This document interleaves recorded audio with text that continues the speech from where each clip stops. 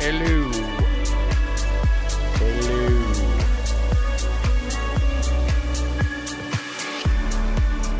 I'm not getting any talk back.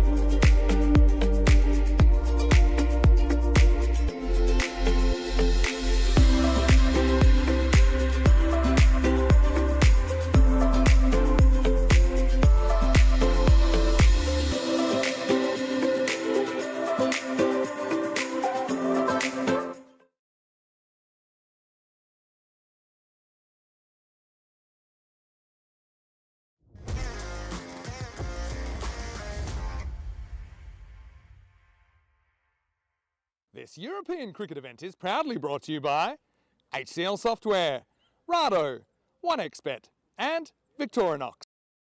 After all the action and excitement of not one but two European Cricket Series, international action returns to this Santarém cricket ground in Portugal. And history about to be made. The first ever match by a Portuguese women's side, and Norway-W, well, they're here as well, playing their first matches on ECN. So it's going to be a big day, of course, men's and women's cricket coming your way. 5 matches every day this weekend. I'm Mr. Maximo. This is the ECI Portugal-Norway, and it starts right now.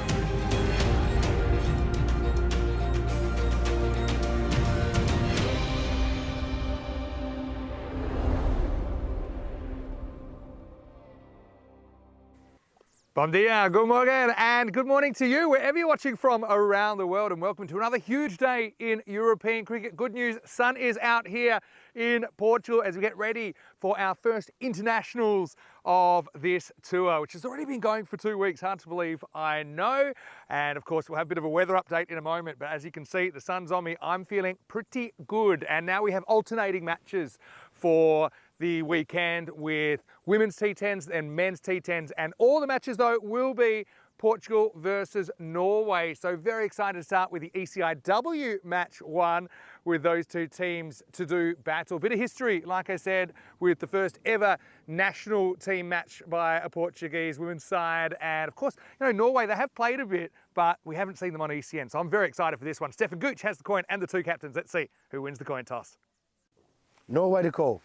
Heads. Heads is the call? It is heads. Ball. Good luck. All the best. Have a good game. Good luck. Thanks. Norway have won the toss and they're bowling.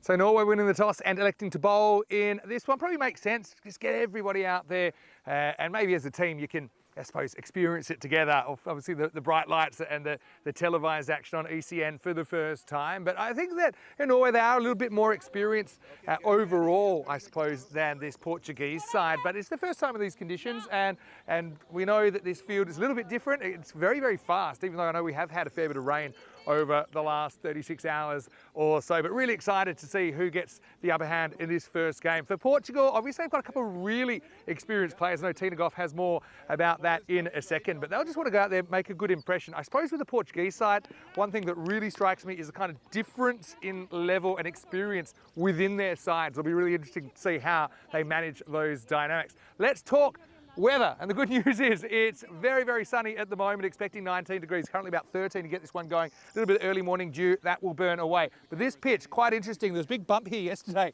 after all the rain came in, but they have actually pulled the pitch up. They have flattened it out, so it should be reasonably good for batting, although we know there's always a little bit of up and down in this pitch here at the SCG of Europe. The other thing is the outfield, okay, looks pretty good to me. We know it drains very, very quickly. Still around the centre first up, might be a little bit slippery, so players probably will have to watch out a little bit. And we have to watch out because we've got some cricket coming. Finally, Tina, after we were meant to do finals day yesterday, unfortunately that was a washout. Marlow walking away with the trophy again here in the European Cricket Series in Santarém. But now it's time for our first women's match of the season, and by no means will it be our last. We have plenty more coming your way. Let's start with Portugal-Norway then in this ECI-W, with Norway sending in the Portuguese. First up, over to Tina Goff in the commentary box.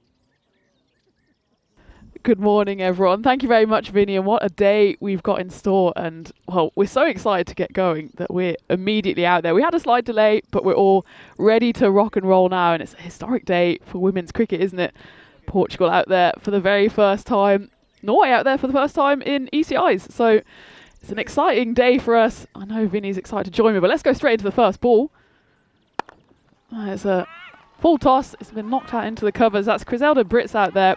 She's joined by Sanne Loike, and Alina Aslam is the bowler. I mean, there you go. Historic occasion already. Round of applause for Griselda Brits. She's never going to have that taken away from her. First runs for Portugal, and we can take a quick look at the teams. The captain, Sarah Fu Highland for Portugal. She's got a bit of cricket experience. I'm sure we're going to get into that. And they're going to run through for another single.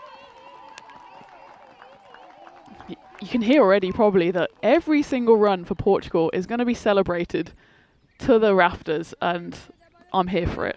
It's a great occasion. I know they were so excited to get out there. They were already ready about half an hour ago, the two batters on the sidelines. On the spot straight away though from Aslam. Just a watchful start for the two Portuguese openers.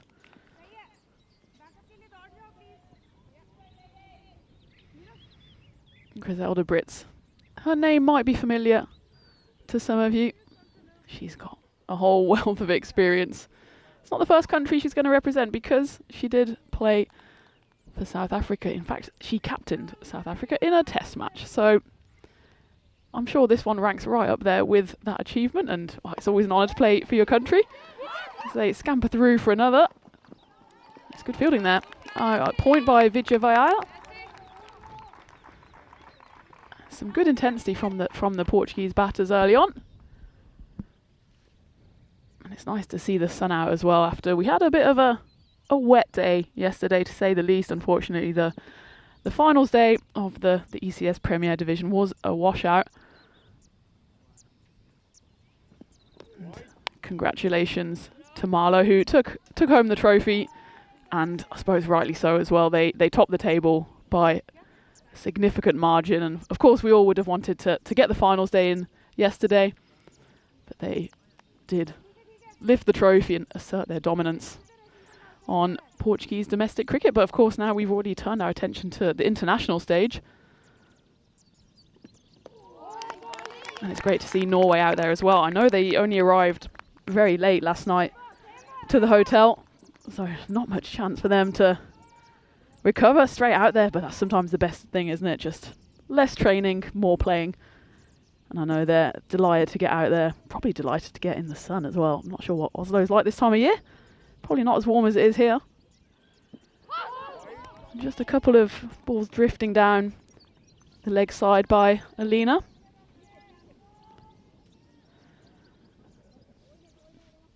It's a young Norway side that's out there as well. Alina, 18 years old. She's already played a few games for Norway. That one's hit firmly through the covers, and it's going to race away. And there's the first four. I mean, it's going to be a day of firsts all round, and Griselda, after hitting the first run, also gets the first four to her name. That's a nice, lovely shot through the covers there. That's also the end of the first over as well, as Portugal, with that boundary, move to 10 for the loss of no wicket after one. We can take a quick look at what's coming up. And, well, maybe Vinny can introduce it as well, because I know he's very excited to go to Madrid. I'm extremely excited. I'll be there in just 48 hours, actually, and we'll already be underway at that stage. But, yeah, of course, you're excited for Bologna as well. You'll be in Italy. That's a new ground, actually. We've never been to that ground in Bologna, though we have been to Bologna before a couple of times, but it was a different ground. That was a Pianoro ground. But then, of course, we've got France. We've got the Malta Spring Series, which is a great time of the year to be in Malta as well. I know you're going to be there. And, yeah, I suppose the big announcement actually maybe you're not even aware at this stage that we're going to have a night series Oh, yeah. starting on the 28th. Anyway, Marty is going to get the second over. Rika will work this way for a single. Yeah, really interested to see what they think about these two teams. Portugal with 41% here, so we're in the Goldilocks zone. That's a good place to be. And look, I'm very, very excited to get back into some women's cricket. I mean, of course, we did the ECI-W together last year, which was a magnificent competition.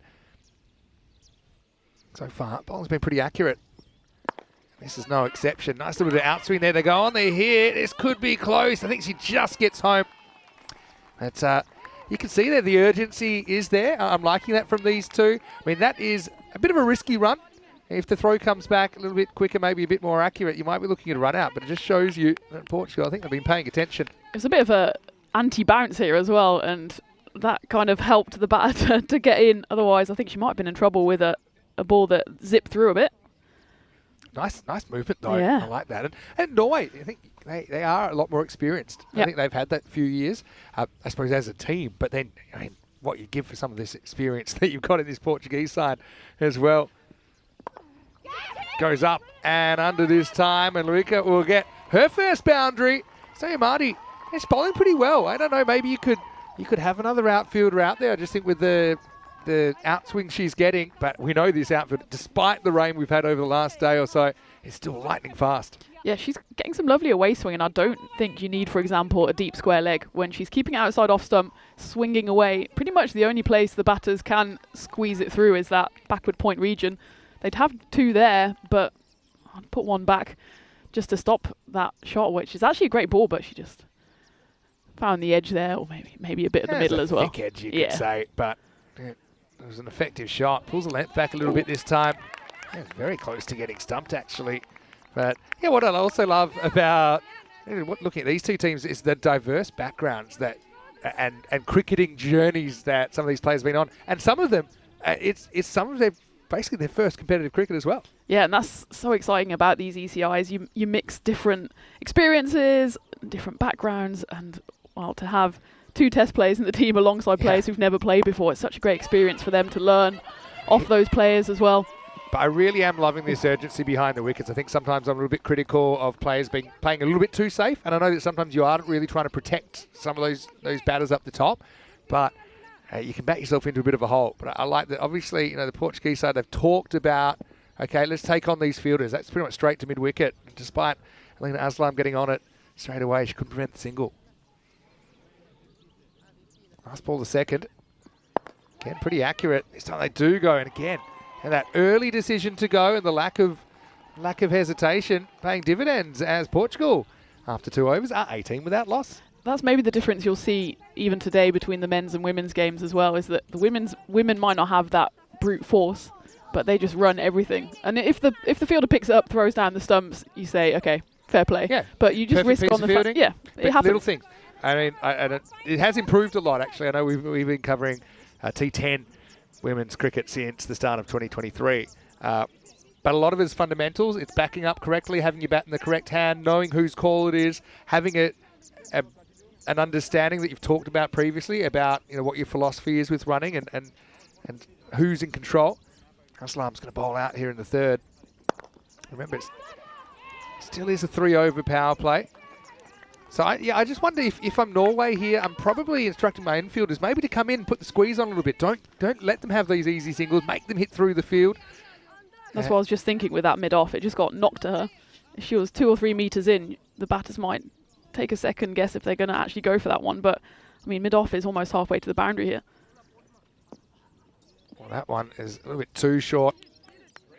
It actually bounces twice, but I wonder if the second bounce was after the line, in which case it's legal after the popping crease. We'll have a look at it on the replay. Yeah, there was nothing signalled by the umpire. I think that second bounce saved her. Can I take a look? Yeah, we'll check this one out. So it's very short. In fact, it's a good surprise delivery. Where's this second bounce? This one, close-ish, takes off for a run that's never there. Yeah, if it did bounce just after the line, she's probably nailed a new type of delivery.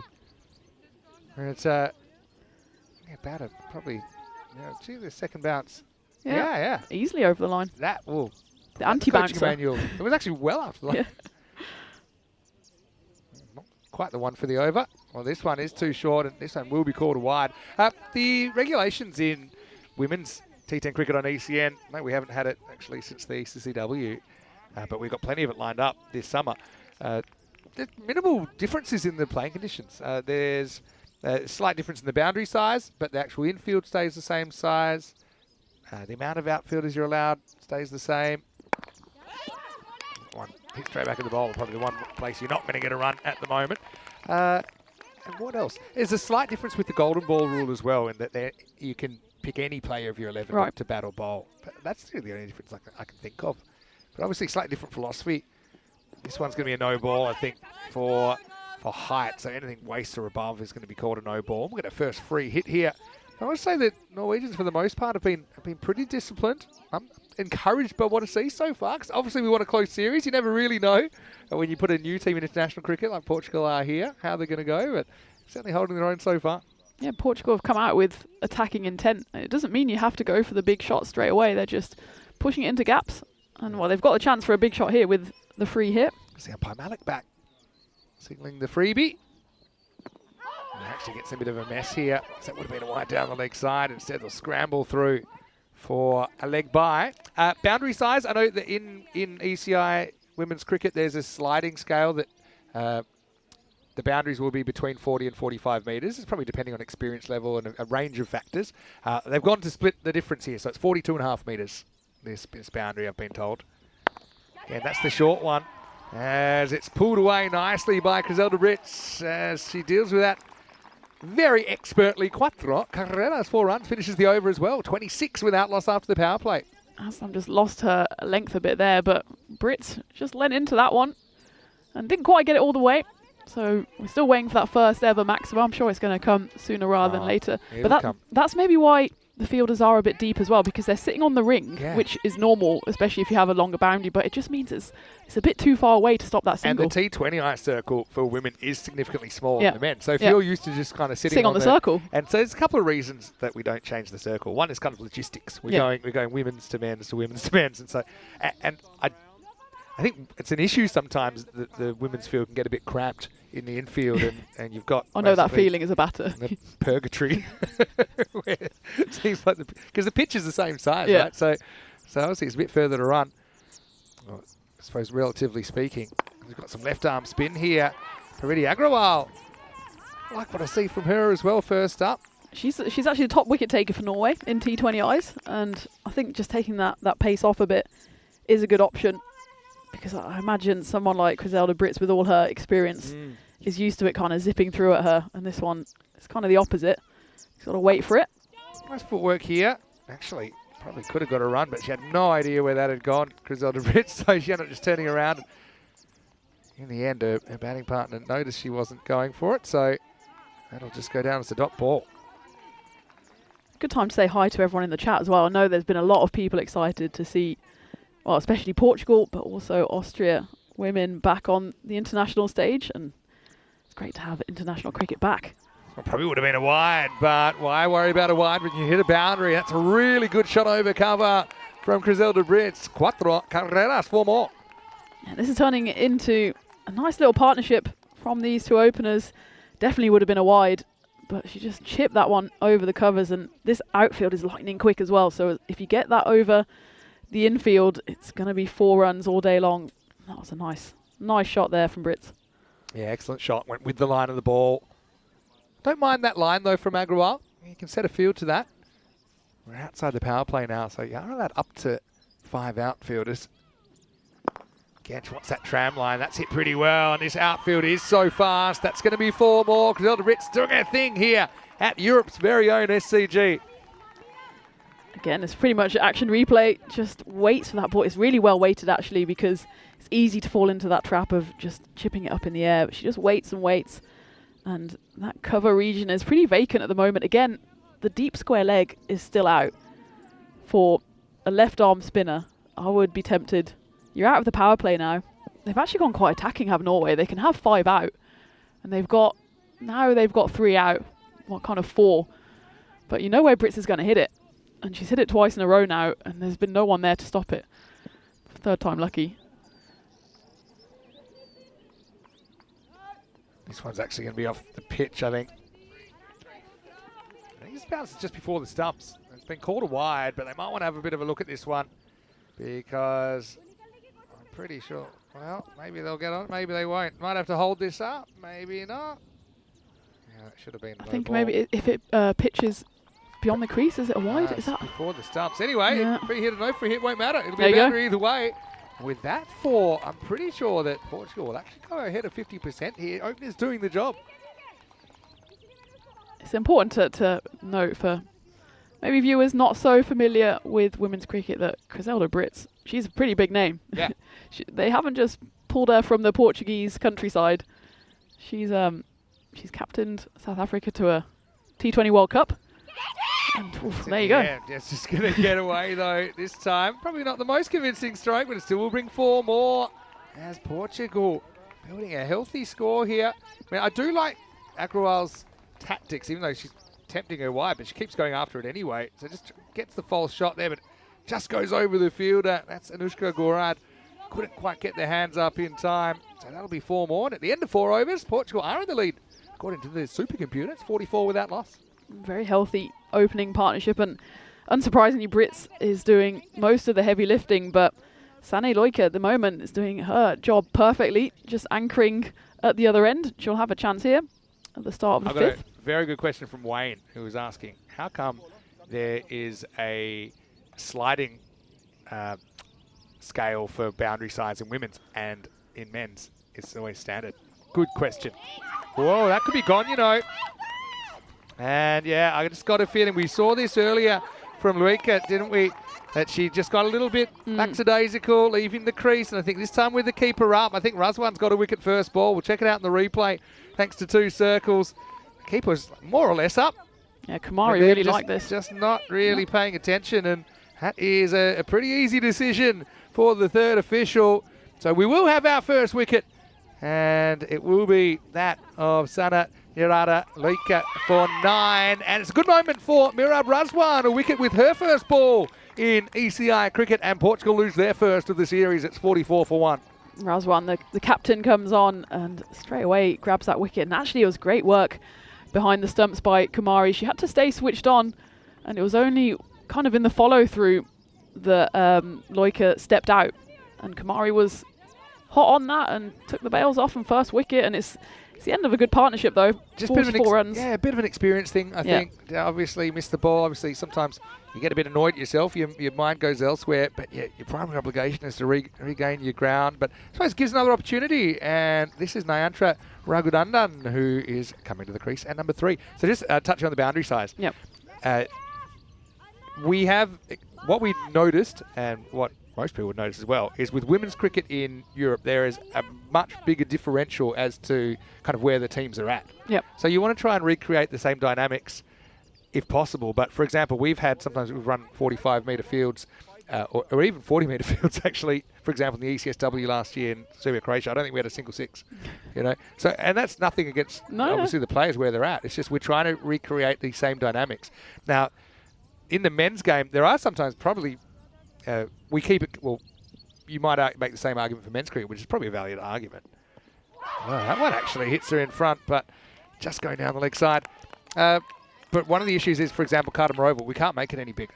You know, just how much space we've got. So it is standardised. And I would like to see in the future probably standardised 45-metre boundaries for women's. But first, I suppose we've got to get the players a bit more used to the feeling of hitting boundaries, having more confidence in going for their strokes. So that's why. And it's a very good question that Wayne brought up. So actually here, they've decided to go. They've basically decided not to split the difference. They agreed with the 2 teams, didn't they? So there was a consultation, and they both said they're happy with 42.5. But I tell you what, the first time the ball goes for 6, this place is going to go absolutely wild. This is the other thing. And that's what you want to have. You don't want to have 70-metre boundaries where it allows.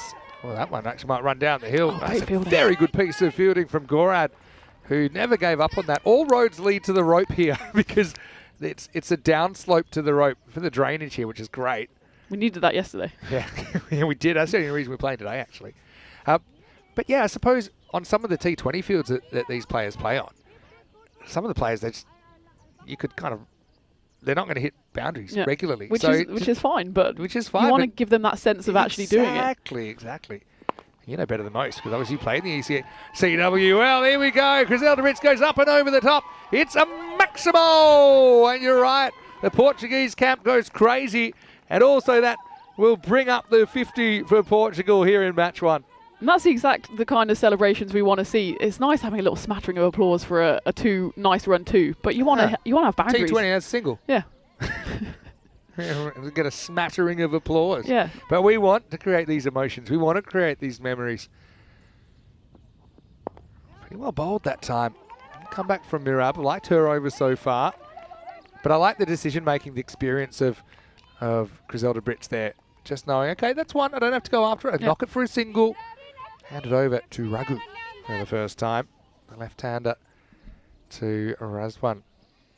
I like seeing a left-hander come up high in the batting order as well. I think it just gives the bowlers another problem to think about. But at the moment, Mirab has adjusted well. Yeah, I've got to say, I really like both kits. I don't really have a winner, but I do like a bit more green in the Portugal. I know sometimes they've dabbled with green. I think it would be perfect if they had maroon pads. Because I do like the... Good point. Yeah, I think Sarah was gunning for it, but they had the green ones on in stock, but I think it still looks nice. This deep maroon as well for Portugal. Yeah, the burgundy. And I do like the Norwegian strip as well. Sometimes you see a bit more of a blue shirt. This time they've gone for the red. Of course, men's team's coming up after this game. Oh, well, that's a blast. And Griselda Brits is going to put that over the boundary. That was over the men's boundary too, I think. Fairly comfortably. A Maximo! Was asked the question from Razwan there. Didn't mind the ball. Kind of tempted her into it. Hoping for a false shot. Never came. End of 5 at 62 for 1. Hey, let's welcome you into the box. Vinny Sander here, Mr. Maximo. Tina Goff. I got to say, I know it's not Peacock Friday anymore, but you are looking sensational. Where'd you pick up that number? Well, I don't reveal my secrets, but I thought I'd get everything out for the women's game and the internationals. Sun's out, fun's out. We're coordinating as well. A little bit, coordinating with the tent. But hey, great to have your company wherever you're watching from around the world. Special hello to a lot of our new viewers, maybe, that haven't been with us before or haven't been with us for a little while. I know we've got a lot of viewers in Norway that will be tuning in. So hello to you. Good morning to you. Hello to all our viewers in Portugal as well. Yeah. That might be, friends and family, but also got a wider audience. We've got an audience all around the world that tunes into the European Cricket Network every day. So come along for the ride. Also, you can jump into our chat, ECN European Cricket Network, and you can interact with us. That's bowled. That's a very good piece of bowling. And once again, the first ball of an over does the work. And that's Lopamudra Sahu, who is bang on target first ball. Unfortunately for Raghunandan, she has to go for just one as Norway fight back. It's 62 for 2. Second time in 2 overs we've had a wicket with the first ball. Take a look at this. It just kind of went away from the left-hander and actually, straight through the gap. That's what you want to do as a bowler. And there we go. Little celebration as well. She's loving that. And that's the second wicket to fall. It's Tara who has to go clean bowled. But I'll tell you what, that brings Sarah Fu Ryland to the crease. And now you've got the two batters out there with a wealth of test experience between them, so this is going to be an interesting little partnership. The thing as well, I mean, you don't want to chew up balls. You'd rather get out early and, okay, 1 or 3 doesn't look great, but it's better than, say, a 2 off 8, 2 off 10 or something like that. Yeah. When you do have other batters that can come. And you can see she's just tried to play across that one, didn't she? And so, unfortunately, lost middle and leg stump. But, I know Sarah Fu Ryland will be enjoying this opportunity. Gets a big wide down the leg side first up. And so Sarah Fu Ryland captaining the Portuguese side. That must be a big honour for her as well in their first ever international match. Yeah, I was chatting to her the last few days and I know she's a bit nervous. I think she's not played cricket in a few years, but also so excited at the opportunity and really wanted to share her knowledge and experience with some of these players who, as you said earlier, playing their first ever game. And what an experience it will be for them. Pretty well bowled as well, and it just gets past Sahu, who almost gets a little body check for a trouble. Nothing really in that, but I just love the way that these two teams are really taking this game on. Just leaning towards Portugal at the moment, 60-40, but Norway will get the right reply. I think this partnership's very important in determining how many Norway will be chasing Yeah, the win predictor has them up at 60%. I think 1 or 2 more wickets and that will go down. But they're being quite sensible at the moment at Portugal. They're not just going all guns blazing. They know even just a total, you know, early 100s, 120 will be competitive. We have no idea what a competitive total is, but I think they just want to get runs on the board. I tend to think around that 100 mark. Yep. Or maybe 90 to 100, depending. The outfield is pretty fast. A lot of the time, because maybe we don't see as many sixes, the speed of the outfield does determine what the par is. And also how reliable the outfield is. There's a few more bobbles in this field compared to, for example, the Cardamom Oval, which can be fast, but also it's a bit truer. So yeah, fielders going to have to be on their toes. Well, this is up over the top. 1 bounce 4. So Brits closing in on the first international half century for a Portuguese women's player. That's a beautiful shot up and under. The pitch is just inside. Well, her international high score is 57, not out. That was against New Zealand. Maybe not for long. Not for long. I mean, it's never too late. Could be a first commentary jinx of the series. We like to go early. We like to go early. Brits. But yet, it's the speed she's been able to score at as well. She's faced 19 balls. For those, out of those 19, 9 have gone to the boundary or over. Now, nice little pickup shot, but that's gone. It's a big moment here in the first innings of this series, and yet the jinx is real. It's a very good catch at square leg. And Sahu gets the big wicket of Griselda Brits for 47, and Portugal 70 for 3. And that's Parudi Agrawal that holds on to it. She needed to, because that could have cost her team a lot of runs had she put it down. I'll absolutely hang my head in shame on that one. That was entirely my curse, but it was a great catch. And Brits, she was just a tiny bit early on that one. She just wanted to kind of chip it into the leg side, and all she managed to do was chip it into the hands of Agrawal. It was a safe kind of a shot option, wasn't it? But actually wasn't that safe because she didn't keep it down. But still, that was a very good innings. 47 off 20. 70 for 3. This will be interesting now as Jade De Figueiredo will come in. First one, a bit of a top edge. This could be out as well. It has been taken. So we've got a hat-trick opportunity here. Mira Razwan is going to pick up the wicket. In fact, it's gone across the over, so it actually won't be a hat-trick opportunity. Team hat-trick maybe. But Razwan comes back and takes her second wicket. And that's Fu Ryland gone for just 1. This game's changed. It's 70 for 4. Yeah, it's just a top edge. She was a bit early on it again, and it's just about getting ready for this AstroTurf. And, well, perfectly placed fielder. It's never easy when they're coming spinning, top spin towards you. I suppose holds on to it. Can't really blame the AstroTurf there either, as the ball never bounces for the moment. It leaves the bowler's hand. But that's 5-match series. I don't think we've seen the last of Sarah making an impact with the bat. And Anya Rotella with a good catch there. And like the standards that I've seen from Norway so far, they're willing to put their body on the line. They've held a couple of key chances that might just be the difference in this first match. That's a bit of a turnaround, 7 balls, 8 runs coming off it and 3 wickets. Huge turnaround. Gabriela Sequeira comes in at number 6. Oh, it's going to be gone as well. Oh, you can't believe what you're seeing here now. Razwan is on a hat-trick as we've had 3 wickets fall in 3 balls across the break of the 6 overs. And just like that, Portugal 70 for 5. It's just got... It's not stuck in the pitch, but I think Gabby just saw it early. She knew what she wanted to do. She got in position, and she just, chipped it up. And that's chipped it up, and then they kind of just put their hands up and hope for the best. Mirab comes ball, up with the goods. And the Norwegian captain spinning and winning here. And you can see it's all in a day's work for Mirab as Sakira goes for a golden duck. And it's 70 for 5. And we do have a hat-trick opportunity here in match 1. For Mirab Razwan. He's got 3 wickets for 18 now. But now I think actually we might have a bit of an issue with a time penalty because you get 60 seconds and I ain't seen a batter yet and I reckon it's already been 60 seconds. I think they were just caught a bit off guard with those. Of course, we 4 wickets. Literally just lost 3 wickets in 3 balls. And this is the new batter, by the way. Probably my favourite name I've ever seen on ECN is Bianca Maximo coming to the crease. And I got a bad feeling she's going to start on -5 because, I mean, she might have made it in the 90. I don't think they would appeal. No. Given the situation. There we go.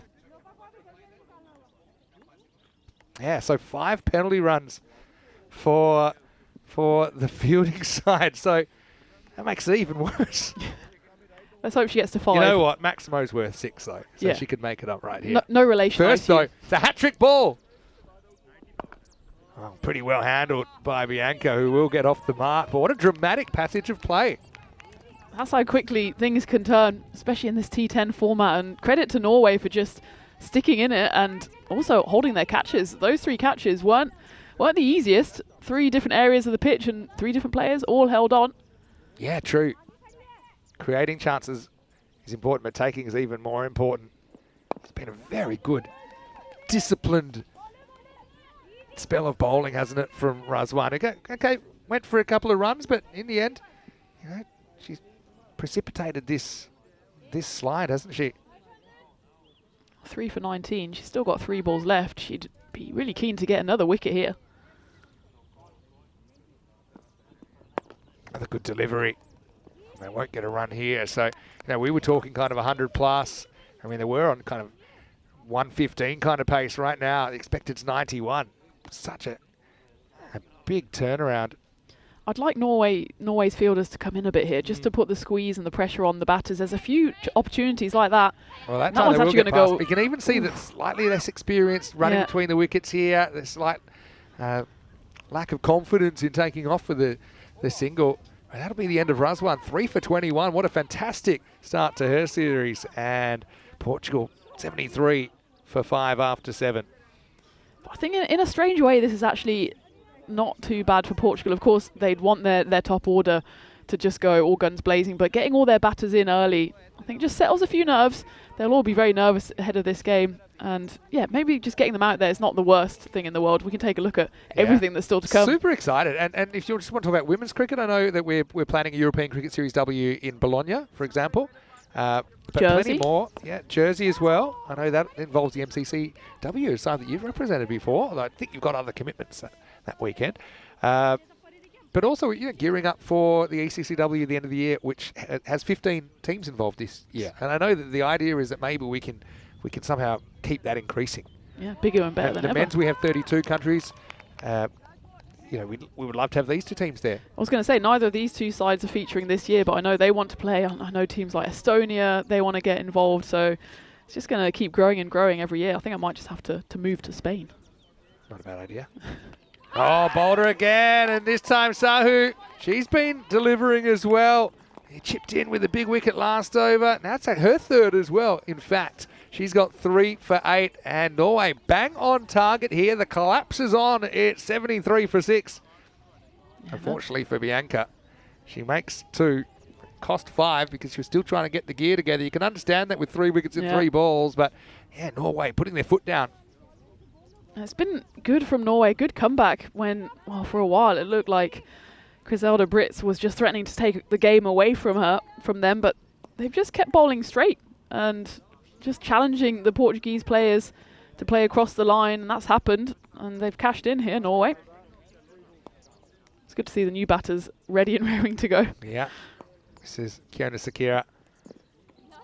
Just trying to keep this one out. So, yeah, 73 for 6. And yeah, I always just think it's very interesting to watch a team, a Portuguese team here with such a huge range of experience and how they're going to deal in some of these tough situations where now they're just going to have to try and scramble to whatever they can. 85 expected. But this is where, I mean, just some of these fundamentals, and some things in cricket are hard and some aren't hard, but you just need a bit of time getting used to the game. And one thing is, you know, backing up and looking for that run, especially at this stage where, look, if there was a run out, it's not the end of the world. But if you just kind of sit in your heels and wait for a perfect opportunity, it might not come. Well, that's exactly what we saw them doing at the start of the innings. But another one. Sahu makes it 4. Oh, and says to her captain, Mira, I see you and I raise you, because she has 4 for 8 in a brilliant 2-over spell. Once again, over goes the timber, and Portugal after 8 overs, 73 for 7. They just keep doing the same thing, Norway, just hitting that middle stump. And again, Slopamudra Sahu with another wicket, and that's her final ball as well. So she finishes 4 for 8 off her 2 overs. And it's just been accurate bowling from Norway. Yeah, disappointment for Kiona. Again, see plenty more of her this weekend, I'm sure. But Sahu, I mean, the discipline with the ball. I think that's one thing that you do see some teams struggling with in Europe and conceding a lot of extras. But Norway, I mean, if they've missed, they've often missed offside, just missing the tram line. We saw that, and that was a bit of a tactic as well. But have a look at those wickets. I mean, I'd have to see what the collapse is, but it's pretty dramatic. And they've got more good spin to come. It's another wicket, and it's Agrawal this time. And those stumps are going to need counselling because they've had a battering so far in this first innings of the series. And Portugal now 73 for 8. Yes, 29 runs for 8 wickets because the first wicket fell 44 for 1. And well, they were doing some good piece of fielding, 3 catches held, and since then just been bowling full and straight. And with that wicket now, it's actually 7 for 11 that they've lost. Yep. So, yeah, Portugal, I know it's a tough one. They still have, what could be a defendable score on the board. That's the funny thing as well, But obviously with the bowling, you can't rely on 1 or 2 players as much. You've got to bowl 5 bowlers and make sure that they can kind of get the ball where they want it more often than not. New batter comes to the crease. It's Joe Child. But one thing I will say is that Portugal have got 3 games today, the women, and they'll be learning so much from every single game. And just being out there, facing this kind of bowling is something that a lot of them have never done before. It's a good shot actually first up, and I like she takes off with a hit as well. And she will get there. So Child off the mark, but again, I think you've got to give props to Agrawal here, who's just zeroing in with that natural angle, starting it outside off and getting it in towards the stumps. And if the batter misses this, I think it's curtains as well.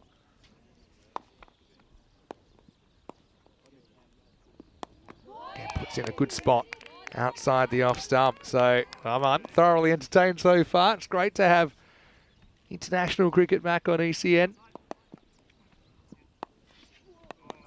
Chima on strike. And this time a bit of hesitation about whether there's a run or not. Now I think we are seeing that field squeezing this lower order a bit. Now look at the win predictor. It's going 50-50 match. I think you're right that we don't know what a good score is, and even getting 80 runs on the board, something that Portugal can still get from here. Norway have got to get those runs, and I'm sure Portugal will have 1 or 2 interesting bowlers up their sleeves. It's a rare miss, actually, from Agrawal. And I think that I've loved the work of the spinners here. Agrawal as well as Rizwan and Sahu. I mean, Mirab Razwan and Sahu between them took 7 for 29 off their 4 overs. Think of that in the context of a T20. That's a nice shot, though, from Chima. She'll get off the mark. And, like I said, I think we are... The percentages are suggesting that this is a close game still. So, even half a dozen runs more or less could make the difference. These two are scrambling. Child to face Agrawal's last delivery. Gets some bat on it, but it won't leave the pitch. Agrawal does her job pretty well as well. And after 9, Portugal 76 for 8. I think I'd agree with the win predictor here as well. This game is very much still in the balance. And until we've seen both teams bat and bowl, we don't know their kind of relative strengths. And for Portugal, maybe just ruining a few lost wickets in those middle orders. They look set for a big score, but we always knew Norway could come back. And, well, look at those figures. The bottom 2 in particular, Mirab Razwan, 3 for 21. And then probably the pick, definitely the pick, Lopamudra Sahu, 4 for 8. And one of those was a maiden as well. Yeah. Double wicket maiden. Yeah, double wicket maiden. How about that? Anyway, we have back some pace, and Imadi will get the 10th over. Keeper goes back. So even, like I said, handful of runs here. Maybe a little edge that goes for 4. A few things that can happen. Yeah, like I said, it's an uncomfortable situation, I suppose, if you're not that experienced to come out in this kind of setting. I feel like a bit of wolves coming in at you. But I like this bat on ball, but again, won't be able to get off the central area. Another dot ball. You can see Norway squeezing now, and the fielders are probably in the position they should have been from the start of the game. So they've got there eventually. And they've just got their tails up a bit. They know they're well in the game here after, the first 4 overs. It looked like they might already be batted out of it halfway. But fair play to the bowlers for coming back and just sticking to their lines. And since those wickets have been falling, the wides have also dropped. And it's been much more accurate. One here from Wayne. I've got to say, I didn't pick this up at the time. He said that maybe one of the wickets, the bowler's towel fell out when the ball was being bowled. Would that be a no ball or a dead ball? I don't think it's a no ball if that was the case. I mean, first thing is, The umpire would have to deem it was distracting. I suppose. Oh, big that's peel pretty there. straight as well. And that's out. Yeah, that looks stump to me. And Imadi will get into the wicket takers column as well as Portugal down to their last batter. Good straight bowling from the Norwegians has been really important in this fight back. It's 76 for 9. And she was given the cap back there, and I think she had to tell the umpire, I think I've still got one left. She's keen to get another wicket. And I think it's out. Yeah, I think it's full enough. And it's also, it's straightening down the line just a touch. And I picked, that's not a great angle for it because I think that's not full, that's not straight on. But I felt it hit her on leg stump. It was pretty far back. It was back leg. So Chima does her best to advance the score. She'll be out for a single. It's 76 for 9. And what I was going to say was, my guess is the batter probably wasn't distracted because you'd probably bring it up. Well, this is the thing. If you say that towel, I was definitely going to hit it if it wasn't for that towel on the floor. And it's actually a legitimate thing. It's actually not really covered in the law specifically. But anyway, down to the number 11. Well, for a while, it was when you flick the bails, that was also a dead ball, but they called that no ball. They changed it, didn't they? Actually, used to be nothing. All right, just got to try and take whatever you can. Yeah, the old Stephen Finn rule. Yep. But anyway, we've got a great game here first up. A rare miss. And you know, probably when we've had extra deliveries or wide no balls, they've stood out because we haven't had them as a rule. That's a swing and a miss as we get ready for the last ball of this 10 overs. Ishmeet Kaur has come out for a bat. Well, now you might as well run no matter what. Yep. And see how it goes. But I don't really know what I'm going to see here. And that's what I like about ECN cricket generally. Okay, so walking 677 for Portugal. Last ball to come. And it's going to knock her over. It's a very good piece of bowling as Imadi will take a couple in the 10th. And that finishes a dramatic collapse after 5 overs. The Portuguese side was 62 for 1. They end up losing 9 wickets for 15 in the last 29 balls to be all out for 77. But having said that, maybe 77 is enough, Tina. Big second innings to come to set the tone for this series. Yeah, it'll be interesting to see how Portugal come out, what kind of bowling attack they have. But halfway, I think Norway will be very happy with that. And the recovery they showed after, well, first half, as Vinny said, 62 for 1, but since then they only found the boundary once. Yeah, well, lost all those wickets as well. And don't forget as well that Norway will start on 5 runs. Yep. So that 77 really is only worth 72. That was all part of it, wasn't it? So yeah, we talked about the collapse being 9 for 15. It was probably 9 for 10. If you factor in the 5 runs that were lost along the way. But before that, it seemed like a different game, didn't it? Griselda Brits, who will do the keeping for Portugal, but she also opened the batting and cracked 47 to set up a competitive score for the home side. 2 6s, 7 4s in her 47, and we thought maybe she'd go big. I put the extreme curse on her, but it was the first wicket to fall was that of her fellow opener, and that was a good piece of keeping actually from Kamari behind the stumps as Loika just kind of veered outside her crease. And well, there was a few wides, few extras there, but Norway then suddenly turned the screw. I just love the commitment from the Norwegian fielders backing up their bowlers, who I think did a really good job when they went to spin in the middle overs. They were very, very disciplined. And you can see here the stumps. I'm going to have to count the bowl dismissals. There were quite a few, but they were bang on target. We had 5 bowl dismissals out of the 10, and then you throw in there, I think we had an LBW at the end as well. But, you know, it was going to be a match that's determined by maybe a couple of big moments, and that was a big moment, wasn't it, when Brits was caught by Agrawal at square leg for 47, and then the Norwegians kept creating chances, holding their catches, and it was a dramatic turnaround, wasn't it, Tina? It was. They held 3 catches in a row. That was the third of them, a nice caught and bowled. Suddenly Norway, they were really on the attack, and then they just decided to bowl straight. It's always a good tactic, and it worked for them here as they rattled through the middle low order of Portugal, who are inexperienced, so they're going to learn a lot from every time they go out there in the middle. But there was the one where the towel fell, wondering whether that, you know, it's a question mark, but I think I think the batter probably wasn't distracted. The batter has the right to query that. It's not an automatic dead ball. It's, you know, the batter has the right to query it, and the umpire can make a determination. But I'll tell you who was determined were these Norwegian bowlers, as they really starved the Portuguese middle and lower order of opportunities. That was a good decision, I thought, as well. In a long way back, and Andrew Winter paused for a moment. And yeah, you can see there the strong but respectful appeal from Imadi, and there was no doubt about the 10th wicket, as that will do it. 77 all out Portugal.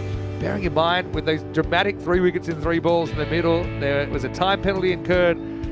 So effectively, that score is going to look like 72, with Norway starting on 5 runs. And yeah, those penalty runs will be applied to the second innings, don't forget. Brits with 47 dominates that scorecard, Tina, as Portugal, well, when it's all said and done, 77 is a score they might be able to defend, but they would have hoped they had a few more. Yeah, they would have certainly hoped, especially at the halfway stage. They were so strong, 62 for 1, but we always knew Norway would just keep plugging away, and we also knew that maybe Portugal's lower order, middle order was lacking a bit of experience, but I'm sure they'll come back fighting. And Norway, they certainly fought in the second half of that innings. And look at those two, 4 and 5, the bowlers, Razwan and Sahu came in and just rattled through that middle order of Portugal, taking 7 wickets between them, only going for 29 runs. And look at those fall of wickets as well. It looked like a perfect start for Portugal, but when those 2 wickets fell, yeah, well, they just kept on falling and falling. But thanks to a good bowling display and a good fielding display from Norway.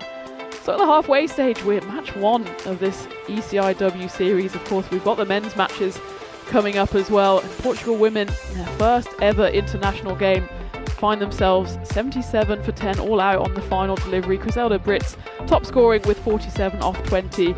And, well, the bowling was dominated by Sahu and Razwan in the middle. Sahu, very impressive figures of 4 for 8. But the runs are on the board, and Norway will have to chase them. They will start 5 for none, so actually they need 73 more runs for victory. And it's me, Tina Goff, Vinny Sander will join me, and we'll just be back in just a few minutes' time for the run chase here on the European Cricket Network. Don't go away.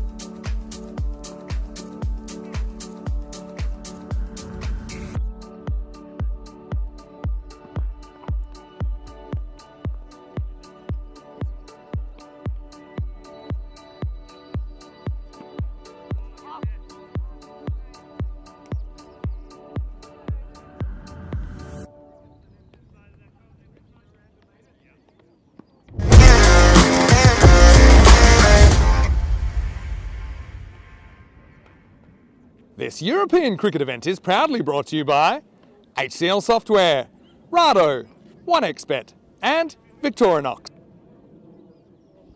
Hello and a warm welcome back to this ECI-W Portugal-Norway opening game. And at the halfway stage, Portugal, they put on 77. They were all out on the final delivery, and it could have been so much more as, well, thanks to Griselda Brits, they had a brilliant first half, but tailed away a bit towards the end. We are in bonus point territory, so as an explainer for those who are maybe new to the network, if the bowling team bowl the batting side out for 53 or less, or in fact just restrict them to 53 in the 10 overs, then they will take home all 4 points. So it's 3 points for a win, plus an extra 1 for the bonus point. However, the batting side, the onus is then on them in their innings. If they chase down this 77 in 7 overs or less, they of course will take home the 3 points for the win and will also have the extra bonus point on top. So it's all to play for, of course. Here we're in a bilateral series, just the 2 teams, but we still have standings, and we have 5 games between these 2 sides. So it could be by the end that a bonus point might decide the table, but we're still very early on in this tournament, in this series. And joining me to talk us through this first run chase, this historic first run chase, Vinny. Can't wait. And they will start on 5 runs because of the clock violation in the first half of the innings with Bianca Maximo, unfortunately, not able to get to the middle in time. But I've got to say it's entirely understandable. Anyway, Sakira, to get us going. First one just slides into the pad. Was going to be headed down the leg side. So, Good luck. 5 on the board straight away. No way to call. Thing. I don't know how many batters we've got batting at once here. So They're batting. Really work out what's going on. This is a novel tactic from Norway. When are we going to start talking about what happened this morning? We've made it. Yeah. We've made it I think this far. We're at 1 innings in without referencing, but we will. Everyone just went a bit crazy in the rain yesterday, I think. Okay. Let's get going here. This is interesting. That's kind of what they are going to get a run now. I know they won't. Thing. So, I know the first thing was the Norwegians' flight came in later than expected. Yeah, I think they didn't get to the hotel till after 1 a.m. So they're that looking was- pretty bright that was out number there. 1. Yeah. It is heads. Good luck. Have a good game, guys. Fraction short. This is just going to work for a single. I'm not sure you're hearing what I'm hearing. I've got it's like the old poltergeist in my ears right now. I think that was the People aren't hearing what we're hearing. They're probably wondering what we're talking about. But anyway, just the voices in our heads. unfortunately, there was a bit of an issue with a bus failing to be able to get everyone on time. So everyone managed to get to the ground of their own accord. And so I think it's well done, especially I suppose the home team already a bit organised there at the ground. So Norway obviously trying to get the first win here. So you can see the rate that they need to go in the 7s. Apparently, maybe you did hear what we were hearing. I'm glad we're not alone Yeah. in our collective madness. Yeah. The old rain in the circuits has got us scrambling. Anyway, basically, it will be a no ball here for the height.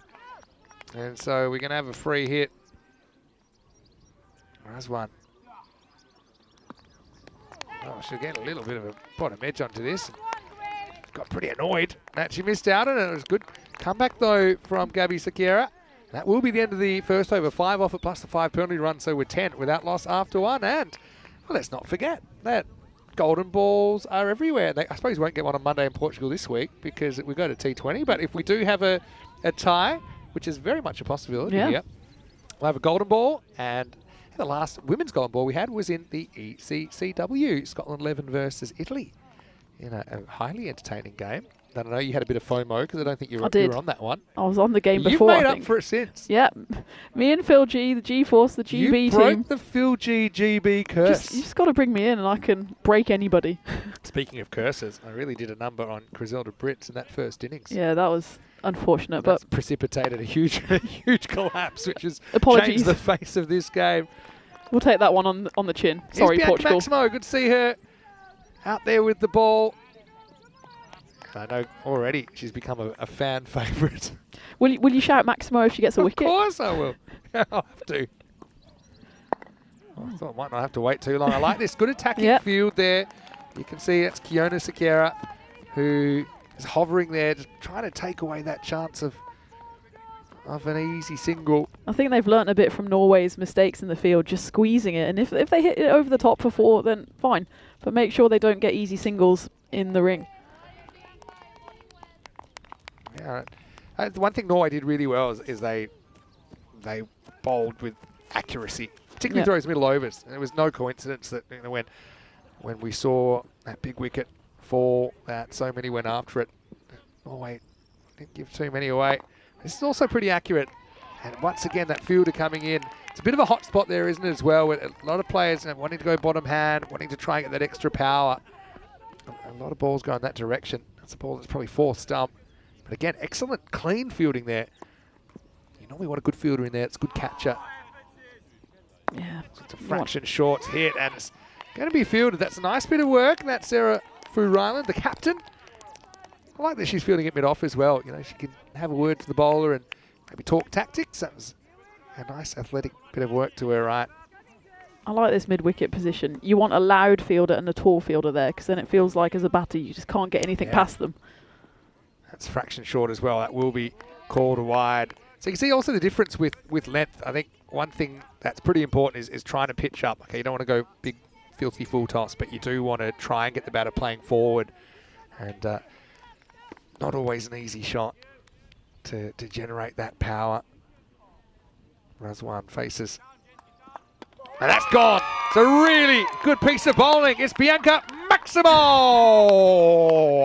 And probably the first time I've ever called a Maximo on a clean bowl, but that's what we're looking at.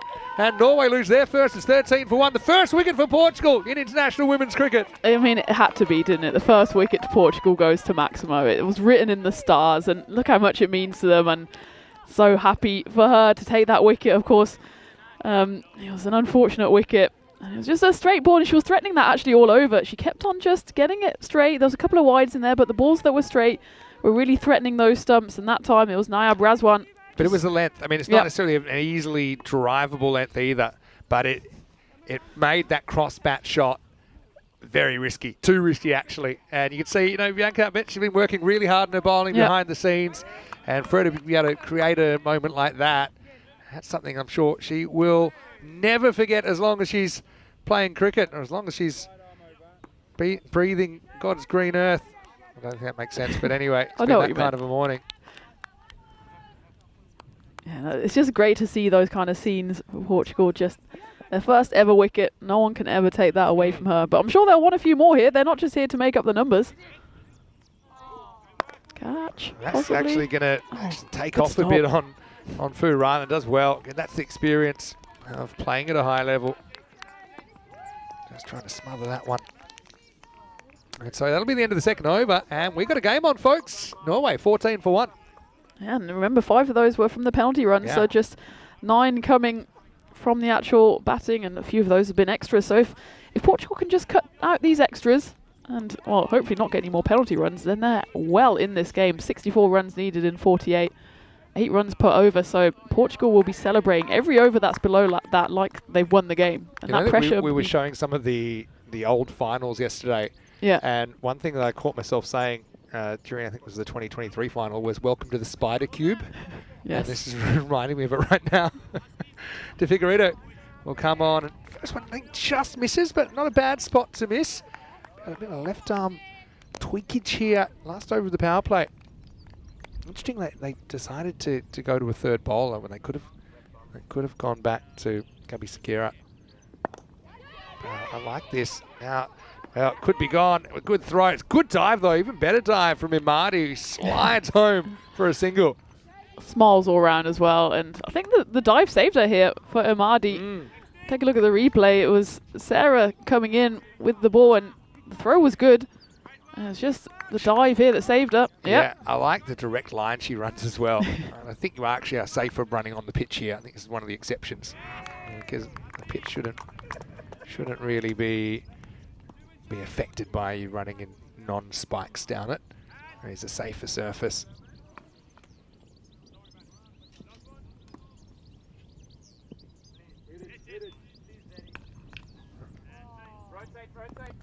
Oh, it's gone. It's a chop on. And so De Figueiredo will take the second wicket. Hassan just playing away from the body there. Thick inside edge. And that will be number 2. Down now for Norway, 16 for 2.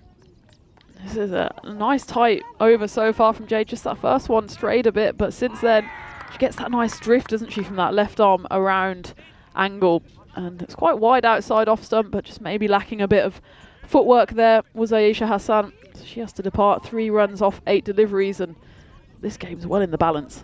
Yeah, it's a good line, isn't it? Just forcing the right-hander to play away from the body. So Norway find themselves in a bit of early bother. Who is going to be the player to really sink their teeth into this target? I suppose time will tell, but yeah, Jade got that one spot on. And once again, very accurate honing in. This is Anushka Gorad now batting number 4. Jade is one of the players with a bit more experience for the Portuguese side, so she's based over in South Africa. Plays for the Dolphins in the Pro 20 over there, so she'll be used to these kind of games, and you'll know then you'll always get 2 good overs from her. And the other thing is, well, good piece of fielding. This could be gone as well. It'll be a run out. And once again, that's the hot spot we were talking about. Has almost like hyenas there in the infield, ready to pounce, and that will be Gorad run out for a golden 1. It'll be 17 for 3. Lovely bit of fielding there. I think it was Kiona Sakura there in that short mid-wicket area, and that's the exact area we were saying. If that ball comes to her and she gets a good throw in, then the Norway batters are in trouble, and probably a run they shouldn't have gone for, especially having already lost that wicket. Went straight into her hands, but still good throw in, and Brits did the rest comfortably out. Yeah, I like the effort, but I don't think any dive was going to be able to save her then. That was Griselda Brits, very experienced. Grabbed the ball and took the stumps in one motion. So Hassan, she'll have to go for 3. Oh, actually isn't Hassan, that's Gorad who's run out for 1. And the score is 18 for 3.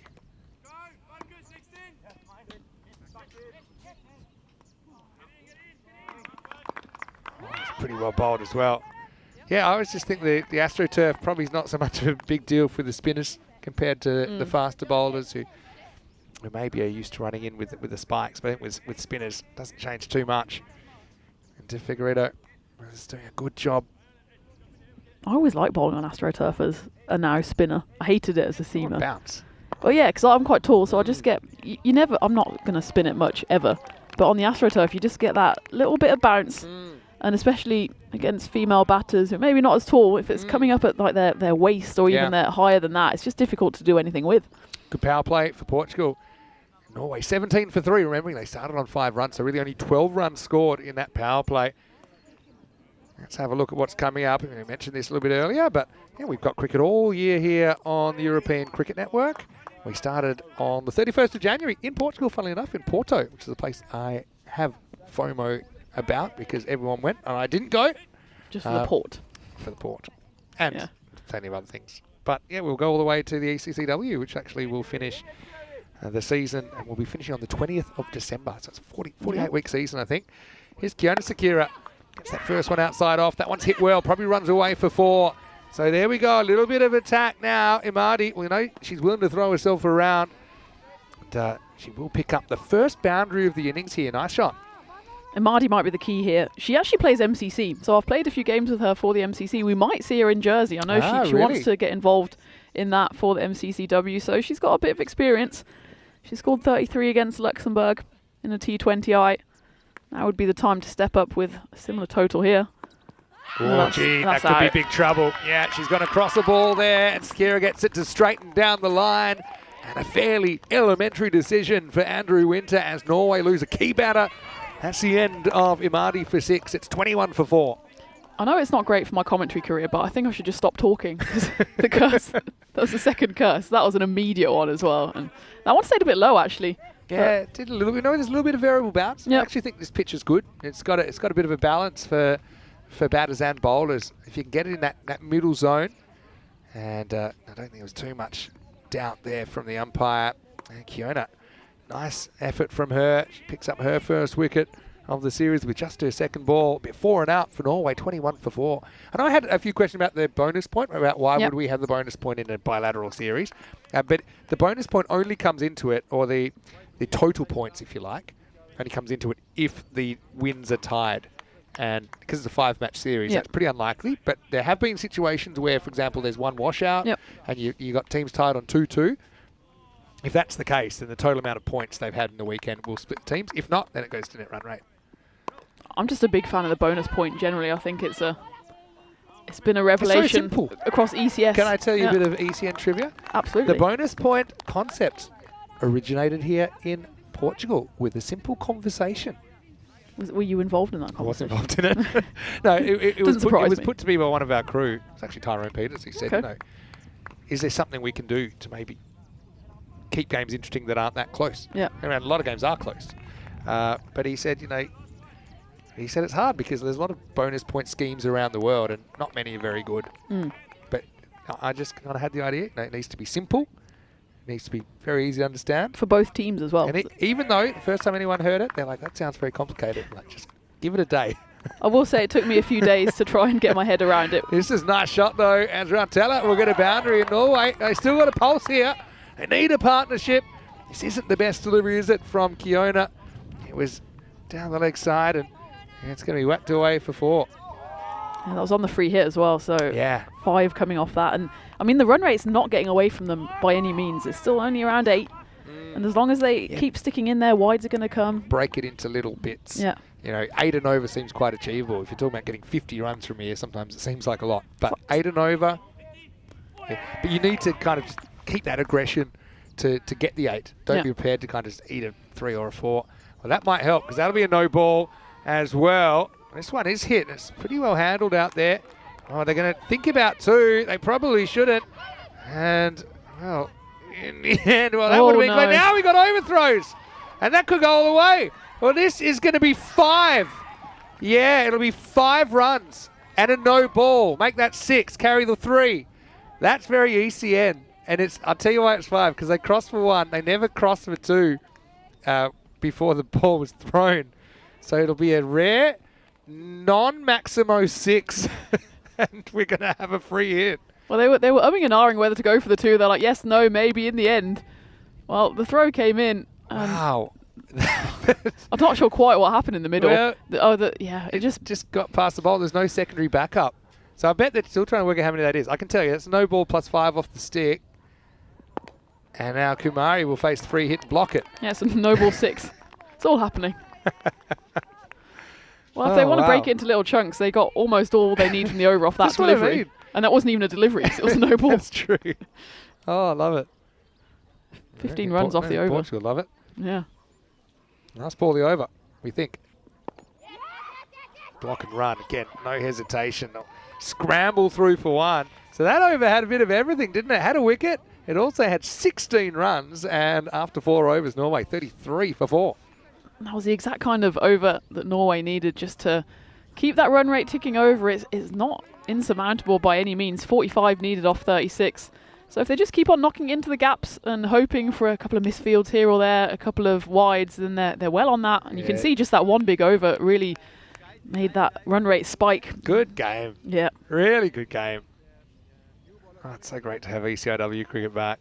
And also, I'm excited for more European cricket series for women this year as well. The pilot series last year in Croatia was a big success, including a golden ball, by the way. Oh, almost a first umpire clothesline. Malik has arrived. It's going to be Chima to bowl. First one gets away. And I suppose this will be a test for Portugal as well, for their kind of 3rd, 4th, 5th bowlers to keep up the standard that's been set so far in this game. And that's exactly why Norway just have to stick in there as well. Take it deep. Anything can happen. And I know that the 4th, 5th bowlers from Portugal might not have as much experience. So much better.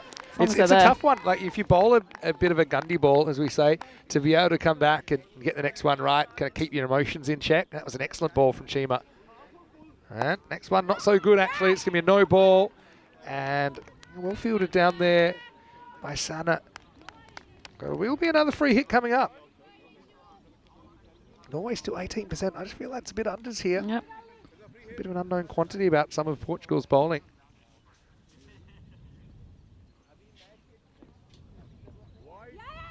Another wide. This is, wow, almost creates a run out. The free hit will remain in play. It's umpire Mullock. It's good to see him back. I know he wasn't available for the European Cricket Series this time, but he's a very experienced umpire based here in Portugal. And always getting good comments about his beard. Yeah, it's It definitely is up there. a cracking beard. Yeah. I'd say top 10 umpire beards right there. He's definitely one. Free hit stays in play. Kumari, he's got to have a go at this. Well, she will. Hits it really well. Nails the 4, and that'll be a no ball as well. So it'll be a second and final warning, I think, for Chima. And we're looking at another free hit. That's a brilliant pull shot in front of square. It's a perfect view of it.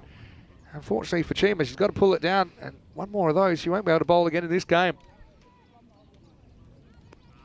Yeah, you can see they're getting around her there and just giving her a pat on the back. That's Tara there, just... Something we talked about as well is that we like the fact that you get 2 warnings before you're dragged out of the attack in ECN cricket. Because if it was a T20, then you wouldn't be bowling anymore.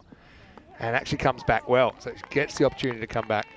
It's just a good experience as well that obviously you want to bowl legitimate balls, but just even if you go for a bad ball, try and go wide because no balls are so punishing. And then looking at the head to the T20 eyes as well, you can't afford to be losing bowlers. It's a rule I hate, by the way. I really hate the one warning, especially in the women's game, where I think we had this conversation in the ECI-W where... Had it before, yeah. Maybe even in ECS Cricket and Malta we were talking about it. Yeah. But you see here, he's almost on a 50%. There's a kind of a Mexican wave style appeal here. But just querying whether there was a little bit of an edge on this. Umpire wasn't convinced. Very hard to tell. But anyway, it's a good ball. Chima needs to keep it there. Still has 3 balls to go in this over. If there's someone legitimately launching the ball at the batter's head with speed, then sure, on purpose. I always think it's simple. It's just you give the batter the option. Yeah. And you say, do you want him out of the attack? And they say yes or no. Because I'll be like, yeah, no, thank you. I want them to keep on bowling in my head, and I'll if hit they bowl it for another 6. one, ask the batter again. Yeah. Corey said that. And I agree. I just don't. I think it's anti-cricket, especially in the women's game, where you have new bowlers. They're not going to be harming anyone with the speed that they're bowling. They're just trying to develop their game. And how is hoiking them out of the attack after potentially 2 balls helping anyone? Well said, Tina. Get it. MCC, come on. Do it. Well, you've got the in there, don't you? Down the leg side again. In fact, this one gets away from the keeper. An awkward second bounce, running away. That's going to be a minimo. It is a tough one, I will say. Griselda Britt's very experienced behind the stumps, but you can see this second bounce. He has to take a bit of evasive action. Hits the edge of the pitch. And all slopes lead to the rope here, don't they? As the 50 comes up for Norway. We've had 17 runs off this over. Yeah, these previous 2 overs have really done the damage. But there's a chance for a run out here. I think she's just about safe in. It's Rautella at the non-strikers, but she did turn and go back pretty quickly. I like that she's looking for a run. This does seem into me, although you never know with the replay. Sometimes you get surprised. But better throw would have had her cooked here. The bowler, for some reason, backpedaled. Yeah. And if the bowler kind of moved towards the stumps and was able to take the ball, then that is a run out. Anyway, not out would be the decision. Unless they press the wrong button. Remember in the old days, they used to have the big red and the green button, and occasionally there'd be something completely wrong from the third umpire. And I said, sorry, I pressed the wrong button. Trapdoor button. The umpire just disappears into the floor. Last ball of the 5th over. That's a good one. Chima had such an interesting over there. Yeah. Half of it was great, half of it got away. End of 5. It's 50 for 4. As Norway 28 off 30, but it's white knuckle time here in match number 1. It'll peek at what's coming up, like we said. We've got heaps of women's cricket coming up this year, including the 15-team ECI-W at the end of the year, which you're not going to retire. You're very good at commentating, but you're too young to retire, aren't you? Yeah, I think I'll be there whatever happens. Don't hopefully. listen to the tabloids saying it's I'm time over the to go. hill. Hey, Belgium night series coming up. That's a bit of hot off the presses. Yeah. We're going to have a 2-week night series in Belgium at a brand new ground there, the home ground of 12 Stars. It's pretty close to both Antwerp and Belgium, actually. Belgium's not the biggest country. But Phil's already put his hand up for that. He's got the mortgage on the night series. I wonder what that He is. has to try both types of waffles. You know about this? There's 2 types of Belgian waffle. Well, you've got the thick ones, the classic Belgian waffle. What's the other type? That is like the Liège style, which is kind of a bit messy, a bit heavier. Okay. And I had them both in one sitting, and You felt that in the won't morning. forget that for a while when I was there in 2022. As Gabby Sakira comes back to bowl. So I think, they're before going back to anyone else, they felt, okay, Gabby bowled a good first over. We need a tight one here because Norway have it down below a run of ball. Well, this is the thing, because Gabby, Bianca, Jade, they all went for 6 or less, and then it's just those last 2 overs from Kiona and Ishrit that went big. And that's the concern, isn't it? But you need to take it long, don't you? You need to strangle Norway for as long as possible. And maybe pick up a few wickets, that's the other thing. Exactly, and then If see you what can happens. Get down towards the bottom order. It's well bowled, really well bowled. Just trying to draw Kumari forward and not able to make any contact. So, yeah, this is too close to call for me, this one. I'm still thinking about this heavy waffle. How heavy is heavy? Oh, that could actually go. It's just a push. Oh, well, somebody went. Mind the tailbone. It's good improvisational work. They'll get back for 2. Oh, well, brace for impact. This is one of the harder cricket grounds in Europe as well. It's that slip zone around the boundary. We've seen it in the men's ECS as well. They were going down like flies. There's a chance it's just going to drop. Yeah, she's not awake yet. That'll wake her up. Sure will.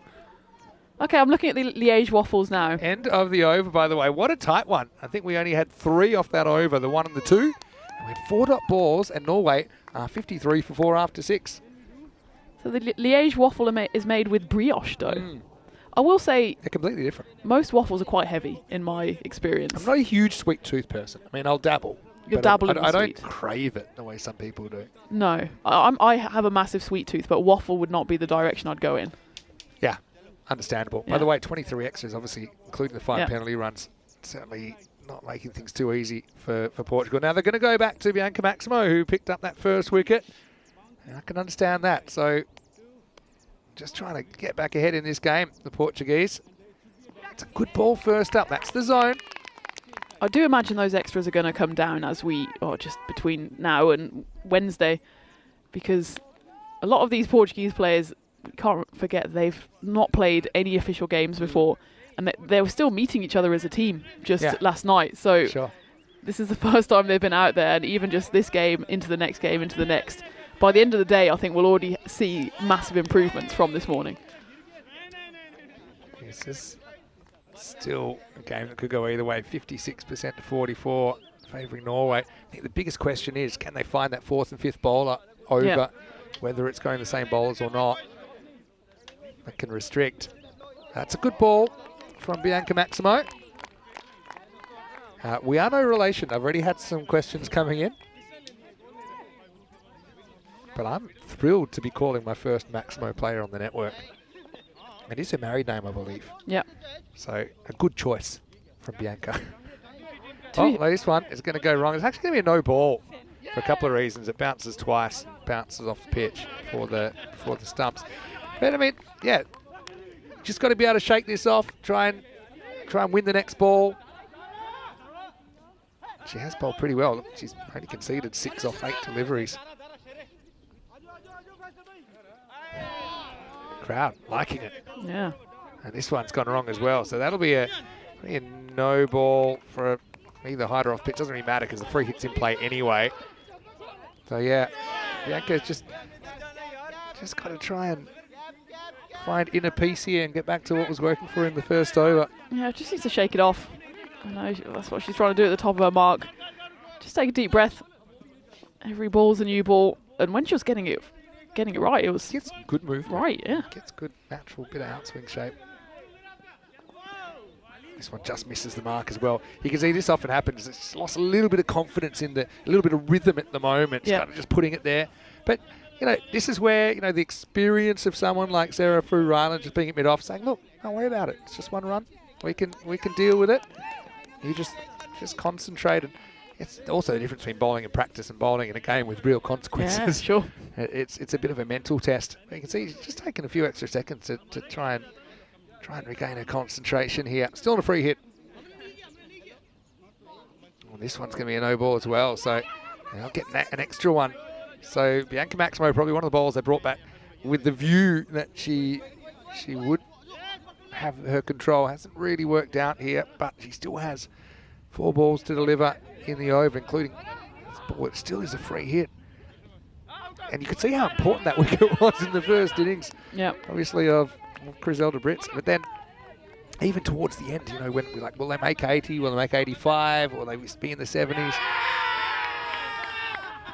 It's a very good ball. She doesn't need to really worry about the free hits because the free hits aren't being hit away. Yeah. So if it's just a one, it's fine. It's a one. Just don't. I suppose you're not going to get the wicket. Yeah. But just, she needs to take her time as well. I know they need to keep a slight eye on the time. Yeah, that's the other thing. Yeah. But this should be okay. Yeah. It's 2 overs they need to bowl after 11, this. yeah.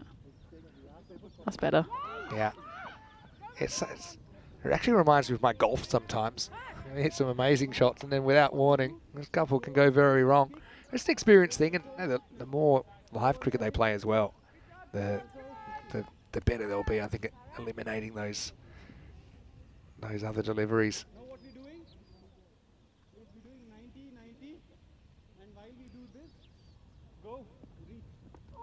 I don't like. Did it get something to pad? It must have got something a on little. that. Just noticed a little bit of a flick as it went past, so gets away with one there, Maximo.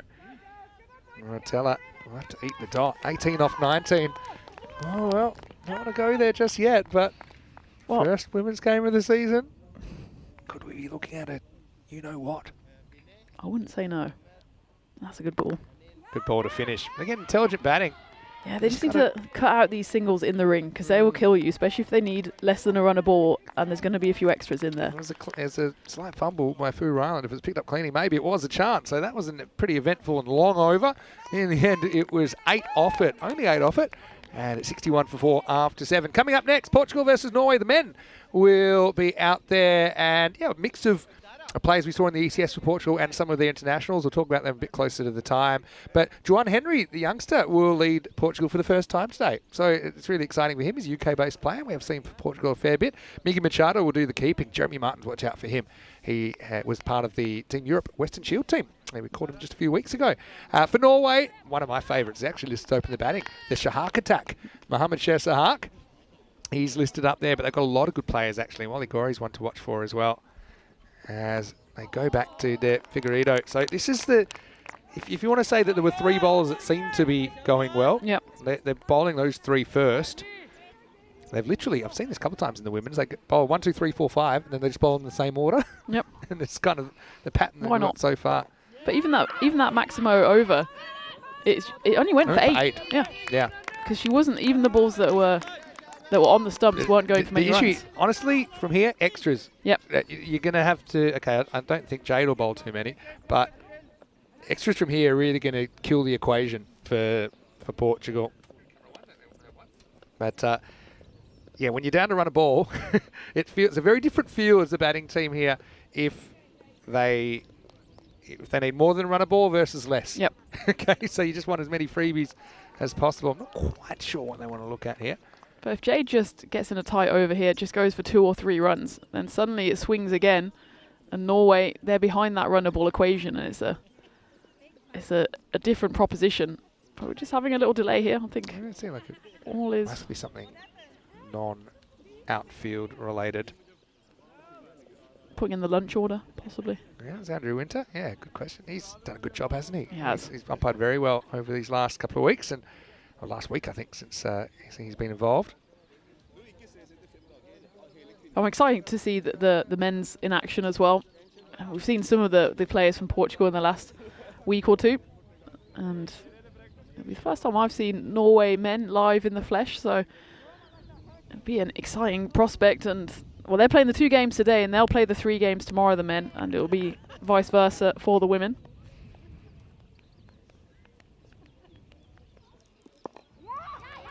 Push and run, picked up, thrown. Ooh. That's a direct hit, that's gone. And it has been given out on the field, so a little bit of magic from Team Portugal at a crucial time in this game. It's 62 for 5. Aiming at one stump, and that was a dead-eye throw. And I think only a direct hit would have been enough.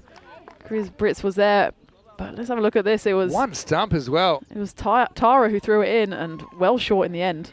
It's a brilliant piece of fielding, really. And yeah, it saves the run, but also just gets new batter to the crease. Watch it here.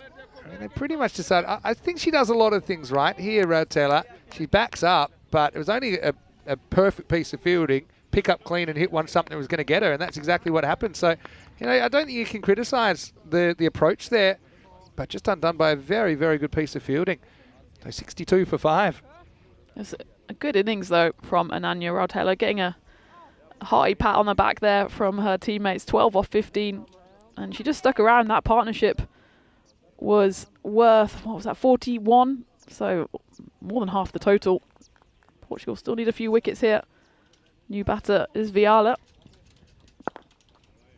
And this, I think, is, if Jade can get out of this over without conceding a run, suddenly you're looking at 16 off the last 2 overs.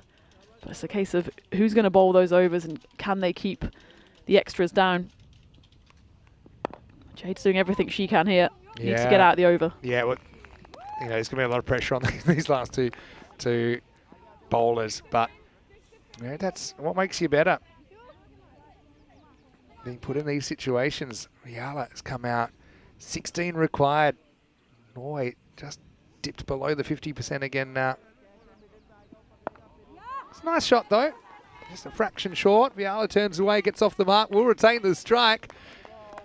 A real thriller to get the ECI weekend underway. It's 63 for 5 after 8. 15 runs required off the last 2 overs. And this is the biggest over of the game coming up, isn't it, Tina? Because whoever bowls for Portugal, they're going to have to get it right. Yeah, and I imagine it's either going to be Kiona or Ishri. It's unlikely they'll turn to a new bowler here. And, well, Kiona, her first over went for 16. Ishri's first over went for 17. It looks like Kiona does have the nod for the 9th. And they say it all happens in the 9th. And I think this game can be won either way in these next 6 deliveries. Yeah, and we hope it's 6 deliveries for the Portuguese fans.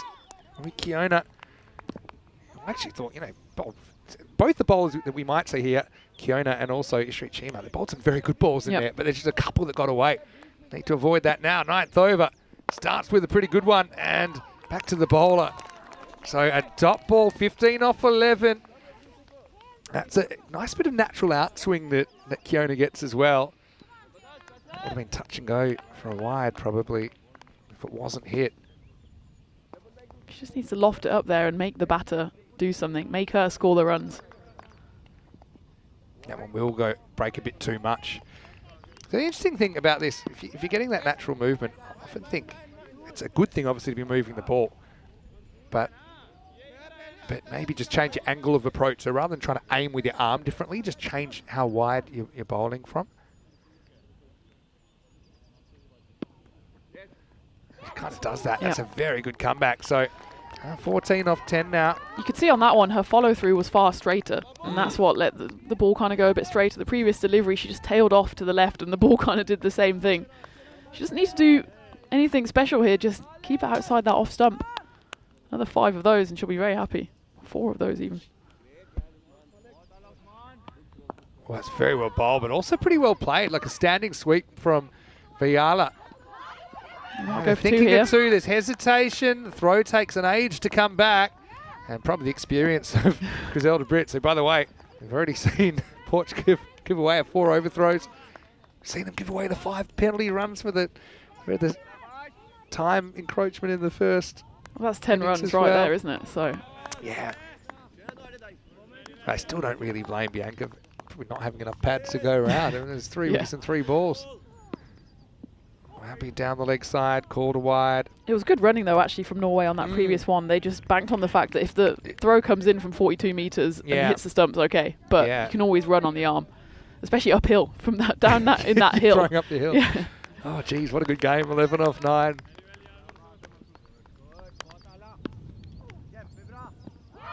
Pretty close. Maybe just going down the leg side. I think it's a good decision from Malik. It was threatening to straighten, but maybe just didn't do enough. one of my favourite games actually was Spain-Austria back in the first ECI-W. Wow, still trying to run. Pretty sure this ball was dead. Yeah, I think that's what they've said. Okay, distract me with the replay, but as I saw it the first time, just missing. Spain-Austria to stay alive in the first ECI-W that finished in a golden ball, and high emotions in the last over. 10 off 8 required for Norway. So close yet so far. Oh, they decide to go. Well, this should be an easy run out. It will be. So then just not on the same page. Kumari took off. Viala took a lot of convincing and it was only half-hearted when she did have to go. Good work in the follow-through from Kiona Sakira, who's delivering and probably tilting things back to Portugal now with that run out. It's 68 for 6. We said that Portugal, they've just got to take it deep. And, well, don't blame Norway here for trying to burgle the single, but actually Kiona was on it on a flash and Brits did the rest. The thing with that is actually it was probably a race between the batter and the bowler if the batter doesn't hesitate. You can see they were right next to each other. But that slight hesitation time from Vidya cost her a wicket in the end. You can understand why she hesitated as well. Anyway, so who comes out last ball the 9th? It won't be, because this will be a wide. Plus they're going to get more, but how many more?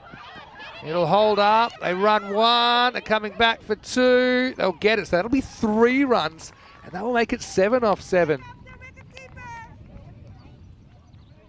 We're looking at maybe run a ball final over, so we're in for a grandstand finish. If Kiona can just get through a dot ball here, that'll be worth its weight in gold. No one say GB.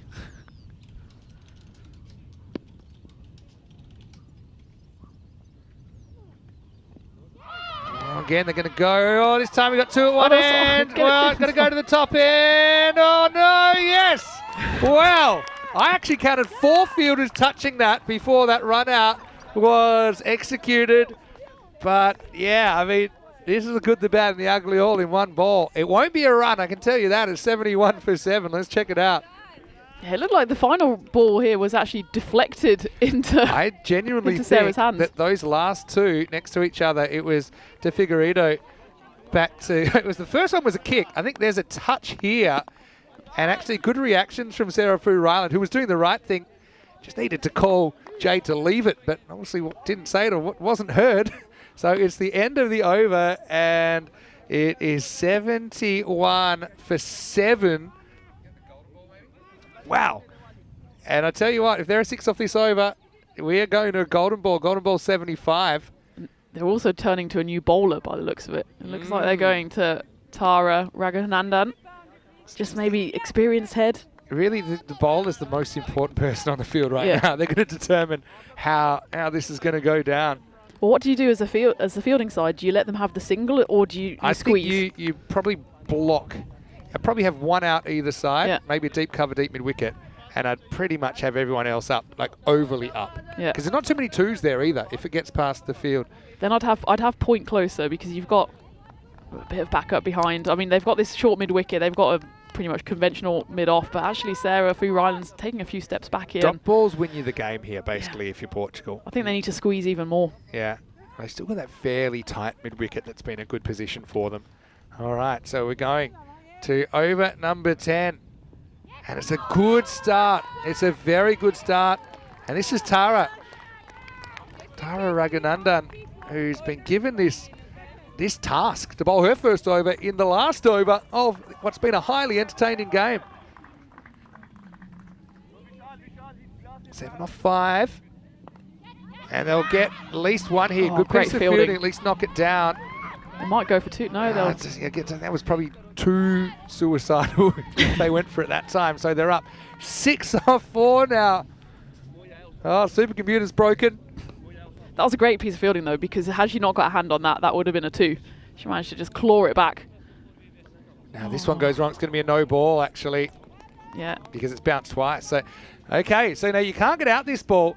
That's got to give you a bit more confidence as well.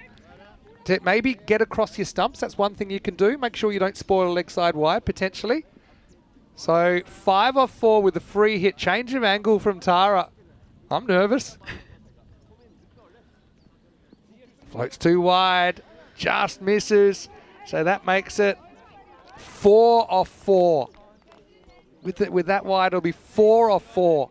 I think she was a bit too quick to change her angle. It was just one poor delivery, but maybe this angle will work for her. Still a freebie. Yeah, there you Miss. All right, so 4 off 3. 3 singles for a golden ball in the first match of this ECI weekend. How would that be for Portugal? First ever game. Got freebies in hand. You got to run. Got to run. Run on whatever. Here we go. Hits it pretty well. They get one. Clean pickup.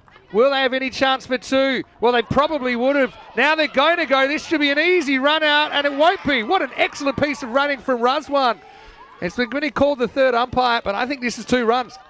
Yeah, Gabby threw it in here, and she went for the easy throw because actually they thought it was just going to be an easy catch, but then it went through, and let's have a look. Oh, she's in. Yeah. It's a great slide. Great running. Wow. 2 off 2. And another 2, and this game's over. Sahu doing the job. What a great weekend we're in for. Low scoring thriller, and well, you can see the commitment straight away from both teams, can't you? They don't want to give an inch. No, and I'm just so excited that we've still got four more games of these teams playing each other. Okay, they're so close now, aren't they? Norway, just 2 runs. They bring up more infielders. 2 to win. Good ball, should be gone. Can she pick it up? Can't get up, can she? Oh, great effort with the flick. Great effort, but it just misses, and the scores are tied heading into the last ball. It was a great attempt from Tara, who's lying flat on her stomach and basically flicks at the stumps. And great effort also by Fu Ryland to gather it, but it clonked her in the boot. Scores are tied, any score wins it. Now, what sort of pressure is on the bowler? Because if wide or no ball, this game is over. Everyone's got to be fully in now. There's no more tomorrows. Scores tied. Norway can win it with any score. Last ball. And it's in the air. It's going to be a golden ball. We've got a golden ball in our very first game here of this ECI-W weekend. What a catch. Literally, you drop that, you drop the match. And so we are going to golden ball 75. 77-77. What a cricket match, Tina. I'll tell you what, if I'm Portugal, I'm saying we're playing this match and we're never playing another international match. It can't get any better. What a start. Oh, well, and that's a brilliant catch, and that's Sana. And I can't believe we had a golden ball. We do. And, yeah, well, our 3rd golden ball of this Portuguese tour. And now, Stefan Gooch is going to come out and explain the golden ball rules here, which are, for women, that anyone can bat and anyone can bowl. So any Norwegian can bat, any Portuguese bowler can bowl. Oh, I love this. And I mean, imagine you're playing your first ever game of cricket. You're like, okay, I've got the rules down. I know what's happening. And then suddenly like, no, it's not over. We've got another 1 ball to bowl. And wow, well, what a grab that was actually. How are your nerves? Really good. I mean, you drop that, that's it. It's basically game over, isn't it? Yeah, it was Sana Loika with the catch, and it wasn't an easy one because it was dropping on her. It kind of was a bit of a top edge to square leg, held on, and that's why we're facing golden ball. Is that golden ball 74 or 75? Yeah. Try and give you the up-to-date one of that. Yeah, I know. I mean, I know. I think, was it me and Phil had 72 and 73? And yeah, I don't want to brag, Vinny, but I'm an absolute GB magnet at the moment. You absolutely are. Definitely. Yeah, so let me just try and give you the rules here. Now, the rules on a women's golden ball are slightly different in that anyone can bat and anyone can bowl. And the reason is we're just trying to find the best contest we can. And if the batting team get 2 or more runs off this ball, then they win the game. If they get less than 2, they lose the game. It's that simple. And extras are just like normal extras. So if it's a wide, they bowl again and you get a 1. So then the next ball, you just have to get another 1. Because we had that in I think golden ball 73 a couple of weeks ago. Yeah. Where a wide was, and obviously you can't just bowl a wide, otherwise, loophole. Oh, what a start to this. What an incredible moment. Honestly. Credit to both teams. I mean, thought it couldn't get any more tense. I was wrong, because it has gotten more tense now. And Steph is just making sure everyone knows exactly what the score is. And it'll be interesting to see who Norway send out, because actually it was there. Ananya, she went in at 6 and she scored 12. Yeah. She top scored. She top scored. Kumari scored 9, but 9 off 20. Yeah. Ramya, I think she's a good option. She can hit a ball. I don't think that there was one batter that actually went at more than a run a ball the whole time. Yep. But this is the thing. We're talking about a one-ball situation, though. So, you just got to feel who's the most likely to kind of make solid contact. And I suppose now with Portugal, they've got to decide what they do with their field, because you don't mind a 1. You just want to make sure that you don't let them get back for 2. But also you probably wouldn't want to be all the way back in case, the batters are going to be running for 2 straight away. So they're going to be running very, very, very hard. Yeah, it's interesting here. Norway kind of, obviously they're not prepared for this eventuality. It's an ECN golden rule, but they will never face this kind of situation before. So I think the coach is making very clear they know exactly what the situation is, exactly what they need. And it looks like, it's Ayesha Hassan and it's Bieta Kumari who are out there. So Kumari was the one that scored 9 off 20. And Hassan is the opener. She scored 3 off 8 before she was bowled by Jade Digger-Ferreiro. So, so they are going a bit of experience. So they're going for Kumari, who faced more balls than anyone else in that innings. Yeah, I think the men are watching this with... Everyone's thoroughly entertained. So, golden ball time here. And so we are going to get Jade de Figueiredo. Norway, 2 runs to win the game. Golden ball time in Portugal. And they're going to do it. There's no chance of any run. And it's going to be a win for Portugal in their first ever international match. And they do it in a golden ball tiebreaker. Oh, what drama here we've seen at Europe's very own SCG. It doesn't get any better than this. What scenes for Portugal? Their first ever international. It goes all the way to a golden ball. Great delivery, actually. It just pitched and turned from Jade. And, I think for a second they didn't quite believe what was happening, and suddenly they realised 1 game, 1 win, 100% win ratio. Yeah, look, when it comes down to it, it's only 1 game for sure. But you see the impact of those former Test players in the Portuguese lineup, and it's going to rub off on the other teams for sure at some point. Norway probably more of an all-round team performance, but again, they didn't quite have anyone with the bat that was able to make deep inroads. This game was meant to start right now, but it's going to start in 15 minutes because of that golden ball, with Norway winning the toss and batting. Watch out for Keezer Ahmed as well. He's a very good opening bat, and also will do the keeping. Let's have a look at the dramatic finish to the first game of this ECI weekend. They finished in a tie.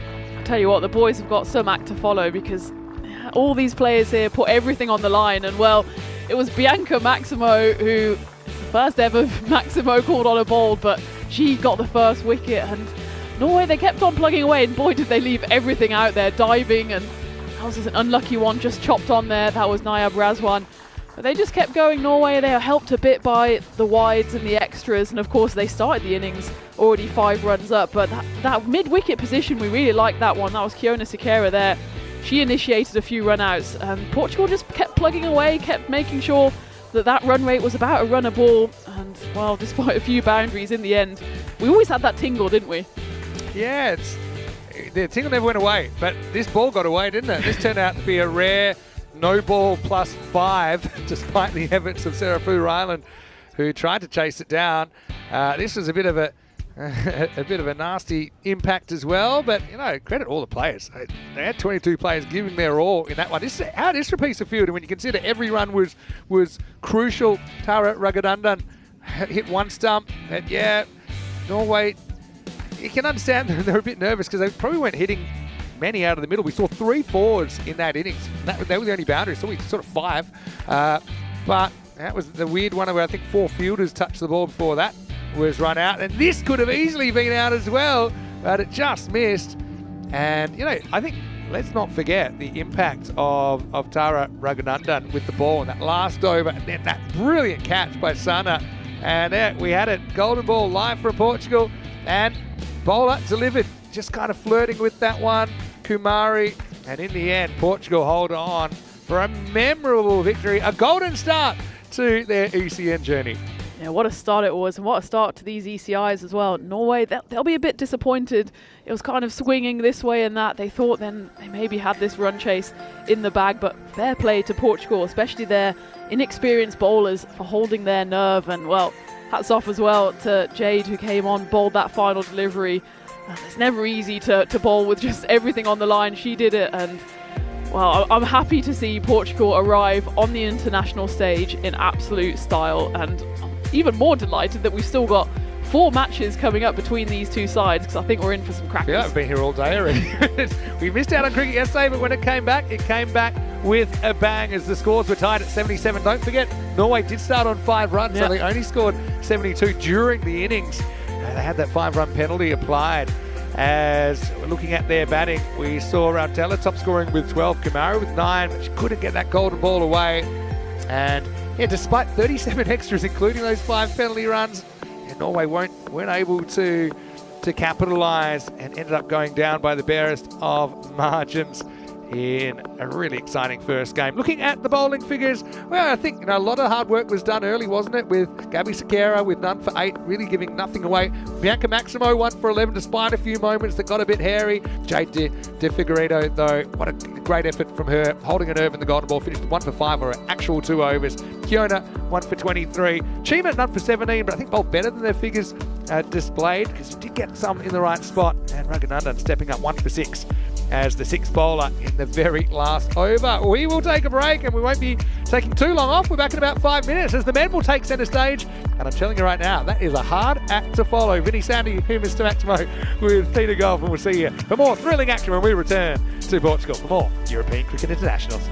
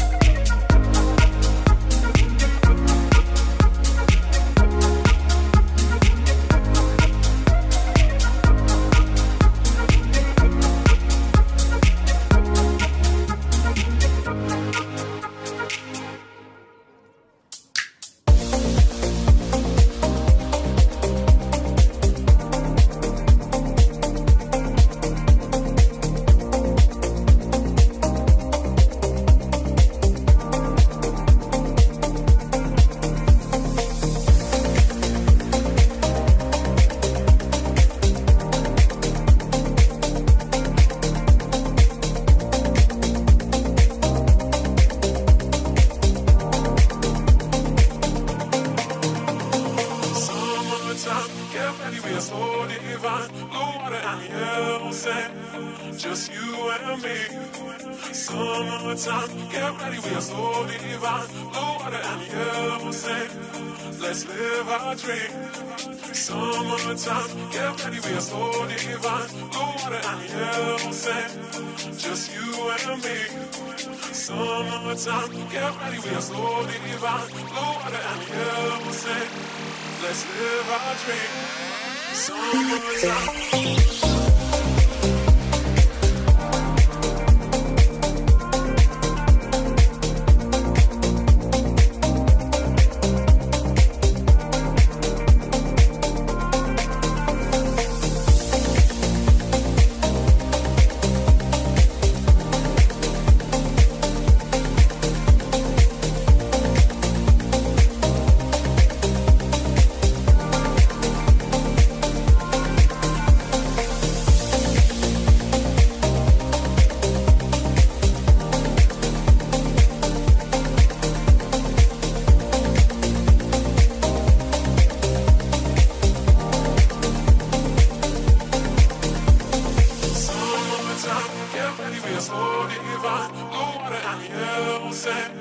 Just you and me. Summertime, get ready, we are so divine. Blue water and yellow sand, let's live our dream. Summertime, get ready, we are so divine. Blue water and yellow sand, just you and me. Summertime, get ready, we are so divine. Blue water and yellow sand, let's live our dream. Summertime.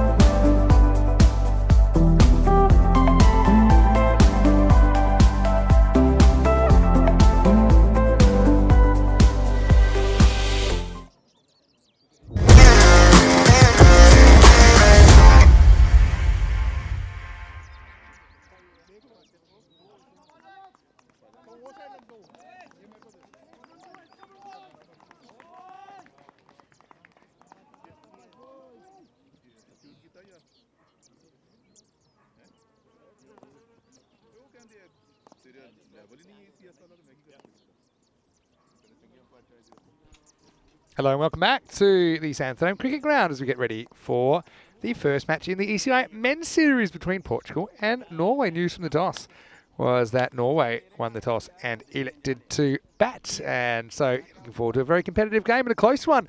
I don't think it could be closer than the women's match. In match one, we just saw a dramatic golden ball 75 play out before our very eyes, and one pair of eyes that was on it next to me was Tina Goff. Tina still recovering from that crazy opening to the weekend. Yeah, it was the best start you could have possibly imagined to the weekend, to Portugal's international career. And well, the boys have got a tough act to follow, but I know we're all looking forward to this men's series as well. Two evenly matched sides, both with a lot of firepower, and I'm excited to see how this one pans out. For sure. It's a dramatic finish. We're only just getting started, but yeah, it's always interesting when you have these kind of contests. Portugal, not all of their players, but a fair few played in the European Cricket Series, ones that are based here. The rest of their team might not have had a lot of cricket, and the other thing is that Norway, they're coming off next to no cricket. I don't know what the weather's like in Oslo right now, but I don't think they're starting the season. So Norway mentioned a little bit earlier that they made it to their ECC group final against the Netherlands, but then it was a washout, which is a real shame. They deserve better because they really had a good finals day. Anyway, it's going to be Jeremy Martins to get us going here in match one. And Jeremy's guy we saw for Team Europe, and actually performing really well for Team Europe in the Western Shield, as well as playing for Marlow in the recent European Cricket League. He's a big game player, is Jeremy, so he's a real asset to this Portugal side. It's not a surprise they've thrown him the ball first up, but he's coming up against the captain of Norway in Kisa Ahmed, who just knocked that ball to get himself off strike. And there's no Razik Bal for Norway, so yeah, they lose a bit of experience there, but it's nice to see Kisa Ahmed getting the captaincy, and it's also listed to keep. Oh, right, that's a great bit of keeping there. Machado behind the stumps, like a jack in the box, able to cut that one off and save 4 runs.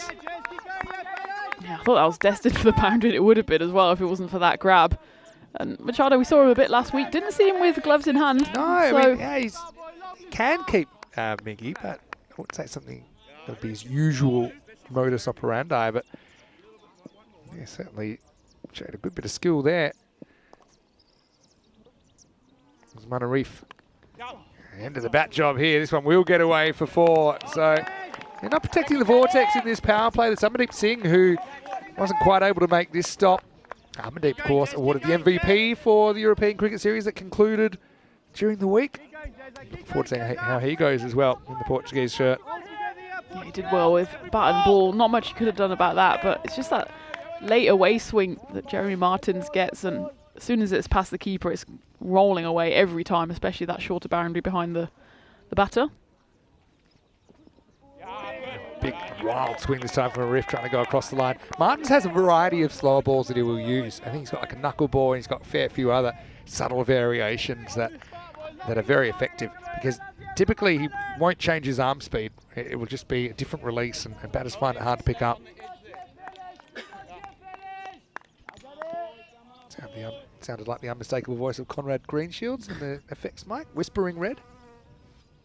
That wasn't Conrad.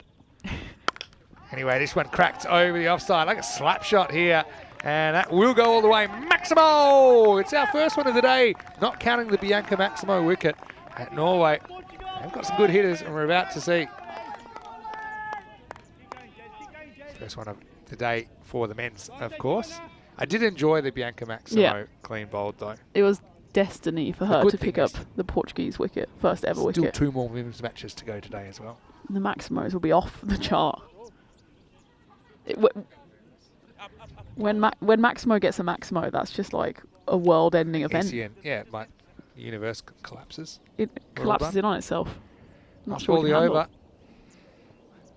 There's that slower ball. This time he over pitches though, and he gets punished. Crunched down the ground. Cuatro carreras más. A good finish to the over for Norway, who are 15 for none after one. Yeah, just came out a bit wrong there from Jeremy, and easy pickings for Usman Arif. And a solid start for Norway. 15 coming off it. Take a look at that. Feels like months ago that we started off with the Challenger Series, Phil. This is day 15, actually. In the Big Brother house. Oh, yeah, exactly. It feels like it. With our tour of Portugal, of course, we've had 2 European Cricket Series. Just a shame about the finals day. It was really heavy rain yesterday that basically it kind of teased us a bit as well with some breaks in the weather, but ultimately they had to call it off. And we're into the international stuff with T10 action today and tomorrow. And then I know that you'll be taking the wheel for Monday, Tuesday, Wednesday with the T20s. The other thing is because in T10 cricket you just need to have a residency or be on a pathway to qualify for T20 International. So you might have a couple of players that can play this weekend that can't play Monday. Wow, that's a pretty good pick-up shot. This is Shantu's come into the lineup, and, well, he's been dispatched first ball. Maximal, 6 runs. Just dragged a little short there from Shantu, and Captain Norway just pivoted on it. He's a class player. Yeah, he's already got 100 on ECI. He's got T10 100. Yeah, he does, and he's not the biggest guy, but he hit a big ball. Yeah, so I think we'll probably discuss it a bit more on Monday, or you will, with some of the players that aren't qualified for T20I yet, but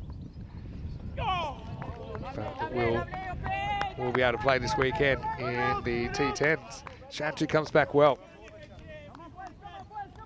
Yeah, it's an interesting looking Portuguese lineup. It's probably in an ECI the biggest representation of, I suppose, some of the players that do ordinarily play their cricket outside Portugal. So there's a chance for them to come together.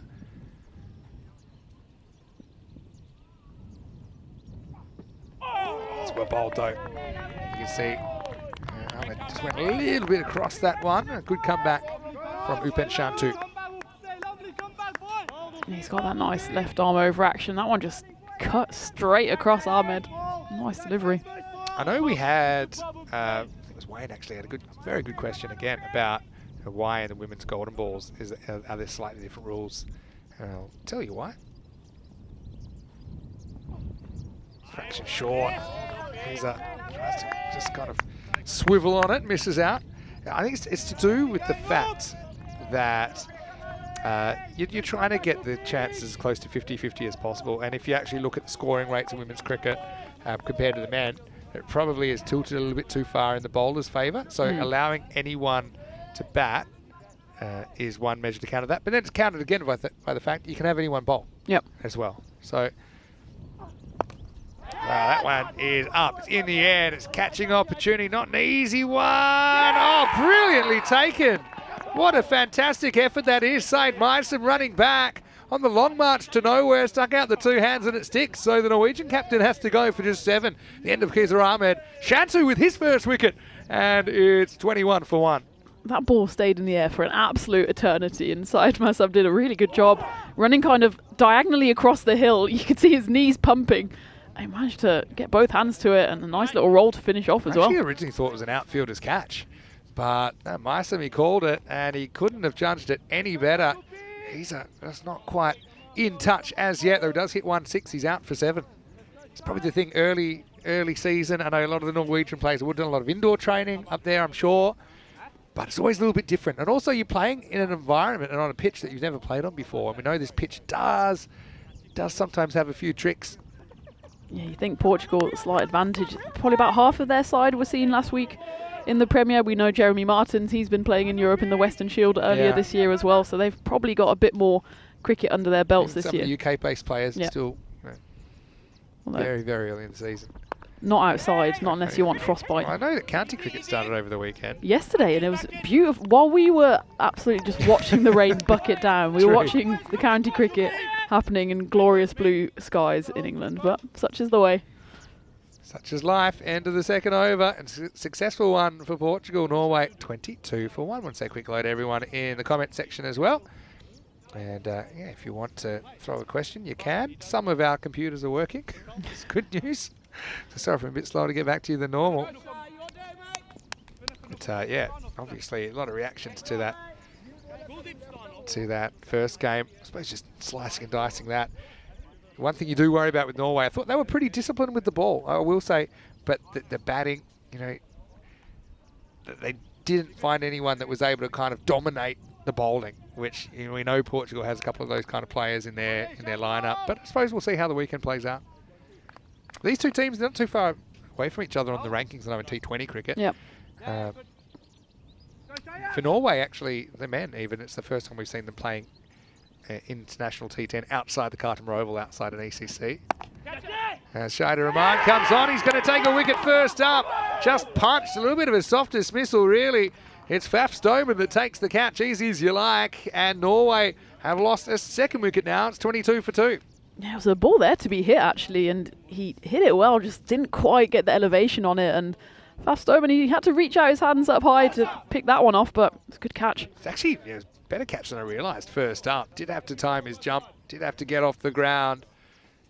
So yeah, there's plenty of air above the fielders, but unfortunately, he just couldn't get it high enough, could he? In the end, Darshana out for a single, and it's 22 for 2.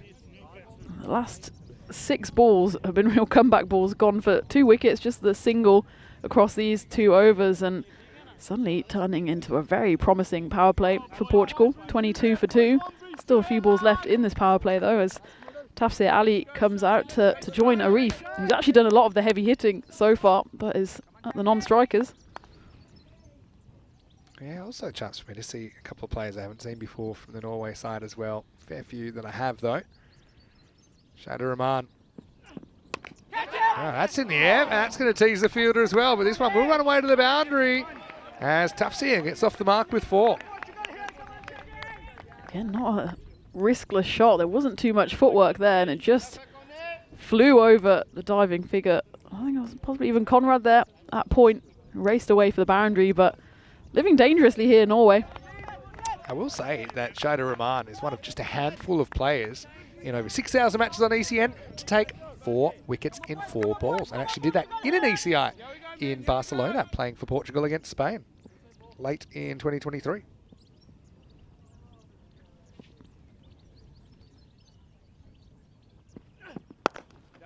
I'm still not convinced about it being called a double hat trick, though. Yeah, I'm not too bothered about it personally, but it doesn't keep me up at night. yeah, it does keep me up at night. But I get that there's a fair defence. You can say that the first hat trick is wickets 1, 2, 3, and the second hat trick's 2, 3, 4. But that's like saying that like a 6-wicket haul is a double 5-wicket haul. Yeah, I actually took 10 wickets in my game. It doesn't happen often enough for us to really have this debate. Yeah, no, just let sleeping dogs lie on that one, I guess. Pitch is outside the leg stump, you know. So this is why it's not out for me. I've started calling it, sometimes I call it a quad trick or a 4 trick. Yeah, I prefer both of those options. Yeah, I feel like you just find some common ground. Especially for people who are not so used to cricket, because it makes the headlines, doesn't it? Someone gets a double hat trick and everyone's like, oh. Triple hat trick, 5 in a row. Yeah. Yeah. It feels, I mean, it's a good achievement, but let's not oversell it. Well, what's better than a hat? Like a crown trick. Yeah. Double crown. Well, I think try and take double out of it. Single crown. Yeah, you know, it is called a hat trick. It is a cricket term. Goes back to, I think, the 19th century, where or maybe even to the 18th, I'm not sure. But if you achieved the feat, you would be presented with a hat. That's where it literally comes from that. And I'm thinking the good old-fashioned, like, you know, your top hat or your bowler hat. Did you get a choice of hats, or were you just presented? I don't know if there was a standard hat. Should ring Rob Kemming. He's retired. But, probably tell me. And, won't get a run here. Doesn't get out of the outfield. So Norway having a few struggles early to get this power play going. In the end, it's 26 for 2 off 3. Well, the German in football, the German definition of a hat trick is much more strict, funny enough. Oh yeah, than the you English told one. me this. Yeah. Is it that you have to score the 3 goals without anyone else scoring any goals in between? Yeah, and I think even sometimes they're strict. Germans. Yeah, who'd have thought it? It has to be in the same half as well, often. Really? Yeah, so it's not none of this just scoring 3 goals at any time willy-nilly nonsense. Don't they talk about like a what's it called when you score 1 with your right foot, 1 with your left foot, and 1 with your head? That's a perfect hat trick. Is that what they call So it? in German, it's a Lupenreiner Whoa. hat trick. And that's Lupenreiner. Lupenreiner. Something that is meant to be celebrating. Why does it sound so angry? Well, welcome to German. Anyway, we'll have Shantu coming back. Took 1 for 7 off his first. It's interesting left arm in that I think it looks like his natural ball is actually to push it across the right-hander, maybe even swing it slightly that way rather than just bring it back. It's going to come back via his shoe down to Jeremy Martins. I think that was actually a very important shoe because had he not got anything on that, that was on the way to the rope. It was hit hard. It was hit hard. We know that the old big toe smasher, and we know this outfit's so fast. Even if you only got a few meters to cover, it's not particularly easy for the outfielder to get there. Completely lost his run there, and so he's gonna go again. He's got quite a bustling run up, and that was a big old wind up to then just not bowl at all. It was a genuine misfire. It was still a couple of steps out.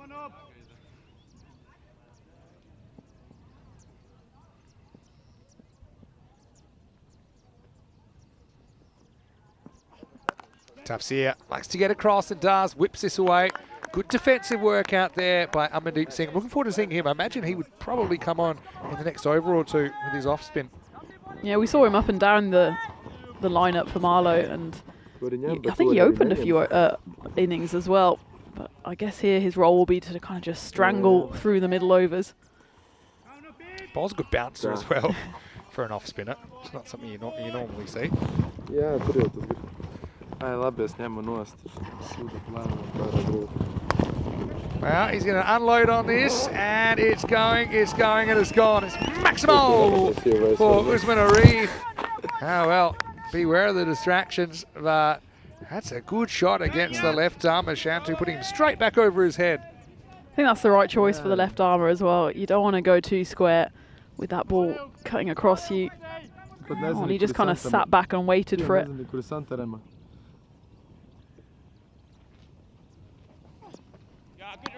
Yeah, this time he decides to dig in. Actually, we called a wide. It's called a wide for height.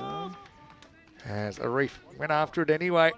You do get one bouncer and over, but it can't be above the head. And probably looked like it was.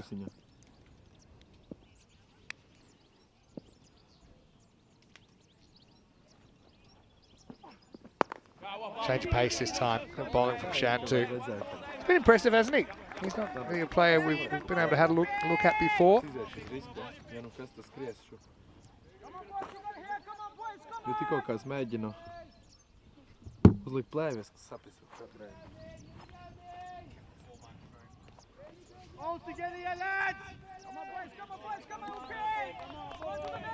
Shantu. Finish things off.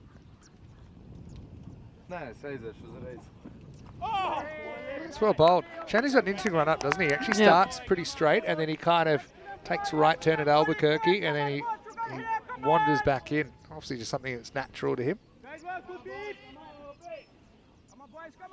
Unsurprising to see Portugal slightly ahead on the win predictor after... Well, the first 2 overs were very promising for Norway, but the breaks were put on with those 2 wickets at the end of the second, start of the third. That's lifted up, and the fielder should get on it. He does. John Henry, pretty handy bowler. That one's tighter than it probably should have been, but that will be the end of the 4th over. Tafsir trying to get going. Moves to 7. And you can see here, not too many times you're able to cut the ball off because it is so fast across this outfield. 38 for 2 after 4.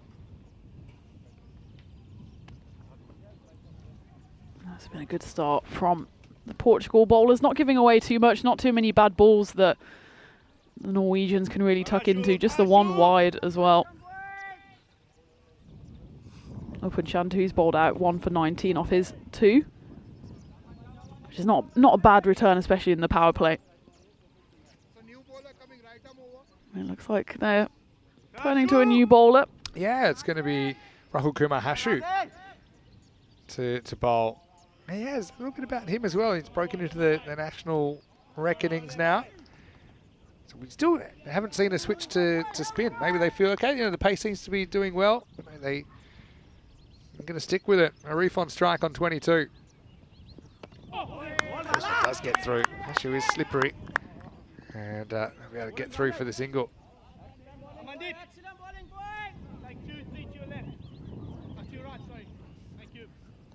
So I think Tufsy's turn to kind of hit out or get out here. About this Norwegian batting line, I want to look at it. They definitely have a fair bit of batting. So I don't think, if they would lose a few wickets, it shouldn't slow them down too much. It's a genuine outside edge this time, and it's going to get through the fielder. As we saw Shantu going to ground again. I don't know how much cricket he's played here. It's, don't know if you can blame him too much for this. Just his left foot tends to go, or his right foot actually slipped first, and ball gets past him, 4 runs. Bit of a lucky break there for Norway. Yeah, it's interesting that Portugal have stuck with seam here. We know they've got spin options. We were talking about Amandeep Singh, but I suppose the seam has been working for them in the first 4 overs. That one was just the first one that really zipped through. And that's a well-directed bouncer, but actually equal to it was Tafsir Ali there as he just rocked back, and he knew he didn't have to get much on that one, preferably not get his helmet in the way of it, and he did well, just rocked back. Yeah, he's pretty compact, isn't he? With his technique, it keeps it pretty simple. Again, it's not easy with him coming here for the first time, and probably hasn't faced these bowlers before. So, who's 15 now? Hashu. I'm going to get carried away with the short stuff. That's what I like about this pitch, that there is a little bit of variable bounce and pace, so that bowlers, the faster bowlers, can get some value from banging the ball into a length. Where in certain places, I know that Carlton Royal, for example, it's pretty unforgiving. The batters can hit through the line with seeming impunity.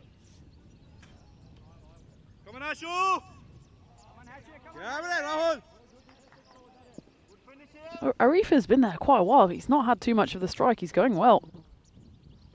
23 off 9. Yeah, can't get too much of it. He hits this one pretty hard. One bouncer, won't be able to get a run. So, interesting, they still had the mid-off in the circle, even though often you would see it back at this stage. I've been impressed with the fielding from Portugal so far. Hardly let anything through. Taking their chances. That's why they find themselves on top just before the halfway mark.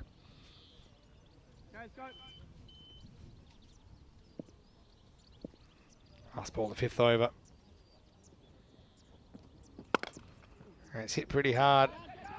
I'm tempted if you hit pretty hard, it's going to get through 2 fielders. It's going to get through 2.5, and I think it's going to run into the rope. So, the old Portuguese 3 Stooges not helping matters too much as the reef will take the boundary. The 50 comes up as well, be 52 for 3 after 5. A couple of dives in there, and just as I was saying, Portugal's fielding has been good. That's probably the last one, even though I think he hit a worm and then came back onto the rope. But, yeah, probably want to go with their hands there. Faf du Plessis will know that, but he's out of here, Mr. Maximo, here with Tina Goff. Welcome to the international stuff in Portugal, starting with the T10s, alternating men's and women's games. So we have 5 matches today, 5 matches tomorrow in total, and then we'll go to a women's T20 and a men's T20 international starting Monday, and that runs for 3 days. So far, we like what we see, Tina, including our first golden ball of the weekend. We've set the standard high early on, haven't we? And I'm looking forward to not only the T10s, also the T20s. And it looks like all the teams are pretty evenly matched, so we could be in for some thrillers. I think so. Well, here I think they're evenly matched anyway. Is probably Portugal has an interesting mix of kind of Portugal-based players and players that play their cricket elsewhere. For the Portuguese women's side, it's also pretty interesting because you've got such a big gap in experience levels within their team. But Norway, good, consistent team. They've got match winners in both the men's and the women's. I think we've seen that so far. So what you just want in international cricket, especially when you're getting into these lesser-known cricket countries, is you want a good match. Yep. You don't want a big gulf between the teams. And I think literally every match is up for grabs this weekend. And, of course, in the T20s. What a start for the Portugal women. They must think this international cricket lark is easy and thrilling at the same time, but it was great for them to start off their international career in style. I'm sure they won't forget that one. As that one's been easily taken. It was just chipped up the start of the new over. Juan Henry comes into the attack, straight into the wickets, the Portugal captain, and a bit of a easy dismissal, trying to go across the line there. Tafsir Ali doesn't get a hold of it at all and just finds the hands of Davor Noratam. That's the third wicket to fall for Norway, 52 for 3. Yeah, just hasn't really been coming together for Norway so far. And Tafsir was there for a while, wasn't he? Just kind of clipped that one, found the fielder, and Noratam did the rest. And Juan Henry, he's captain, bringing himself on in the right moment, as he will chip in with his first wicket of the weekend. And Juan's a good young player. He's been playing for a couple of years now for Portugal. It's interesting that he's been given this captaincy, even though there's probably a couple of more experienced players they might have looked at, but I think they're looking at him as perhaps a future leader, and this is a good opportunity for him to take on the role. It's quite a young side generally as well, and maybe it just takes a bit of pressure off some key players like, you know, Jeremy Martins, just to give the captaincy to someone who, you know, has a wise head on his shoulders, and if you can come in first ball, get a wicket, can't be too bad. New batter is Faisal Raza for Norway. Just gets a bit of bat on this. Maybe it was bat on to boot. Like a bit of an uncomfortable one. The run will be scored and go against Faisal Raza. Good ball there from Henry.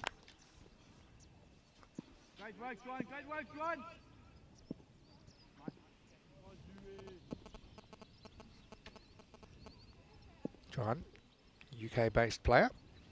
Portuguese citizen. And pretty good at hitting that block hole. Does this time outside the off stump, and Arif misses out. It's interesting, the second time this innings we had a wicket on the first delivery. In fact, the first ball of the spell for a new bowler. We had it that a few times in the first game as well. Game, yeah. Although we had wickets everywhere for a while there, didn't we?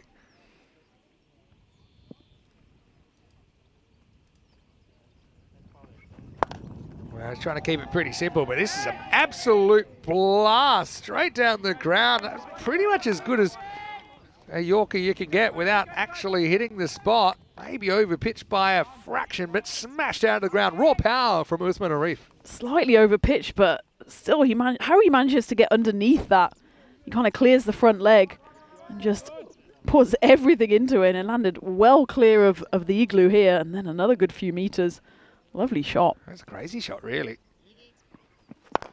Now, this is going to be slightly under pitch, and it's going to go for 6 anyway. Maximal back-to-back strikes. And in Norway, every time they've kind of had their backs against the wall, they've found a bit of a rebound, and they're getting it here from Usman Arif.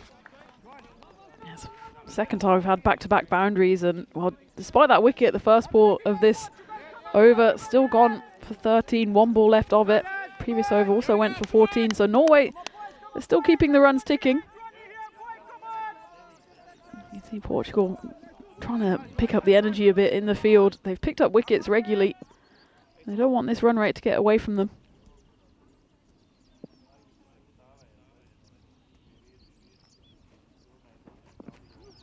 Surprise ball, decides to go short, but he loses it down the leg side. I like the thinking though from Henry. Obviously didn't want Arif getting too comfortable getting on that front foot. 115 is the expected. It's got a feeling that's a bit light on. They probably end up here. I suppose the bowling is also up a notch. So yeah, maybe I still end up in the kind of 130, 135 par. If the batters really have a good weekend, might be more like 140, 145. That's inside edge. Batter's pretty lucky it didn't go onto the stumps. And that will be the end of the over as Juan Henry goes for 14, and Norway are 66 for 3 after 6. It's been all pace so far, the Portuguese lineup. It'll be interesting to see if they turn to some spin sooner rather than later. I mean, there's only 4 overs left. Yeah, it seems to have worked. But I mean, someone like Amandeep, he's having a very good season and he's a very good bowler. But I suppose that they're blessed by having quite a few options up their sleeve. So yeah, we haven't even seen, say, Faf Stoneman, who's been used more as a death bowler. Don't know how much was he Conrad Greenshield's bowling, but we know. Well, he was bowling a fair bit in the Premier, wasn't he? Just a bit of pace off. New ball bowler, but yeah, he's an option. And we'll go back to Hashu. Hashu's going to be lifted up, and he's lifted up over the boundary. Maximal first for Faisal Raza. He just leaned into that one. Slightly over pitched from Hashu. And this is why I was expecting a bit of pace off at some point, just to give the batters another challenge. So Usman Arif, who's doing most of the damage so far, he moves to 39, but Faisal Raza is the one that hit the big 6, but he's only been in for 2 balls. Keep a slight eye on the timer as well. I think they'll be all right, but Change of pace right off the end of the bat. Fielder goes back and can't make the play. Oh, Jeremy Martin's going a bit Cirque du Soleil with that attempt, but to be honest, I don't even know if he took off from the field to play. Maybe grazed his fingertips there and wasn't able to pull it off. Have a look at that. Hold for the Romanian judges' score. The result will be a Maximo, 6 runs.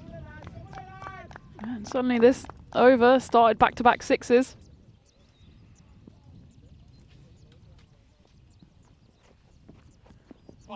Just misses the mark. That's clever. Clever slower ball from Hashu. If it gets any of that line, it'll be okay. But just misses. Stick together, yes, fellas. Everyone about Portugal. Come on, boy. I know the Ashes is normally 5 tests. I'm not saying this is the Ashes, but we're compressing it into a couple of days. We've got 2 very interesting 5-match series coming up. Might be worth clearing your schedule. We'll have to think of some kind of name. Portugal-Norway. I don't know if they have any historical beef. I hate going AI, but I am. What would be a good name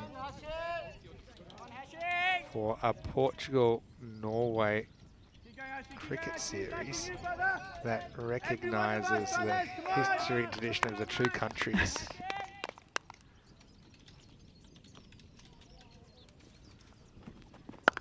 Well, that's lifted up, and that's out of the ground. Maximo Ferraza starting to hit his straps. Maybe he can be a bit of a difference maker. Hashu kind of pounds into good length and pays the price. Arif has been calling out for someone to just stick around for a while with him, because Ahmed, Tashana, they both fell in single digits. Tafsir Ali, he was there for a while. But Raza, 19, off just 4 deliveries.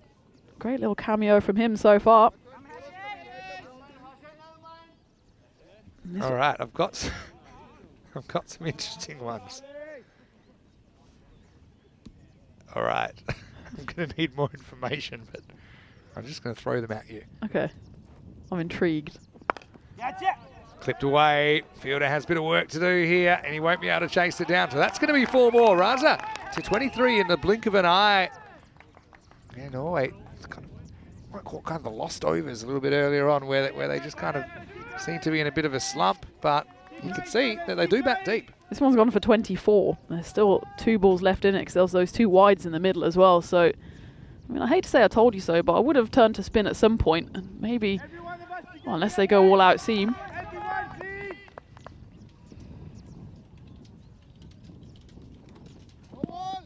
No ball called, overstepping. Oh, geez, almost a run out. But he's also going to be careful here, Hashu. He runs straight in front of the umpire here. You see, and it wouldn't have been LB because pitched outside leg stump. As it is, throw came in and batter had given up. But it will be a free hit coming up. Suddenly it's turned into a big over for Norway, hasn't it? Come on, Hashu. Norway actually 51% now. Actually gone ahead in the game. Free hit, sound the horn. And he does hit it, and there's no outfielder there, so that's going to be 4. Raza continues his good work. Could have been run out in that last ball. Would have been kicking himself.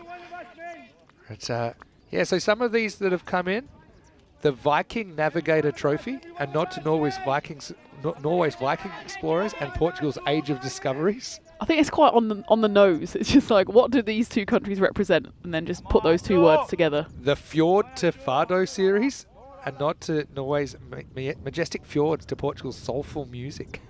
Okay, I'd go fjord The Atlantic Edges series. Yeah, okay, they're I both like on. that has a bit of a cricket twist to it. Nice shot, really good shot. Uppercut. I think that's just bounced inside. We'll have a look at it. It's a good option. If you can cut, that's rarely a bit of the outfield. It's rarely a part of the field which is easily defended. Anyway, that will be the end of the over as we look ahead with plenty of cricket coming up. You know, we should have some cricket in Norway. It's listed in August, some T20 internationals, so it's something that I know we're working towards. And I know that it's been talked about, maybe you just haven't found the right time yet, but we would love to do a European cricket series in Norway because it's one place we haven't been. And I, for one, will be the first to sign up. I'm putting my hand up. I'm second on the list. I want to go to Norway. Really want to go to Norway. I think we have to be a bit careful with the weather. So I think if we went to Norway early in the season, we need to start saving up now. It's true. You got to find the right time of year. We've got to find a gap in the schedule. But we'd love to. 99 for 3 after 7 overs. Game in the balance, and they're going back to Jeremy Martins in the 8th. Maybe bring him back a bit earlier than they would have planned. Yeah, probably feel it's time to try and put the brakes on here. First one is whipped away. In fact, that could run away for 4. It does. It shows you how fast this outfield is. Jeremy probably can't believe that's gone for 4, but he better believe it. And that brings up the 100 for Norway. Supersonic, that previous over from Hashu. And, well, start of this over hasn't exactly gone the way Portugal would have hoped as a comeback over. And it looks to me, Vinny, that they might be going all-out seam attack. Yeah, it does seem like that, doesn't it? At least this might have been an opportunity to bowl Amandeep. Well, I thought he might have gone 7 and 9, 8 and 10. I guess bowling a spinner final 2 overs is risky, but I mean, such good form recently, yeah. even at the Cardiff Oval. And it's not like the seam isn't getting hit, because there's another one. That's almost taken out Raza, who's batted well for 31, but almost retired hurt via the bat of his partner. Watch this bush. Good duck. Place to pay attention. Raza can laugh about it now because he's still standing. And Norway are loving what they're seeing. It's 4 more. Moves Arif to 47. There's a lovely little partnership building up between these two. 52 for 3 when Raza came to the crease, so worth 55 already.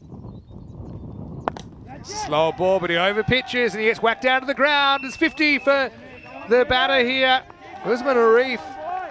He's batted very, very well. He's seen it all. Didn't have a lot of the strike actually early, did Usman, but he picks that up. He's been very good on those kind of balls, only slightly over pitched, but brutal stuff from the Norwegian opener. That's 3 boundaries in a row of this Jeremy Martins over so far, and having a bit of a conference here with his captain Juan Henry. They need a bit of a comeback here because, well, taking away the extras, that's 9 boundaries in a row. Wow. Well, that is a big momentum shift, isn't it? Martins, what does he go to here? A riff on a heater. It's a slower ball, and it's in the air. It's been caught and thrown away by Stoneman, who ran out of real estate. Geez, that's a very good catch in the first place because he saves 6 runs. Let's have a look at it. Does he throw it away in time? Yeah, he does. And to be honest, he couldn't have really done anything different there. There was nobody around. Excellent piece of fielding. Came in hot, and Conrad just said he should have thrown it to me, and Conrad's about 40 metres away. It was tough because he was falling down the hill as well. Yeah, so by the time he threw it up, he was be able to set his feet, but it's never happened. So Arif will survive. And he take 1 there. Raza gets the strike back. Oh, that's an unlucky one for the bowler. It's a picture-perfect Yorker, but it's past the keeper. Raza gets lucky on pocket of sweat there for 4 runs. When your luck's in, Jeremy was almost celebrating that one already. He thought, well, that's a good comeback ball, a nice Yorker. Still manages to find the rope. Raza racing along here. Yeah, it looks like 148's actually expected here. Maybe a little bit higher than par. Although when we were here for Western Shield last year, and we routinely saw some big scores, kind of 160s. Even saw a 234. That's pretty well bowled. Tramline Yorker. And Raza just gets the end of the bat on that. Will retain the strike, moving to 36. And Martins goes for number 35 in his first outing of the weekend. 119 for 3. They've got 2. They've only used the 5 bowlers so far. They've got Shodor Rahman, Juan Henry. They've got 2 overs left between them. Be interesting to see. I'm sure Rahman will bowl his over. His first over only went for the 4. He did pick up a wicket as well, but look at that. The uptick in the run rate just the last 2 or 3 overs, it's kind of got away from Portugal a bit. They'll hope to drag it back for the final 2. Hello to KG, nice to see you. I've been having a bit of trouble connecting to the chat, but I want to say hello to everyone. I hope you're enjoying the international action so far, live from Europe's SCG. Hello to Jacob Stewart, today to you, watching from Estonia. All right, they go back to Shahida Rahman. Yeah, it's pretty well bowled. Had some interesting twists and turns this inning, some interesting momentum shifts. A bit like we had in the women's game, actually. Yeah. Well, halfway they were 52 for 2, and since then they've really put the foot on the gas. It's mostly been these two, Arif and Raza. 78 in 3 overs. Yep, not bad. And you think about it, that's like a power play length. You know, it's not a power play, but it gives you an idea of how brutal it's been. And that's after their actual power play went 26 for 2. Uh-oh, and yeah, well, you heard the commentary out there, I think perhaps from Rahman, but yeah, low full tosses are right in Arif's zone. He pumps that one up over the ropes, maximal 6 runs. He's got a wide base as Arif, so you know he's not going to do much apart from just stand and deliver, and Portugal have bowled a bit too much in that slot where it hasn't really forced him to do anything else. I know from experience, got to watch out for those players with a wide base. Big swing and a miss. Pulls the length back slightly, maybe a slight slower ball as well from Rahman. I mean, footwork is overrated, I think, especially in this T10. They always say, you know, get your foot to the ball, get your head in line, but it's funny, realistically, isn't it? swing. Footwork, not saying it's not important, but there's been a trend in the last generation towards keeping still and keep your head still. I suppose a lot of it's just decision making as we hear the beautiful 1 o'clock bells ringing out. That's gone, and it's a very smart piece of bowling from Rahman to get a player that's been a thorn in the Portuguese side so far in this game.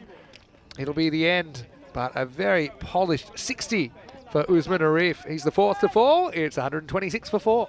I think that was a slight slower ball there from Shahida Rahman, and Usman Arif, he was through the shot way too early and just maybe died on him a little. There's just that little patch of the AstroTurf where it just doesn't quite kick on. But it was well bowled from Rahman. But it's the feet, it's true. That's one time the feet actually moves him further from where he needs to be. But hey, what a good innings that was. As Norway certainly with a shot in this game. 126 for 4. Just getting a really good look at those stumps being rearranged, but not to minimise the all-round contribution from Usman Arif. Like a work of art. Hang that in the Louvre and call it, you know, stump destruction. Something like that. Love that. There's a bit of a technical issue here, obviously. The first thing I heard in my ear was Conrad asking for an extra minute. Probably right as well. Probably will get it. He's always on, is Conrad. Always thinking. Okay, so yeah, we do apologise for that. Obviously got a couple of, just a slight technical issue. It gives us a chance to go back to the chat, and yeah, I want to say big thanks to everyone. We'll keep the game. There we go. No, we're back. So we won't continue until we got the pictures back. But yeah, looks like we're ready to go. But yeah, I want to say big hello to everyone, and yeah, what do you think of that last Golden Ball? Still a bit of talk about it. Oh, it's great to see that the men's team were here. Both teams are obviously warming up for their game, and they gave the women's sides a massive round of applause as they came off, because they just put on a massive spectacle as well, didn't they? I'm happy that's the first game that is like that, because you know, Norway will get the right of reply in the women's. I'm sure they'll come back. There's going to be ups and downs, I think. Oh, here's one of my personal favourites, Mohammad Shersahak. Bigged him up. Facing Rahman. And he's going to thank us by hitting the ball straight to the igloo. It's a maximal first ball. And it's not safe to go back in the water because the Sahak attack is real. I was worried there. I jinxed myself. I don't think your equipment can be any more broken at the moment. I just fixed my computer. I've been spending the last 2 hours on it. Just for a ball to go and absolutely destroy it. To get cleaned up by a grizzly. But that's the thing. I mean, that's not a slog. That's a genuine cricket shot over mid-off. Premeditated as well. He was dancing down the wicket as Rahman was still. He's already repaid my faith. Uh-oh, that one is a full toss. It's high. And it's going to go. In fact, they've lost it. They're going to come back for 2. I mean, he was on the walk, so I know they're going to check this one for height, but I'm not so sure because he was about a metre at least out of his crease. If it would have been height when he was at the crease, let me see what. He's actually a good. Yeah, I think he's okay. Even when it gets to him there, it's just about waist height. So if I mean, you probably lose your benefit by going that far out of the Yeah. crease. And it's probably touch and go still. But it will be the end of the over, and so it'll be 134 for 4. Meanwhile, we had the old delayed amnesia in the outfield. What a great day it's been so far. Just happy to be playing any cricket, though, after yesterday. We did a lot of sitting around. It's 134 for 4 after 9. shout out to the ground staff as well last night. It wasn't just a case of it being a bit wet, it kind of seeped into the AstroTurf, so there was a whole... It's had a lump under the pitch. Yeah, and that's why we couldn't play, even though the sun came out probably about 3-4 o'clock yesterday. The pitch needed to be completely stripped back just to flatten it out again. So you would notice now it looks as good as new, but there was a lot of work going on behind the scenes yesterday. So fair play to everyone involved in that. They do go wall-to-wall pace here at Portugal. And Henry's going to put it in the slot first up, and that's going to go a long way back into the officials. Little tent there to Maximal, and it takes Norway to 140. Captain for Portugal finishing off the innings here. His first one went for 14. He did pick up that wicket as well, but started big here. Started by nailing 2 perfect Yorkers. Yeah. Since then he's just missed, and if you just miss at international level, you can get hurt. Raza to 43 off just 12. He gets a Gundy ball down the leg side that'll be called a wide. And the batters have fired here, so we're looking at well north of 150. Expected score 151. Mentioned with Mohammad Shersahat, one of the reasons that I'm a huge fan is the first time I saw this Norwegian team in person. It was in a T20 tri-series with Spain and Guernsey in 2022 in April. Big swing and a miss, might as well run. Bounces twice to the keeper. I'll just be happy with the one physical run. It'll be going down as a bye. But that was one game played on huge boundaries at Desert Springs in Almeria, which is such an interesting place to play cricket. It reminded me, the ground was so lush. You go outside the ground and you would sworn that they'd, if you ever seen that movie The Martian, Yeah. it looks like that. It's a desert. I've never been to Desert Springs, but La Manga is similar. It's just like a desert wasteland, then suddenly you come into this oasis. But It's like a mirage. Mohammad Shersahat came out the first game on a tricky pitch and a huge outfield that seemed like 100 metres and just started pumping balls out of the ground and was brave enough to take that on. He's facing up now to Henry. He's going to get a thick outside edge. It's going to fly away and it's going to sneak over the boundary. And I think that's gone all the way. I think that's going to be a Maximo. Check it out on the replay. And when you swing hard, the ball flies. This ball, just the friendly side of the rope for Norway. So 148 now. Portugal going to have a chase on their hands. Still 3 balls left of the 10th after that wide, and 14 off it so far.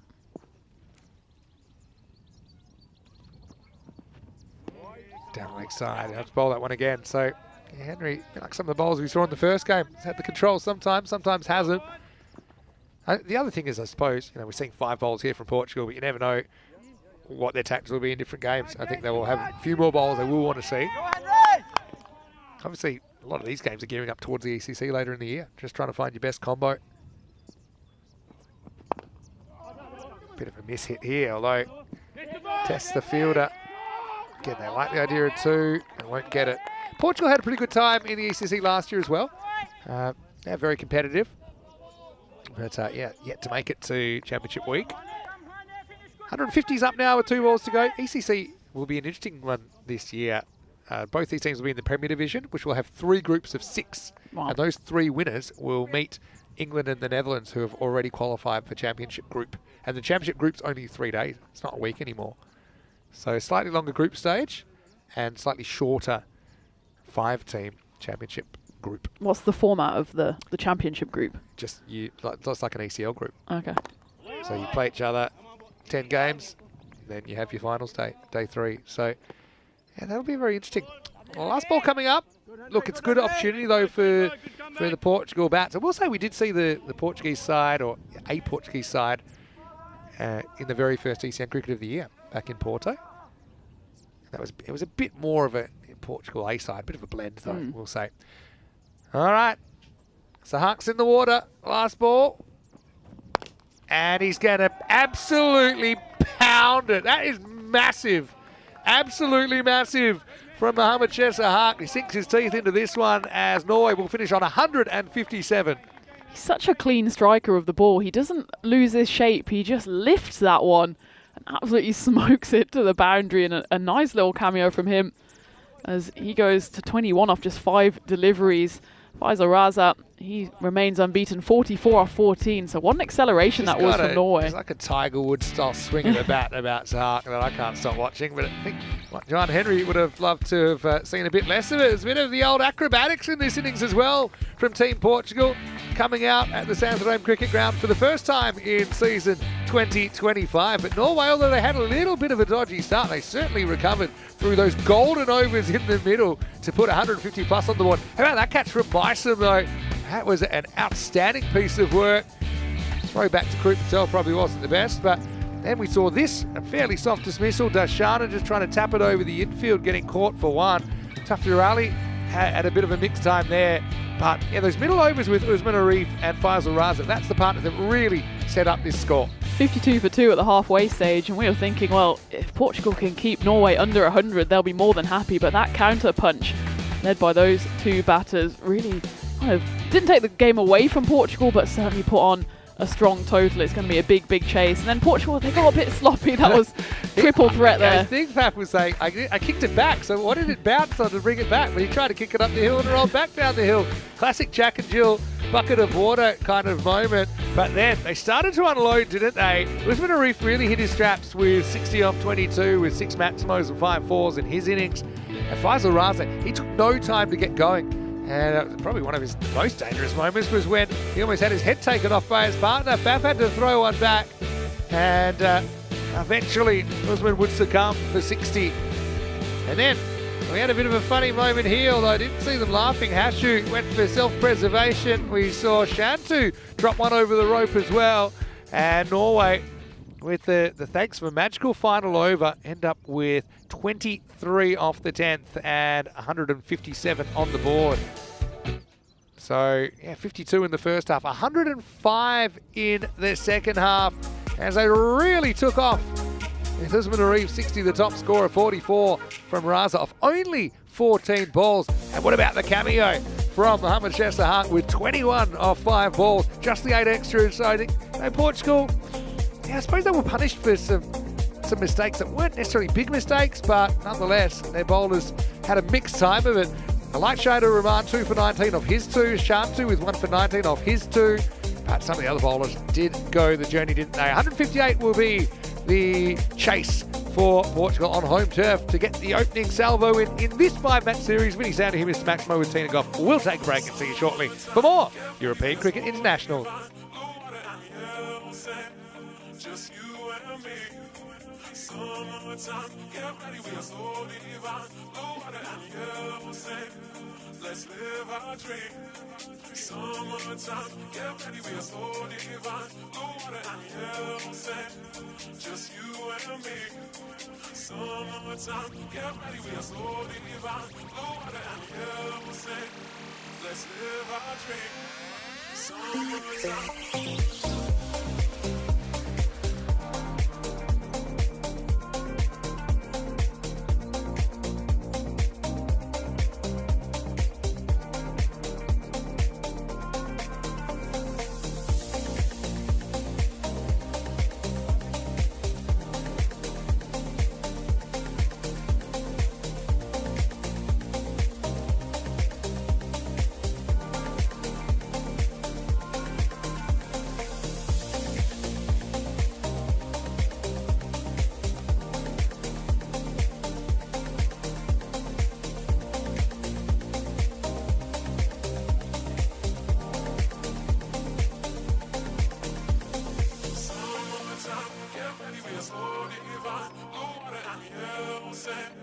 just you and me.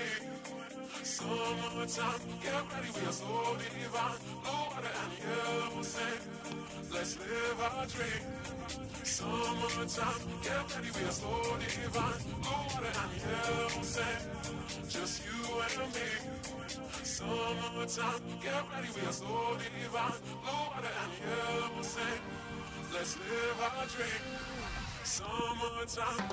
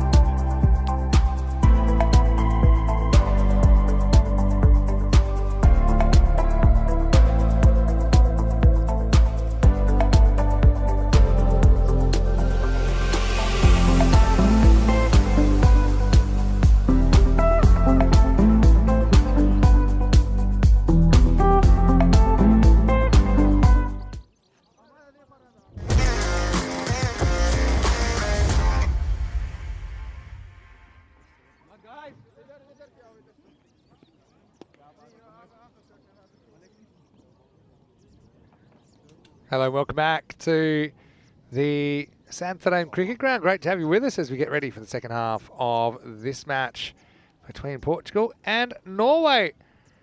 And this should be a really interesting game with Norway 157 for 4 off their 10 overs, so 158 will be the chase.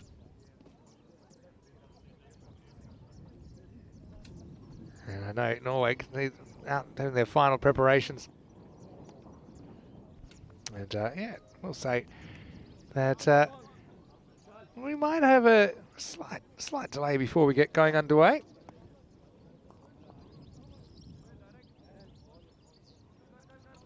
So yeah, it should be a pretty interesting second half of this game. Hello to everyone tuning in, of course, on Fancode, and to all those watching on our YouTube channel, ECN European Cricket Network. Great to have you with us. So yeah, I'm not quite sure. Maybe we came back a little bit early, but it does give you a chance. If you do want to throw me a question, you can. ECN European Cricket Network. We always appreciate it. Hello to Alan, who's tuning in.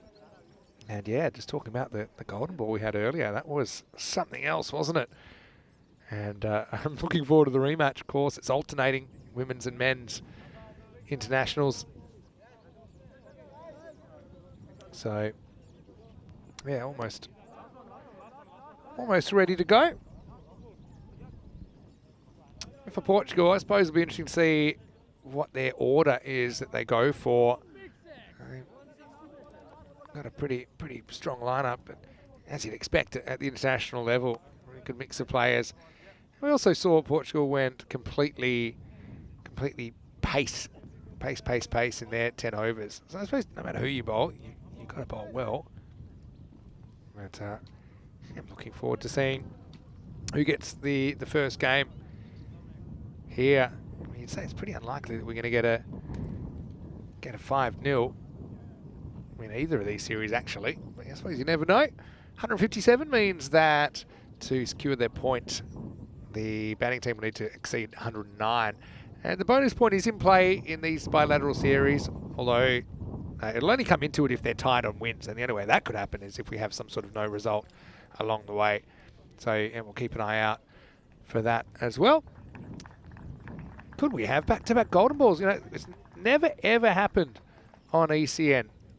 So will this be the day? The closest we ever went was actually here back in 2022 with a golden ball match, and then the next one was just one run in between. So yeah. Almost ready to go, plenty of support. That's one thing that's really nice about having the men's and the women's together is, you know, this interaction and this sense of support. I mean, you can hear, I think it's the women's sides cheering their respective men's sides onto the field. I know that the noise was deafening towards the end of that first golden ball match, as it came down to a very, very exciting conclusion. There we go. We've got Walter saying he thinks Portugal will chase this down. Well, it'll be a good chase if they do. I actually wonder what their supercomputer might say about this. Portugal will be slightly behind, maybe 43. What's the computer say when it comes up? But I suppose Norway, you know, bowling on this field for the first time. And I suppose the Norwegians will have to field on this field for the first time. Yeah, I think that's actually pretty tricky as well.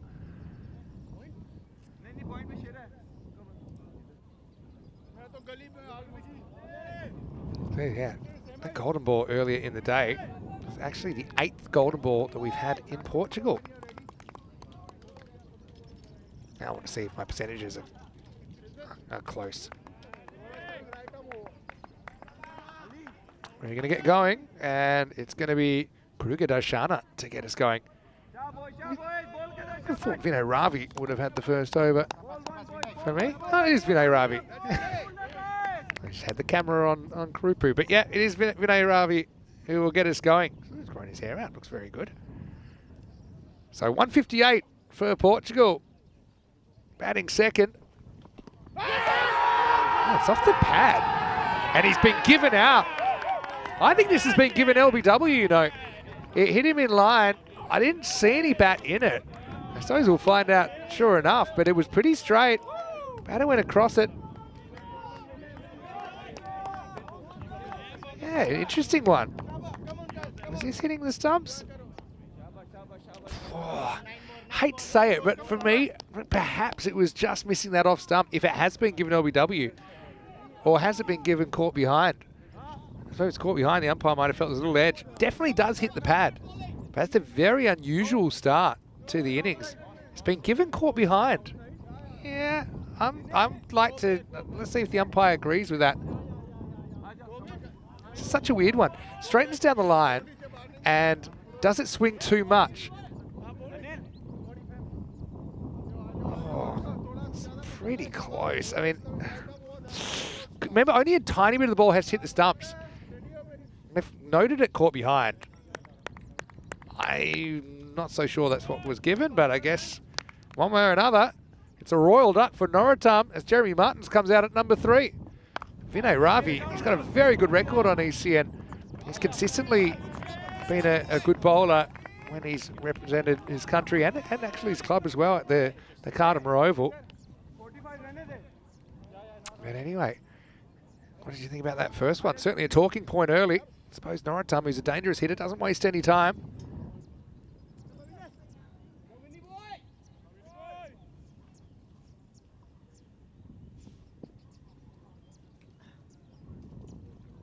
Machado has to open the batting here. Faces up for the first time. Oh, what a shot from Miggy first up. Just a fraction short. And he pounces on it. Maximo! A Machado Maximo. It's kind of, doesn't take a big step back. Just kind of a standing pull, wasn't it? So an early strike from Machado. Got to say, I'm loving the kits as well. They do reflect the same kits as the women were playing in.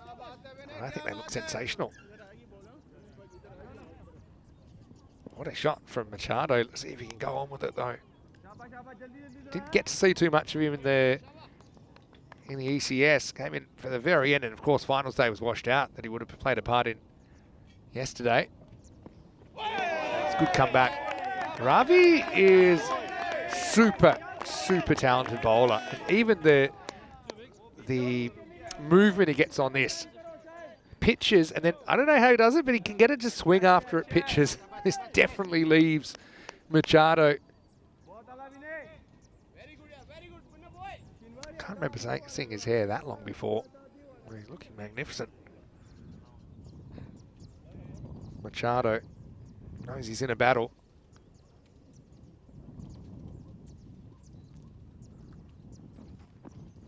Walks, this gets a slower ball. And again, it's just another trick that Vinay Ravi's got up his sleeve. I know Jeremy Martins has a few fans in there, I've noticed. Why not? Jeremy's played a lot of cricket in Ireland. South African background. Qualifies on citizenship to play for the Portuguese national team. Bearing in mind, to play in official international cricket, you need to either be a citizen of the country or fulfilled a 3-year residency requirement. Last ball, the first over. Gets outside the line. Picks out the field. He'll be feeling a bit unlucky that he did, Machado, but Vinay Ravi, a brilliant first over, only conceded 7 in Portugal. 7 for 1. Vinny Sounder here, Mr. Maximo. Joining me once again in the commentary box is Tina Goff, and I'm always excited when we hit golden ball 0. It's like when you finally reach the end of the rainbow, and this is where we are. We're there. I mean, it's just a normal day for me now, Vinny, isn't it? 3 golden balls, and it's true, you have been here for all of them. At least I didn't miss out. I didn't feel like I missed out because I was watching like everyone else. So yeah, and it took I'm not jealous. Not long at all in the ECIs to get straight into the action. What a game it was first up. But, golden ball 0. We are there. And I was just saying before you came back, could this be the first time we ever get back-to-back golden balls? The closest we ever had was probably in Portugal. We had a golden ball game and a 1-run game. Yeah. There was a 1 short that was actually the difference in the last over. Dear. In Gibraltar, we once did have 2 golden balls in 3 games. Anyway, here's Amadullah Shinwari to bowl over 2. He's your kind of archetypal left-hander.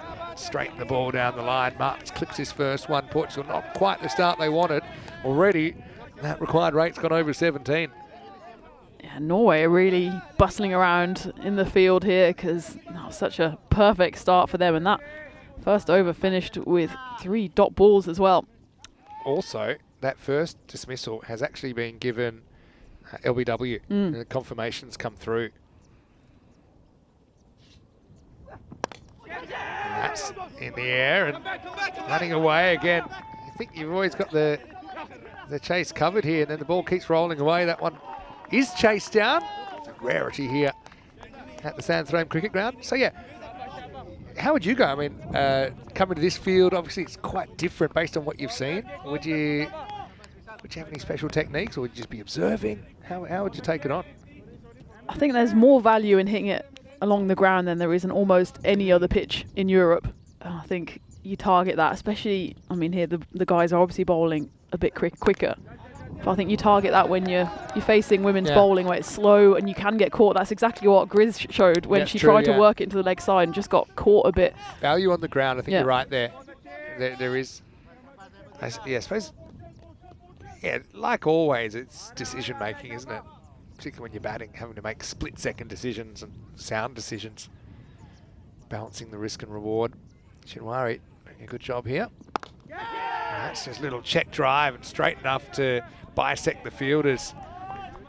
So, yeah, Martins hasn't quite hit his straps yet. Machado started with an absolute bang. Hasn't been able to do too much since. He's just mistiming it a bit, Jeremy. He's a bit early on the ball. Maybe it's not quite as quick. I actually love this pitch because there's something in it for the bowlers. Don't ask me scientifically why, but it's not a concrete base, so it's got a little bit of variation underneath, and so you get a bit of variable pace and bounce, just a bit, not too much. Because you don't want it to be too much either. And then it becomes almost impossible to bat, maybe even a bit dangerous. It's certainly not dangerous. But, you know, it more reflects the experience of a natural turf pitch. Obviously, there's not really the budget and the infrastructure to be able to do that in Europe too much. Yeah, Phil and I dubbed that little area outside off stump the wormhole, where it kind of just dies. But maybe after... Well, the worms were trying to get out of the hole yesterday. Yeah, after yesterday's enforced restructuring, maybe the wormhole is also gone. Front foot pull this time. Machado will get it away over the top. Maximo to finish the second over. Portugal with some work to do. They're 16 for 1 after 2. Got out the over at least with a boundary there.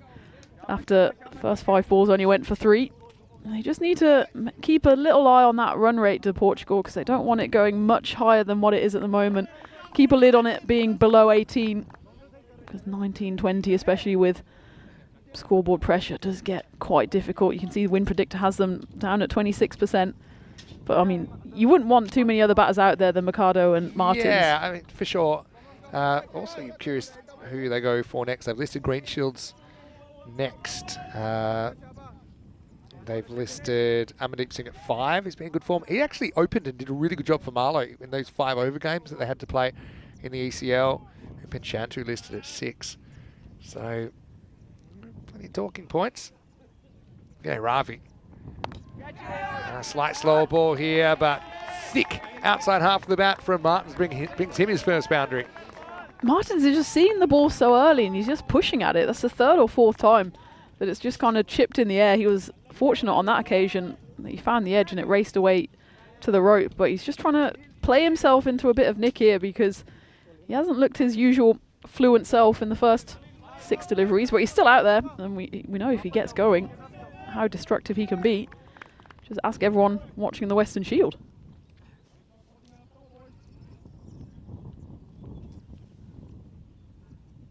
Comeback ball for the bowler. A good one-tipped Yorker, leans on it. It really does sort your good fielders out. This surface was a nice pickup. And we saw with the old kind of ice in the veins under pressure, didn't we, from Sana Gerardo-Luiki in that first game, holding on to the last ball of regulation to tie the game and force the game into golden ball overtime. And Thomas is looking forward to the ECS in Madrid, which is less than 48 hours away now. Thomas, looking forward to seeing you there. It's a well-timed geographically one, isn't it? Just a hop, skip and a jump from here. It's been a 1-hour flight. Chopped on as Machado tries to line up down the ground, and Vinay Ravi just adjusts the beautiful long hair in celebration. That might have actually come back onto his body, or his foot or leg, and gone back onto the stumps. This will be an interesting replay, but will be the end of Machado. Big chop, maybe back leg, and then onto the stumps. So yeah, it will be the second wicket down, as Portugal have 2 back in the shed. In the 3rd over, it's 21 for 2. The most nonchalant of celebrations there. His hair is just gloriously fluttering in the wind, and clearly too off-putting for Mercado, who has to go. I think he might have hit a bit of back leg on the way through. Yeah. Vinay Ravi already won the hair battle between these two, and now he's won the cricket-based battle as well. As the castle is disturbed, Conrad Greenshields comes out at number 4. I'm sure he's keen to put on a good show. Facing Ravi. Tries a kind of standing pull to a fairly full ball first up. Just the power play that Norway wanted here. Have you been to the pitch at Madrid yet? Or is it going to be a brand new experience? It's going to be brand new. And even the actual pitch itself for cricket is only maybe like a year old. Right. I know they share it with baseball.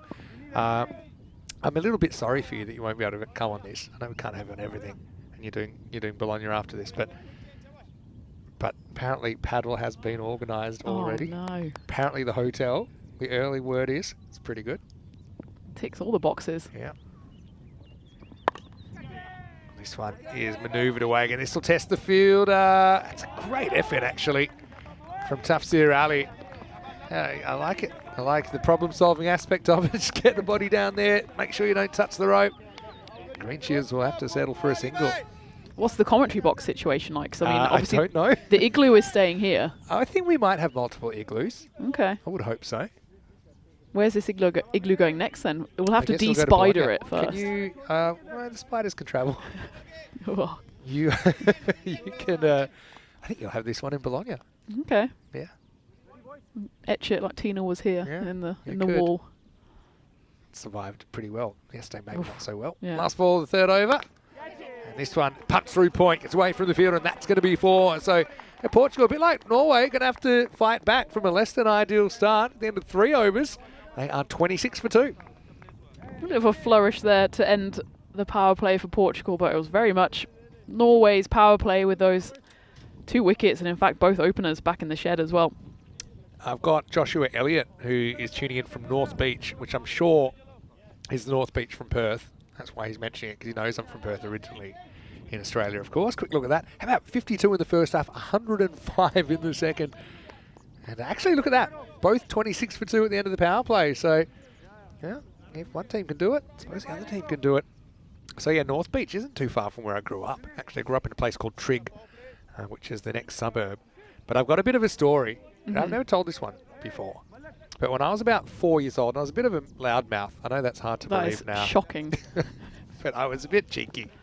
And I used to go to a kind of like a pre-kindy down the road. Right. And it was about 1 kilometre, so 3/4 of a mile from where I lived. Pretty much down the one street. Fair enough, right? And it used to, I think it used to go from like 9 to 12. Yeah. 3 and 4 year olds. Great, you know? Yeah, having a bit of playtime, nap time, you know. Makes sense. Usual. It's what you do now, playtime, nap time. That's Pretty much. There's Shinwari is going to get bowled out here in the 4th over, gets that first one past Green Shields. But one day, the teacher and my mum were just talking in the car park. They was chatting. Now I realise now that they're adults. they can chat. And, you know, Yeah. my mum used to do this thing was she used to say to me, look, come now or I'm going without you. Come now or I'm going without you. So I tried to pull this on her when I thought they were talking for too long and I was bored. I wanted to go home. And obviously we had the car to drive me home. Duck for bounce again here. Green Shields trying that uppercut. Good bowling from Shinwari, good heat. So anyway, I eventually said to her, yeah, you know, if you're not going to, you know, I'm going to go without you. And I did. I walked off without her down the road. Oh no. Fairly busy road as well as a 4-year-old. And now I realise that that would be quite a stressful thing for a parent to have to go through. Forgetting children or having Strike- children. Strike 3 for Green Shields. Not going to plan so far. He's going to get a bit of a chat from his partner, Jeremy Martins. You do want to keep Anyway, children in your possession. This, I actually still remember this. I still have this memory. That I obviously kept talking to my teacher for a while, and I was turning into my street, and I'd walked maybe 800 metres to 1 kilometre. It's a fair walk as a And this car 4-year-old. comes screaming around the corner. I think she was just happy that I was fine. Yeah. But I actually remember there was a retirement home on the way, and I was even like, "Good morning." I Just was on even my giving a little afternoon nod, stroll. and I was getting some funny looks.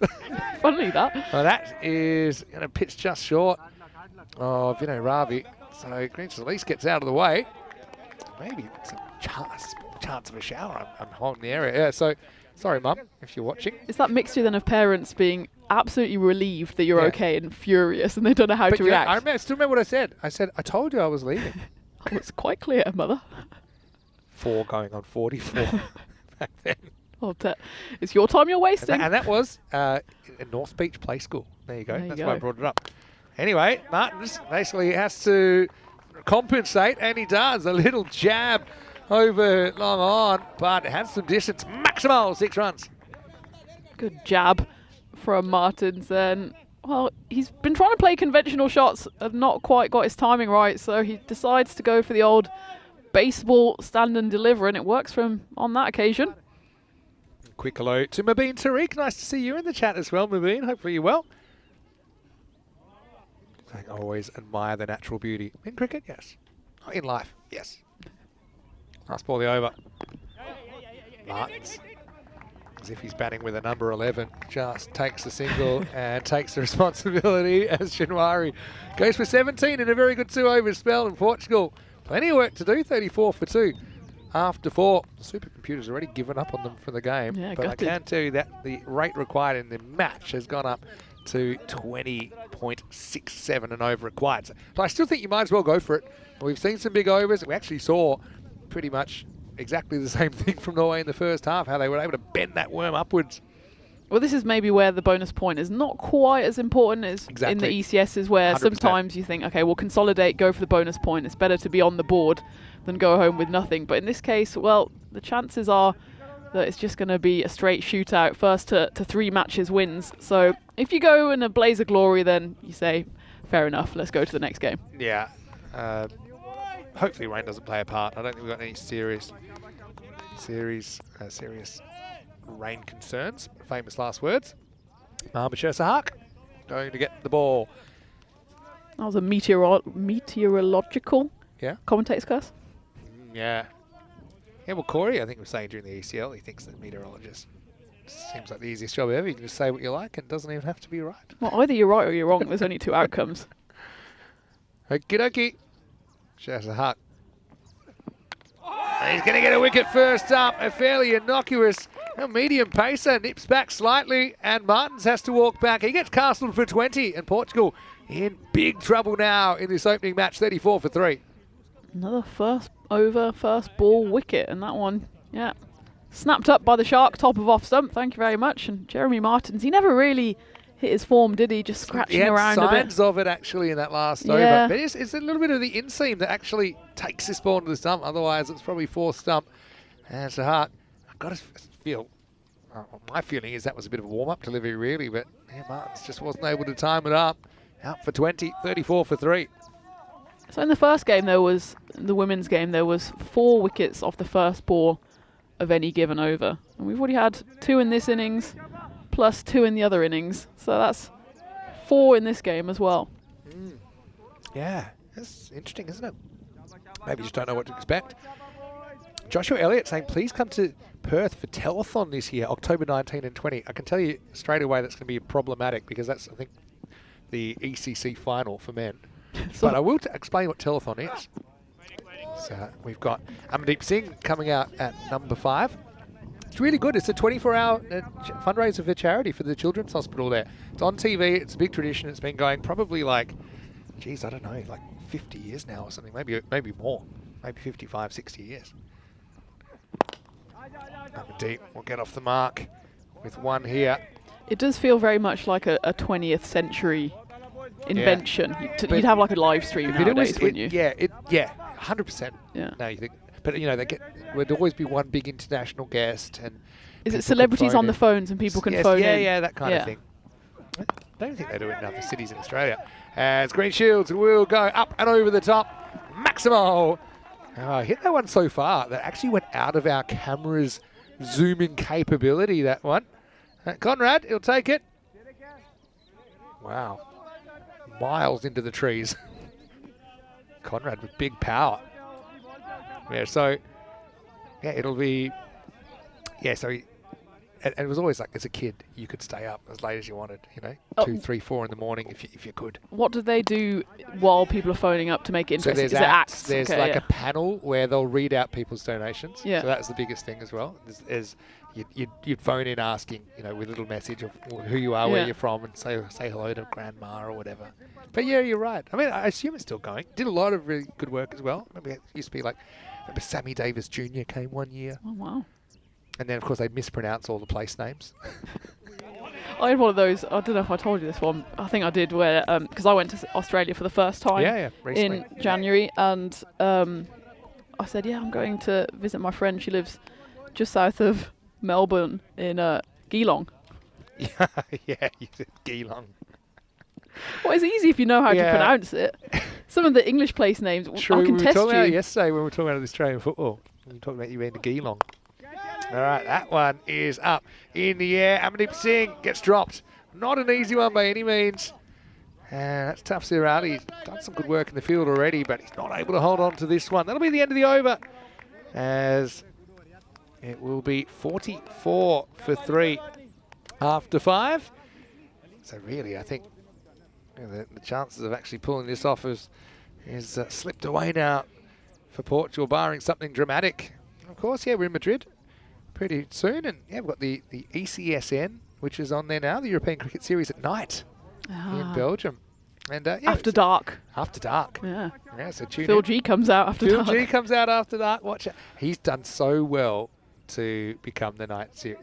That's the job with no getting up, no 6 o'clock alarm, just kind of easy days.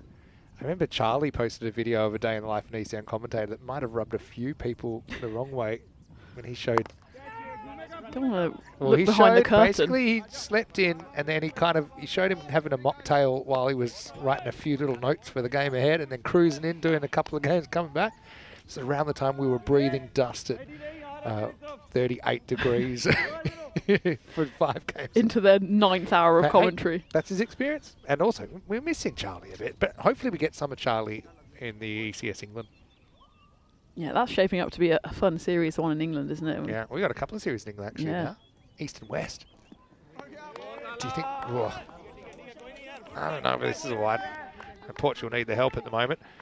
But remember, it has to be completely outside the line. It actually bounces inside the line after the crease. So, yeah, a slight adjustment.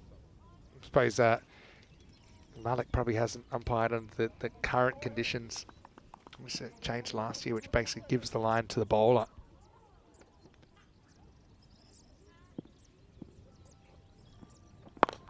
Well, that's lifted up, and that will be 6. So Green Shields getting into his work. Maximo, and 6 runs to Portugal.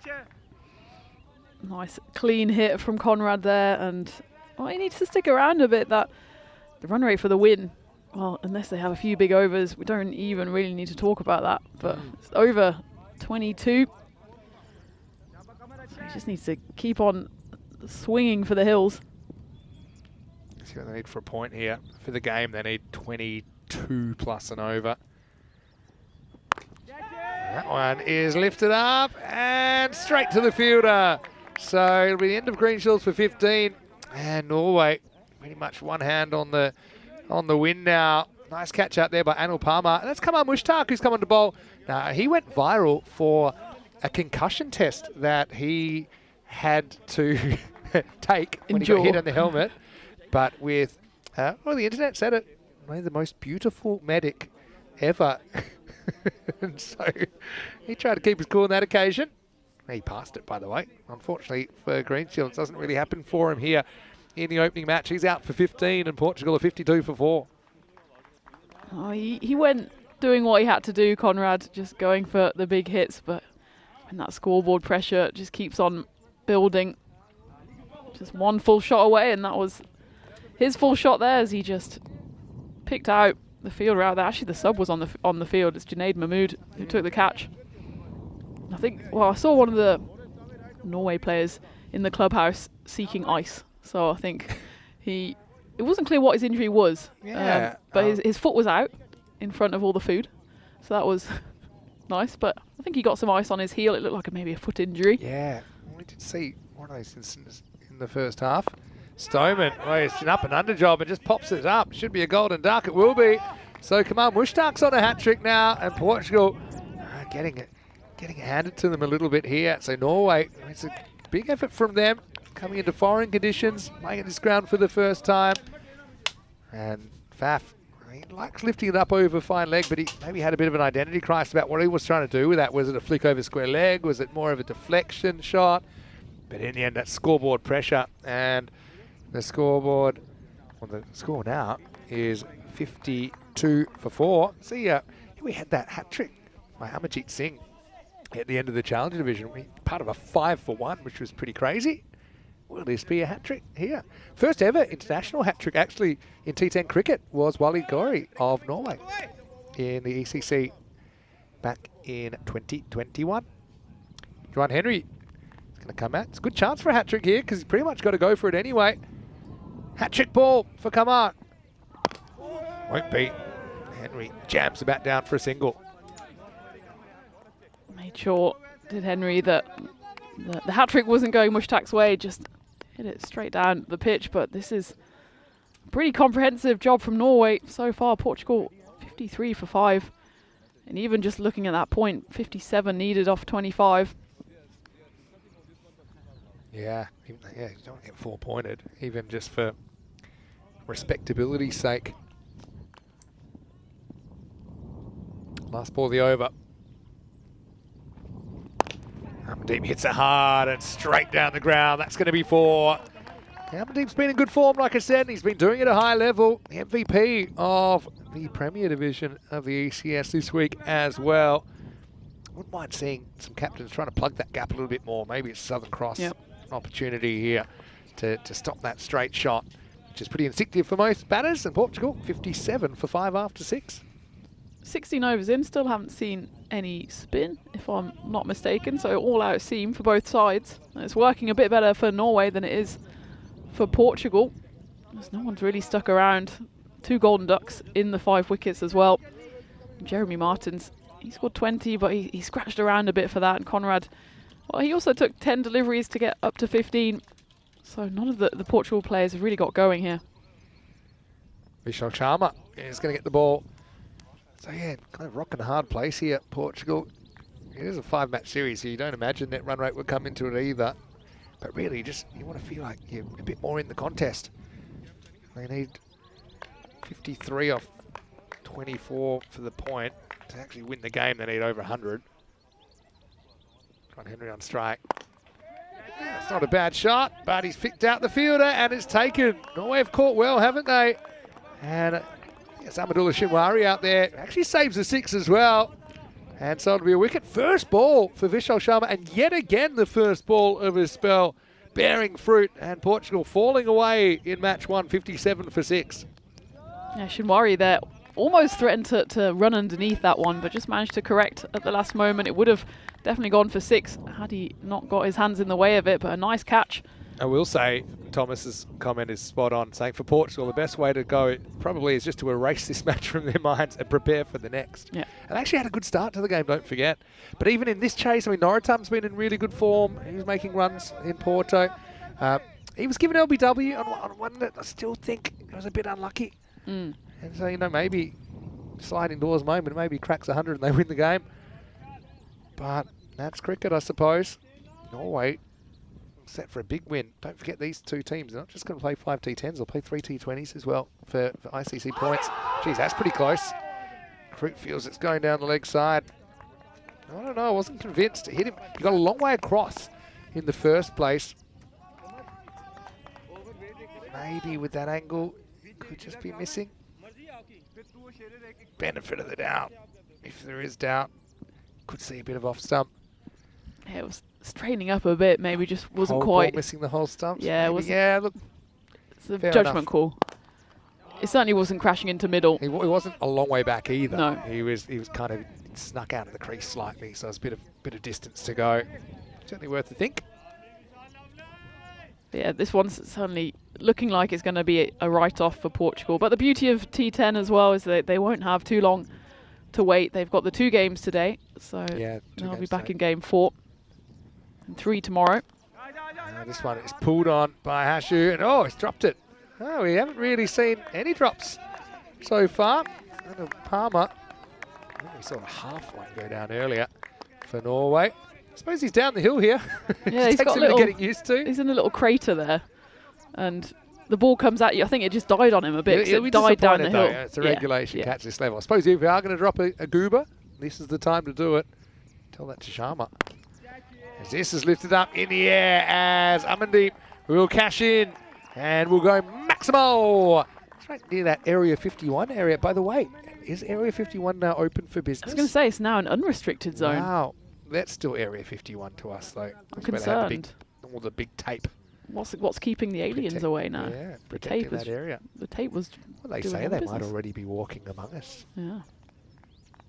Nice shot by Amandeep. They might consider throwing him to the top. He's done well opening recently. Wow, it's another one. That's an absolute blast from Amandeep Singh. Maximo! It's just such a shame, I suppose, that it's only the 8th ball he's faced in the 7 overs of this game. Here's one guy, not just saying from during the week, but also, you know, you look at his ECL form. They pushed him to the top to open for Marlow against some pretty tough opposition, and he more than held his own. Yeah, he was a bit. Well, he was not used at all in the bowling innings. We were thinking maybe he'd come on, and then he's come a bit late in the batting innings, but he's showing his use so far as we take a look at the upcoming game. And wow, what a first game it has. A tough act to follow. Bring it. It looks like an unchanged teams for those two teams, and yeah, really looking forward to that. Starting, we'll be slightly later. I think we might be starting 15 minutes later than that. Yeah, starting at 3:15 Central Europe time. As we can get some spin with Anil Palmer.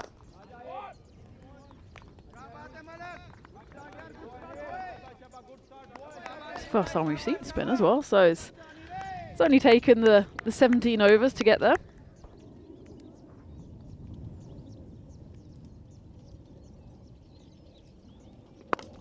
This one gets hit into mid-wicket and it's going to go all the way, and Amandeep Singh again just putting his hand up, and it's a bit too little too late here for Portugal, but I mean, I would even consider putting him higher up the order. If you're just talking about form and touch, he's had a whole week of practice, and a lot of these players will have not played much, just played indoors, and there's nothing better than being out there in the middle, and I mean, his confidence must be through the roof having picked up the MVP trophy. Get them while they're hot. Yeah. Like Belgian waffles. That one's going to come towards us, and it's going to fly over long off and just fly to the left of the igloo here, and that's back-to-back boundaries for Amandeep Singh. He goes bigger on that occasion. Goes all the way 4 or 6. Maybe this is why they haven't turned to spin either Portugal or Norway before this, as it's just sitting up quite nicely for the batters. Amandeep Singh moves to 30 off just 10 deliveries. It's a good chance for him to just keep on his run of form and bring any confidence he gets from this into the next game, because this one, well, they can still get the bonus point, should really get the bonus point, but the win is a step too far. 30 run rate needed for the win, but the point at least gets them on the board. Yeah, and I just think it's not a good feeling to not even walk away with your point, especially when you're trying to establish your competitiveness. He's going to go for this as well. Going, and gone. And it's going to come under the table. Jeez, this ball's been banged up a bit, hasn't it? So anyway, yeah, Tina, luckily that was in your side. It was your purview. You did very well to protect the equipment. You might have heard the thud as it came into the table. That was table leg before. We better have our wits about us this weekend. I can tell you already. Palmer going to spin. It hasn't worked too well. That's the kind of one that's pushed through, and that's going to be cracked for 4. So Hashu getting in on the action. That over will go magical, even though you can file it in the too little too late basket for Portugal. After 8 overs, they are 94 for 6. At least it's a good little flourish for them that they can take into the next game, which of course is coming not too far in the distant future. We've got the women's game coming up, and then the men's one after that, and then we finish the day with the women's game, and then we'll have the exact opposite tomorrow, so plenty of action to look forward to. And you can see that over just took them above the bonus point line, but still well below that run rate needed for the win. Yeah, it seems like it won't matter now, but you never know. We know that the rain can come in at short notice, and it could easily sweep a game away. So if you were 2-2, then that holding your point could be the difference. So Amandeep, 31 off 11, hasn't done anything wrong here at all. Pushing for his chance up the order. For pad. It's an excellent bit of keeping though from Khizar Ahmed behind the stumps. It's been pretty tight from Norway with the ball, just the 2 wides and 1 leg by. Otherwise, they've not given Portugal much, and they've, well, apart from that drop at deep square, they've taken their chances as well.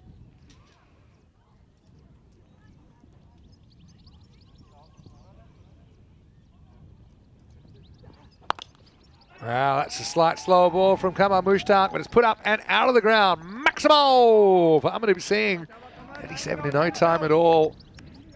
I'm still fascinated by how this weekend is going to go, and in fact the T20s as well. They'll play each other over the next 5 days. But even though Portugal haven't really hit the ground running, I will say that some of their players, I suppose what we often say when it's at home after your European Cricket Series, maybe a bit of a fatigue factor, but I don't think it's really those players that have been the issue. It's just belted hard and well fielded down there by Usman Arif, who batted very well for 60 in the first innings.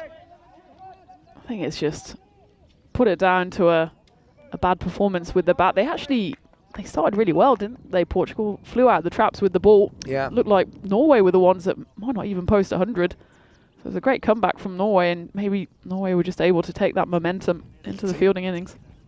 You can see why I really want to get up to Norway for an ECS, because there's a lot of talent there. Yeah. Might be a no ball. It's going to be waste time, pretty sure here. So Hashu will get it away for a single, but got a feeling that this one will have to be bowled again. There's an on-pace delivery from Mushtaq.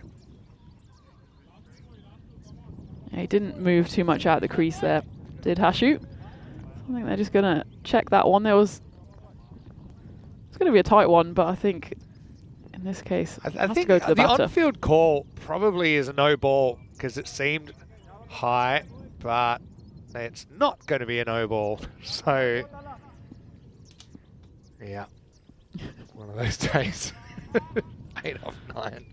Probably mercifully, maybe we'll get one ball less of this.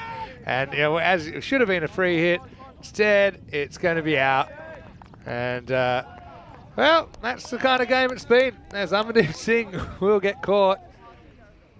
And yeah, it will be the 7th wicket to fall. It's 102 for 7. He can count himself a little unlucky, Amandeep Singh, on 2 counts that he didn't get a chance with the ball. And that there might have, could have, should have been a free hit. Wasn't called, and next delivery he departs. It's all academic though, really, with Portugal needing 56 with 7 balls left. The bonus point is far more gettable. But Amandeep Singh, he has to depart. Nice cameo from him, 38 off 15. Top score by some margin for Portugal. Highest score after that, Jeremy Martins with 20. And that exactly is the story of the innings. Just no one's really pushed on for the Portugal side. And that's a 3-for as well for Kumar Mushtaq. Yeah. Still 1 ball left of his spell. We might want to go and kiss the square leg umpire. And anyway, last ball of the 9th over. And it's Meissen who's going to come out. Well, he took a catch a bit like this earlier.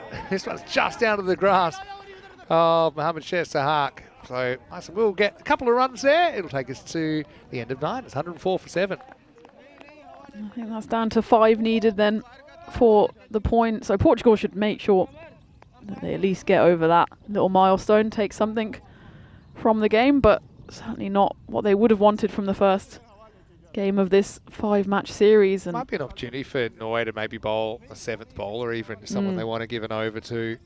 I think they're too worried about the 4-pointer. But yeah, they've thrown it around, haven't they? And okay, Palmer's overwent for a few. It's yeah, seamers have been pretty tight. Looks like Vishal Sharma is going to get the ball. So not a new bowler, but he went for 14 off his first over and got a wicket. That'll test the fielder. It's going to go for 4. So Hashu, he's shown a bit, hasn't he? In Portugal, with only the 2 games today, they'll have to refocus, probably have a bite of lunch here and head back. Try and square this series. The thing is, it's a very big difference, isn't it? 1-1 going into day 2 versus being 2-0 down and then having to basically be perfect on the Sunday matches.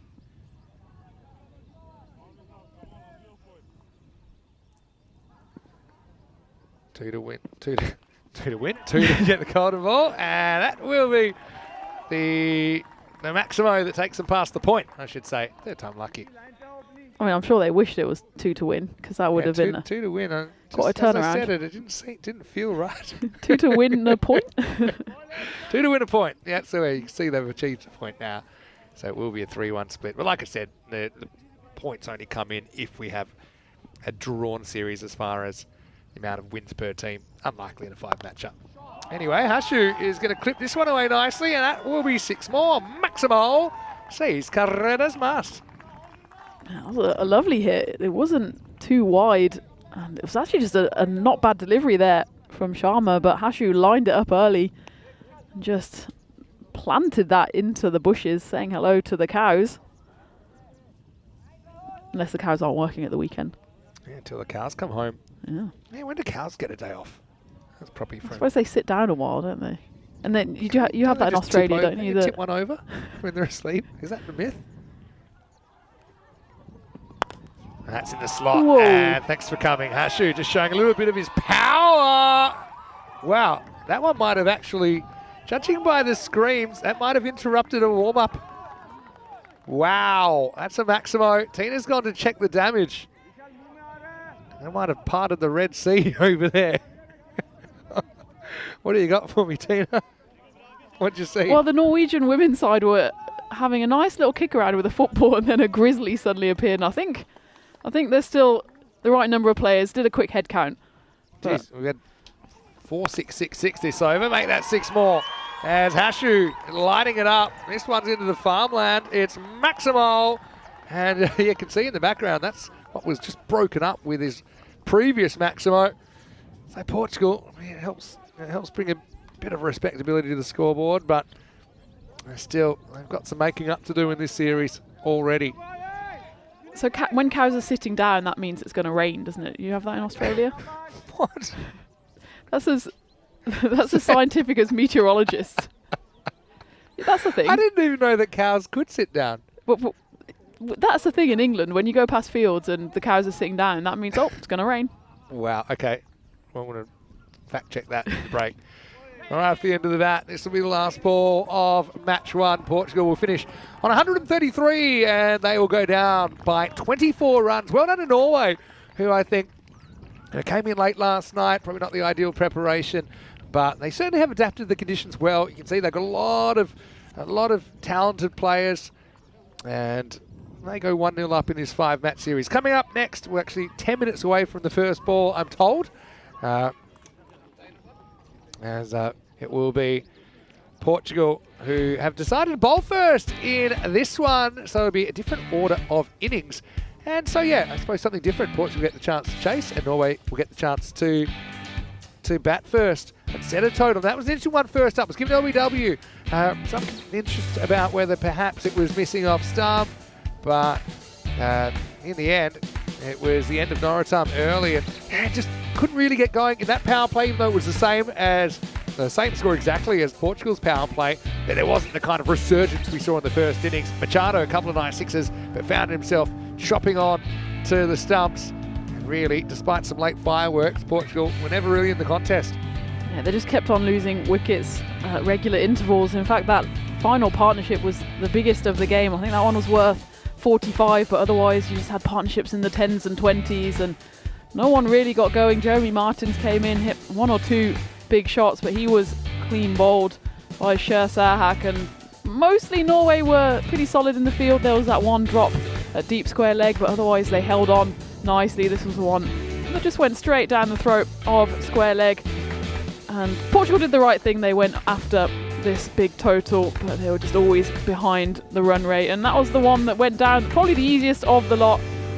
But otherwise, Amandeep Singh, really the only shining light for the Portuguese side. 38 off 15 for him before he hauled out, and well, it was almost a trip to hospital for 2 of the Norwegian fielders there, but they managed to avoid each other. Some big hits, so we know what Portugal are capable of.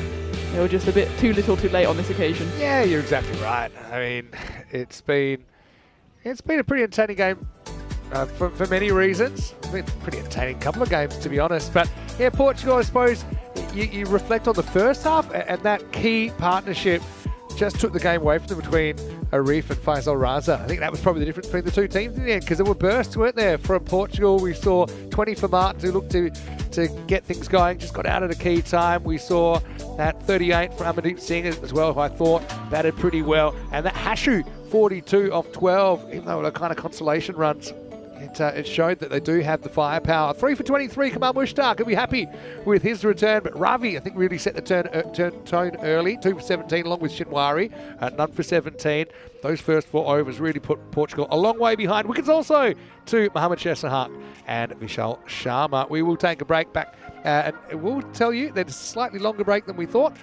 We'll start 20 minutes behind rather than just the 10 minutes behind. So we'll be back in around about 7 minutes, take you into the next one. Vinny Sandu here, Mr. Maximo for ECN, along with Tina Goff. And we'll see you shortly for more European Cricket International.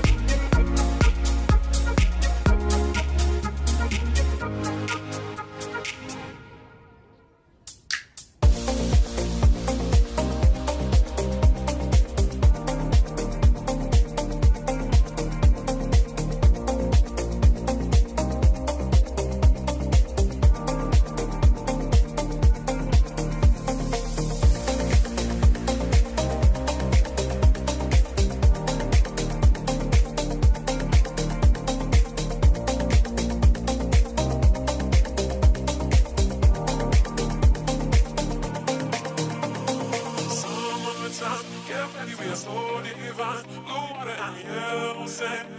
Just you and me. Summertime, get ready, we are so divine. Blue water and yellow sand. Let's live our dream. Summertime, get ready, we are so divine. Blue water and yellow sand. Just you and me. Summertime, get ready, we are so divine. Blue water and yellow sand. Let's live our dream. Summertime.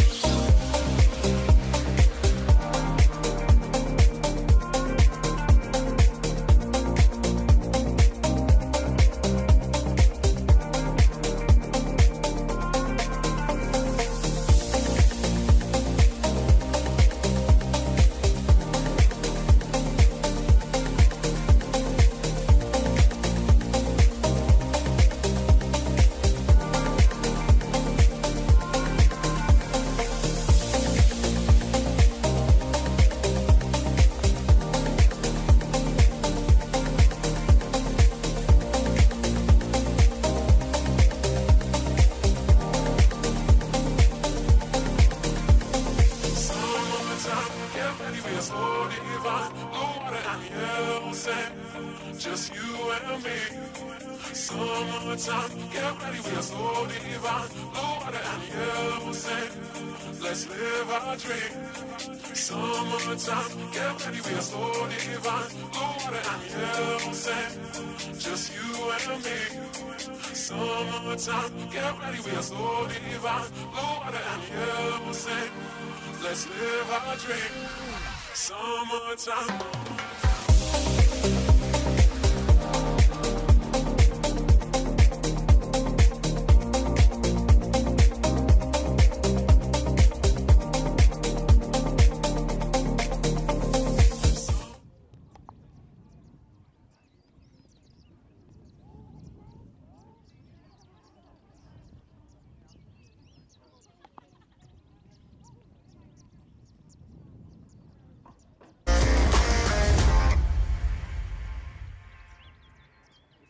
This European cricket event is proudly brought to you by HCL Software, Rado, 1xBet and Victorinox.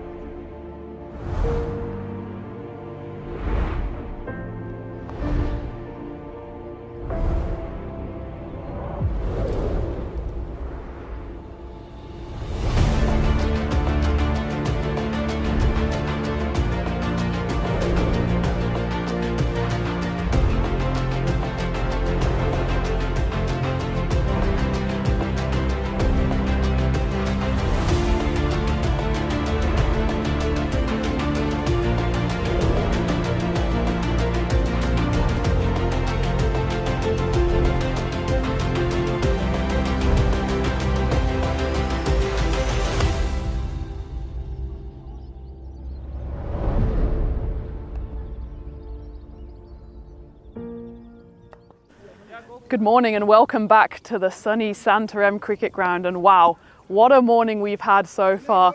Portugal on their very first performance on the international stage. They took home the win, but that doesn't tell the whole story. In the first ECI against Norway, they took it to the golden ball, they won the golden ball, and what a start that was to this series. And the good news is it's only game 1 of 5. Good news for Norway as well, as they have a right to reply in this match too. Before we talk too much about what's happening in match 2, let's go out to the middle for the coin toss. Portugal to call. Tails. Tails is called. It is tails. And a bowl. Good luck. Have a good game. All the best. Portugal won the toss. They're having a bowl. Thank you, Steph. So there you have it. Portugal win the toss and they will bowl first. Well, it was an up and down first game, wasn't it? Portugal, they put on some runs at the start thanks to the big hitting Griselda Brits. But Norway, they wrestled their way back into the game, and we thought the game was wrapped up for Norway in the run chase. But then Portugal came swinging back again, took it to the golden ball, and what a treat we had in store. And I'm sure Norway will want to get back to winning ways in this game. Portugal, they've got experience at the top, but they're lacking experience down the bottom. Some of these players are playing their first ever international games, so every game for them will be a learning experience. As for Norway, they bowled well, they hit the stumps, they took their catches. It's just a case of putting the batting together with the bowling and getting their first win on the board. Whatever happens, we're going to be in for a very exciting day of cricket. And taking you through that in the commentary box is Mr. Maximo himself, Vinny Sandhu. And thanks very much, Tina Goff, for that informative introduction. But really, these teams don't really need an introduction after they introduce themselves with a golden ball to start the day. What an incredible game that was. The score's locked at 77. And, well, it was a game where heroes were made, really. Sana Gerardolaki with the catch to actually push the game to a golden ball, and then Jade de Figueiredo with the dot and the golden ball to seal the game for Portugal. So you can see there that we actually did have a couple of changes, not really showing up on the graphic, but Mariam Wazim comes in and Afshin Ahmed come in for Portugal, and for Norway they bring in Prachi Kumari with Vijayata Kumari to retain her spot behind the stumps. Mira Braswan, I thought, bowled really, really well, but she wasn't the only one actually. The trying to triple spin attack of Norway is really good. I thought they were pretty disciplined with their bowling, and it precipitated a huge collapse for Portugal, who will rely, I'm sure, again on Griselda Brits quite a lot. She's listed at the top of the order, but I will expect probably maybe more of a contribution from Sarah Frew Ryland, who's leading the side this time around. And once again, we'll have a look at the who will win. And interesting, Portugal 63%. I do think there's a big responsibility on that top order to fire for Portugal, based on what we saw before. But it's a different order of innings. I mean, that's quite interesting as well, that we'll get to see Norway batting first. And I suppose one of the issues for Norway earlier was that they really did struggle to find the boundary. I think there were only 3 fours in their innings. They had the benefit of 5 penalty runs. There was 4 overthrows in there as well. They actually had the benefit of 37 runs in their total of 77. And they still couldn't quite get over the line. As a counterpoint, the Norwegian side only conceded 14 extras. You know, I think if you keep it, let's be realistic, you know, if you can keep it below 20, I think at this level, you wouldn't want to be giving more than 2 and over. You know, ideally, you want to be shooting for probably more like, 10 or something. But we've got Jade, their golden ball hero from earlier in the day, to get us going here in match number 2. So Portugal lead 1-0 in this 5-match series, as we're all set for the start of match 2. Score out on strike. And one thing about Jade's bowling, it was classy, wasn't it? And she knows exactly what she's doing. She's got a good repeatable action. One thing I liked about Norway's kind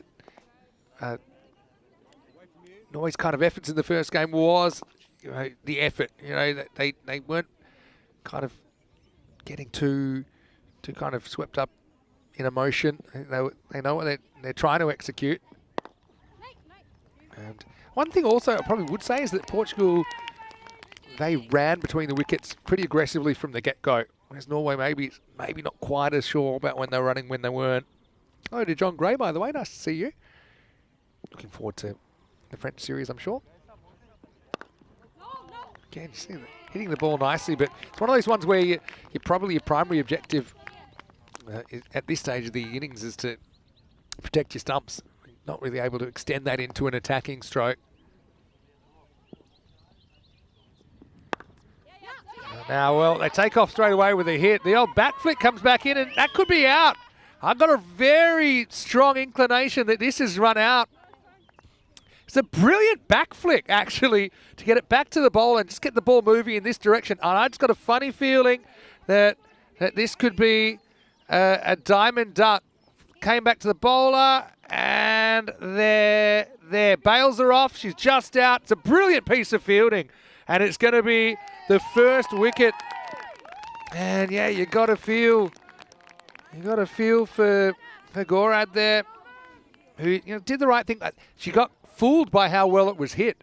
I mean, the non-strike will often do this, and I do applaud backing up and looking for that run. But it was just a brilliant piece of fielding by Kiona Sekiera, who it just flicked it blindly in the general direction of the bowler, and it turned out to be the perfect play.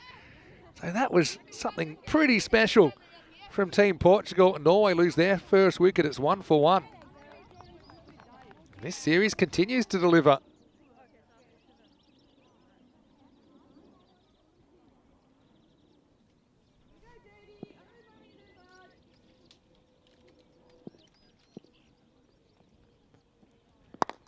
Oh, a bit of a tempter first up, but a solid strike from Hassan. Does it go all the way? It does. Well, Sarah Ryland did all the hard work there, and just that last moment, the old downslope got the better of her, and she knocks it into the rope. So, again, applaud the effort there from a very experienced player. And just knocked it the wrong way, didn't she? So, Norway fight back. Their first boundary of this contest. Now, pull shot. Pretty well executed by Hassan to bring one. End of a pretty entertaining first over. And the score is 6 for 1.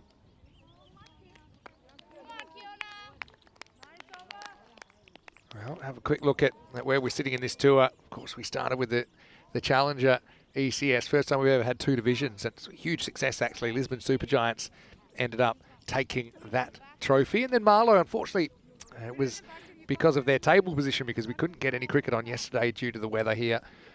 But they collected that, and now we're into the international stuff, starting with T10s this weekend. And we'll head into T20 internationals on Monday.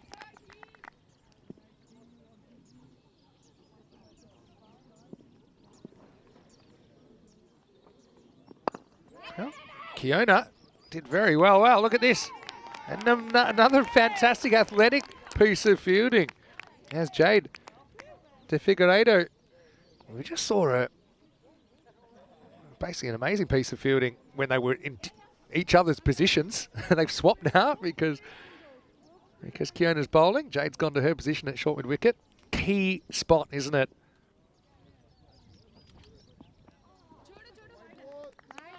This one will be a wide. It's obviously something Portugal are desperate not to repeat.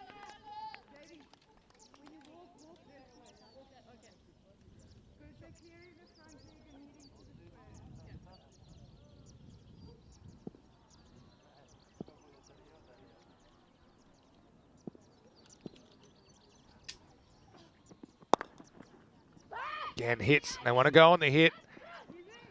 We're not quite far back. So just having that understanding. It takes a bit of time. I often say this at this level, that if you don't have 2 run-outs in your innings, you probably haven't tried for enough runs. Because I think sometimes you do have to take some of these calculated risks.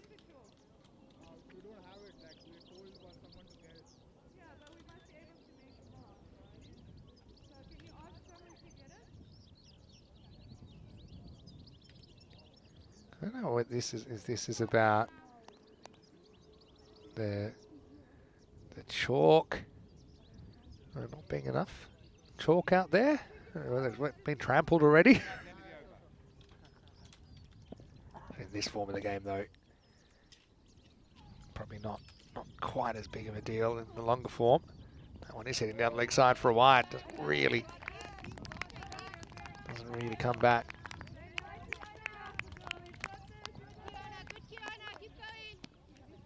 See there the encouragement certainly coming from all angles. And Marty, it's a good ball that straightens down the line. Very technical shot as well, good shot. When Keona gets this right, this is a wicket-taking ball. It just looks like it's going to head down the leg side, but it straightens, it pitches in line, and it's going to hit the stumps. Marty did well to deal with that.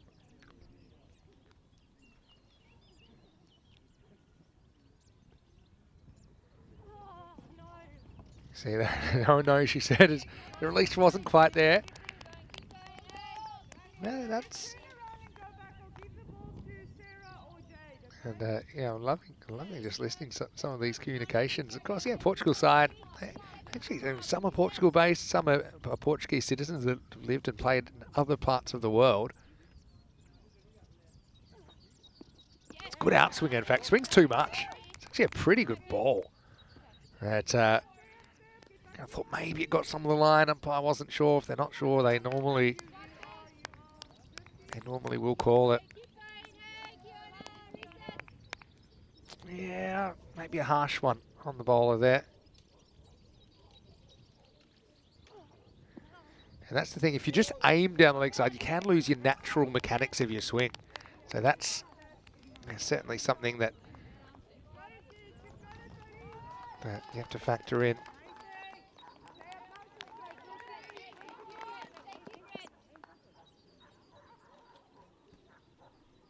See if she can get back on track here. Still not a lot of scoreboard damage for Keona. That's well bowled. It's a very good piece of bowling. And the length was good there too. It allows the ball the chance to swing. It also kind of draws the batter onto the front foot.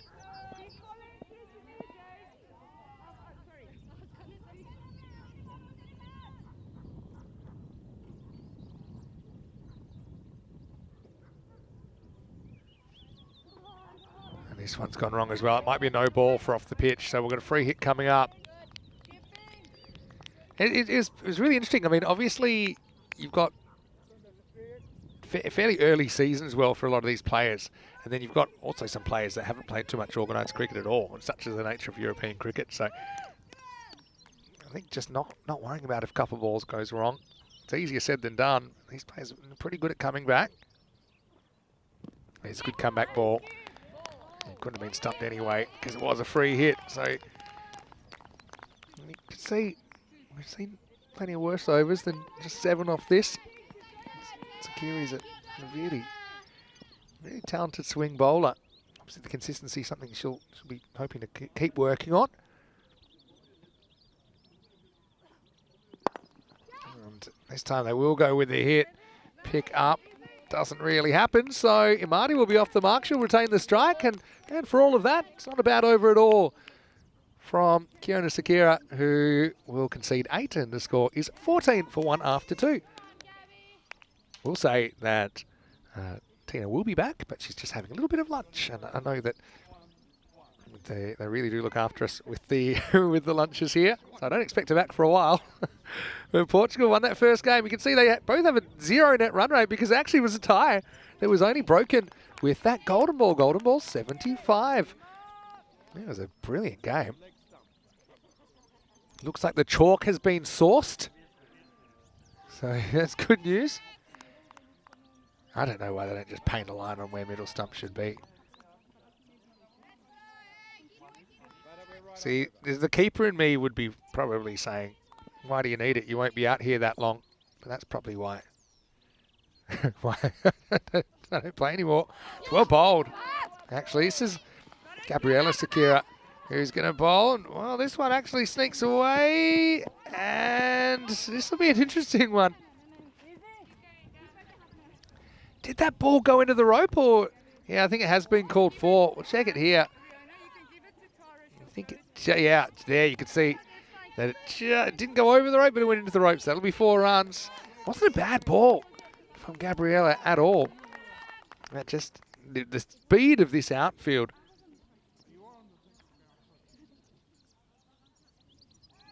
Thomas referencing a viral moment that we actually did show yesterday as one of our classic games.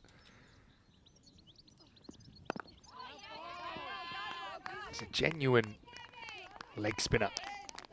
I actually would like to see Griselda Brits up to the stumps. I think it's probably going to be easier, actually, the pace that Gabrielle's bowling.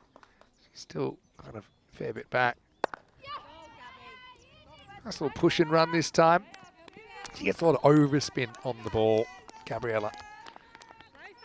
But she's really consistent for a wrist spinner. It's a very difficult thing to do and perfect.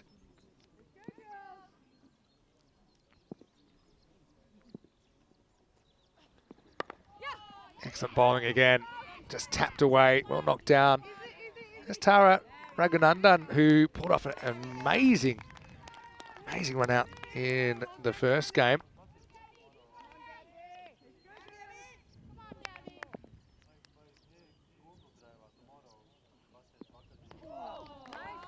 Yeah, I like what I'm seeing here.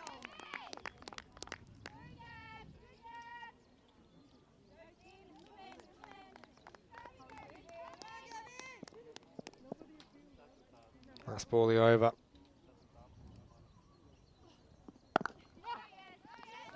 And once again, that'd be just a kind of punch and run, and they'll get a single. So pretty good over. It's a boundary that it was a bit unlucky for the bowler, but all up, only 7 coming off that one, and the score is 21 for 1 after 3. Now, what's a good score? It's hard to say, isn't it?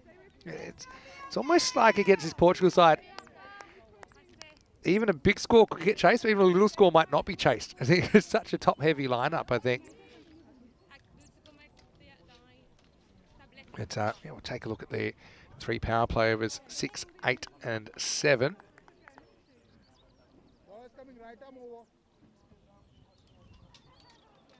We saw 77 as the golden ball score, so who knows? Maybe that's your par. Here's Bianca Maximo. Again, she gets that good natural right to left swing, doesn't she?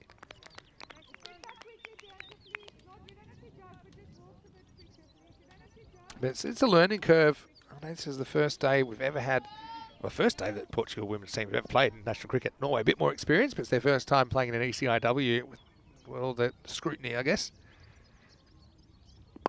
That's well bowled. That's the one she wants to bottle. Well, it's a little bit of the old jab on. Might actually lure them into a second run. Almost does. It's almost genius there from Kiona. Kicked it away from her teammate.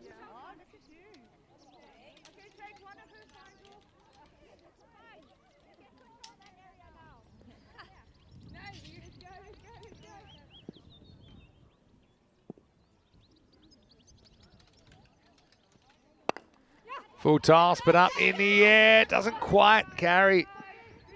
It's Ishrit Chuma there, who was kind of, she was lurking, wasn't she? Couldn't quite get off her feet and organise a dive. It just drops short.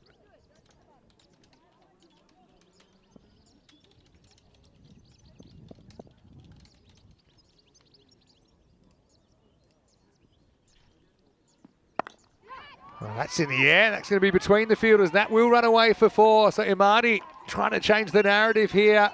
Just need to get one player maybe to stand up. It didn't really happen in the first game between these two teams.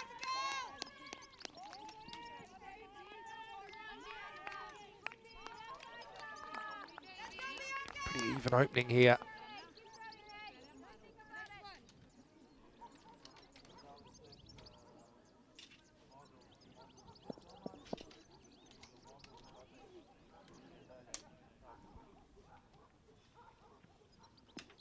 Moves that down the leg side, but not able to catch up. That will be called a wide.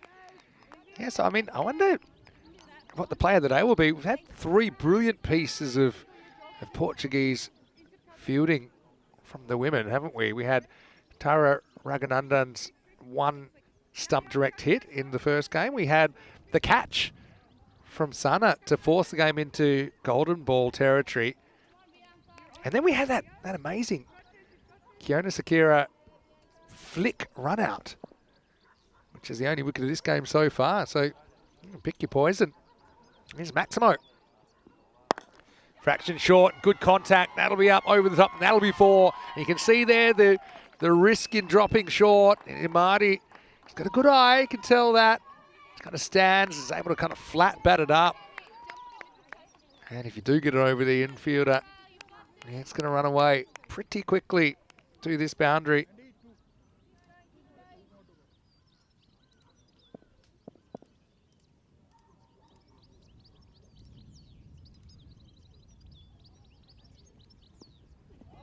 That's a good comeback. There's a fraction fuller, so she's kind of looking for that shot again, but not particularly easy when it is fuller. So yeah, I mean, the bowling probably is the most important aspect to get right, I think, in these games. If you do, yeah, give yourself the best chance. Fraction short again. This one almost gets hit straight back to the bowler. They will concede the single. Bianca goes for 13 in the 4th, and Norway are 34 for 1. Vinny Sander here, Mr. Maximo. Great to have you with us wherever you're watching from around the world, as I'm pleased to be joined by hopefully a full-stomached Tina Goff, who comes back into the commentary box. Talk to me about the lunch today. You're not going to be disappointed. We've got chicken curry. Oh. Yeah. So, I mean, it was danger zone for me. Super danger. You've got a great outfit on today. White T-shirt is never the right choice when there's curry on the table, but I was kind of leaning over and just facing the plate. Trust me, I know the lean. I've had to do it many, many times.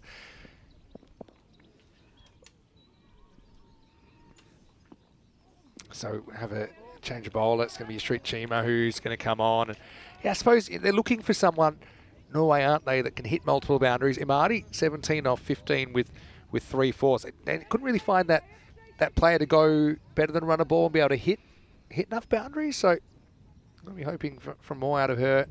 And I suppose Portugal, they're almost fighting a battle against themselves with some of these extras that plagued them, although they did win in a golden ball in the first match. Yeah, it's just about keeping those extras down, because their fielding, as we've seen in both games so far, has been really top notch, and just stop those freebies. That one goes to the deck. And there's a bit of a mix up here. She should be home safe at the non-strikers. Well, it's a brilliant ball for a ball where she slipped over when she delivered it, because it was bang on target, wasn't it? It's the old Mark Wood tactic. And something we maybe didn't emphasize quite enough in the previous game on the golden ball was that the catch taken, the final ball to take it to the golden ball, that was Sana's first ever catch in a cricket match. Really? And it's, is that right? Yeah. That's unbelievable, isn't it? That's got to be one of the most important first catches ever. Yes. It's not a bad place to take your first catch, but that one is going to go through the fielder there at point and race away. And you can see how quick the outfield is as well. As soon as that goes through the infield, it's gone. So she did get down. That was just wasn't quick enough, because the field is so fast. So got down, but a little bit too late. And that'll be a 4th boundary now. Zimati has the top score of any Norwegian batter today in this ECI-W. She will have to re-bowl that one. She gets some nice away shape, but it's kind of the same story among all the Portugal bowlers, is just they haven't quite got that level of control yet. See, when it's on like that, it's a perfect delivery, and there's not much you can do with that as a batter apart from just move it into the leg side. I think the only thing that works for consistency is practice. Yeah. And bowling is one of those things you actually can practice by yourself. It's not necessarily the most fun thing to do, but you can. You know that as well. This one will be called a wide, just misses the mark. But, you know, you can see the mechanics are there. And I even like quite a lot of the bowlers that don't really have a run-up. I think sometimes the run-up's overrated, especially if you're just starting out. You just get it right from the... There's enough things to think about when you arrive at the crease, so you don't have to worry about how you're arriving there, how many steps you're taking, and especially if you're not going for pure pace, which is often the case with female bowlers. Just take a couple of steps and get the ball the other end, and what happens at the other end is the main thing. But I mean, they will learn so much from, and it's not patronizing to say, because this is literally some of their first games ever. True. So anytime they get chance out in the middle, even just bowling to yourself, there's a chance there, flashed through that short mid-wicket area that we've talked about quite a lot, and the throw comes in from Gabby. This game's a 50-50 right now. I'm loving it that we've had a golden ball. I suppose super there's a bit of an Goldilocks. unknown about how these two teams would match up against each other, but yeah, it's been must-watch stuff.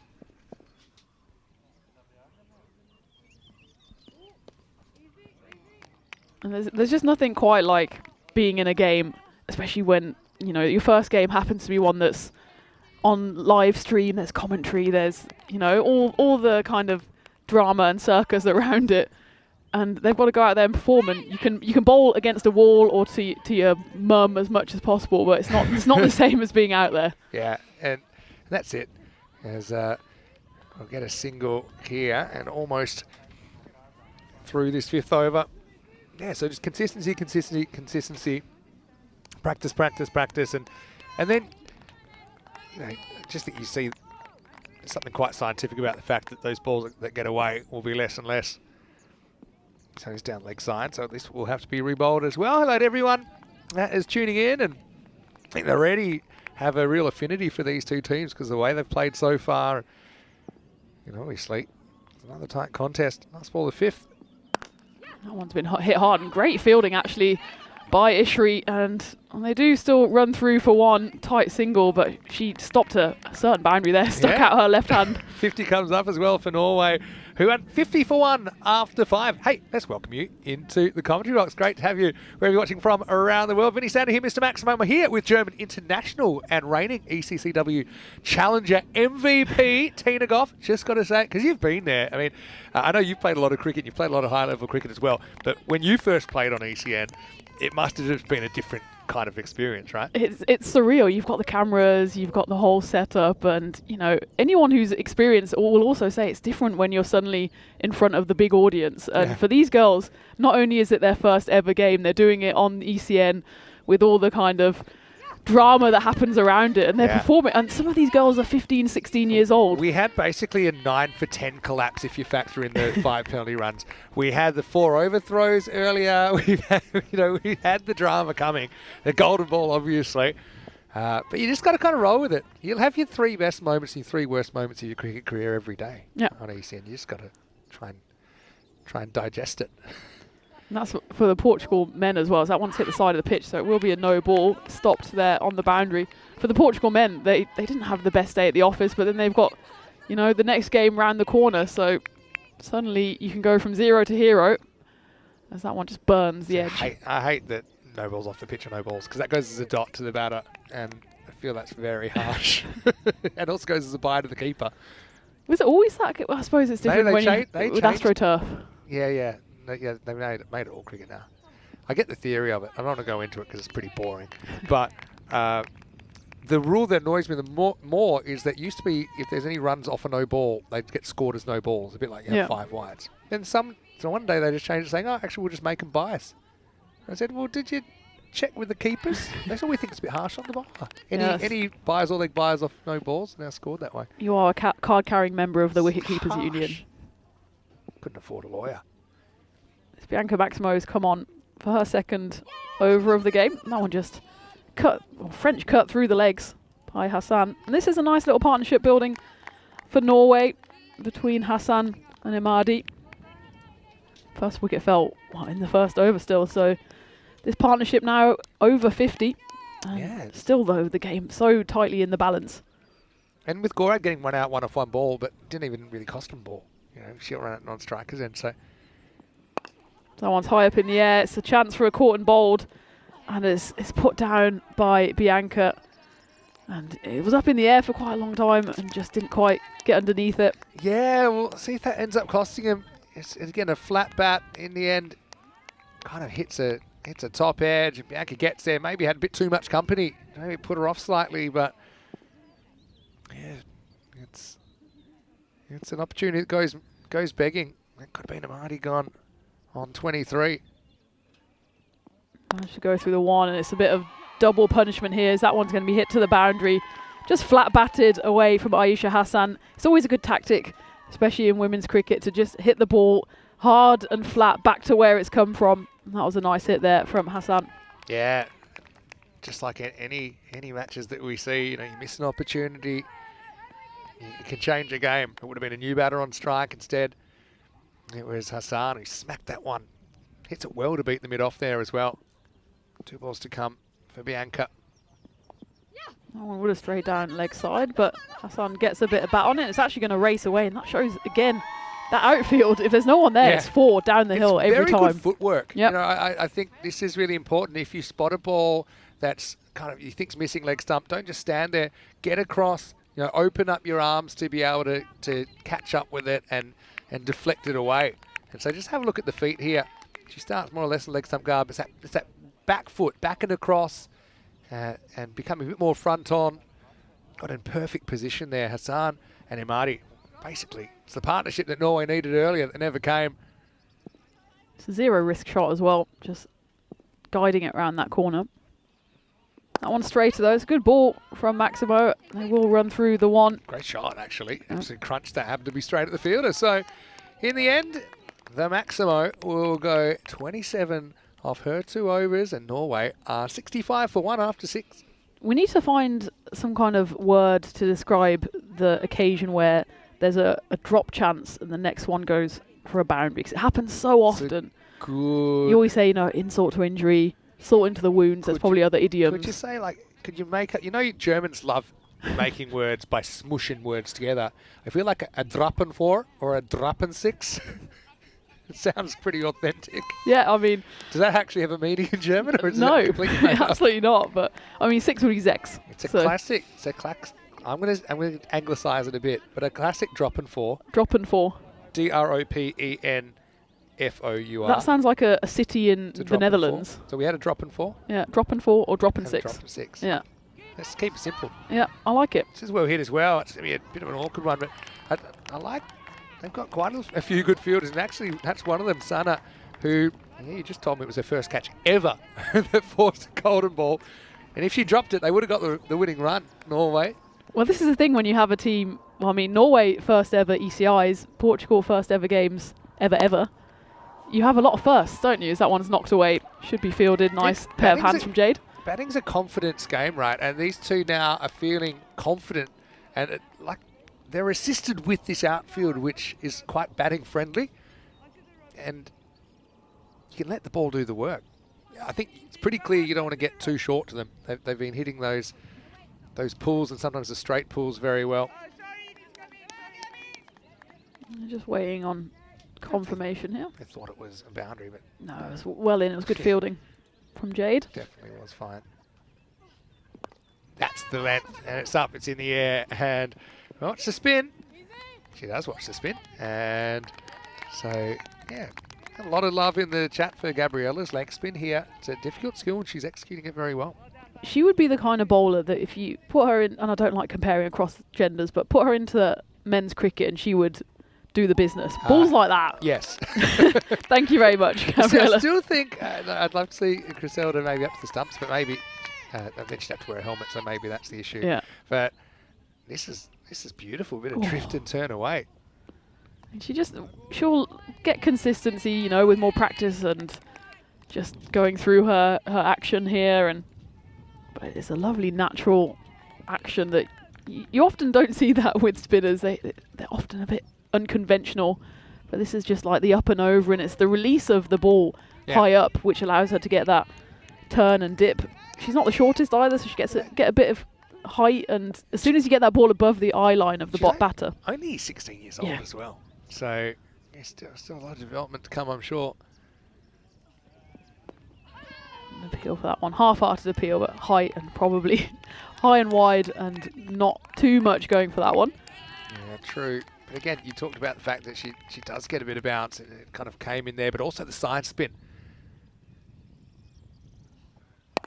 That one just doesn't come out quite right. It's hit high in the air. It's going to drop safe. And Sarah Fu-Ryland will do the mopping up. So they just run through for the 1. And that is the end of the 7th over. Norway 70 for 1. And Portugal just can't quite get this partnership breaker, because, well, we saw in the first innings as well, first game, that 1 wicket often means 2, 3, 4. Or 9. Or 9. But I guess time will tell. So this is a list of our ECN calendar. But the thing is, it's great if you remember that. If not, all you need to remember is that we are live every day, and I mean every day, between now and December. And you can just click on YouTube, ECN European Cricket Network. Join us. And of course, if you're in the subcontinent, you might be watching on Fancode, that platform as well, which has hundreds of millions of users and plenty check us out every day.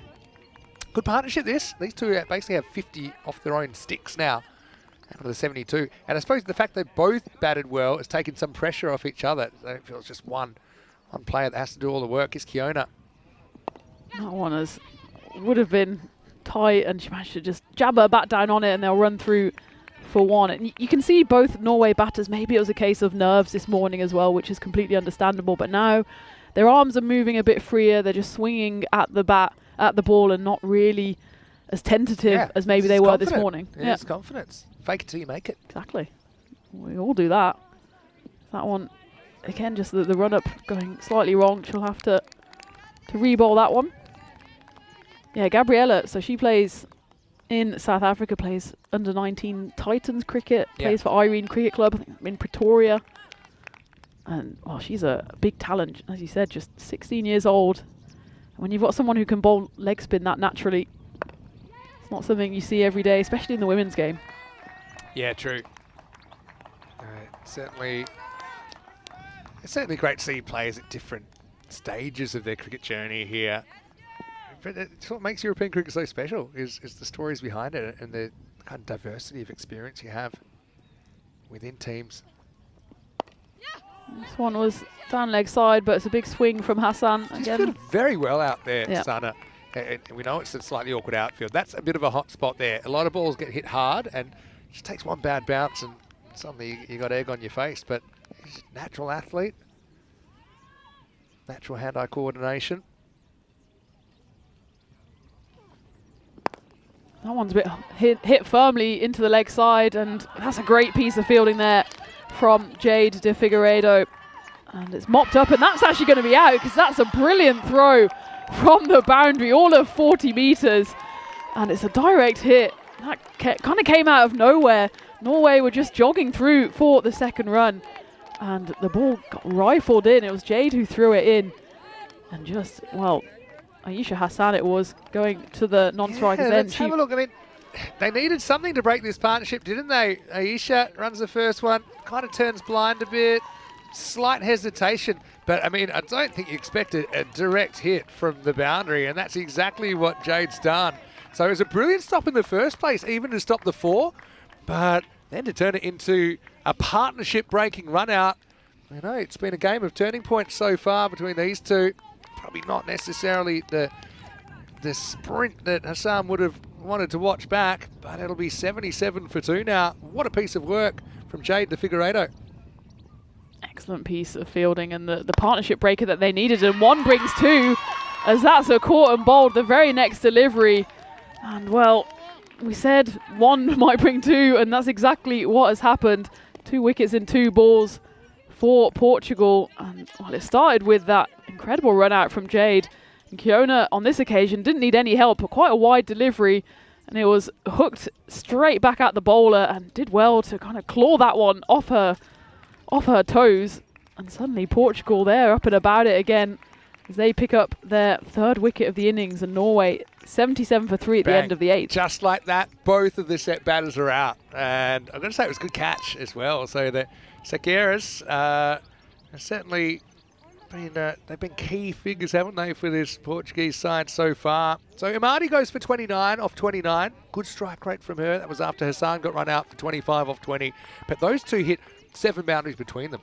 Remember, only 3 boundaries were scored in the 10 overs earlier. Yeah, their partnership worth 76 before both of them depart in 2 deliveries, and maybe just Portugal ruining the fact that they didn't do this 3 or 4 overs earlier.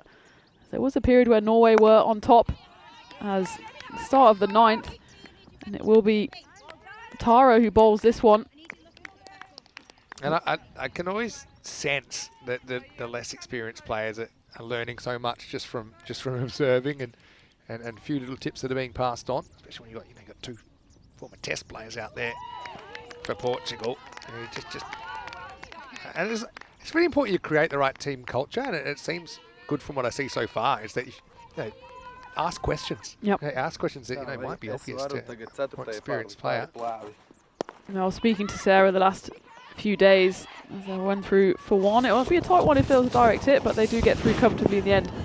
And she was just saying how it was important for her, obviously with her wealth of experience, to just pass it on to the younger players and just give them a good experience, make sure they're not too nervous, they're not too stressed about going into this environment, because it's not easy playing your first ever game and it being an international on camera. It's all communication. Yeah.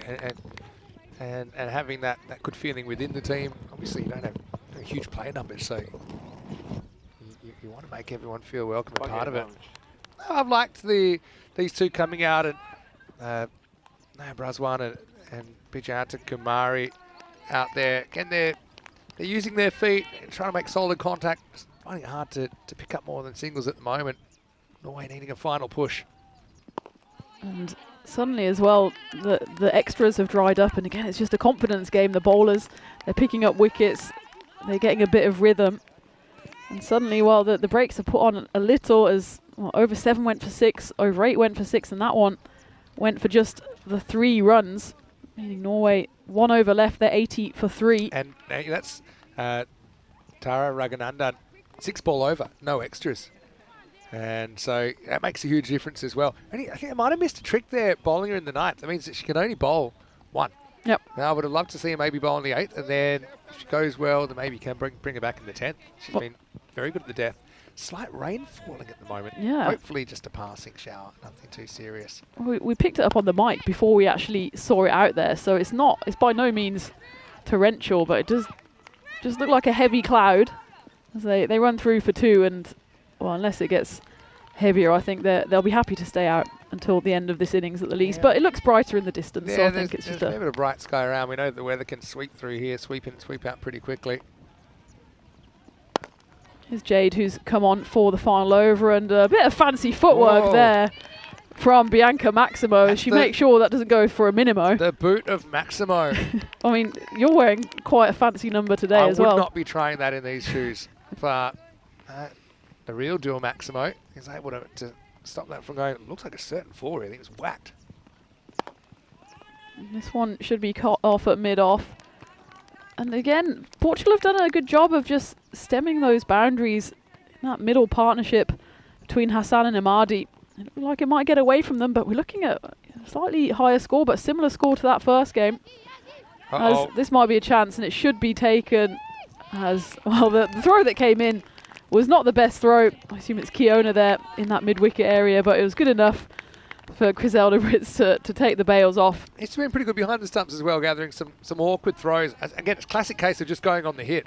Hits it really well, but couldn't have hit it any more at that fielder. So yeah, basically, Naya, a non-striker, gets spooked and says, well, you're on your own. She was. Just taken on the half volley, and a pretty easy finish for the Portuguese keeper, Griselda Brits. So the score will be 85 for 4. Tell you what, the 60 seconds is going to sneak up here. It's not exactly the quickest field entry. It's one of these things, again, that they'll have to learn very quickly, Norway, because the games they've played so far, T20Is, where you don't have that tight timing. And, well, it's all well and good until the umpire makes his signal of doom. Out in this Portuguese tour. He's getting his arm workout in. As it's that's a very long 60.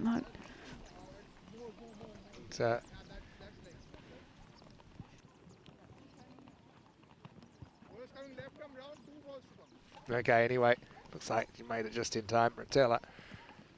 No one will rush Ratella. She'll be ready when she's ready, but she almost gets bowled straight up, as that's a great delivery Might have been from helped by the Jade. fact the umpire is still fixing up the stumps. I don't know how relevant that is, but Do you get time added on to your walk-on? You shouldn't. Just, you know, we're so used to kind of looking up and ready the new batters there when we see nothing. Final ball coming up. It's just worked away to the leg side, so they'll run through for what should just be a 1 as the bells toll here to mark the end of the Norway innings. And they make it to 86 for 4, in most part thanks to that nice partnership between Hassan and Imadi, which got them up from 1 for 1 in trouble to 77 for 2. And that more or less guided the whole innings by the time Hassan fell at the end of the 8th. That was pretty much job done for them. Yeah, I mean, look, if you offered them 86 at the beginning, I think they'd take it. I think a lot, and pretty much the whole game hinges on how you can deal with the Portuguese top order when you get some of those key wickets. That was a very good kind of blind underflick throw from Kiona Sakira to get that first run out, and well done by Jade de Figueiredo as well to hold on to it. Unfortunately, Bianca Maximo couldn't hold on to that. And then we saw this partnership. It was a key partnership. It's what Norway were missing earlier, weren't they, with run a ball or better from Hassan 25 and Amadi 29, setting up this score of 86. Yeah, and it was through the middle overs. They scored 7 fours between them, and they showed a lot more aggression than they maybe did in the first innings, but it was this brilliant piece of fielding by Jade de Figueiredo who put the end to the Aisha Hassan innings. It was a direct hit from the boundary, all of 40 metres she threw it in, and Hassan was kind of caught a bit dawdling. But Portugal, they just kept plugging away in the field, and well, there was this final run out, which was the end of Kumari. She had to go for it, and Kiona threw the ball in to Griselda Brits, who did the rest. But Norway, they'll be pleased with that effort, certainly more pleased with the batting intent they displayed to come out and really just swing from the hip. You don't have too much time in these 10-over games to build up your innings, but that was certainly the case for Hassan and Imadi, that they batted with a bit more freedom, and well, it showed. One of them 25, one of them 29 as we take a look at the scorecard. Anushka Gorad, she fell in the first over thanks to that great piece of fielding, and it was another run out, or 3 run outs out of 4, all of which showed that Portugal, they're a real force to be reckoned with in the field. They throw themselves around, they don't give up on a single ball, and Kiona Sakira also took a brilliant caught and bowled to mark the end of Ramya Imadi. As for the bowlers, it was good to see Portugal using 6 bowlers on this occasion, and maybe Ishrit Chima, she'll come back in the next game, and I'd say also Nayantra Raghunandan, maybe underused, only went for 3 runs, so that's another potential learning for the Portuguese side to make sure their bowlers get time to bowl through there too. But at the halfway stage then, Norway women, they batted first and put on 86 for 4, so it's a reverse of the first game where Portugal were put into bat first. And well, you all know what we had on the first game. We had the golden ball thriller, and this looks like that kind of total where, well, it could go one or 2 ways. Either the Portuguese top order go big from the start, and it could be an easy enough run chase, but you know Norway are going to come firing. Their bowling got better and better in that first game, and they'll want to make sure that they defend their total of 86. So in match 2 here of this ECI-W between Portugal and Norway, and the run chase for Portugal will be just a few moments away. So join me, Tina Goff and Vinny Sandhu back in the commentary box on the European Cricket Network in just a few moments' time.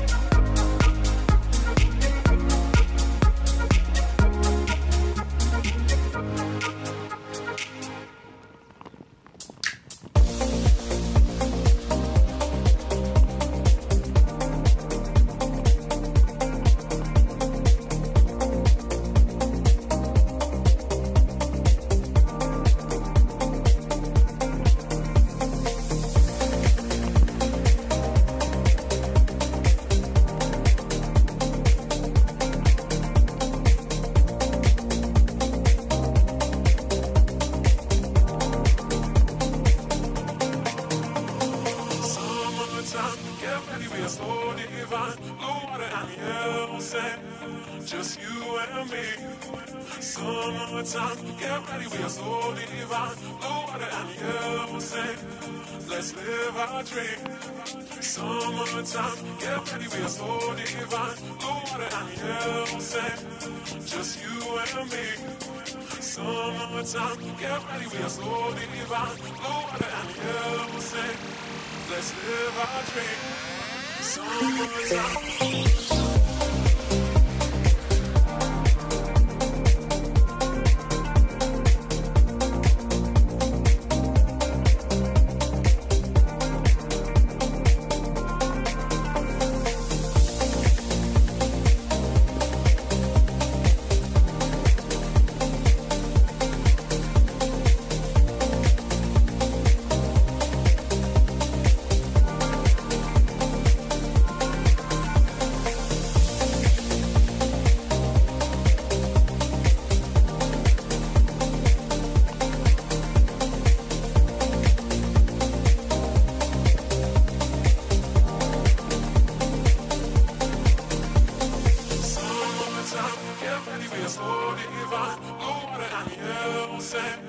Just you and me.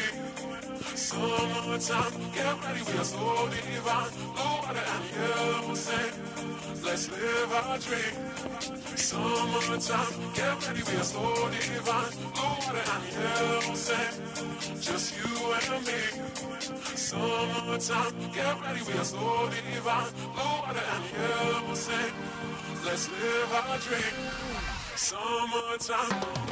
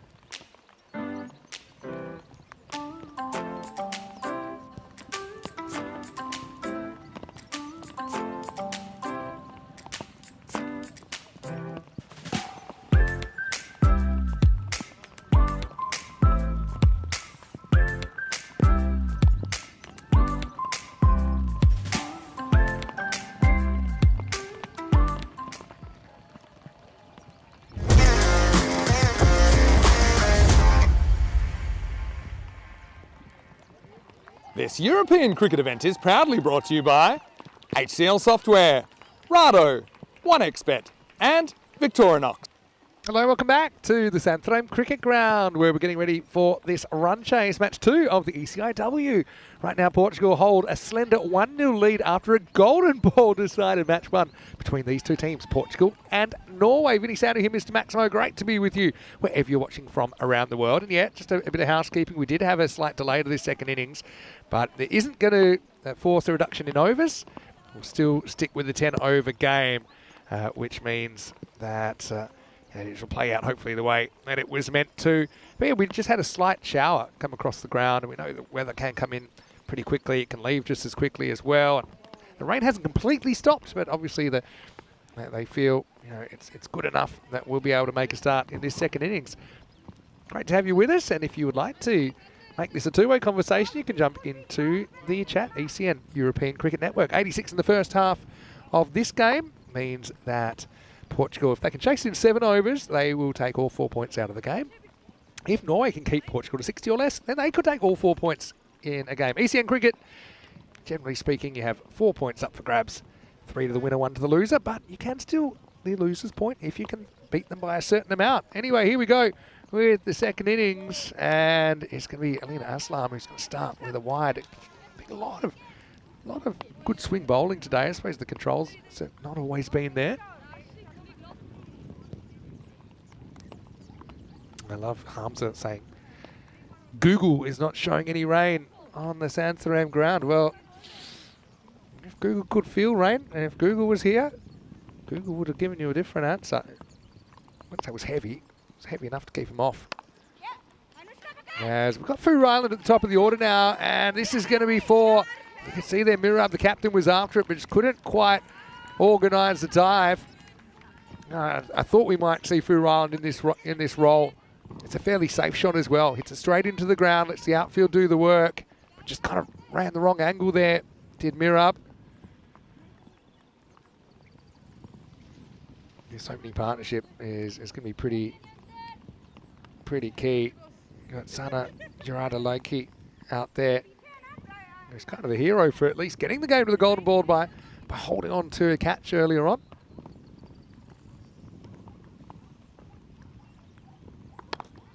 Another good cart. This time it is fielded, so yeah, the captain makes up for it. And well, a bit of a hesitation, I think, between the stumps. But that's a good stop, and that's what you want after you've made a fielding error.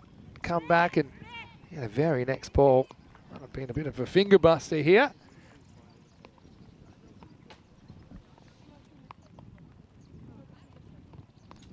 But anyway, the stop is made, and hopefully it's not going to take Mirab out of action, because she is a key player, especially with the ball. Another key player in our ECN commentary team is Tina Goff, and she joins me back now in the commentary box. Welcome back, Tina. Thanks, Vinny. I'm very happy this game is still going the whole 10, because it was so delicately poised at halfway. And actually, fair play to the match officials, because they brought them back on when it was actually still raining a bit.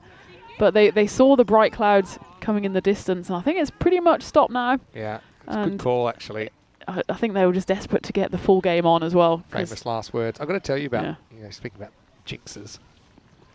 That's well bowled, actually, and gets through from Aslan. But Rico had probably the best commentary weather jinx ever when we were in Bulgaria, and we were actually in the tower back then, so we didn't really have any cover. And I was getting ready to come back, but it's a huge black cloud, and he just said, "Oh, it looks like it'll go around us." Moments later, Don't say it. Don't say it. Still one of the strongest showers we've ever had in 5 or 6 years. And hit us, and he was drowned. Serves you right, Rico. I had by then packed up my stuff and legged it to the club rooms. There's still a picture. Might be able to find it for you. Still a picture of Rico coming back, and let's just say he wasn't in mint condition. He said it. He said, "I think we'll be okay. I think that the weather's going to miss us." Well, here's a question for you. What is the worst conditions you've had on the European Cricket Network? I mean, you get cold and you get rain, but, what's the worst? Easy one. It depends what you mean by worst, but most unusual, snow. Match delay due to snow. In fact, we lost a day in Bulgaria, coincidentally. Yeah, Bulgaria in 2021. But we've also had probably the most unusual stoppage we've had wasn't for weather at all, and it was in Krefeld back in, I think it's 2022. Nice outswinger there from Aslam, but we're working away for a single. Through Ryland will retain the strike, and after the first over, it's 8 without loss. I'm going to go back to what that is in a minute, because I do want to just remind everybody that we had a golden ball at the start of the day, and that's reset the clock. It's like, you know, on that show Lost, where they had to press the button every 108 minutes. Well, now we've had one match since the golden ball. That was the men's match, which, boring, wasn't a golden ball. No. It wasn't actually a boring Come game, on. though. Come on, men. Come on, men. Be better. be better. Hashtag be better. I don't think it's just a good, you know, signal for life. Be better. You know, Is Ryland flashes the thumbs up, saying, yeah, I've played in I've played in test rain matches. before you call this rain. Yeah, but yeah, I will say that the most unusual one was in Krefeld in Germany. Lovely part of the world. You would know very, very well, near Dusseldorf. Imadi batted well, now gets the ball for over number 2. First one knocked down for a single. So it was actually a truck had been in an accident and rolled over, and there was a warning to go inside because it was carrying dangerous chemicals. Dear. And it was a potential poisoning. It's just a poison incident. cloud. Like, I feel like this is something that happened in The It's Simpsons. funny because I don't think anyone was poisoned. That's always a good ending to the story. Yeah, so, and this is one game, I was actually back in Australia, I was on vacation, and I get them to put it on my local sports bar. And, you know, just puts on the YouTube, no problem. I was explaining to some people, yeah, so this is my job, this is what I do. And then I noticed they went off the field. How do you explain that in a graphic? Game stopped due to poison due to cloud. potential poison cloud. And yeah, so I looked at it and I said, oh, you won't believe why this game's been stopped. It's because, yeah, there's a health warning in the area. Well, that is the industrial heartland of Germany. Yeah. So if anywhere is going to have poisonous gas clouds, it will be there. And it's quite heavy out there, the rain, actually. You can hear it. You can see it against the green, but it's a weird one because it's kind of that rain where you know it's just a shower, and it's a game of chicken for the umpires here to make sure they stay out. Honestly, you don't know.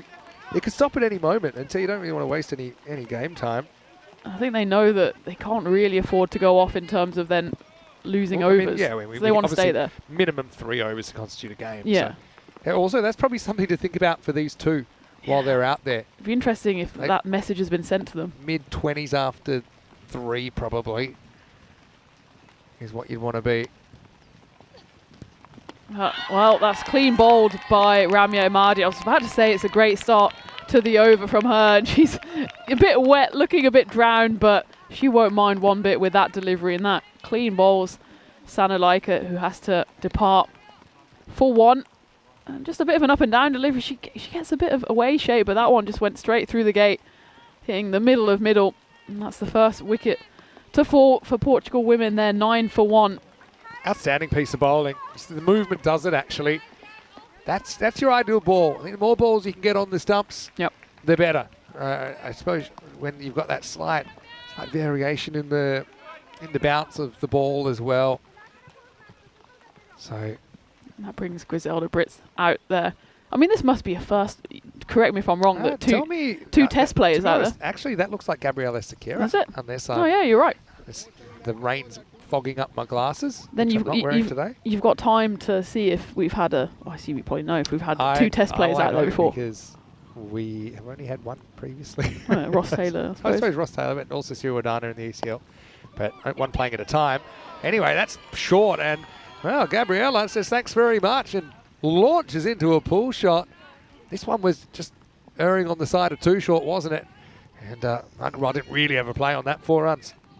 I like the fact that they've changed the batting lineup as well, have Portugal, because as we were saying before, this is some of their first ever games, and it's certainly their first 2 games as a national team, and they just want to give everyone as many opportunities as possible to get out there in the middle.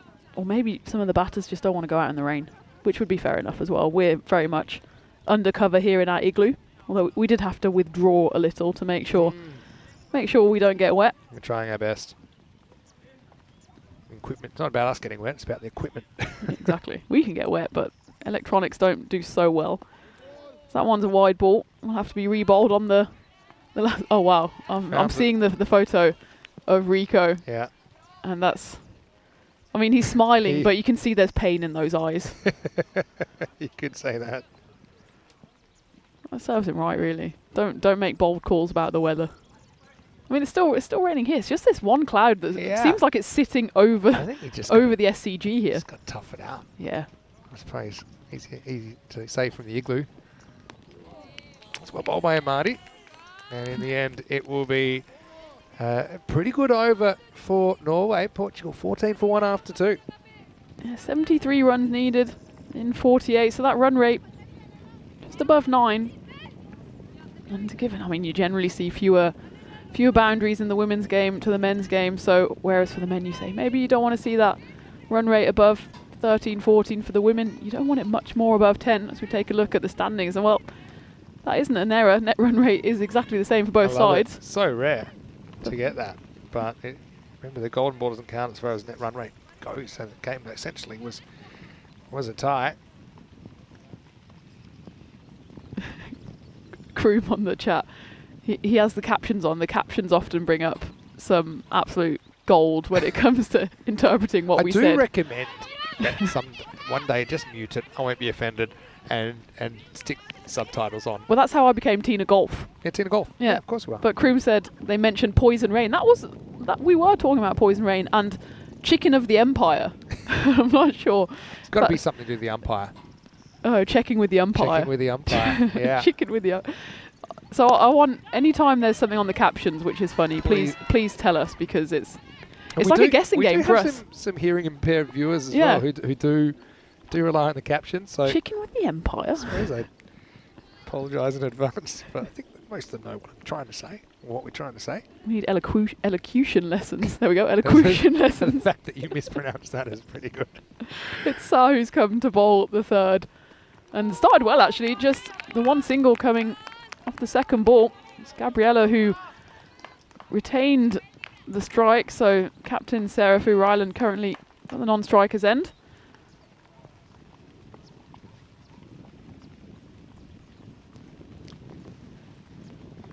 This rain is persistent, but we're going to carry on playing. Yeah, so who has been a key component. This kind of middle over. I like this. I coined this term during the ECI-W, I think, but the slow sisters. Yeah. The slow sisters in the middle, just taking all the pace out of the ball.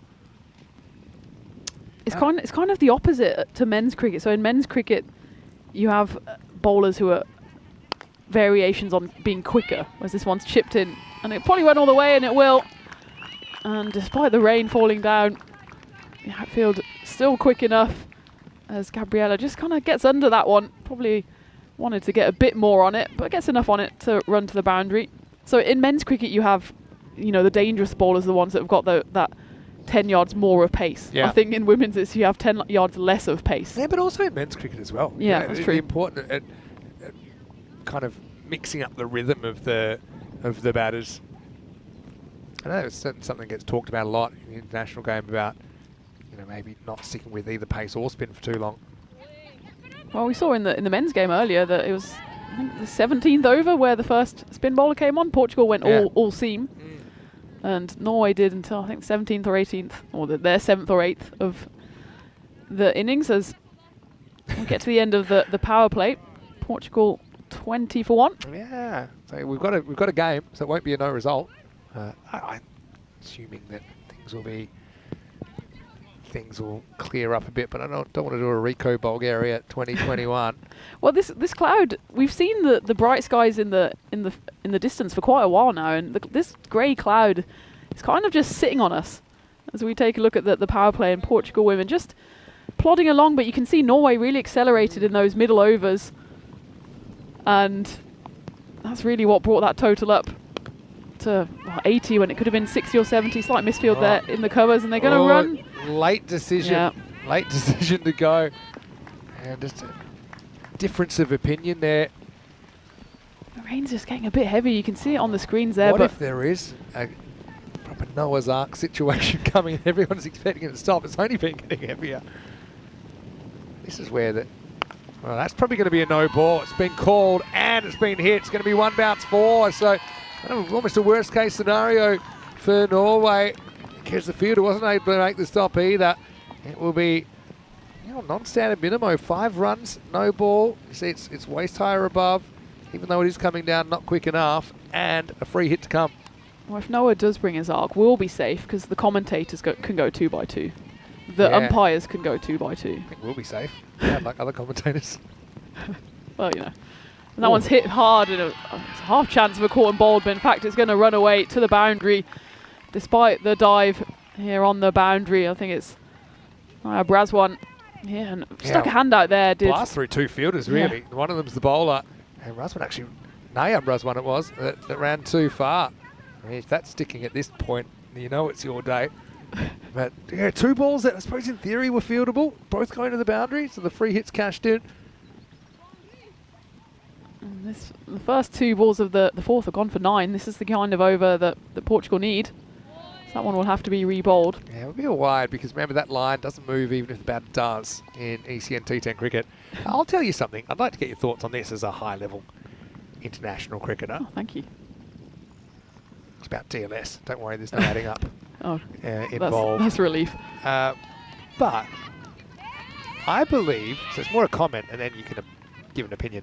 I don't believe that anyone should get the sheet for DLS because the whole point of it is meant to be at this point in the game who's winning. But it feels like a cheat sheet, doesn't it? Yeah, it's a cheat sheet. If you're ahead or not, and it actually might change how you might play. Agree? Yeah, I'd agree. Also, don't have it on the scoreboard, don't have anything, just have a little dark cave or room where whoever's got Microsoft Word 95 can actually use the app, and then you can work it out. Also, I just don't like trying to understand it, so I don't like things I don't just understand. Tell me who wins. That's going to be a no ball as well. It's hit firmly down the ground, and I think it's just going to drop a couple of bounces to the boundary, and again, this is a good over for Portugal. That'll be a no ball 5, so 17 runs coming off this over. Again, it's coming down, but the umpire has to be certain it's going to be below the waist if she was standing in a crease. And so, that one pitches just inside. So it's got to be a different ball game, isn't it, for these bowlers with a slippery ball.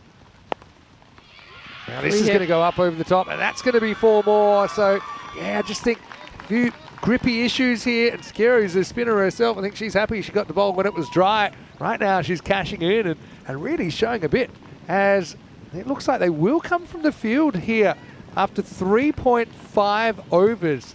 And I've got to say that without the sheet, I'll just do a quick Maximo calculation. I actually think that over put them ahead. After 3 overs, I don't think they would have been ahead. But after 4, and there were 21 off that over, I do think Portugal, for me, are now ahead. And so we will wait and see. Again, there's still time for this game to get back on. That's the thing as well. So we've got a bit of a window. We did use up a bit of time with the initial delay, but I just got a feeling. And I suppose it has got a little little point heavier, where they've said, okay, it's too much and it's not stopping. But I bet the Norwegian fans would have loved them to think that 5 minutes ago. Yeah. But this is where it's really tough as an umpire. You have to think very dispassionately, and you can see the umpires were constantly looking at the weather and what's coming.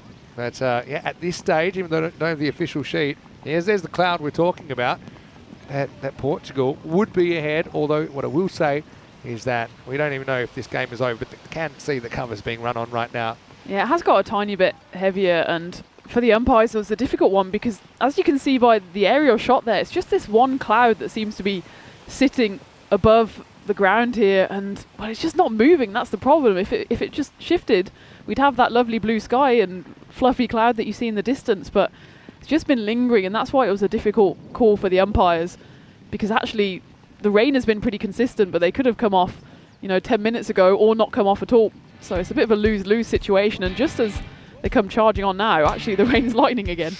Yeah, we'll keep an eye on it, but we'll show you some of these highlights. And actually 7 fours and 6 off the bat of Gabriela Sequeira. So what a fantastic opportunity for her, being given that number 3 slot. What I will say is Norway, who were actually dynamite in the field earlier, they seem to catch almost everything, but they just struggle, partly with the conditions, partly with, I suppose, just not being able to get behind the ball when they needed to here. That was the only wicket to fall, that of Sana Gerardaluki, who went for just the one. But hey, blessing in disguise maybe, because Gabriella came out and she smashed 26 off 12. And then Mirab, this is the over where, well, it's actually not an over that's even finished yet. It's gone for 21 off 5 and just a couple being left up in the air.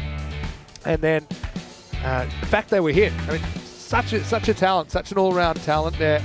You still got to put them away, but that is the current situation with the game. But you can see that they've Even kind now, of taken the covers halfway on, and it's actually stopped raining, I think. It's just very light rain. It certainly wasn't as heavy as when they came off. Yeah, so they kind of got to find the balance here, because don't forget, we still have all the T10s, obviously today and tomorrow. We have what's coming up. We have what's coming up in the T20s as well. So there's an ongoing conversation right now. And so, yeah, we'll invite you in here for a second. Vinny Sandy here, Mr. Maximo with Tina Golf. So we may get this game on really quickly. We may still finish it. But rather than watch nothing at all, we're going to go back. I really tried to sneak this on a couple of days ago. So we're going to go back to a classic match. And I'm going to throw it really quickly, because there's every chance we might be coming back. And I at least want to get an over of this in, because I will start it is a classic. Where I started before. 31st of March, that was a golden ball during the week. 31st of March. Going to take back to 31st of March 2022. Brothers 11 versus Indian Royals. This is 1 over into the second innings. It was reduced to a 6-over game due to rain. So we're going to pick it up right there and stay tuned. And yes, I know you might have seen it a couple of days ago, but let's watch it again, because there is an ECN classic moment about to happen. Back with more news here. Hopefully good news from Santarem very shortly. Until then, enjoy this moment in 2022.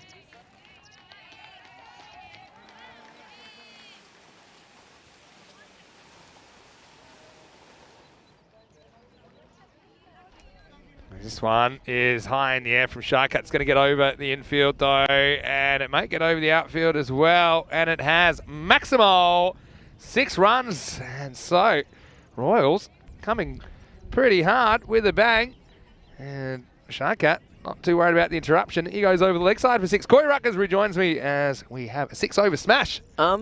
So what did they need at the start? 109 off 10, and then they need 71 off how many? Off 6. So it's almost 12 and over. It's gone from 10.9 to, how many is that? 12. Yeah, All 11.83. Yeah. But with 10 wickets in hand in a shorter time, I don't know if the Duckworth-Lewis works in T10. I think it does. I don't. I think it's...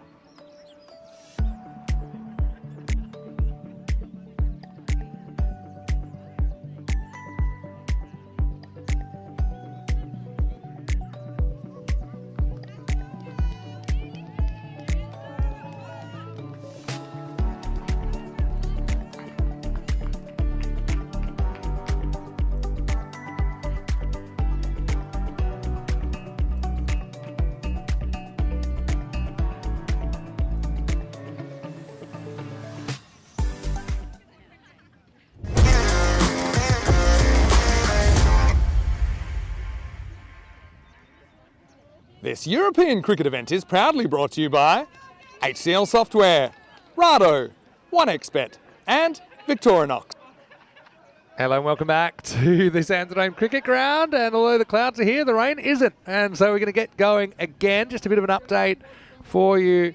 Of course, we did have a bit of a delay, but we didn't reduce from the 10 overs originally, but with that delay we have been forced to reduce the game, so now it becomes an 8-over game with the adjusted target of 71. So 8 overs aside, only 3 bowlers can bowl the 2 overs. The rest of the bowlers have to be limited to 1. And that changes the equation to 30 required of 19 deliveries. So that's where we're at. And it's probably just waiting for all that to go down. That's been a fast-moving storm. It's been fast-moving decision-making. Another fast-moving team golf with me. And yeah, I feel like maybe that just it favours Portugal a bit because we saw the batting fall away before. We're back to live action here. I suppose the fact we get on at all means that Norway still have a chance to win this game. That's going to be 4 to get started. And Sakira, by the way, has taken that over for 25, even though the over took about 15 minutes. It will be the end of the 4th over, 45 for 1. How good has Gabriella been in this second innings? Yeah, she's been absolutely fearless coming out and, you know, just leading from the front. And she's moved to 30 off just 13. And for Portugal as well, they know they've kind of got Griselda Brits in the dugout should they need her. So I think this reduction will firmly put them in the driving seat. But like I said, if we didn't play again, then Portugal win. So at least Norway have a chance here to square the series. But have a look at the uptick there in that 4th over. Hey, Lupamudra Sahu is going to bowl the 5th. It's knocked down the pitch there by Seraphu Ryland, who it feels like, well, she probably hasn't faced the ball in a good half an hour. Feels like it. But look, still Griselda Brits to come in next potentially. So you feel like Portugal would be heavy favourites here. But yeah, you never know. This is ECN cricket and expect the unexpected. It's always when you get a big over like that, 25, it really knocks down what is quite a small total. And Portugal can afford to just knock it in the gaps now, and that's exactly what Gabby does on that occasion. So they can just go in singles and maybe expect a few extras here or there. It's more or less a runner ball, and they know they've got that firepower to come if they need it. But I'd love to see these two just stick around for a while, put on another partnership. That one's been hit firmly to the leg side, but it's good fielding there. So Anushka Gorad out there. It looks like the rain has hopefully passed. It was just that cloud sitting on top of us. And it's still overhead, but it looks like the tail end of it. And I suppose, you know, if we had more time to play with, we'd love to keep it 10 overs, but we're working on a schedule here. Also, we're working on a certain amount of sunlight, as we found out, for example, in that famous Werewolves Lisbon Supergiants golden ball a couple of Mondays ago. That one's been hit firmly down the ground. It's going to go all the way for a 6. Gabby Sakira here, 16 years old and showing that she can do it on the international stage. Just waits for that one from Sahu. And I think you got to get her up to open. I just don't see why you'd want to leave her out of the action. She's handled all types of bowling well. She's brutal with anything slightly short of a length. Just mopping the ball there. Sahu, obviously, it's going to be a wet outfield now, so gripping the ball will be more difficult. Gabby goes again down the pitch, and it's going to be a difficult stop, but it's done. Well, in the end, she hits the rope. Several things are wrong with that. Yep. Probably the 3 or 4 times she touches the ropes, and Nayab is unfortunately, well, there's the first time, and then she actually picks up the ball, and she's still in contact with the rope. Will be signalled on field. It's a good dive. It was a good dive. Good effort, but it's just not really aware of where she was. So Portugal running away with this now. Still 2 balls left of the 5th.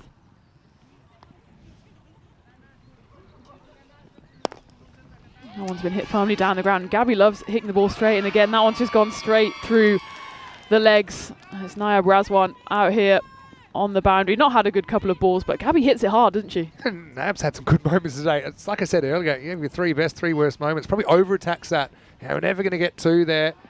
And somehow it got through. So end of the 5th over, 62 for 1. And yeah, Portugal will need 9 runs off the remaining 3 overs. I suppose another thing is Sakira potentially looking at a 50. As she's raced to 45 now. It's a quick look at what's coming up, and this should be on time, I imagine. This is actually meant to start in about 25 minutes. With Portugal winning the toss and electing to bat, they bring in Sherman Vaz, and Najam Shazad comes in for his first game of the series. Norway bring in Irfan Abdulrahimzai for the first time. So Norway 1-0 up in that series. I think it was a 24-run margin in the first game. And Portugal batting first, want to build a big total. Want to square that series. It's the only other men's game today. Big appeal here at the start of the 6th, but nothing doing. It's Aslam coming back on for a second. I like that Griselda Brits has given an opportunity here to Gabriella, and because, well, what the main reason is, I suppose, Griselda Brits hasn't qualified yet for T20s. So it's an opportunity for some of the players to get a bit of time there. And right now they're doing the job, and Furu Ryland's going to do the job here. She's going to put it up and over the top. Maximal maybe thieving 50 from Gabriella Sakira, but hey, well, when you're a test player, they let you do it, and she whacks that one out of the ground. I love that from Sarah. In the last couple of days, it's all about giving the other players opportunity, but when she's got a chance to hit a 6, she's going to absolutely take that. Wouldn't have been an easy ball to work for a single, to be fair. Yeah. It's look, what this means though is that Norway have a must-win tonight in match 3. Otherwise, Portugal might have wrapped up this series with a day to play. And they're certainly capable, aren't they? Certainly capable. Both teams have had their ebbs and flows today. Yeah, but it looks like Portugal are going to wrap this one up with time to spare. They haven't quite had the luck on their side, Norway, with 3 runs needed for Portugal. That one's been hit firmly and should be stopped here by Ramya Mardi. She can still do it. Yeah. Well, let me show you how I'm going. If I'm Gabby, how I'm gaming the system here. Dot 1 and then 4. Yeah, well that's, or you could just hit a 6. And I mean, she has hit 1 6. But yeah, I suppose you could go 2 4. Oh no, 2's the end of the game. No, you go dot 1 and then 4 at the start of the next over. But it's a team game and all that. So two needed. Any 2 dots and a 1, doesn't matter what the order is. Yeah, but if Sarah's going to get on strike and she just smokes another 6, you then need to give some pretty solid instructions. Well, there's the 1 dot that she does one need. Dot. I feel like Norway, they haven't quite had. She deserves a 50. She does. She deserves it. She's batted really well. 2 runs needed. Oh, it doesn't help. There's going to be all of them, because that's going to race away to the boundary, and Gabby won't quite get to her 50, but I think she'll be more than happy with her 45 not out to see Portugal to their 2nd win in their 2nd international. Yeah, take the red inker in the end, but yeah, Portugal take a 2-0 win in the series. This one is a little bit of a margin between the 2 teams. But for me, Gabriella Sakira, she's my player of the match. I thought she bowled really well, and obviously that 45 not out, and it's only 18 balls. So of her 18 balls, 9 4s and a 6. Really, it's what this European Cricket International is all about, is exposing more young players, exposing them to the spotlight, and she's really held up, hasn't she? Portugal-Norway back to the men for match 2 in a game that will get going in around about 20 minutes' time. And of course, Portugal, well, they're trying to avoid going 2-0 down overnight. Let's go back and have a look at the highlights. And here for Norway, really, just not really their best effort in the field. A lot of balls seemed to get through. That was the only wicket to fall. Sana just played across the ball from Imadi, who had a really good game, by the way, but it was in a losing cause. The rain was a bit of a funny one. It was starting, it was stopping. No one kind of knew how to handle it. No one knew it was going to get heavier or not. They did go off, and at that stage, Portugal were ahead anyway, thanks to this big 4th over that ended up going for 25 after the resumption. But there was no let-up, was there, as Gabriella Sakira took the game away. In the end, Portugal win in this reduced contest, still with 8 balls to spare. I think the weather gods weren't really on Norway's side here, because they had to bowl when the rain was quite heavy, and Gabriella, she really cashed in on that, especially that one big over, the 4th that went for 25, and then when they came back on, they never really got going, did Norway, and they finished it off. In fact, Portugal, in a bit of style, they had, another 2.2 overs to chase down the score, but the way they were going, especially Gabby there, and also Captain Sarah not out, it felt like even if they played the full 10, I think they would have chased down that total. Yeah, think you're right as we look at the stock footage in slightly brighter times, but Gabriela Sequeira, what a good innings that was. 45 off 18 with 9 fours and 6. Didn't get the chance to hit the winning runs, unfortunately, but fortunately, she walks off with the top score. Sarah Fu-Ryland didn't do too much wrong there either. I like the way she cut early. I think that there's value in that shot. As Imani bowled a good over. A bit surprised we didn't see her back quicker. She ended up with 1 for 6 off her only over. And Mirab Razwan just had a bit of an over to forget, ended up going for 25. We'll take a break then, won't be too long. We'll be back in around about 15 minutes to take you into the next one, and we'll see if the home team can square the men's series. Many sound here, Mr. Maximo with Tina Goff. Take a break, see you soon for more European Cricket Internationals.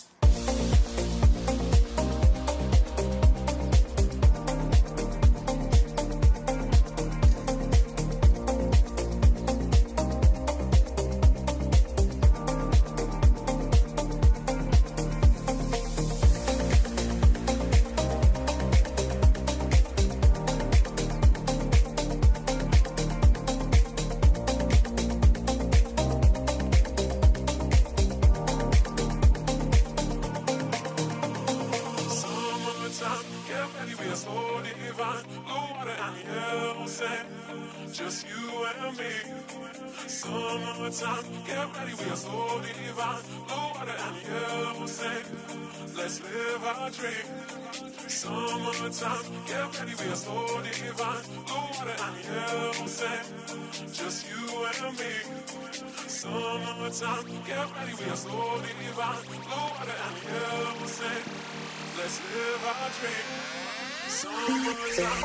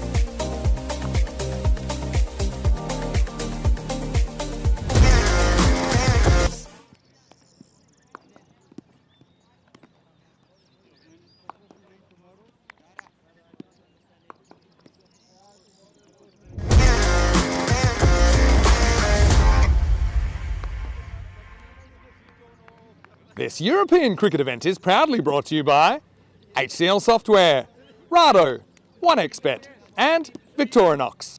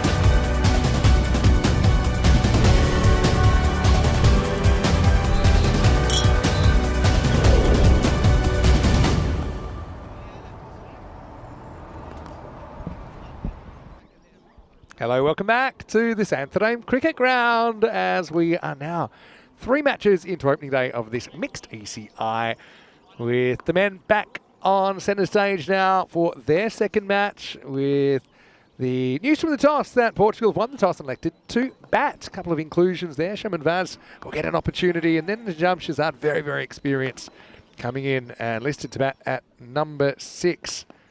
And, you know, some question about whether Jeremy Martins would be in the lineup, but yeah, he is listed there for Portugal. For Norway, it will be an interesting match. They certainly had a key partnership, didn't they, that moved things along in the previous game.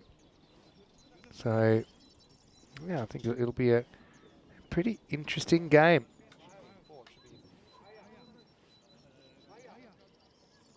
So Portugal slight underdogs in this one. And just a few final preparations. We did have a slight shower during that last game, but now it looks like we are good to go. And I want to say warm welcome to everybody, no matter where you're watching from around the world. A few questions there. That so Jacob saying that he'd love to meet us over there in Estonia and talk about the midsummer celebration there as well. But I think we are in Estonia a little bit before that, the end of May, which is actually when we were there last year.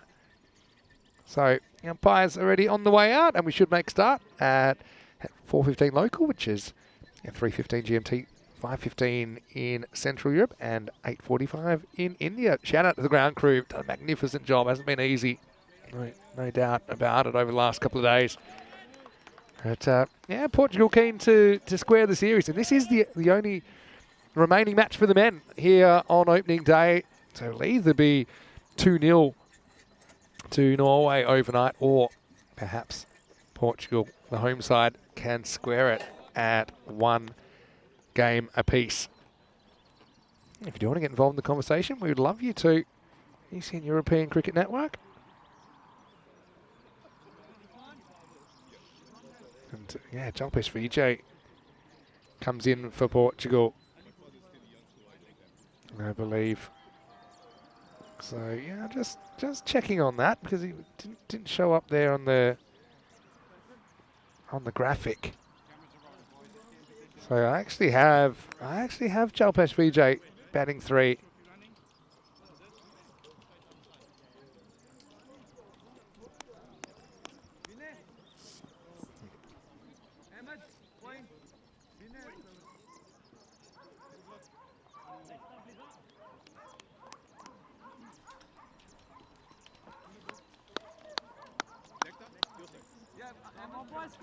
So Norway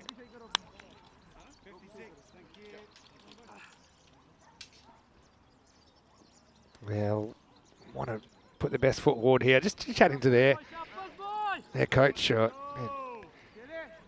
their mentor Zishan Siddiqui. He's saying it's just nice to be out of Norway and get some warm weather, even though, okay, maybe not ideal, but they're certainly happy to get out and be playing some live cricket.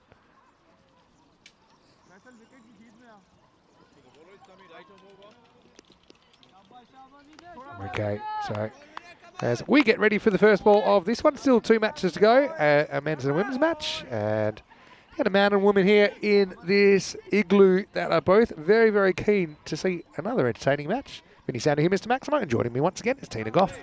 Yeah, absolutely. Portugal, well, the women are leading the way for the hosts, 2 win in 2. And then the men didn't quite turn up to the party this morning, losing by quite a comprehensive 24 runs in the end, but they've got a second chance here. That's right on the spot there from Vinay Ravi, but they run through for a 1. Yeah, this morning maybe the scorecard actually flattered Portugal a bit, because they were well behind the whole time. There was only that little flurry at the end from Rahul Kumar Hashu when pretty much the game was gone that put a bit of a shine on the scorecard. He got 42 off 12, but actually it was pretty comprehensive a 24-run defeat as you can have. It was it was more than the final result suggested. But it was a weird kind of game for Portugal, because they started off really well in the power play, had Norway on the ropes. Norway came firing back as Mercado faces up his first delivery, and well, he's firing from the start as he just whips that one over the long on boundary for 6. That was well outside off stump there from Vinay Ravi. Mercado didn't mind one bit, and that was almost like a swish. It wasn't quite a helicopter, but it was a swish, and a nice shot to get his innings off the mark. But it was the top order for Portugal. They didn't quite fire. Dhaval Kumar, who's on strike now, he went for a golden duck. So he'll be happy to have got himself off a king pair.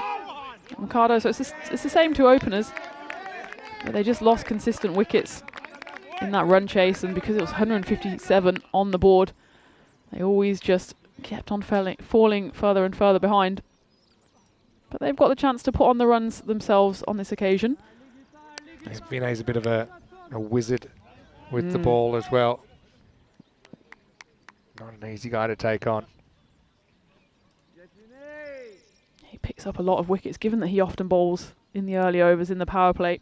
Still very successful. That one, it's dragged short, but actually wasn't that short, and that's a Great bit of fielding there from Tafsir Ali. Just sticks out a big left hand to make sure that doesn't fly away to the rope. It's always difficult in that 45 region because you know there's absolutely no chance of getting the ball if it goes past you, but he just tumbles away to his left and a good stop. Yeah, Vinay Ravi, before the start of this tournament, 37 wickets in 29 games on the network. It's a pretty good return for someone who usually opens up, so he's facing against the opening batters. Yeah, of course. I mentioned he's got a good record. Running into Noritam. He's bowling with good length at the moment and takes a tumble there.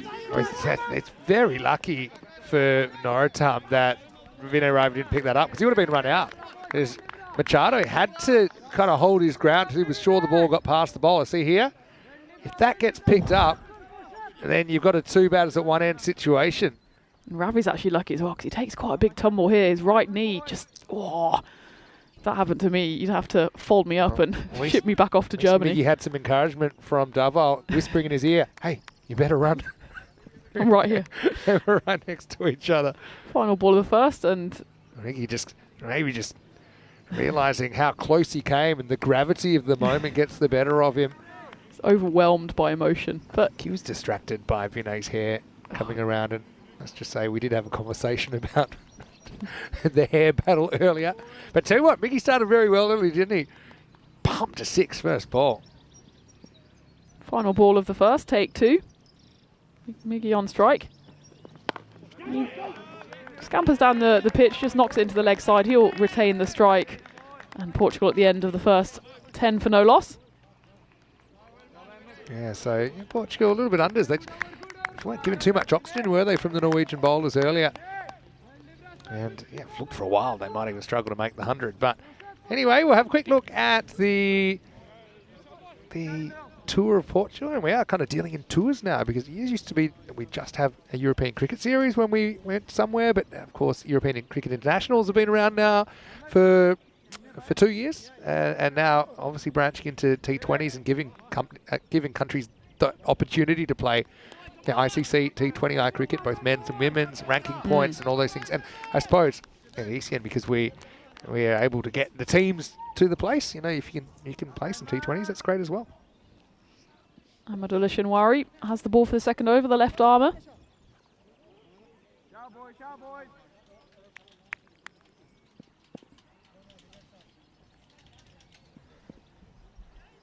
Good left armour, Shinwari. Just tails away down the leg side. It'll be 5 wides despite the dive of the keeper and captain, Khizr Ahmed. Just slow to move there. He didn't see it, I think. Well, the thing is, he couldn't see it, and I suppose your instinct as a keeper needs to be it's probably going to come out that side with the natural movement that Shinwari gets. Maybe setting up a little bit wide as well outside the off stump. But yeah, just slow to react, and what was 1 wide turns into 5. I mean, having never kept in my life, but I can pretend to be an expert on the subject. I guess for the left arm angle, he's got to just take that step across so he can see a bit better. Yeah, and that's true. Big appeal on that, but I think going across, I think. Yeah, probably outside the line, the impact as well. Andrew Winter gets the conversation, but I think for me, he's going to hit him outside the line and it's going to go further across. Yeah. But yeah, you're right. You actually want to be as straight as you can, but you need to be able to see. So generally helps. Yeah, the minimum amount of width that you can see, because you don't want to be wrong-footed too much. That's a good shot from Machado. It goes up and over the top. Maximal, despite the efforts of Vinay Ravi. He slides into action, but that'll be 6. I'm not sure if this was a willing slide or not. I don't know if this was a bit of a tumble. We can maybe see. Yeah, he tries to kind of reel that ball back in from the right side of the boundary. We've got a bat change early on here as well, actually for the non-striker. So Noritam picked himself up a new weapon. There's nothing wrong with Miggy's at the moment. He's hit a few big boundaries. That one just using the angle of the left-hander, helping the ball on its way. He goes again. Another big appeal. He's having a good look at. He's having a good think about this. Already implied pressure from the first appeal. Not often you can be out when you hit this far out of the crease. It's a genuine charge job. And where does it bounce? Outside. Bounces, yeah, I think for me just outside leg stump. But even, let's say it did pitch in line, and you're that far out of your crease, there's still a long distance to travel. And I think that, yeah, umpire right to consider it strongly, but in the end, it wouldn't be given out.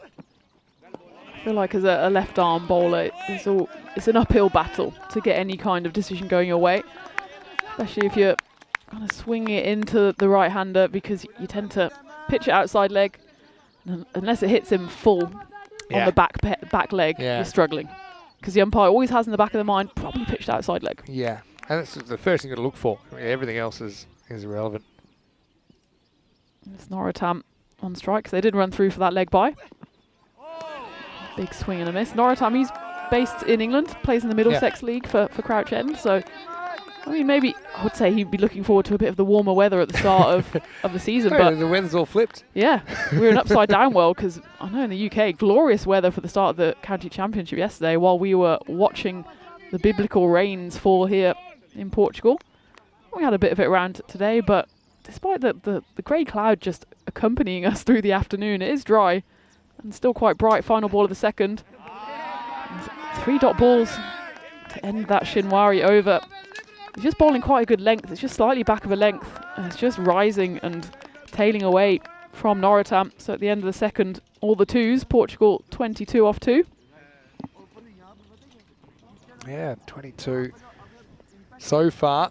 Still 10 wickets in hand. You can see how the Portuguese approach this. And I think you've got to attack. Obviously, lost by 24 first game, but it's more about the wins. Just look at the wins column there. So it's 1-0 to Norway right now. But I also think, if someone doesn't get going like a Norotam, do you start thinking, is it worth a tactical switch? You obviously brought Jalpesh Vijay in, confirming he is in the side, and he's listed at number 3, not Jeremy Martins. It looks like Vinay Ravi's going to bowl his second. Went for 10 off the first. And that one's hit firmly, but straight down the throat of the mid-wicket fielder. That's Faisal Raza taking the catch. It was a smart catch as well, because it was hit at him firmly by Miguel Mercado. You can see he picked it up nicely. He just didn't quite get either the elevation or put it along the ground. Kind of neither here nor there for Mercado. He has to go. Yeah, disappointment. He's played some good shots today, Manny Machado, but that time he just found the fielder. And so, unfortunately, he'll have to walk back. But look, he's productive 8 balls, I suppose. Obviously would have liked to have made more, but he's out for 14. So it's 22 for 1, and they've sent out Amandeep Singh at number 3. Yeah, interesting to see that, and, well, keeping the crowd happy if the crowd is me, because I said he should go higher up the order after that cameo in the first game, where he was the top scorer. Well, apart from then Hashu coming in at the end, he scored 42 off 12. But Amandeep Singh, he was the anchor through that middle part of the Portuguese innings and just didn't really have much assistance from anyone else. He scored 38 off 15. He's the MVP from the Premier Division, so we know he's in form. And he didn't get a chance to bowl in the first game, and he will have a bit more of an opportunity to bat as he comes in at the start of the third over.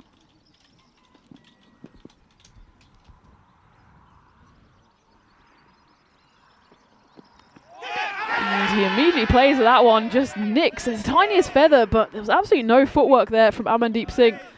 And, well, the gamble pushing him up the order has not quite paid off, as he has to depart for a golden duck. Portugal 22 for 2. Yeah, opens the face and just runs it to the keeper. So Amandeep's luck's out. I suppose it's one of those things, doesn't waste any time, does he? But he'll be disappointed he can't make the most of the opportunity. So Vinay Ravi finds himself on a hat-trick, as looks like will be Jalpesh Vijay to come out and face the hat-trick ball. It'll be 22 for 2. Just no footwork there from Amandeep. He just got caught in 2 minds whether to guide it or to leave it, or I don't know what the third option would be, but either way, the third option was that it was hit through the lightest of feathers to the keeper, and the captain, Khizr Ahmed, did the rest, and here we go.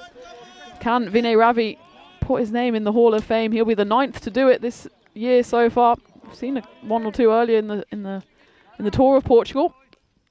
Jalpesh Vijay will face it. Yeah, Vijay, of course, of Hornchurch in England, playing for Portugal. Hat-trick ball. He just guides it into the offside, and they do run through for 1.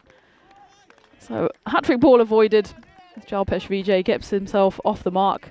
Portugal halfway through the third, 22 for 2, 23 for 2 now. Yeah, we'll be visiting Hornchurch for a series. We will be. It's just a few weeks' time now, 2 months maybe, 6 weeks, something like that. Looking forward to that. I'm sure they're going to be excellent hosts. I have high hopes for their hospitality. Of course, we already saw them in Cartama just a few weeks ago. Made it to Championship week, and that one's been hit through the covers, and there'll be no stopping that off the bat of Davao Norotam.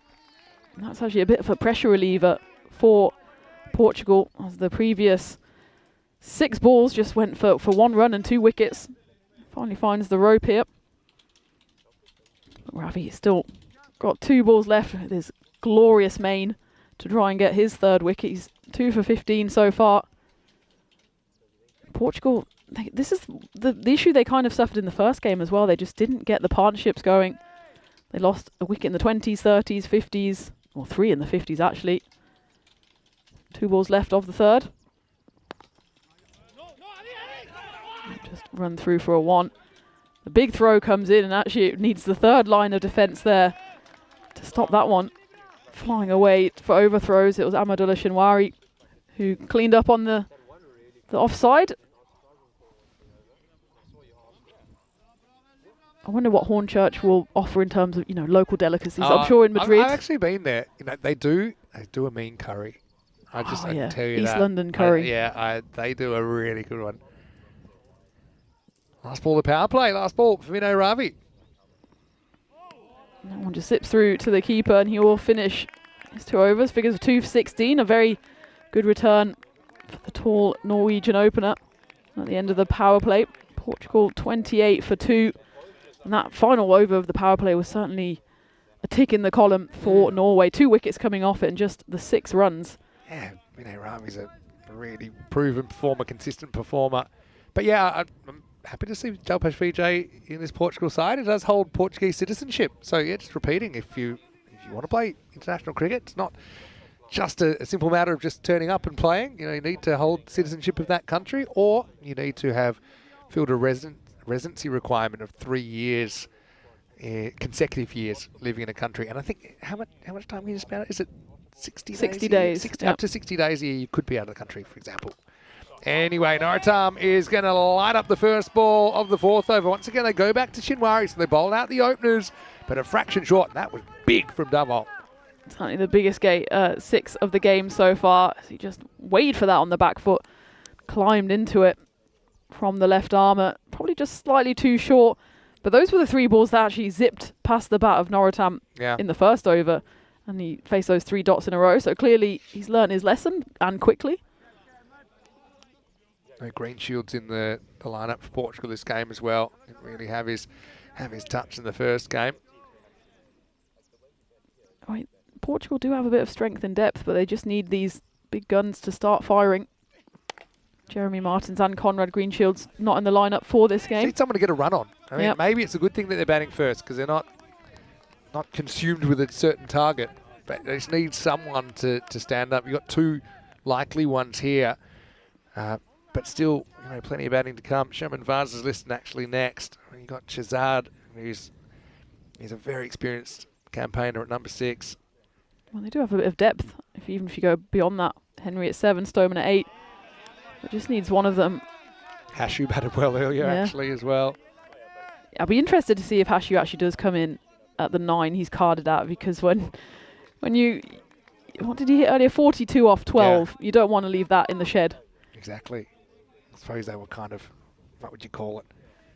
Pressure off runs, in a way, because I think the game had been decided by then, but still, any runs are good runs. Those are going to be 4 runs unless it gets stopped there, but Vishal Sharma... Great effort. He's actually pulled it. He pulls it in, but he's knocked it back in. But here's the problem. Number 1, he might have already run out of bounds, but before it bounces, he knocks it there. I think the foot already bounced. It bounces out, then bounces back in, but that will be 4 runs. Nice shot. You see both these two pretty keen to get on the front stool, aren't they? They're both trying to get down towards the ball. That one is kind of clubbed on the front foot. It should be cut off there by Vinay Ravi. Yeah, both of them don't use the crease that much. They just kind of stand and deliver. They don't go forward, they don't go back, they just play baseball. But it's working for them so far. I love this from Steve McVeigh, who's, by the way, is at the ground. Hey, Steve, if you can hear me, saying, how good are Portugal women? They've won every game they've ever played. 2 out of 2. This is the thing, you just stop. Surely you say 2, that's fine by us. 100% win ratio. I mean, I did have that stat as well for Griselda Brits because yeah, of course. She was captain for a test match Yep. against the Netherlands, and I think only one of 8 women who have captained South Africa to a test match. So pretty cool stat. And then not only that, she won the game. So she 100% record as test captain. Thank you very much. And now she's got 100% record as Portugal keeper. So 40 for 2. Grizz, just stop. It's not going to get any better. Right. Well, it could do. They could go 3-0. Never quit while you're ahead. Spoken like a true gambler. Gamblers SC didn't have a great week. No, all bets were off when it came to them. But, yeah, end of the 4th, 40 for 2. It's a Haq attack alert, as Mohamed Sheshak is going to bowl over number 5. And VJ, when he gets going, he is destructive. He's played some brilliant innings in the ECL for Hornchurch. Shuffles down the pitch here, but he might already be out. Oh, he misjudged it. It's going to be 1. After all that. Is it even 1? They just scampered through for 1, yeah. Yeah, but have a look. Again, on this ground, you rarely want to rush at the ball. It comes in and then drops it and then has to double back. That's Irfan Abdul Rahimzai who's come into the side. That won't be a boundary, but it is a missed opportunity. VJ dropped on 6. It's a bit of an optical illusion with this ground because you run up the hill thinking the ball's going to die on you, and then it just starts. Well, it doesn't accelerate down the ground, but it feels like it's then flying over your head. Human perception. Yeah. There's an edge there, and that's gone. So Dawal Kuba Norotam, he is the 3rd to fall for Portugal, 41 for 3, as he just feathers one through to the keeper, and it's the second take behind the stumps by the captain, Kizar Ahmed. The second one, pretty regulation, but you've still got to take them. And Mohamed Sheshak, well, he served up an opportunity on his first delivery, and the second one is gratefully taken by the skipper. Portugal here just not really firing. Find themselves 41 for 3, 2 balls into the 5th. Yeah, and he walks as well. Very sporting of Dawal Kuba Norotam. Mohamed Sheshak does the trick, and Portugal just can't seem to build that significant partnership when it matters today. As Najam Shazad comes to the crease.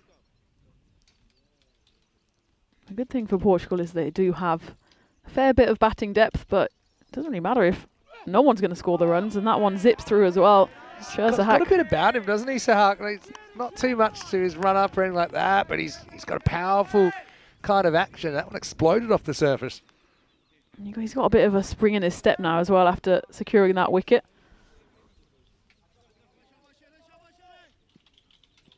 He's not the tallest bowler, but he just gets a bit of zip and jump off the pitch, especially there's a bit of moisture about still. That one gets flicked away though. That's going to go the distance off the bat of Najam Shazad. So he just gave himself the one where he didn't quite contact. But on the second time of asking, he hits that for a big 6. Moving Portugal up to 47 for 3. Still 2 balls left before the halfway stage. Just cleaning the ball as well. It's quite wet out there. It's very much dry now. That rain cloud looks like it's passed, hopefully for good. Don't want to put the Rico jinx on it. Slow ball comes out there, but it's been crunched hard, cut hard by Najam Shazad for back-to-back boundaries. This time a 4.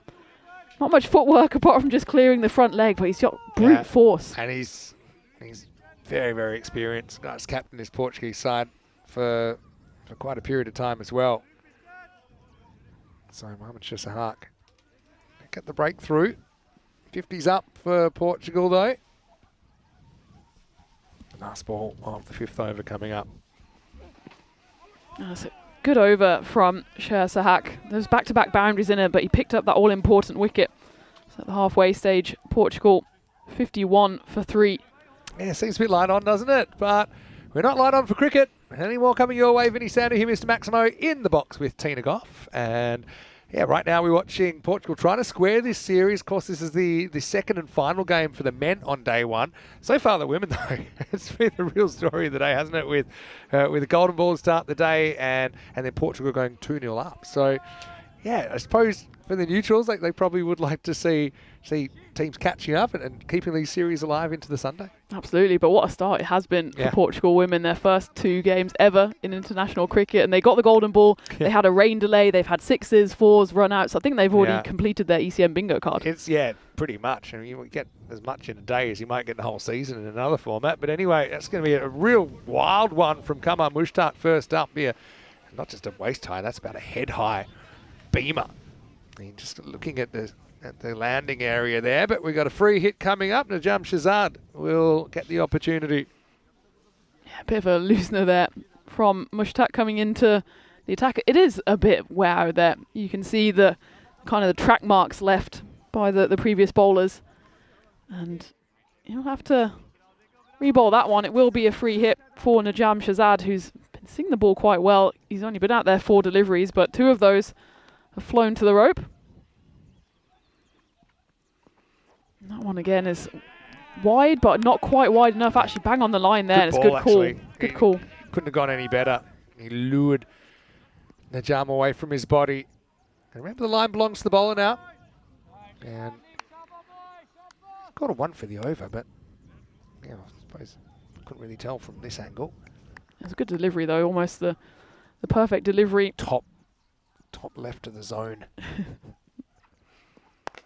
That one just a bit straighter, which means it's given the treatment by Najam Shahzad, saying hello to the match officials there, and just too short and straight from Mushtaq. It looks like he's not entirely happy with where his feet are landing on that pitch. And it can be a bit of a mental thing, you know, once it's in your head that you don't have confidence in your landing foot, you know, you start to jump at shadows. See if you can pull it back. He's a good bowler. He's already gone for 8 off his first 2 deliveries here. This one's going to be taken, should be taken, and is. It's just been edged away onto the boundary there at third. And a sharp chance there, and that's exactly what the fielder is saying there. I think he took that with a combination of hand and stomach.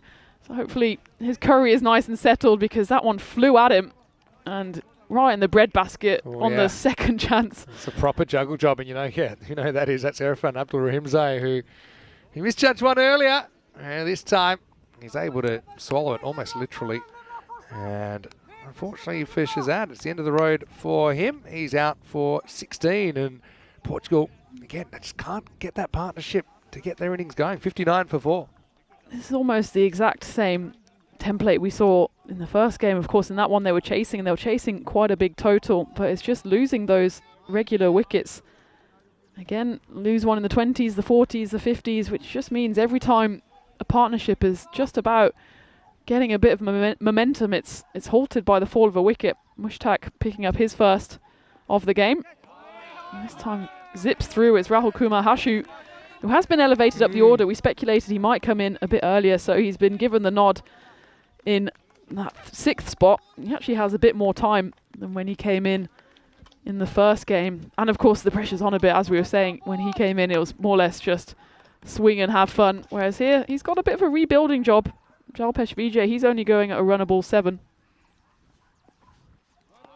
That one just strays a bit too wide for umpire Andy's liking. Yeah, Mushtaq. It's a funny old over, isn't it? He hasn't really been hurt in the scoreboard. Hashu, let's see if he can deliver some of those big hits with the pressure on. Portugal playing from behind here. That was 5 6s and 2 4s in that innings of 42. So just 4 actually run in that innings. Well, he runs one here. Gets himself off strike. There's still 1 ball left of this 6th over, which has gone for 10 runs despite the no ball, and the free hit was actually then a dot ball, and a wide in there and a wicket, so a bit of everything in this over so far. Jalpesh Vijay is on strike for the final ball of the 6th. He hasn't quite got going yet. We know how dangerous of a customer he can be. That one's going to be big, booming wide. Too much swing. Yeah. Cross seam it. It's really been And getting the ball to bend. These Grizzlies do move a lot. He swings from the hand of Mushtaq.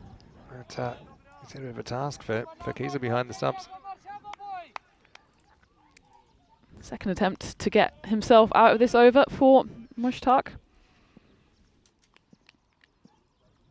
VJ again, can he find the rope just to free the shackles of his innings? He does so, not quite where he wanted it to go, but it's a 6 nonetheless down to that short boundary, and it's a bit of a flourish to finish this 6th over. So Portugal 68 for 4 after 6. Very good at that shot actually as well. And I suppose you saw a lot of what Mushtaq was going to give you. It was outswinger, outswinger, outswinger with width, and VJ got plenty of that. The uppercut, 6 maximal to finish the over. And it's 68 for 4 after 6. Might be a chance to say hello to a lot of our Hornchurch community who might be watching. And yeah, very much looking forward to that ECS at Hornchurch. I know that they're probably checking out JP here. I will be there as well. So yeah, so I am still trying to work out how I can get there because we've got so many different series at once. But I, one way or another, I'll be checking it out. We are somehow bending the laws of time and physics by, what was it? We were having 400 odd games of, or days of cricket this year. Sometimes I say we had like 28 hours of cricket in one day. Whichever way you cut it, it's a lot of cricket and a lot of entertainment as Irfan comes on for his first ball after picking up that catch. He'll have a nice round circle on his stomach to show for it. He's been brought into this side as well. Didn't play the first game, Irfan. Yeah, so I'll see what we can do. I also know that you'll get to commentate a bit with Nish, who's UK based now. He's kind of semi-retired from commentary, but he is UK based and he's put away a bit of time to do it. So I'm happy that he'll get that chance. And even if we can lure Charlie away from the boardroom for a little while, that he might be able to do it a few days as well. No one wants to pass up the opportunity to get down to Hornchurch. It's a long tour as well. It's a 2-week tour, so it's going to be a good couple of weeks there in East London. As that one's picked up nicely off a length there from Rahul Kumar Hashu, and showing us a little insight into what he did in that first game. As that one goes for a big 6. Slightly too short there from Irfan. Get them while they're hot, I say. you pick him in this spot because he hit the ball well earlier, and that's good enough at the moment. Yeah, Portugal just been struggling for runs. I suppose is what happens when you're trying to score against a higher quality of bowling than you'll get in the domestic game. That's a good response there from Irfan. Just a fuller delivery, Yorker length, and Rahul Kumar Hashu did well to dig that one out. Goes away to that third region for a single. Jalpesh Vijay, he released the shackles, the final ball of the previous over with that big 6. Still not quite the rate he would like to be going at, especially entering the latter half of the innings. That one, well, he watches go through and it is eventually called as a wide. Yeah, he's actually swinging it the other way, but I think it swings around the line, doesn't it? You'll judge at the moment it passes the popping crease. Yeah, we haven't seen too many right arm in-swing bowlers. I like that kind of action. Just tails in. I think that one will be called wide again. Really late swing, actually. We called another wide. But just have a look. This is so late, it's actually way past the stumps when it swings. And I don't really understand, but I've seen this happen a bit today. Ball swinging after they bounce. So have a look. That's actually a really good bit of keeping to be able to keep that one in front of you. Especially when you kind of have to go into the long barrier without a helmet on. It's not unlikely you get something. And that one might be a 7 up as well. VJ comes down the pitch a bit, so it might save Irfan. But let's take a look at this on replay. See, he might be all right. Probably because he's on the charge, but VJ got that one sweetly, didn't he? And it's a maximal time. VJ 20 off 10. And Norway, okay, they batted well, but let's not forget they struggled early. There's just one key partnership that got them up into the 150s earlier on. It's actually a similar sort of innings to the first game, albeit the sides reversed, where they got off to a rocky start and then 1 or 2 partnerships into the middle. Portugal will still hope. Well, that one's going to be called no ball on the field. Is it going to go all the way? It's going to be stopped well on the rope there by Vishal Sharma. So he avoids the 5 or the 7, but it will be a free hit coming up as he just mistimes that. And it was called on field by the square leg umpire, and they're just going to check this 4 high. This time he didn't come down the pitch, so I think it might be a bit more of a clear-cut decision. I think, yeah, that's comfortably, he's not the tallest, and that's comfortably Good call. a no ball. Good call from umpire Andy. So this one, over has already gone magical, 20 runs coming off it. Still 1 ball to come. It will also be a free hit. Jalpesh Vijay will face it. He's on 22 off 11, so just ticking along now, finding his gears, moving through them. I'd like to see this one go to the rope as Irfan gets his first warning. A free hit coming up to finish the 7th. And he goes a bit funky, does Vijay. He tries to go for the behind the keeper option, and, well, it's always a good option if it pays off, but in that case he gets nowhere near it. And it just fly through to the keeper for a dot ball. So that over does go for just the round 20, but still a productive over for Portugal, 88 for 4 off 7. I know that Jacob was asking about the calendar earlier on, so yeah, if anyone wants to take a screenshot. Now, the reason I said that is because it's probably the easiest way to do it in the modern world. So yeah, you can check that out.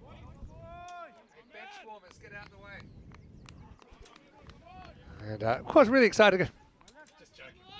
Madrid coming up in the next one, and yeah, we're only about, I'm about 30 hours from being in Madrid. And one of the better looking benches actually from Portugal, just wandering over. Here's Mushtaq. That one's hit firmly to mid-off. They'll run through for a single. Mushtaq, he went for 16 off his first over, but did pick up that wicket of Najam Shahzad. Important one as he was just finding his extra gear. He went 16 off 7 before he was caught by Irfan on that 3rd boundary. Jalpesh Vijay, he's 22 off 12. Needs to put on a bit of an acceleration here. Less than 3 overs to go, and he comes down the pitch, and that's exactly what he does. As it goes over the head of Vishal Sharma out there on the cover boundary. A big 6 runs to get Jalpesh Vijay up to 28. And Portugal, well, they're threatening a little acceleration here. The halfway stage, they were 51 for 3. That moves them to 95. The last 2 overs have gone 17 and 20. The first 2 balls of this 8th have gone for 7. That was a nice shot there from Jalpesh Vijay.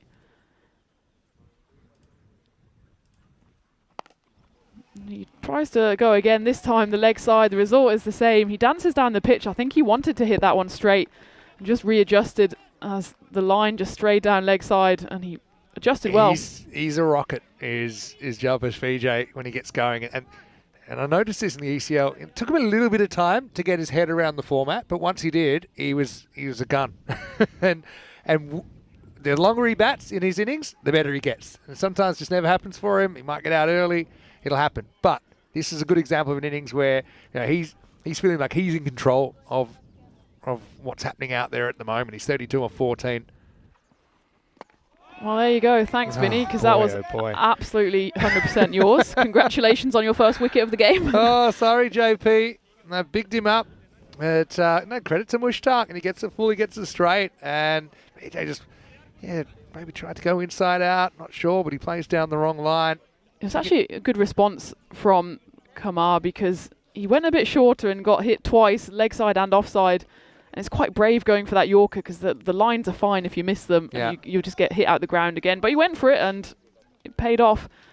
And, well, it was a slow start, actually, for Jalpesh Vijay. 7 off 7, but he did accelerate 32 off 15 in the end. Yeah, so, just it's a shame, really, for him because it looked like he was heading towards 50 or more. That one maybe kind of angled him, maybe just left him a little bit straight down the line because he certainly played inside it. But we will get to have a look at Sherman Vaz, and it's our first time having a look at him. So, yeah, looking forward to seeing what he brings to the table. He's listed as a batter. Comes out at number 7. Mushtaq. 2 for 27 with 2 balls going his spell.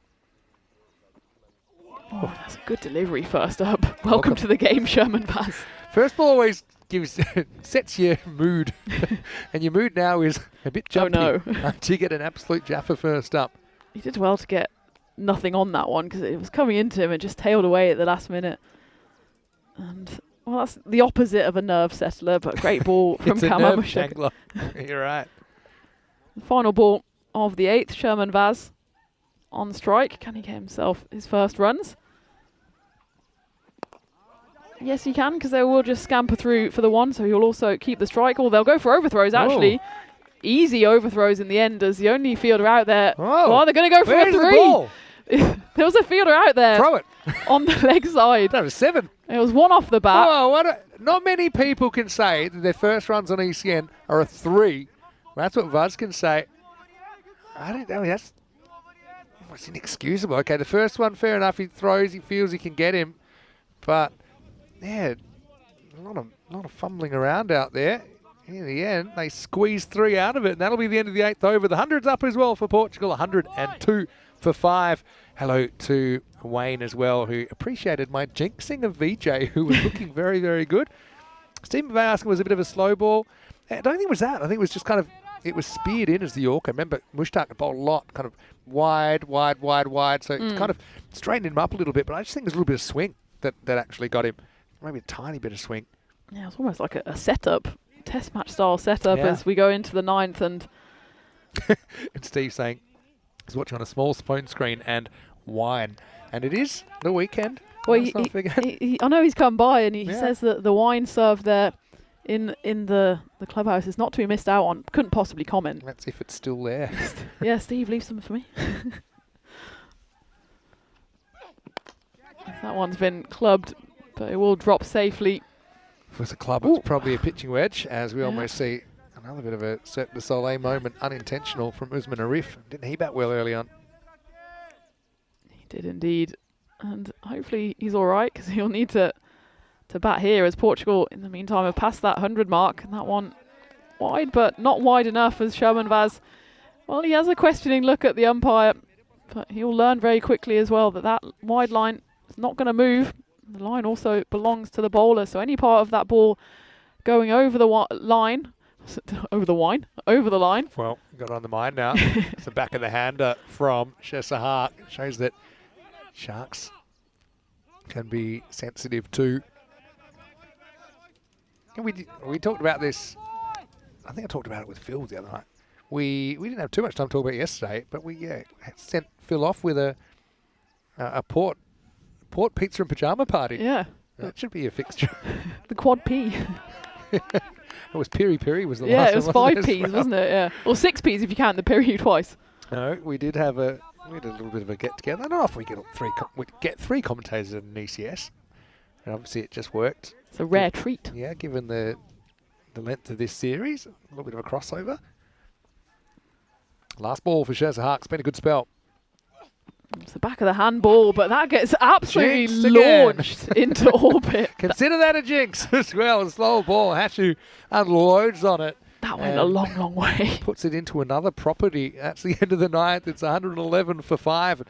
I might be on fire for the amount of jinx. Not easy to jinx a bowler. Only 14 off 11 balls bowled. The last one went the journey. There's Abdul Rahimzai. Went 1 over none for 20. I wonder if they'll go back to him or whether they decide to go for a 6 bowler here. It looks like it is going to be Irfan. So he's come into the team to bowl, and he'll have his second over here to finish out the innings. Portugal 111. So you'd think they'd be eyeing up maybe 15 off this over, get themselves near that 130 mark. Sherman Vaz on strike. The first ball should just be cut off on the 3rd boundary.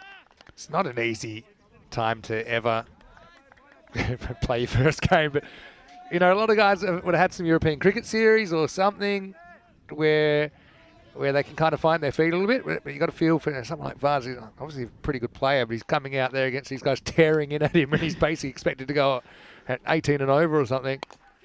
Well, Rahul Kumar, Hashu hits this one high in the air. Should be taken, and it's safely taken in the end by Karugi Dashana. There was 3 fielders circling underneath it, but he made sure to take that catch. And, well, he, I think, rivals Vinay Ravi for main of the game. The main of the game, I love it. I was going to call them the ponytail pals. But Peepees. yeah, be careful with that one. But I will say that he judged it well, back to back, and that'll be the end of Rahul Kumahashu, who does hit a couple of sixes here, ends up going for 17 of 10. And Portugal in the last over are 112 for 6. Interesting to see who comes out here. John Henry's going to come out. Yeah, and he's got 4 balls, the captain, to get his team up. Just 120, 125, something like that, just to put the pressure back on. We're still not really sure what this par score is here. I think Norway were probably above par in that first innings. But then again, Portugal in return, they got 133. Steve's moved on. I saw him earlier, but he sees now at a bar down the road. Saying they do have something nice in the clubhouse too, but it's only for the brave. I know That's a good pun. It's a local delicacy. Can a drink be a delicacy? Local formulation. Concoction. Vaz backs away, which is not normally the play. The thing is, you back away normally when you're trying to make room, so when a bowler's cramping you. But most of these bowlers, they're giving you room. They're putting it outside the off stump. We've seen that a few times, though, that the batters tried to give themselves room as well, and in the end, they almost wide themselves. And then they take a pleading look at the umpire, but he's like, well, it's well within the line. You just moved away from it. So that one's hit through the covers, and that might run away, actually. It's going to be a long chase, and the ball wins, despite the best efforts of Usman Arif. And that just tells you how quick that outfield is, because he just pushes that one. Yeah. And it flies through the covers. Standstill, Minoff was up in the circle, and yeah, man versus ball. Ball wins. It's been moderate score. It's a little bit under par, I think, but certainly defendable. I suppose Portugal need to choke Norway and not allow them to have a partnership like they did earlier. Remember, they were 52 after 5. Yeah, so if you can put in the same position again, maybe you can double down. Last ball.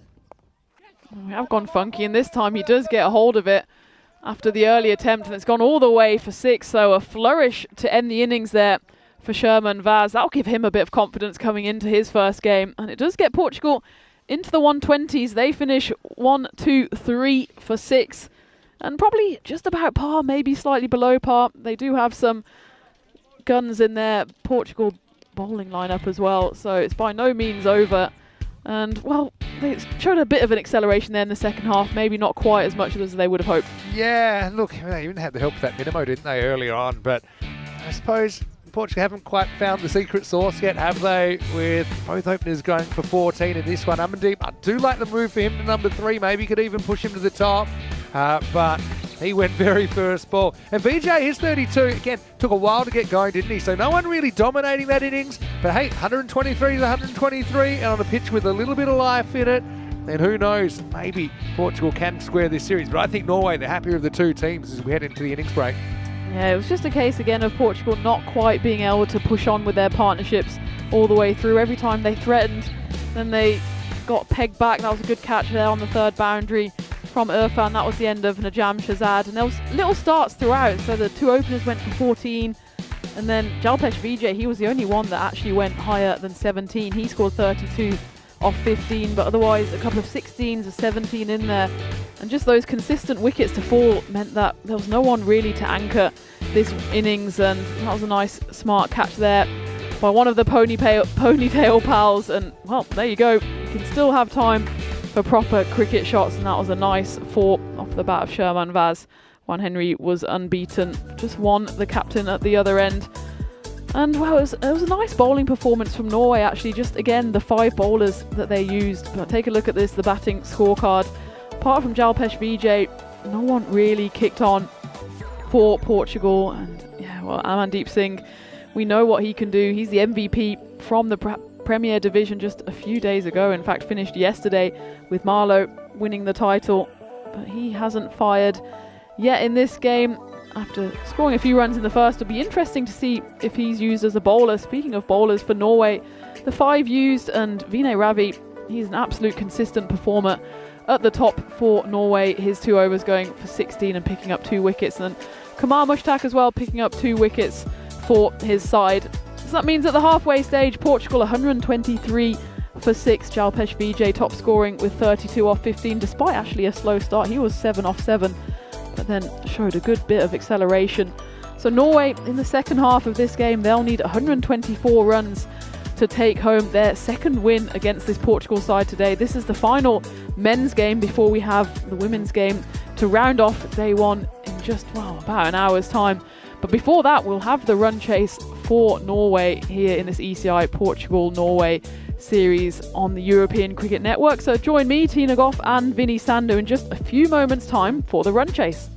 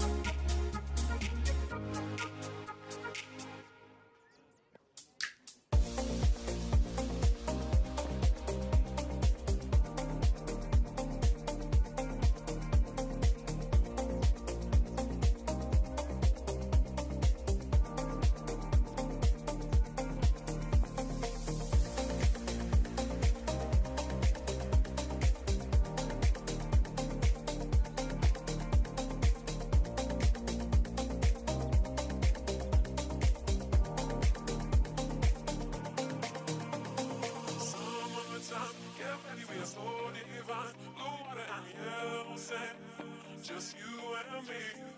Summertime, get ready, we are so divine. Blue water and yellow sand, let's live our dream.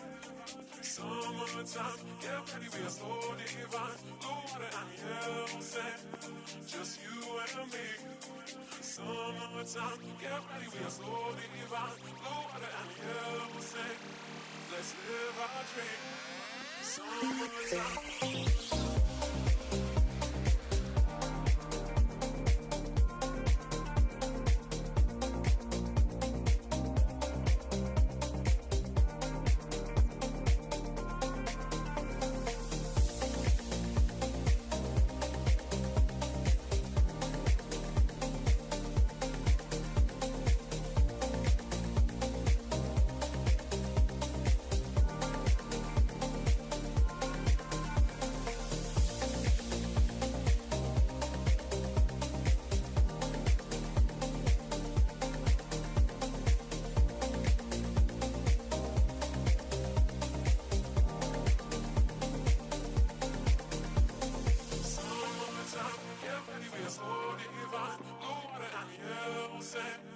just you and me. Summertime, get ready, we are so divine. Blue water and yellow sand, let's live our dream. Summertime, get ready, we are so divine. Blue water and yellow sand, just you and me. Summertime, get ready, we are so divine. Blue water and yellow sand, let's live our dream. Summertime.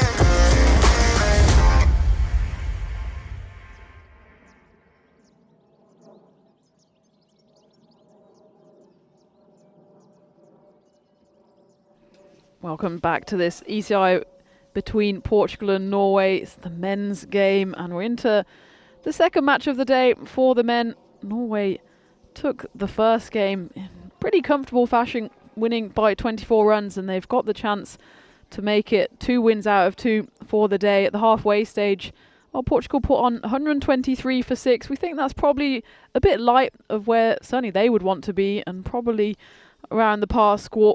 So Norway needing here 124 runs for the victory in their 10 overs. If they want to go big, take home all 4 points, they can chase that down in 7 overs. And, well, Portugal will have to restrict Norway to 70% of that score, which is not 1-2-3. The score is 1-2-3. So some quick maths can be done there to work out what Portugal need to restrict their guests to.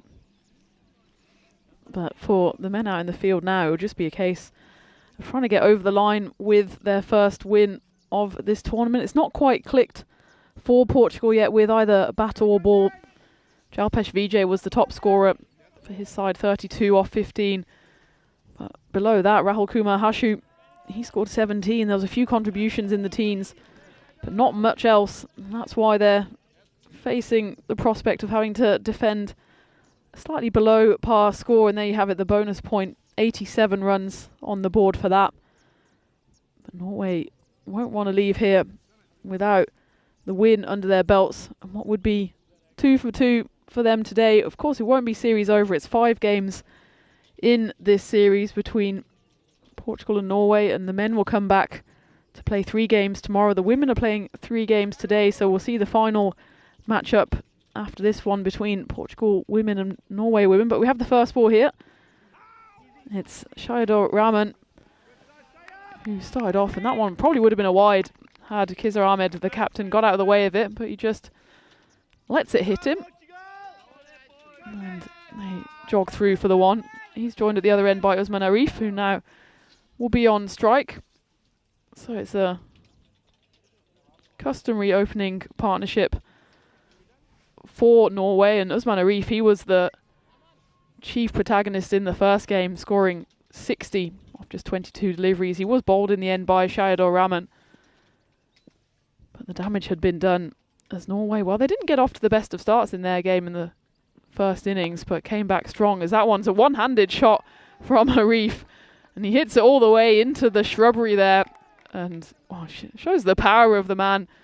Rahman didn't quite get his line right there, and Arif swung hard at it. By the time he'd been finished with the shot, it was just his top hand still on the bat, but it was enough to send it all the way and then some for the first maximo of this run chase. Norway certainly have batting power throughout in that first game. Faisal Raza, he came in at 5, scored 44 off just 14 deliveries. As that one goes through to the keeper. It's Miki Machado with the gloves behind the stumps. And there's a few changes for Portugal, so they don't have Jeremy Martins or Conrad Greenshields in this lineup, so it'll be interesting to see who they turn to with the ball. Jeremy Martins opened up for Portugal in that first game. Conrad didn't bowl, but they will only bowled 5 bowlers in that first game, so they'll be turning to someone new in this second matchup as Norway jog through for another single there. Come on, gentlemen. Come on, boys. Everyone advice, every ball. Shahidul Rahman's not a bad player to turn to open the bowling. 74 wickets in 89 before the start of this series on the European Cricket Network. Picked up a 4 for against Spain in 2023.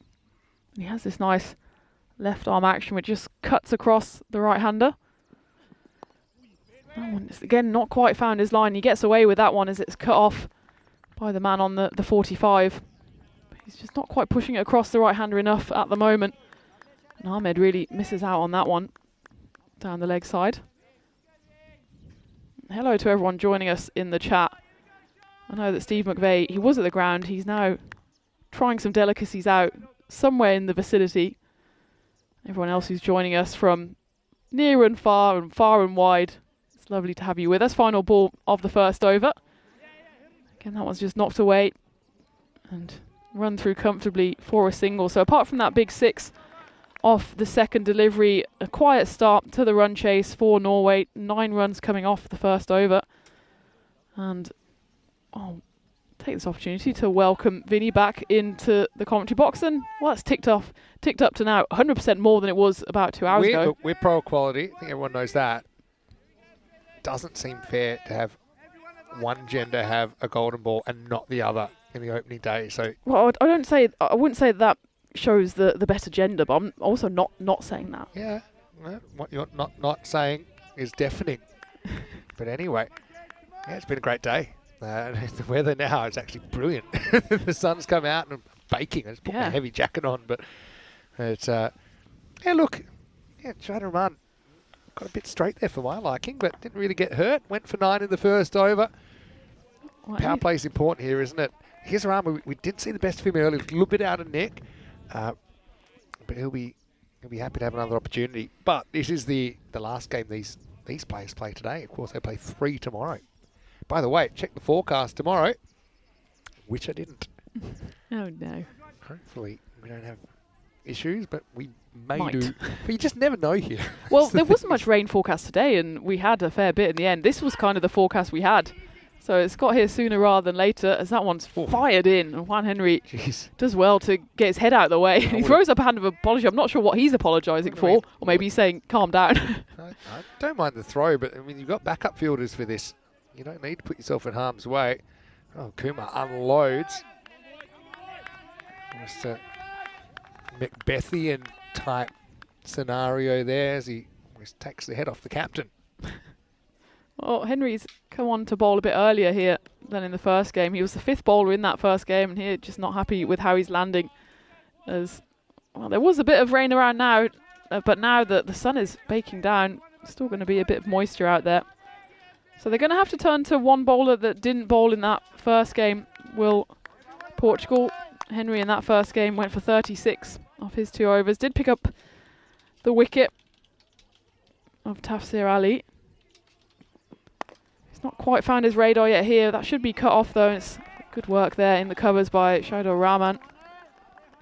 Yeah, just hanging in there, Portugal. It's got to avoid the big over here. We've seen the occasional big over just throw things into chaos for fielding sides. Arif batted really well for 60 earlier on today. Slightly open stance, as you can see there. Good look at the ball. No one's been hit firmly, but it's fielded well by Faf Stoneman. I think it's out there. Yeah, and you see the confidence. Good teams, they do throw the ball around. They back themselves to back it up. This field, though, can be dangerous. But, yeah, Faf just trying to keep the batter honest. That'll be the end of the 4th ball of the second over. I felt that was the end of the It was a momentous occasion. Yeah, well. 10th ball. Yeah, end of the 10th ball. That's very 100-ish for me. Well, it won't be the end of it either, because there's another one. Oh, boy. Well, that's very close to hitting the stumps. It's a slower ball. This is the worst LBW appeal ever as well, because it's already missing stumps, and that made it go closer to the stumps. Well, I'm glad the bowler didn't appeal. He was just more upset that it didn't roll onto the stumps, was Henry. We'll have to bowl one more to finish off the second. Another slower ball. This time it's picked up well by Arif. He just waits on it, checks his shot, and when he does unleash it, it's not quite got all of it, but enough of it to roll away to the boundary. So that's a 4 to finish the second over. Norway 17 for no loss, so that run rate's gone up after those first 2 overs. They need a run rate just over 13. Yeah, I tended to think for a 135, 140 would be par. And I suppose that's the rate they need from here on in. 1-0 to Norway after the first game, which they won by 24 runs. It was 157 to 153. Portugal managing 123 here. Well, you know we've got the open invite now to go to Norway, and we always try to try the delicacies of the local region. Do you think you would try that Norwegian fish, the really smelly fish? It's called Surströmming. Surströmming? Yeah, and I've seen it done. I think they ban it in open public places. There's a big appeal there, but it's, again, the left arm angle's never going to go in your favour. Maybe a bit of bat in this. Yeah, inside edge. So she's miles away. Probably again pitches just outside. Big inside edge though. So didn't have too much going for it. Yeah, it's fermented fish, and I think it's so smelly you're not allowed to eat it in. I've seen it. Possibly in closed spaces. Put a video in for everyone, which is actually, I don't want to get controversial, but actually this was done in Sweden. But it's the same thing. That one's just chipped over a backward point.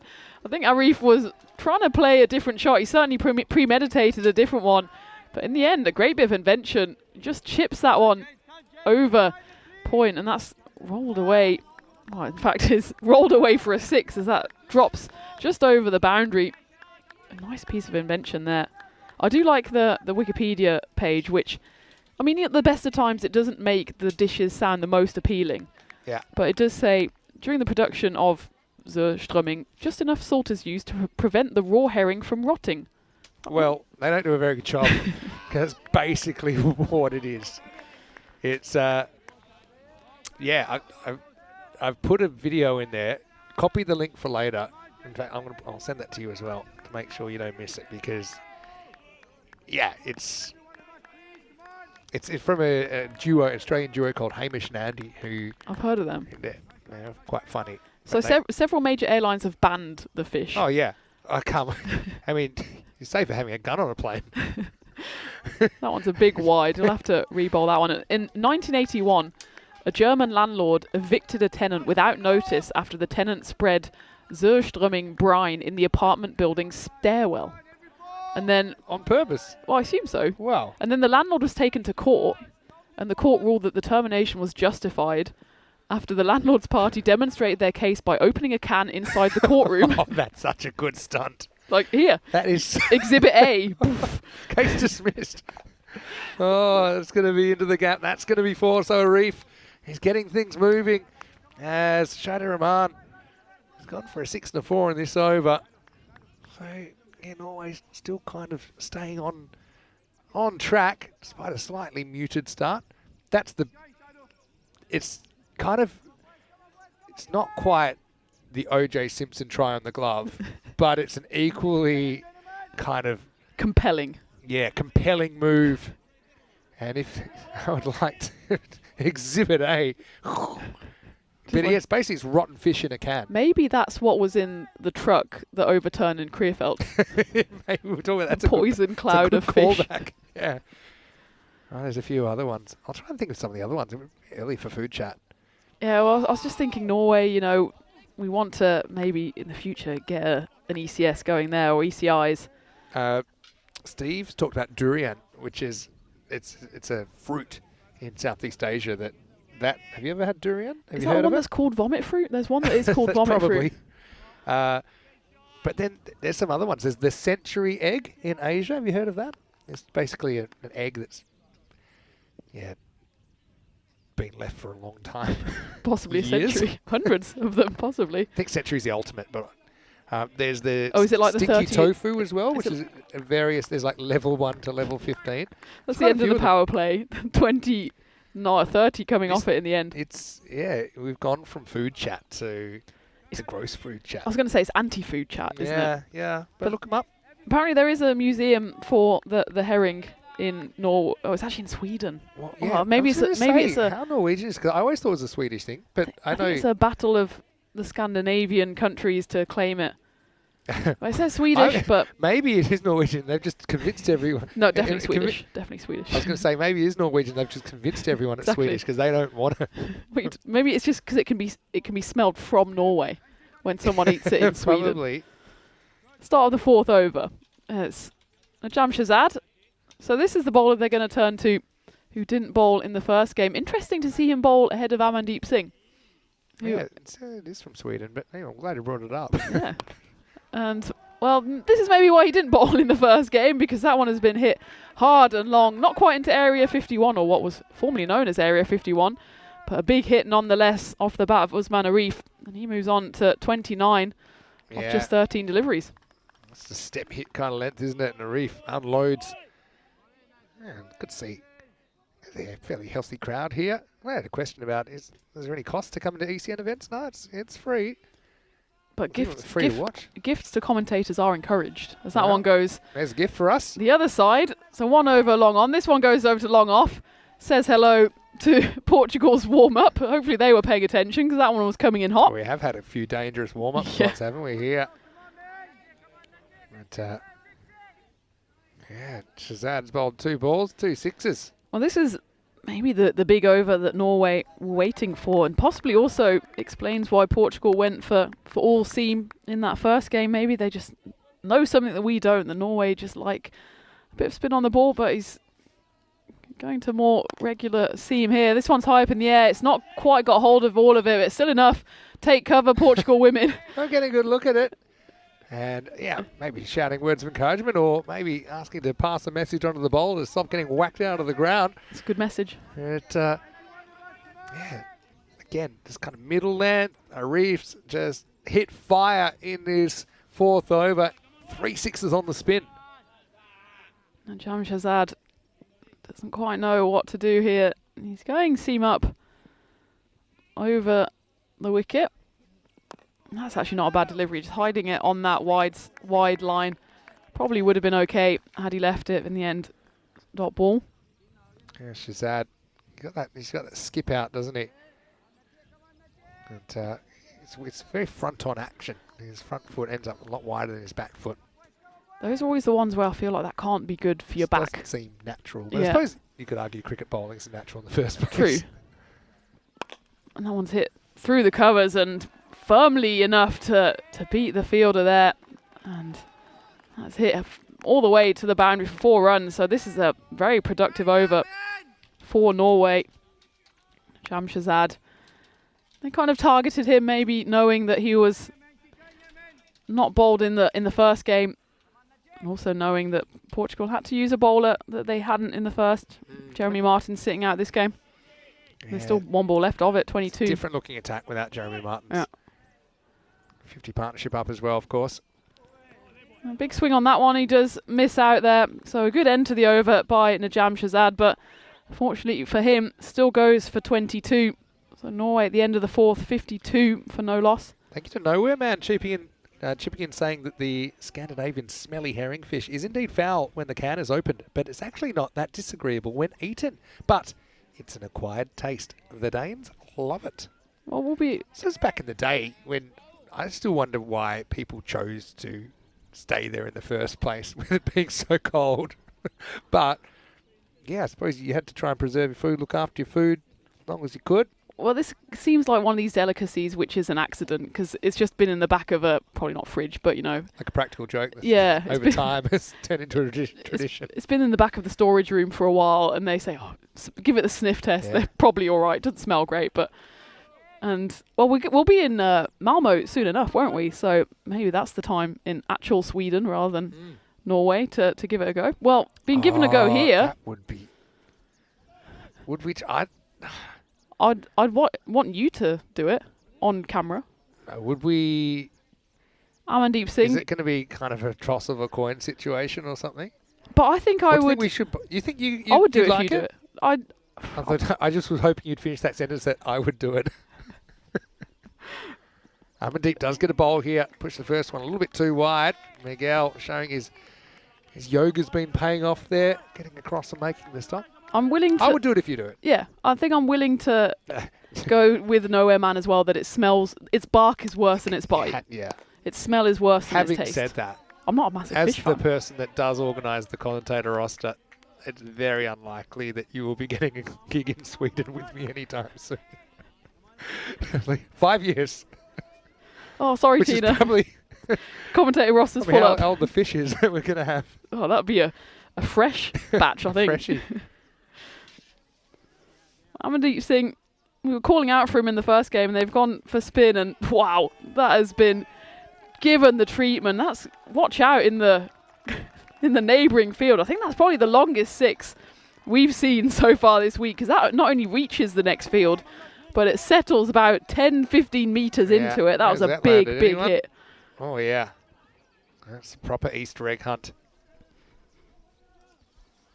Yeah, I'm very scared of the slippery slope. If we start trying that, that's where will it end? But right now, Arif doesn't want it to end. Back-to-back 50s for him on opening day. He brings up his 50 off 19 balls this time.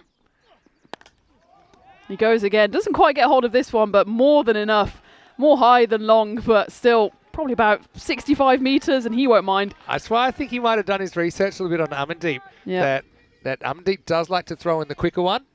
And sometimes he's got a genuine bouncer that he can bowl. So he was just kind of sweating on that, almost like he was expecting. He wasn't caught by surprise. And right now, Norway are flying in this chase. Back-to-back 6s for Arif. This time he misses out. Good comeback. But yeah, I'm worried if we then become the European cricket / the eating challenges network. I don't mind quantity. Well, to be fair, we have to take the rough with the smooth, don't we? Because we have so many amazing locations for food. True, that is true. And I'm not saying Norway, Sweden don't have I've their... tried banana Weizen in Germany. Exactly. And if we go to East London, maybe we have to try, I don't know, pickled eggs. Well, there's other stuff. Pickled jellied eels. There you go. Have you had jellied eels before? It just sounds bad, doesn't it? Nothing jellied is good. Oh no, that throw is miles away. I was worried we're going to have another 4 overthrows. As it is, it will be the end of the 5th over. And Norway well on track here, 68 without loss after 5. Yeah, it's an ominous partnership. And I'll tell you what, out of those 68, Usman Arif has got 58 of them. Kizar Ahmed, he's at the other end, but the captain's more than happy with his contribution of 6 off 8 because his fellow opener is just going all guns blazing at the other end. I've always heard of jellied eels. I just dug into it a little bit. Oh. It comes from the east end of London. No way. Oh. It's the texture, isn't it? Yeah, the well, texture you're will going to get you. Church. I know you're going to be our lead there. If they bring us jellied eels into the commentary box, there's no way we can say no.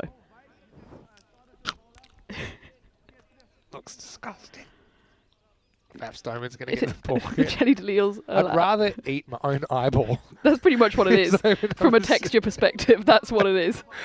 Oh, yikes. Oh, I hope you're not just tuning in right now. I like how at the end of the opening paragraph on Wikipedia it just says, it is usually served cold. Just in case you want any more I misery. read. Usually the European eel chopped into bite-sized pieces, boiled in water with herbs and sometimes vinegar. But as the eels cook, their natural collagen is released into the liquid. So it settles into a savoury, wobbly jelly. Wobbly jelly. It's the only type of jelly there is, surely. As that one's knocked away into the leg side, and Kizar Ahmed, he's more than happy just to take a single. It's definitely an acquired taste, a sort of savoury, slippery snack. I like my snack firm slippery. Texture and mild fishy flavour. I don't believe the mild, to be honest. Durian's all right. It smells bad, but again, it's a fruit. Yeah. And they have. I've even had durian flavoured ice cream in Europe. Okay. Believe it or not. That one's going to be well, it's actually called a legitimate delivery there from umpire Andy. It probably Maybe it got high after the batter. Yeah. I don't know. I just felt this was too high. Oh no, yeah, it was Good fine. call. Yeah, good call from the umps. From front on, looked well over his head, but when it passed him, it was okay. 1 for the over. Need a turning point here, don't they, Portugal? Otherwise, they're staring at 0-2. Actually, Stoneman didn't get a chance to bowl in that first innings, and well, he's been given the treatment same as the 2 bowlers ahead of him. Amandeep Singh, he also came into the lineup, got hit for 2 big sixes, and Usman Arif, it's more or less a one-man show at the moment as he moves to 64 of 24 deliveries. Grunt slower ball there. It's the rolling leg cutter.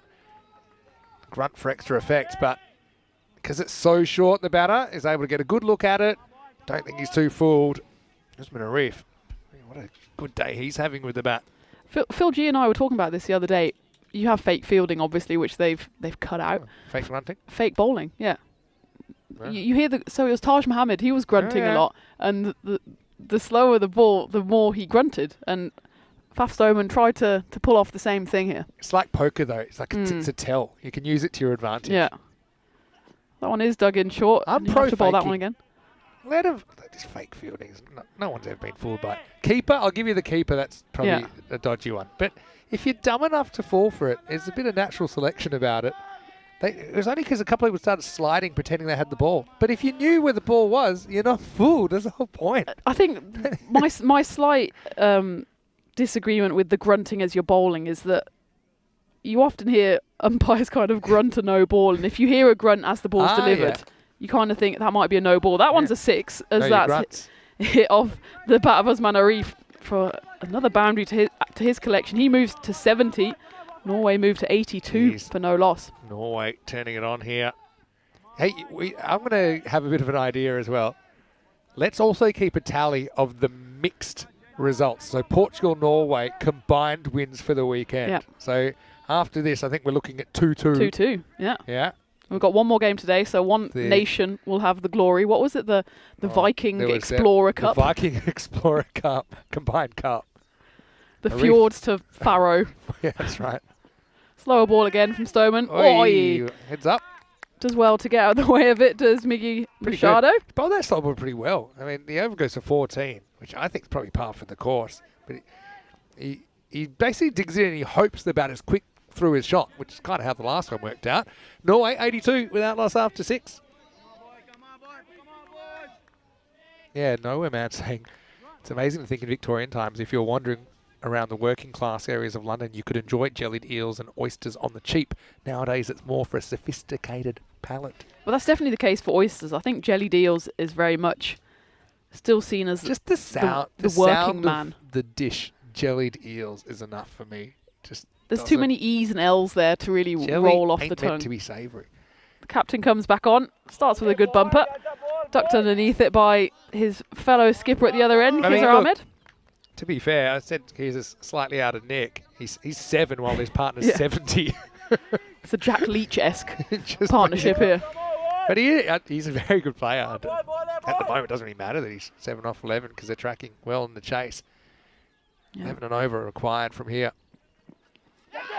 There's an appeal there and it's caught behind, and well, Kizar Ahmed doesn't quite bat himself back into form, but he does his part as that opening wicket partnership is finally broken, but the damage is more or less done here as he falls for 7 off 12, 82 for 1, but the dangerous Usman Arif still lurking at the non-strikers. Yeah, and he'll be disappointed today with how he's hit them, Kizar Ahmed, but hey, it's first day of the international season for him, so you can't expect it to click straight away. It will be John Henry, pretty old captain, getting captain there, caught behind Bo Machado, and the score is 82 for 1. But to be honest, let's say he'd scored maybe a more normal rate, say 20 off 12. Well, then they've probably got this rate down to about 9 and over. As it is, there's still a bit of work to do, Darshana. One half of the ponytail pals, as I was trying to push earlier on. With Fino Ravi, he's coming out at number 3. It sounds like, you have Barbie and Ken. It sounds like the male version of My Little Pony. Yeah, or Cabbage Patch Kids. Did you have those? I knew of them. Yeah. No, it isn't. I think it's an American thing, isn't it? As Darshana comes out, and it should be taken, and it is, and that's 2 wickets in 2 balls, as Darshana just gets one high up on the bat, and it's a regulation catch there for Amandeep Singh. And, well, 2 balls can change a game. Norway still in the driver's seat, but 82 for 2. Juan Henry, the captain's on a hat-trick. Yeah, he is. And Darshana had to wait a long time to get out there over 6 overs, and he's walking back straight away. Golden Derek is activated. He's an invisible Derek at the moment. But we're hoping to have the new Derek on by May, which is the next month from now. Darshana out for a golden. Less than a month away. Yeah. I feel like Derek would not be a fan. He better be blinging, though. Wearing jellied eels around his neck. He made it a guest appearance last day of the ECL, I saw that. Yeah, popped in. Yeah.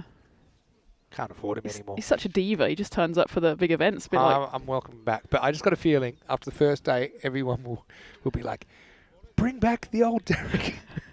So for all that research and development, it'll be like Fontgate all over again. Oh, Fontgate! don't go there. Tafsir Ali is the new man, and he will face up to the hat trick. Being able to read the screen is important. Hat trick ball.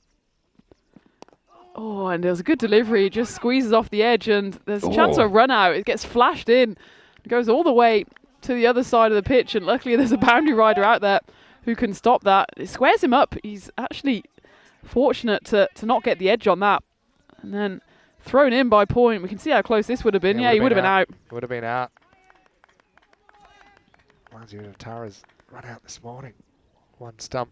Arif's the key now. 70. You lose him, maybe you get the wobbles. Oh, there's no wobbling from Arif as he just cuts across that one. It goes all the way. He moves to 76. Well, I've been in good jinxing form, but I don't think I can jinx Arif because he could score 100 here and he could take Norway to a 2-0 lead in the series. But look at this. The way he releases the wrist at the critical point here. Bang. Just couldn't have timed it any better. Uses all the pace. can see the background. You can see the body language of the Portuguese fielders there. They know this is the man that's standing between them and any chance. This is Still giving a 1 in 4 chance, though. Yeah, well, he's the main man. 76 of the 89 runs so far off the bat of Arif. Final ball of the 7th. That one zips through. That's a good response there from the captain. And in fact, Henry's over only goes for the 7 in the end and 2 wickets coming off it. Yeah, 2 wickets, a 6 and a 1. 2 dots in there as well. Pretty good spell from Juan Henry. 2 for 15, 7 overs down. It's 89 for 2. Hey, what a day it's been here. And I've got to say, the ladies, they certainly have provided plenty of entertainment, including a golden ball, as we look ahead to match 3 with Portugal having a 2-0 lead. They win this one, they will sew up the series even before day 1 is done. They've won the toss. Portugal elected to bowl. So Norway, who can step up from them? I think they've had a few good performers. But, yeah, last match of the day coming up in about half an hour's time. Can Norway keep that series alive? Hashu will get the ball now. 35 off 18. And Norway in the box seat, but certainly a bit of work yet to be done. Mid-off up in the circle.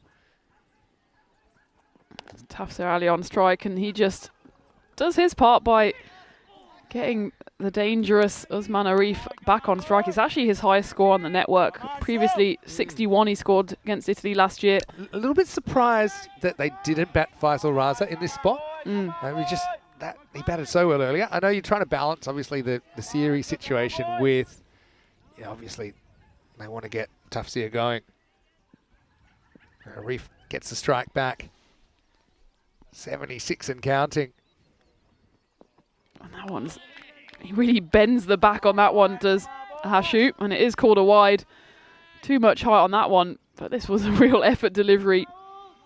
And, well, a bit too much effort on it, because it does just zip over the head of Usman Arif. Swung hard at it, though. He knew if he got anything on that, that would have flown to the rope in any direction.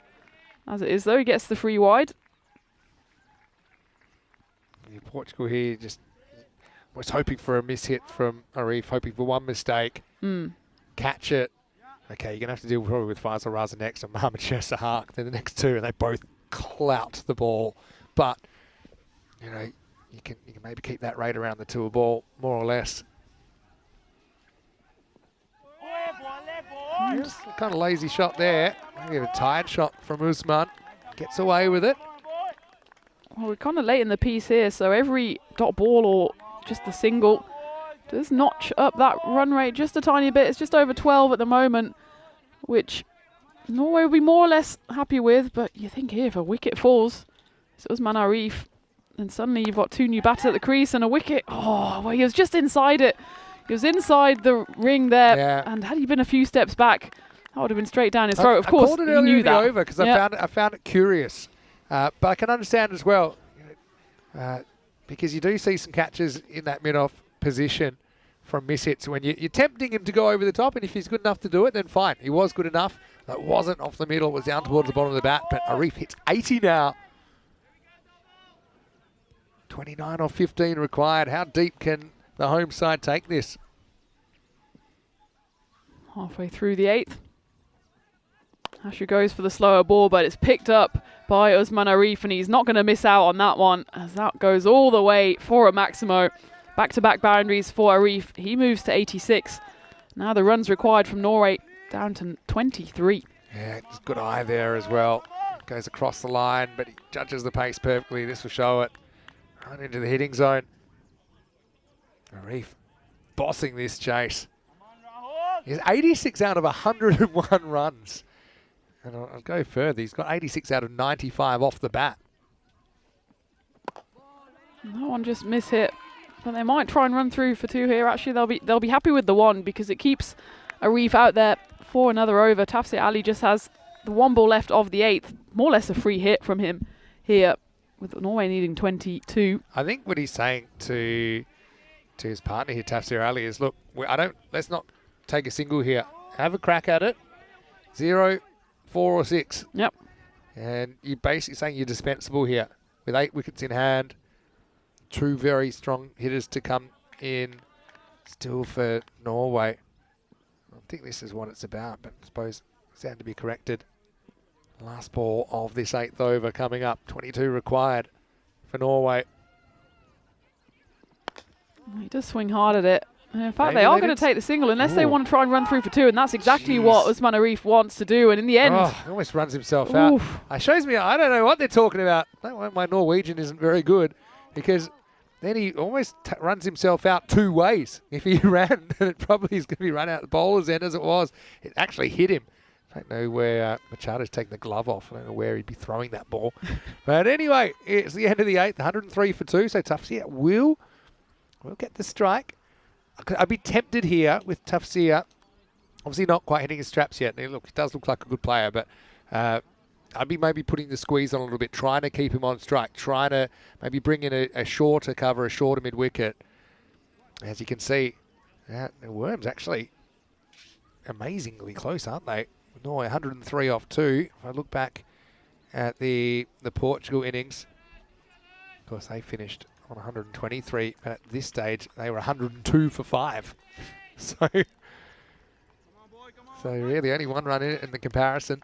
And it's a bit of a gamble with Amandeep coming back to bowl, but he is something a bit different, isn't he? But Arif has kind of had his measure. He's not facing at the moment. He's on 87. yeah, his first over went for 16, Amandeep.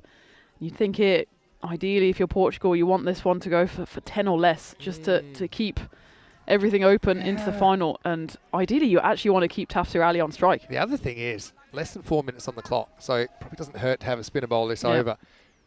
Anyway, 21 required. Oh, and he's dug that one in short, and that's not what you want to see to start off this 9th over if you're a Portugal fan, as that was a bit of a freebie there from Amandeep. It was straight enough, but just too short, dragged down, and Tafsir Ali, he tucks into that one. So now just the 17 runs needed in 11 balls for the second win of the day for Norway. Well, Portugal women won both of their games so far. Looks like both of the men's battles will go the way of Norway. Amandeep tosses that one out, but it's going to be hit all the way for a Maximo over the covers. He tried to just hide that ball outside off stump, tried to toss it up. It would have been a wide, but Tafsir Ali cashes in back-to-back boundaries. Yeah, look, suddenly 11 off 10. Change of pace, change of luck for Tafsir Ali.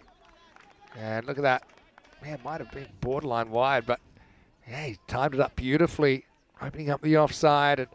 And hard to see a path back now for Portugal. Norway just need 11 off 10.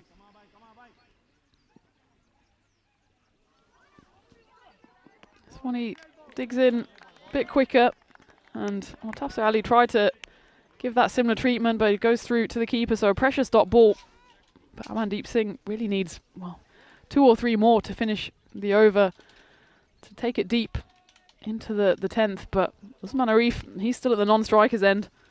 He'd back himself, even if the over finished now, to get those 11 runs in the last. As it is, though, it might not even go to the final over, as that one, well, it's not going to quite go to the rope, as it's cut off by Sherman Vaz. Now you're running into guys on 87. Yeah. So, again, there's still, I always think there's some sort of chance if there's more runs than balls.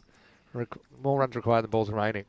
Well, back-to-back sixes here would finish the game and get him to 99 not out. So that'd be a fun way to finish for him. Join the 99 not out club. And well, that one's hit firmly, and it won't be cut off as the old Tortuga comes out, and Davon Naratam, he was more or less there, and then suddenly the ball was not there, and yeah. He actually ran past the ball, and yeah, the ball held up slightly, just bounced to his left, so Arif to 91. Okay, let's work out how he can do this now. So he's a 3 and a 6? Yeah. How do you get a 3? Yeah, I suppose if he gets a 1 here, he's still going to end up short. It's the final ball of the 9th, and it's up in the air. In fact, he might not get any more runs as well. Oh, boy. It was... Who was that underneath it? Henry. Yeah, it was Henry underneath it, and he stood still for a long time. It looked like he got the measure of the ball and was just waiting for it to drop, and at the last minute, it tailed away from him. It meant that he had to put in the big dive. In the end, got nowhere near it, and they just run through for the 1. So Norway now needing 5 runs in the final over, and Usman Arif, he keeps the strike. He's on 92, not out, off 34. So his chance for a century, well, he could get a 4, couldn't he? He'd get 2 4s. That would take him there. Yeah, that would be the way. He could definitely do it. So yeah, this actually doesn't want a 6. I suppose he wants to win the game. That's the most important thing. Oh, If he you also really wants wanted the to be a 100. showstopper, you go 4-6 or you go 4-4. But the 4's got to come first. He definitely has his eye on the 100 now. Maybe he's been told. I'm not sure if he's actually been told what he's on. He'll definitely know that Norway just need the 5 runs to win. And Side Maisam's been throwing the ball. Yeah, I mean, he's, again, a bowler that's done well at the death. Certainly a couple of years ago, he was part of the death bowling squad with Adnan Gondol for Marlow. But anyway, 5 to win last over. We do go to the 10th here in match 2. Big swing there and a miss from Osman Arif, I think. Oh, I mean, you're a non-zero chance. It's hard to believe that a guy on 92 isn't going to get 1 out of the ground. Well, it looked like Out of 6. his intentions were clear there. He wasn't Yeah. going for the 2 4s. He was going for the win. Big swing, misses out. It was actually a slower delivery as well from Side Maisam. So still 5 runs needed in 5 balls. Second ball of the 10th coming up. And Osman Arif just needs to keep his shape here. Just keep his head. Do what he's been doing so far in this innings. And this time he makes contact and makes no mistake there as he hits a big 6 over long off to finish the game. He moves to 98 not out. And well, what an innings that was from him as Norway claim their second win, back-to-back wins over Portugal on this day 1. And they square the Country Cup 2-2 as the blue stumps will be traded for the pink stumps for the next game. If you're wondering why they're walking off with them, don't worry. Wait, don't take our We're ball not away, we're going still just playing. yet. But yeah, no, a well-managed chase in the end. But we'll say it's been pretty Arif-centric. He will miss out the 100. He'll finish 98 not out of 36. But he faced so many balls there. This is coming up, and we're 20 minutes away from the start in this game to try and keep the series alive. Norway need to win. They're batting first after being sent in. So stay tuned for that as we'll finish with the women's match 3 here to round out the first day of ECI action. Let's have a look at this chase. Started with a bit of a one-hander there. But, yeah, Portugal just haven't really had their wits about them today, I suppose. In the end, they battled hard. They took the last over, but that 123, not quite enough to get the win. As T10 victories go, winning one game by 24 runs and then backing that up with an 8-wicket victory is pretty comprehensive from Norway. I wouldn't say that actually depicts the gulf between these two sides, but when you've got one man in the form that Osman Arif is in, then it's hard to defend a total, none less so than a pretty below par total. And despite the 2 wickets that fell, that was Korea Deshana. He in fact went for a golden derrick, but then it was Tafsir Ali who just guided the chase alongside Osman Arif. Everyone who came in, their aim was basically to get this man on strike, and why wouldn't you? He hit 12 sixes and 5 fours on his way to 98 not out off 36 deliveries. So in the end, it was 4 balls to spare, but again, probably doesn't quite tell the whole tale of this game, as both games have been pretty comprehensive and fell in the way of the Norwegians. For Portugal, they've got 3 games to come tomorrow, so it'll be a case of regrouping for them. This tournament is far from over, but Osman Arif, back-to-back half-centuries, 2 shy of his century here. He's looking in fantastic form. I mean, it's a great day from him. He makes 158 runs in 2 games. He's still got 3 more hits tomorrow, potentially, but yeah, he certainly started the season with a bang, hasn't he? And I suppose in the end, he did pretty much all the work on his own. Henry bowled a good spell too for 15. But yeah, I suppose a couple of fielding errors late in the piece. Maybe could have taken a bit deeper, but I guess we'll never know. And Portugal, they're going to have to try and find some answers because they'll need to be perfect tomorrow to get the trophy out of the hands of the Norwegians. We will take a break and we'll be back in around about 10 minutes to take you into the final game of the day. Keep those random questions ready, and I'm looking forward to joining you along with Tina Goff when we return to the Santorum Cricket Ground for more European Cricket International.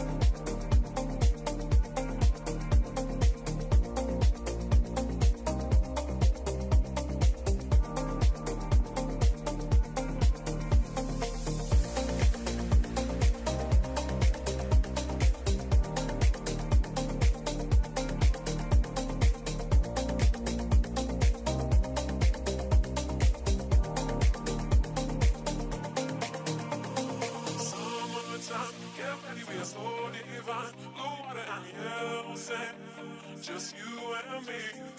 Summertime, get ready, we are so divine. Blue water and yellow sand, let's live our dream. Summertime, get ready, we are so divine. Blue water and yellow sand, just you and me. Summertime, get ready, we are so divine. Blue water and yellow sand, let's live our dream. Summertime.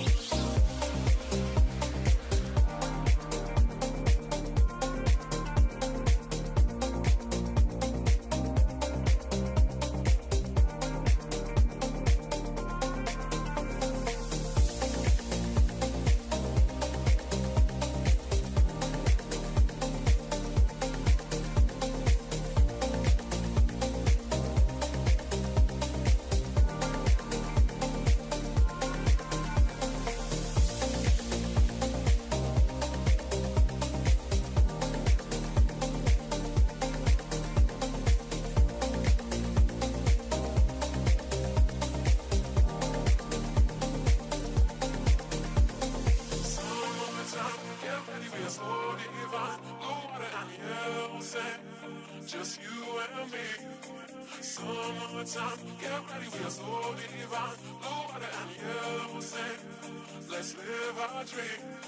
Summertime, get ready, we are so divine. Blue water and yellow sand, just you and me. Summertime, get ready, we are so divine. Blue water and yellow sand, let's live our dream. Summertime.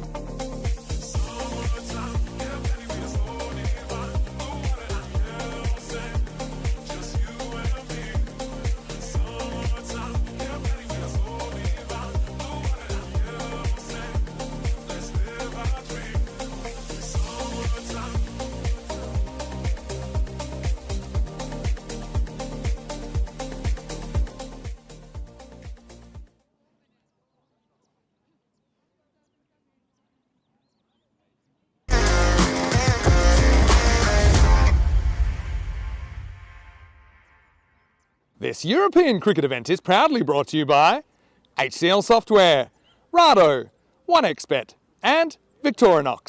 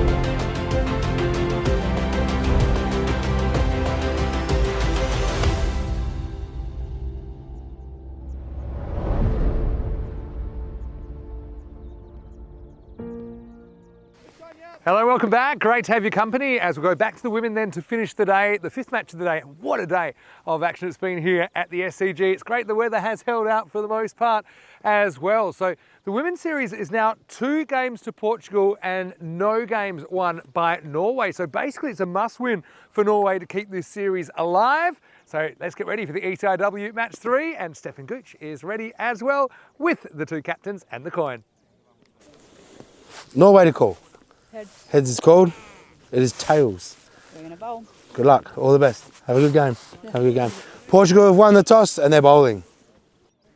So Portugal win the toss and they have elected to bowl first. I suppose they've done it both ways, haven't they? And they look pretty composed in the chase. I've got to say, it's been great to see some of their emerging talent in there, and just some of their fielding that they have pulled off today has been next level. It has been the difference at times. Norway kind of had a better effort in the first game, although they found a few more runs in their second game. Their fielding kind of went south, and also their bowling, I think they struggled a little bit with gripping the ball at times, turned out to be slightly reduced. Portugal then went 2-0 up in the series. So it's all on the line here. I know that a lot of people watching out there would love to see this stay alive, but I think the Portuguese will be pretty happy to wrap it up right here. Tina Goff will be the next voice you hear as we get ready for the first ball of match 3 in the ECI-W. I can tell you that Portugal have sent in the Norwegians. Over to you as we get ready for the action. Thank you very much, Vinny, and a warm welcome back to the Santarém cricket ground for this final match of day 1. And what a day it's been so far, and especially for Portugal women making their international bow here. First time they've played on the international stage. The first time a few of these players have played at all, and they've won 2 of the games so far against the Norway women, but I'm sure Norway will want to come and back and keep this tournament alive in this final game. They bring 2 players in, Vidya Vijala and Mirab Sajjad come in for Norway. As for Portugal, Joanna Child comes back in after sitting out the middle game. She already played the first game. And, well, Portugal, they could settle things already. 5 games in this series. They could take an unassailable 3-0 win with a victory here this evening. And the win predictor sits firmly in their favour, 60 to 40%.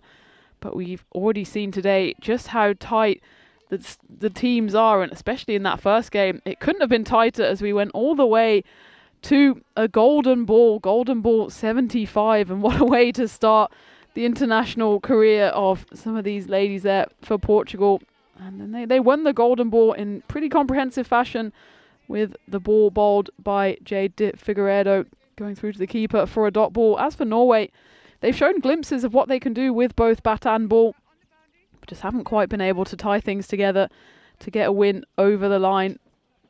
Not for all the world that they were cruising to victory in that first game, but just wickets fell at the wrong time and they could only take it to the golden ball. In fact, it was a catch on the final delivery that took us there as we get the final game of the day underway. And there's a big appeal early on, and there's a shake of the head there by the umpire, I think, with this left arm around action and the cheeky grin on the face there of Jade de Figueiredo. I think she knows that's probably just drifting down the leg side. You could see both middle and off stump there in the shot, and it's Gorad who will face the first ball, and a bit of a yes no maybe as they do run through for 1. And that will bring Ayesha Hassan to the crease. We're used to seeing her opening the batting. She opened in that first game, the golden ball loss, and in both games. In the second game she hit 25 off 20. She put on that great partnership with Ramya Emadi, which got Norway up to 86. And then the heavens opened, the rain came just as Portugal were accelerating in their run chase. Then the reduced overs game, it went down to 8 overs, and that kind of played into Portugal's hands with a smaller run chase on when they came back onto the field. That one squeezed away, and they will just run through for a single. So it's mopped up there by Sanalaika on the boundary. She was the one that took the catch in that first game on the final ball to take it to the golden ball. Not only that, it was her first catch in international cricket. And I think her first catch in any cricket game. What a time to do it. She'll certainly remember that one. And in that second game, there was a nice partnership from Norway halfway through the innings, but they just the brakes were put on as they didn't quite accelerate after the wicket fell of Imadi. And we'll take a look at this throw. That's almost like ejected out of her hand. Good piece of quick fielding. And Jade, well, she's one of the more experienced players for Portugal, plays her cricket over in South Africa. So it's no wonder they threw her the ball for that all-important golden ball, and she's been given the task of opening up the innings for her side here. That one wrong foots the fielder there, Gabriela Sequeira, at that short mid-wicket position, which she's really made her own. The ball went to her a lot of times in the first 2 games, and it went to her there and just tore too good to the left of her. So to finish the first over, Norway make their way to 4. What a revelation Gabby has been, both in the field and with bat in hand. Top scoring in that second game, scoring 45 off just 18 deliveries. As we see, we're very much in the middle to latter stages of this tour of Portugal into the ECIs. What a great 2 weeks we've had. And, well, seeing us through the ECIs at least, Vinny. Yeah, I'm sad to be leaving Portugal, always am. But I am also excited to go to Madrid, having not been there before. Ever? Ever. I mean, Wow. Inside the airport, I don't Yeah, think it doesn't counts. count. Only in transit. But, yeah, probably fitting I'm coming back because it's Bianca Maximo coming on to bowl over number 2. What kind of Bianca will we get here? Not a bad one. Just misses the mark there. But, I think even with the Norway bats, I saw a lot of improvement in Game 2 versus Game 1. And even that first over, I mean, a lot of balls endangering the stumps, but they're able to get a decent bit of bat on them. Okay, they haven't got the kind of boundary that they're looking for yet. But it's been some interesting little battles within battles here. This one probably isn't too interesting. This will be a no ball for off the pitch. It's got to shake that off. It has happened a little bit. Mentioned that consistency will come with time. That was pretty close to being.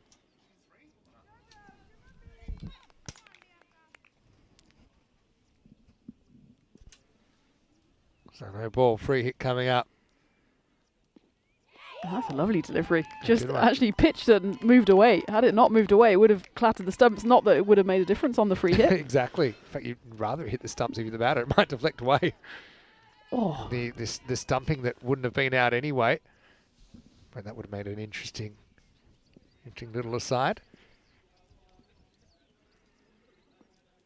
Fraction short, throws the hands at this one. Does Hassan. Well, knocked down there by Ishrit Chima. So yeah, just to catch you up if you're just tuning in now, well, you've missed a cracking day, number 1. But in this series, it's a 5-match series. This is match 3, and right now Portugal are 2-0 up. So Norway need a win here to keep the series alive. Yeah, pretty good ball there from Bianca, but an even better shot from Gorad. Just punches it into the gap, and it runs away for the first boundary of the innings. yeah, nicely played. Just not even a bit of width, but it actually tails away again. Just that natural outswing that Maximo gets, and Gorad throws her hands at it. And this outfield doesn't get any slower as the day wears on. That one just races away for 4, the first 4 of this innings. Now, if we go cross-gender, then of course it's 2-2 for the Viking Explorer Your Cup. all-inclusive cup. Yeah, the all-inclusive All-inclusive cup. Viking female-male 2-2. Explorer female-male cup. What's the female Viking called? Is there a word for it? I think also Viking, I guess. Feels like it would be cool if there was. Wow, nice throw, but a bit of a waste as Aisha-san gets back. Is that what Valkyries are? I'm not very good at my... You just looked up the word shield maiden. No, I've looked up female Viking.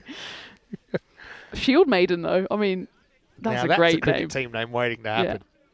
The Oslo Shield Maidens. So women that fought were in the Norse literature called Valkyries. Well, I don't know if that's the same as Valkyries. Or Shield Maidens. Uh-oh, bit of a Tortuga time. This could run away for 4 as well. So, Gorad able to strike a couple of boundaries here. Not the worst over, really, from Maximo. That's the kind of one that got away. This is just a case of probably didn't get all the body down towards the ball. We know that's always a bit of a risk. This game is in the Goldilocks zone, in the 40-60 zone.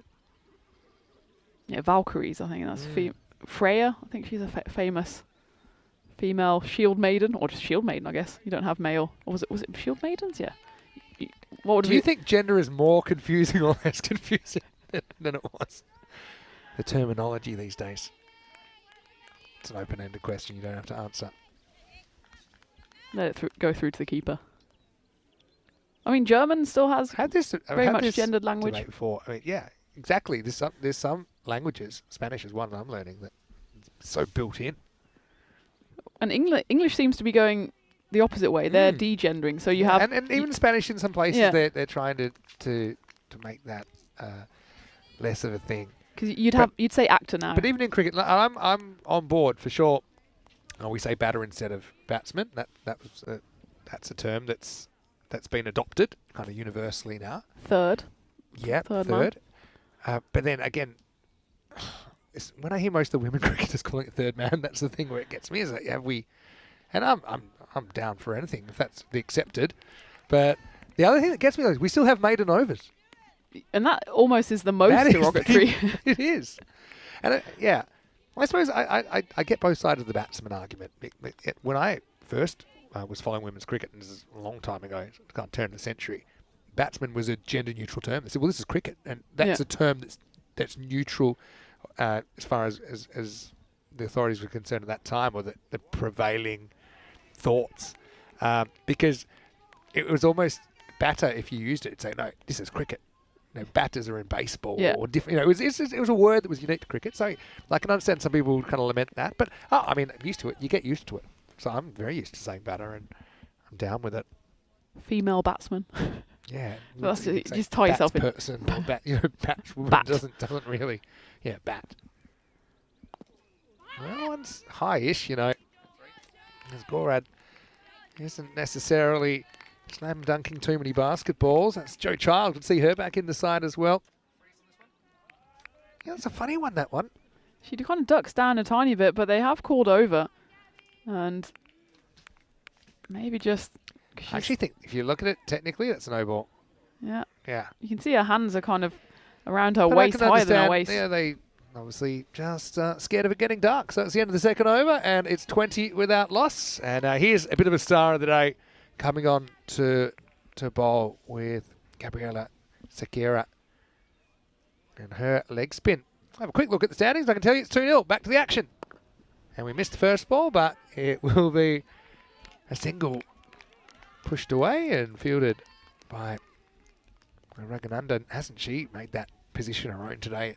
It's going to be some interesting play of the day battles. Yeah. Because I think we can only have one player of the day. I've got at least four that on a normal day I would call them player of the day. One of them was that Raghunandan run out. This one is okay. It'd be interesting if she gets another bowl as well, because she bowled just the one at the end of that Norway innings in the previous game. Went for just 3 runs, but because she bowled, I think it was the 9th or the 10th, she only had the chance to bowl the 1. But it's good to see that Portugal have got different bowlers that they can turn to. As that one, again, might have to be checked for height. Yeah, It's dipping, but... It's dipping, but I don't know if it's dipping in time. She kind of plays it from the crease for me. Let's see if we can freeze this one. Yeah, that's a no ball for me. Is it benefit of the doubt to the bat here? She hits it well. She's on her tiptoes there. It has been called, I think. Has been called, has it? Yeah. So it's the first one that Gabby's bowled that's kind of gotten away for a while. She's been at a very good command of her length. So Hassan might as well have a crack at this. Hits the 4. Now she'll get a 1 to boot. And there's Jo Child into the side. I know that you're having a bit of chat with her. She's one of the real live wires of the Portuguese lineup. Yeah. First time they played together as a team. Let's just appreciate that for a second. I think it was more or less handshakes in the hotel last night. So I know a few of them are local players, a few are based in England or South Africa. Nothing gels you like a golden ball first up, though. Another full toss. This one won't be a no ball, but it will be struck, and it will get there. Well, she summed up her options there. Maximo, who is almost like a tiger hunting her prey there, if you want to watch it on the replay. Thought about launching at it. She had a little nibble here. Maybe about here. Bailed out. Hat came off. But did everything but field the ball there. Oh, well, if I ever do field, that's probably something I would do. That's the Maximo special. Good effort, A those. little nibble. The way you put it was perfect. And then instead of trying to catch up to the ball, the next thing she thought is, wow, this hat's really bothering me. Got to get rid of this hat. It's a proper ECN moment. Oh, anyway, it does run down the hill for 4. Oh, classic game 5. This is heading down the leg side. It's so brutal. The end of the over. That hill is brutal. 31 without loss. It was the way she almost fake fielded it. Yeah, she did. Almost like throwing the hat down as the white flag. Yeah, there was the first little... Tina's losing it here. It was the first little kind of stab at the ball.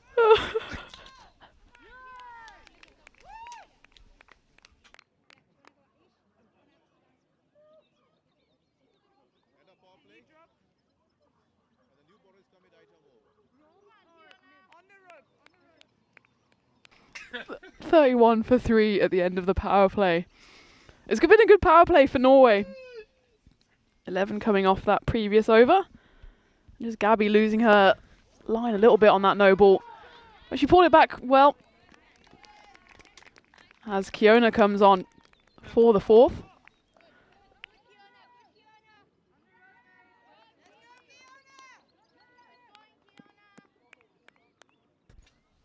I think Kiona's had a good day as well with the ball. I see Goran up the top. 16 and counting. This one though outside the legs, and she's going to turn on this. That's going to run down the hill for 4 more. So, yeah, Norway up for 91 right now. That'd be interesting. I suppose so much depends on if you can get that dangerous top 3 or 4 of the Portuguese order. But certainly, I think Norway have become a little bit more aggressive as the day's gone on. Plus, I think they've probably hit more balls. Yeah, they've just freed their arms a bit. You could see on both sides actually in that first game were just a little bit tentative. It was nerves. It was the first game, and they weren't just quite swinging at the ball. And now the shackles are off for both sides. And look at that, into the super Goldilocks zone, 50-50. 50-50.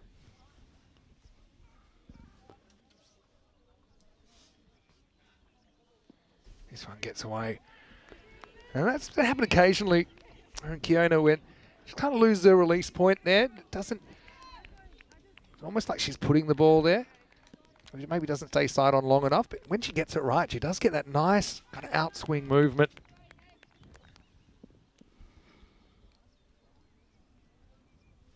Yeah, Kiona's played in Norfolk the last few years. North Runkton. Pretty good ball that actually. It wasn't too far away. That's the one that does straighten down the line.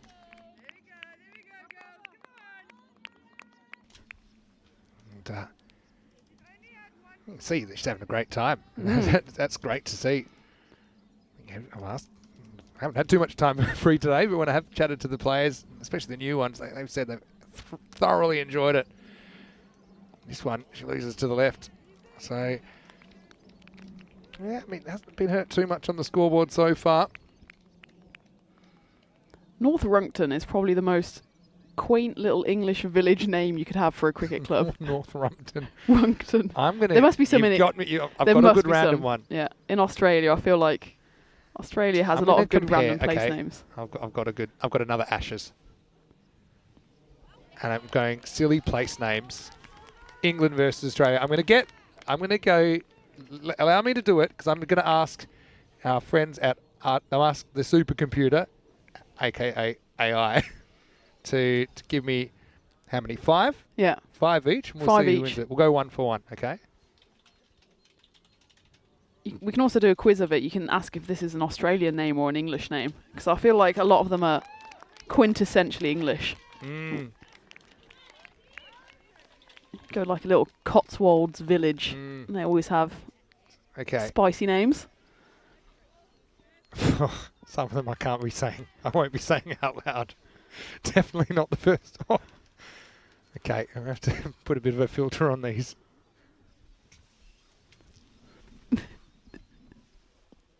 That's That's well bowled. That's going to drop in nicely. That'll be the end of the fourth over. 38 without loss. Well, you're newer than me, so would you like to... You're the English one, so would you like to read out the English name? Now, look. Well, number 2. These are real places. Number 2. You don't have to read them out. Cockermouth is quite well known. Okay. So that's quite a Get away well-known with place in England. I'm not reading any of the others. I will put this in. Upper I'm gonna put this Slaughter, in. that's fine. You know what? I've decided with the couple of overs we've had, we're not going to do this verbally, but I'll put them in the chat. And this is the first 5 generated for each, and then the chat can vote. Oh boy, someone's after us here. Anyway, that's down the leg side, new over. Chima bowling. Yeah, still no wicket lost here for Norway. Nice little partnership building. Aisha Hassan, 9 off 10. That one's hit firmly down the ground. And chases on for Bianca Maximo. Make sure she gets it this time, and there's a run-out possibility if the catch came in.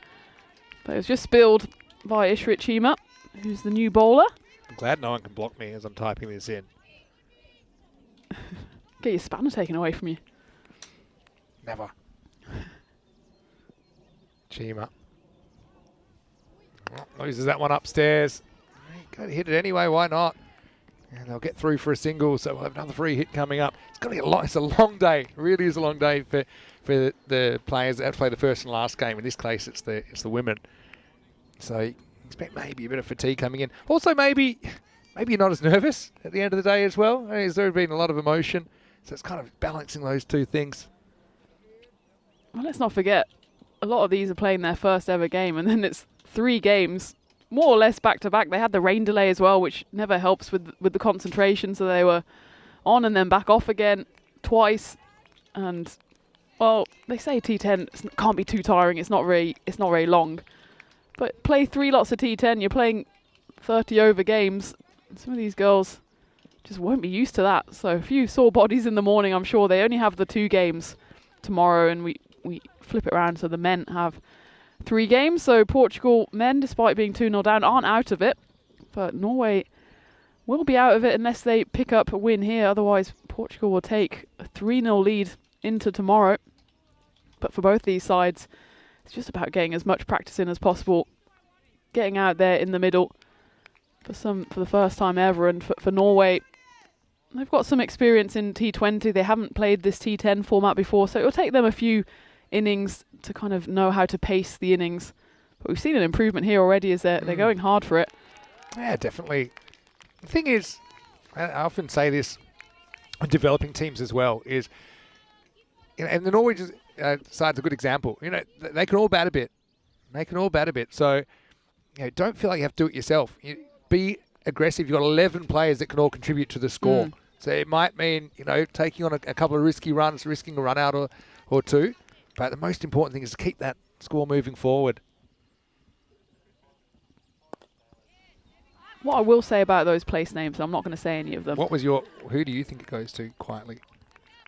I think it goes to England. Yeah, because the Australian ones are just made up. I mean, they're not made up, but they're just words. They just sound silly, useless loop. And if you quiz me on those, I would have got 5 out of 5 for England versus Australia. There's something about Australian place names which just feels like they've pointed the finger in the dictionary and just chosen the word that's come out. I'm asking for worldwide now as a comparison. Okay. There's a couple of good ones in Germany which are swear words in English. Oof, can't read that out either. Okay.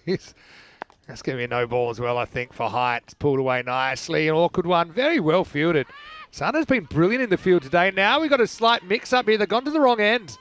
And they will get back for 2. Sana, like that, is prepared to get everything behind the ball there. There was a no ball for Height, so it will be a free hit coming up. I won't read out number 3, but the ones for comparison that it gave me was Dull in Scotland, Batman in Turkey, Hell in Norway, and Truth or Consequences in New Mexico. Free hit time. It's gone over the top. It's a Maximo! And Norway have their first one of the day. There's a free hit to start with. But, yeah, put away the free hit. And it's a great effort out there to pull it back in, but that was always heading over the rope. And you can see this. This is every batter's dream as well, to send one over the ropes. And yeah, Gorad gets over there and says, well done. That helps the score very much. Yeah, lovely hit that. And Assam will follow up the 6 with a single. Yeah, Norway will be feeling pretty confident about how they're looking at the moment. But again, we know that Portugal have had the wood on them today.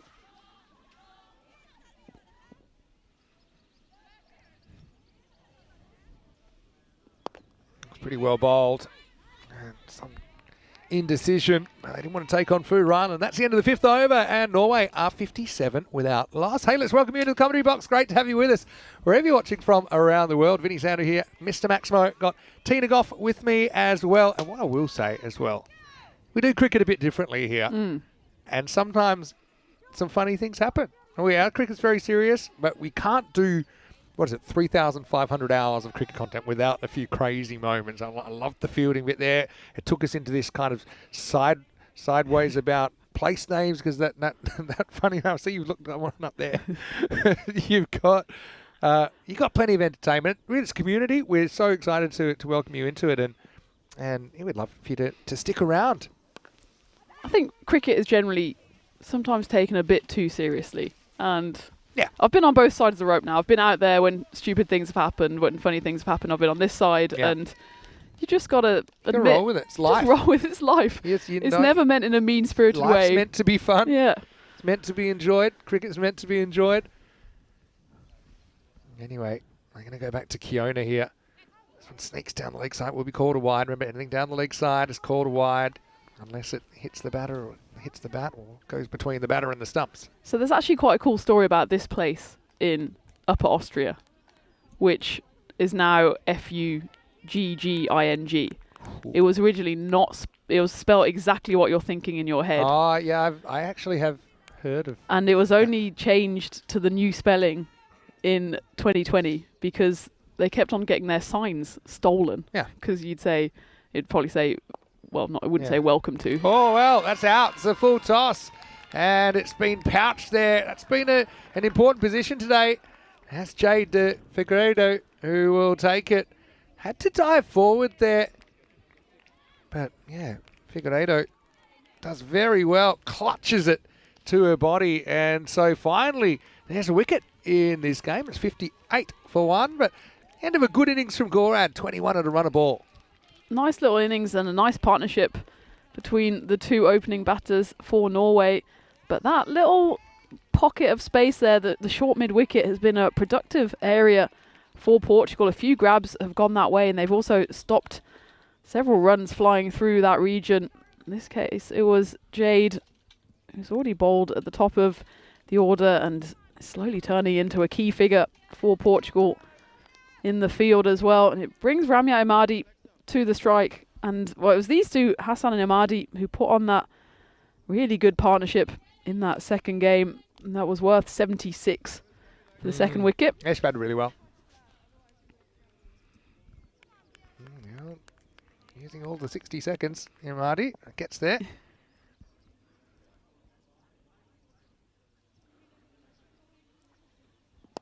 It's a good ball first up. Good technique though, plays it with a straight bat. Scramble through for a single. Yeah, Thomas has got a good point, saying it's the third game of the day for these two teams. It feels like a long time since they first played this morning. Well, that's probably because it is. But they've really had some interesting matchups.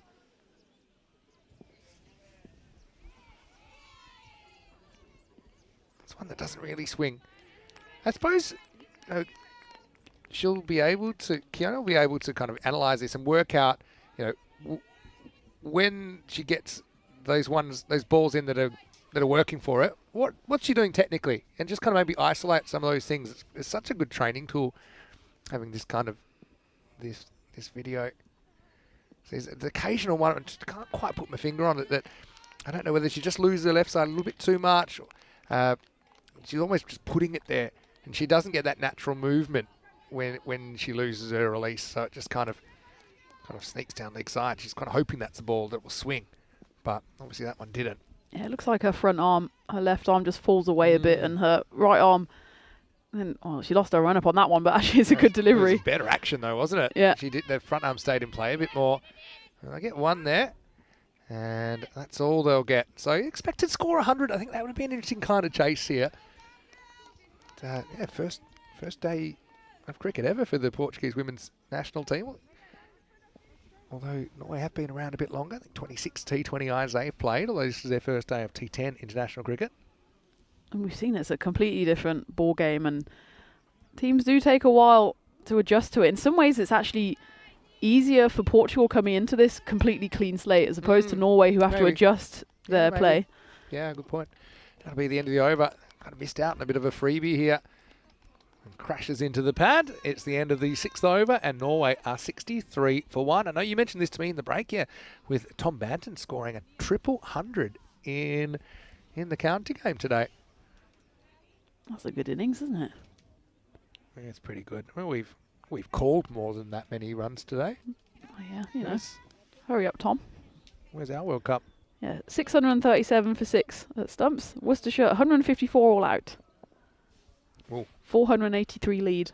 I'd say Ouch. that's a solid lead. Just misses the mark. Not missing by much. It's just Tara. This will make you feel old. Do you know who opened the batting for Somerset?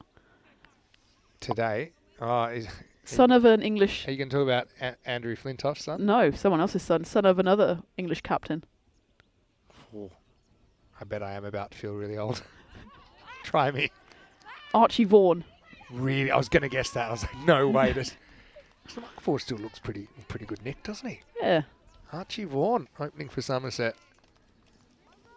19 years old. Born 2005. It was a good year for Michael. Good year for Michael. Yeah, true. Cheated your way to the Ashes that year. No way, that one down the leg side. Hit Kasparovic's glove. 20 years ago. Let it go. I won't. And I suppose sometimes you need to pay back. 18 years later, Bairstow went wandering. Take that. Yeah. It's not like the Aussies to hold a grudge. Fair, no, not at all. And New Zealand still do. That was 1981. Yeah. Forgive and forget, I say. Ragan undone. She bowled really well today, I thought. At least this time she got the opportunity to bowl 2 overs. She bowled the 10th in the first game, she bowled the 9th in the second game. And remember, she's the one that actually restricted them to only 6 in that last over to force the golden ball in match 1. You've got to keep a bit of an eye on the clock. I know we've had a few extras here, haven't we? You still got to bowl 2 overs after this. That's maybe why they threw the ball to Tara as well, because she can keep it relatively tight, tosses it up there. I mean, the one thing in the women's game, generally there's a lot of short run-ups, but sometimes, especially if you get like a left-hand, right-hand combination, I'm trying to think if we've seen actually any left-handers today in the ECI-Ws, but just getting the field right and these kind of things. Obviously, if the extras are a problem, it can slow you down. Oh well. It took a long time before Aisha Hassan realised that the bowler fielded this ball. And she just kept running. I don't know if we'll have time for a replay. And anyway, if the bowler did grab that, we're probably going to have an awkward situation. 20 balls left in the innings. That's a nice shot, an attacking shot. But it's going to go straight to the fielder, but it's going to get put down. And that's Gabriela Sakira. He's had a brilliant day. But she would love this one back because, okay, it was hit reasonably firmly.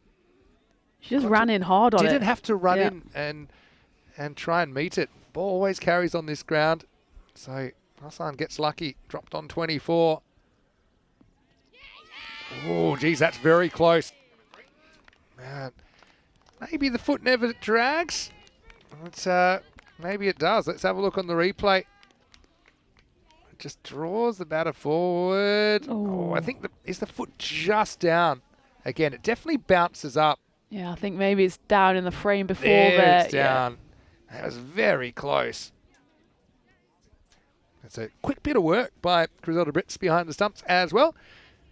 But it's not out. And at the end of 7 overs, 68 for 1. Let's have a look what's coming up tomorrow. And much the same. The only difference is the men will start the day off and they will play their 3-game day tomorrow. The women play twice. Join us same time, same place. 9 a.m. GMT, 11 o'clock in Central Europe, and 2:30 in India. Right now, we're watching a 4 off the bat of Hassan, who got a bit lucky, got dropped in the last over. A fraction short, Gabriela Sequeira. Oh, she'll probably be sick of the sight of Hassan, who she just put down. Now she gets whacked to the boundary. Nice little innings here from Hassan, 29 off 21. And she's been one of the star performers for Norway today, as she picked up runs in that second game as well. 25 of them on that occasion, so that moves her past 50 for the day.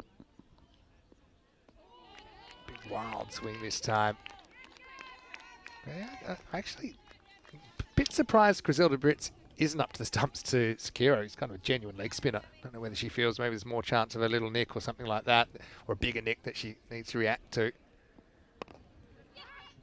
Also, it's just handy. I always found one of the benefits of being up to the stumps you don't often think about is you're already there for a run out.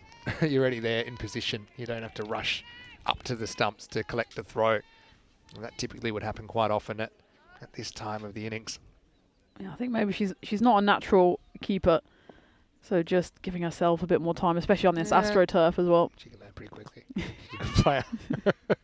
Oh, well, that's going to get through. It's a thick edge, and Wasim won't be able to run it down. That'll be 4 more runs. This time it's Imadi with her first boundary. Just raced away, and again, the Portuguese fielders, I'm sure they'll learn quickly on this outfield that you're better off just sticking your ground, because the ball will come at you quicker than you think. Yeah, that's right. And Wasim tried to cut that one off and actually ended up running kind of parallel towards it. True.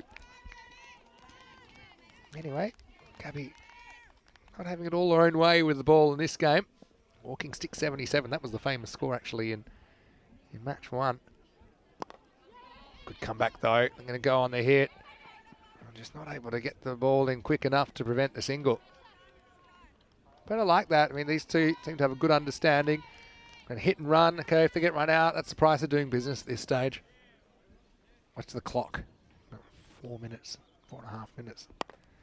Wow, that one's hit pretty well, but the fielder will jump in and cut it off. Jade Figueiredo, and that will take us to the end of the 8th over. Norway are 79 for 1.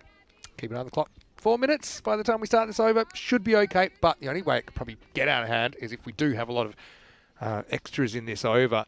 And just having a look at who's still to bowl. Yeah, I imagine Jade and Tara. I'd be bowling Jade straight away, actually. Yeah. I think she's the one I think is least likely to bowl extra balls. No, it's gone to Tara, and she only bowled the one wide previously. That's true. Yeah, that's true as well. So Jade for the last. Bowling now. I still think you've got Jade up your sleeve to bowl the 10th over. So, yeah, a couple of good options. Good game this. Norway 55% as listed. Remember, they lost 9 for 15 earlier. Portugal. Now, loving the confidence. I mean, we've seen today, longer batters are in, particularly in this ECI-W slate of matches, that you just always feel the pressure relief going, okay, I've done pretty well. Whatever I do now is a bonus kind of thing. Often getting that start in cricket is the toughest thing. Again, straight. This could be a run out though. She picks it up and she misses. I had to throw for an awkward position there. But again, you don't score 100% of the runs, you don't try it. And even though I know Tara will probably feel she should have hit here, you've got to applaud the batters for trying it on. Yeah, she wanted to throw it with the left and then realised she had time to throw it with the right, but just didn't quite get the right line. Yeah, no. Good bat on ball once again from Hassan. And what they did as well was, even if that was run out, it got Hassan back on strike as the set batter, and has been there for a while. No real problems with extras here, so I think they will beat the clock, Portugal. Hope we beat the sunset.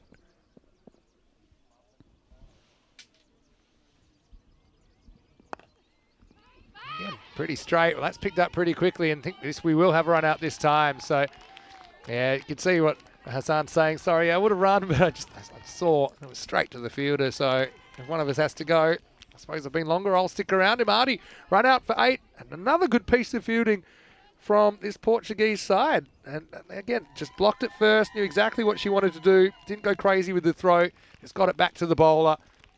So Amadi was As part of a pretty useful partnership there. In the end, they put on 24 for the second wicket. And in the ninth over, it is 82 for 2. Isn't that nice to see? That kind of positivity around the camp. No, it looks like it was Hassan who got out there. And which is I thought it was must have been Amadi at the non-strikers. I mean, Hassan did take a couple of steps. You're right. She left her crease. Yeah. So Hassan will get the plaudits for her 33 run out. And in the end, gets undone by a good piece of fielding. So, yeah, maybe they could have managed that one a little bit better in hindsight. Well, it's that position we've spoken about a lot today, the short mid-wicket. Yeah. If you have a strong short player short in cover in women's games. I've seen Elspeth Fowler, for example, for Spain. Be very, very good in that position. That'll be the end of the ninth over. No dramas this time down at long on. And it's 84 for 2 after 9. It'd be interesting to see if Norway can get up towards that 90. They've still got Amadi there. She can hit a few runs. It was unfortunate that with that run-out mix-up that it was the set Hassan who went. Yeah. It must have just been because she took a couple of steps out her crease, almost in solidarity with the non-striker. That's what kind of threw me because they didn't know if they're coming or going there. But anyway, it will be Jade De Figueiredo to bowl over number 10.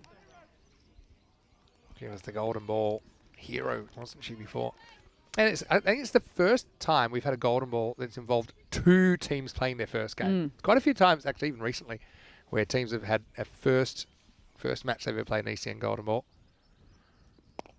Now, this is in the air, not going too far. That one will be taken, so Razwan's going to have to go. Imadi's going to have to walk back to the non-strikers, and it doesn't matter if you cross on a catch these days. The new batter will have to come in and assume the end that you hit the ball from. Again, she's so dangerous, isn't she? She's so good at just using that angle from at the outside in, and took that one easily. So Norway trying to get on with it. You can understand that, but Naib Razwan will have to walk off for 1. It's 84 for 3. It's a nice comeback from Portugal as well at the halfway stage, 57 for no loss. And we kind of knew that just 1 wicket might stem the flow of runs, and that's how it happened. And a couple of wickets to fall in the last 2 overs as well. And you can see the Norway batters untroubled by the clock. They will take their time. Yeah. As it's Mirab Razwan, the captain, who comes out. Just double checking the guard. I do worry about the pitch in that area, maybe getting worn through the carpet. But anyway, this is Mirab Razwan. That's in the air. I can run hard here. Maybe can push for 2. They get 1. They take on the throw. Well, no idea. We have to look at the replay here. It was a good throw from Ishrit Shima, but let's check it out in the replay. I think she was in, but she was so far wide of the Astro, she kind of went off on an angle here. The first one was clear, and then they come back. She's running in that mud there, which is not easy. In the end, she gets in. Yeah. Just makes it. Hey, great to see David Collier in the chat. Of course, that's Sarah Fruiran's father, I'm assuming. Sarah was played as Sarah Collier back when she was playing. When she was last playing international cricket. And he said, yeah, it's 20 years since he's had the chance to watch Sarah playing, so thanks for your great coverage. Household jobs on hold today and probably tomorrow. Good decision, David. Oh, in the air and a great catch. And this time, well, right on cue, it's Sarah who will dive forward. I don't want to say it in a negative way, but turning back the clock. I mean, that was the energy of a teenager there, wasn't it? As she comes in, protects the ball, beautifully executed piece of fielding. She has owned that part of the field today, Sarah Fruiran, and that will be the end of Mirab. It goes 2 and out, and the score is 86 for 4. I think it's fair enough that the vacuum cleaning and the washing's on hold when you get to see. I think so. See your daughter pull off a great grab like that. You know what? Chalk that up. There's another wicket to Jade De Figueiredo, who's got 2 for 6. Oh, that's a decent strike down the ground. This time they'll have to settle for 1. It just shows, obviously coming at the 10th over, you've got to be attacking. So I think Norway have learned, we need to have this approach for longer in the innings can't leave it to the very end. Imadi will face up. Again, we're in the Goldilocks zone. I said about 100 will be interesting. I still think this kind of score, 80, 87 to 90 to something like that, is pretty interesting as well. Now you've got to run hard here. You've got 2 to come. Clean pickup's going to make it tough to go for second. Actually, the hands in the field for Portugal have been pretty impressive. There was that throw that came in for the run out. We checked on this deep cover boundary. And the same again on the far side. Given it's not the smoothest of outfields, they've picked the balls up well and throw them in hard. Well, last ball. Get your running shoes on. And there's one. Now you might as well go for 2. It is the last ball. Throw comes in. And I think that's going to be run out. Wow, looked like there's a bit of an incline there, but the pitch was flat. Check it out in the replay. Actually, pretty clever bit of work just to flick it to the keeper. Well, they threw to the wrong end originally, but they still had time. It was Jade with the quick thinking to throw it to Grizz behind the stumps. She did the rest, and they will finish with a wicket. 89 for 5. We'll remember that because they're going to finish 89.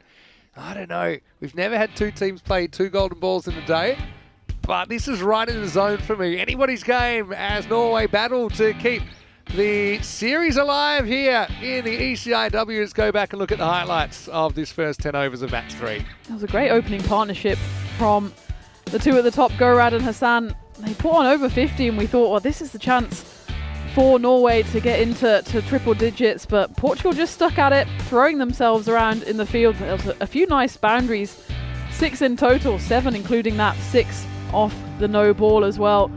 So Norway really kind of swung and swung hard, which was maybe what was missing from their first 2 games, but found the boundary on the regular occurrence. This was the one where there was a bit of a nibble from Maximo and the cap flew off. Stalking her prey, and it was hats off time.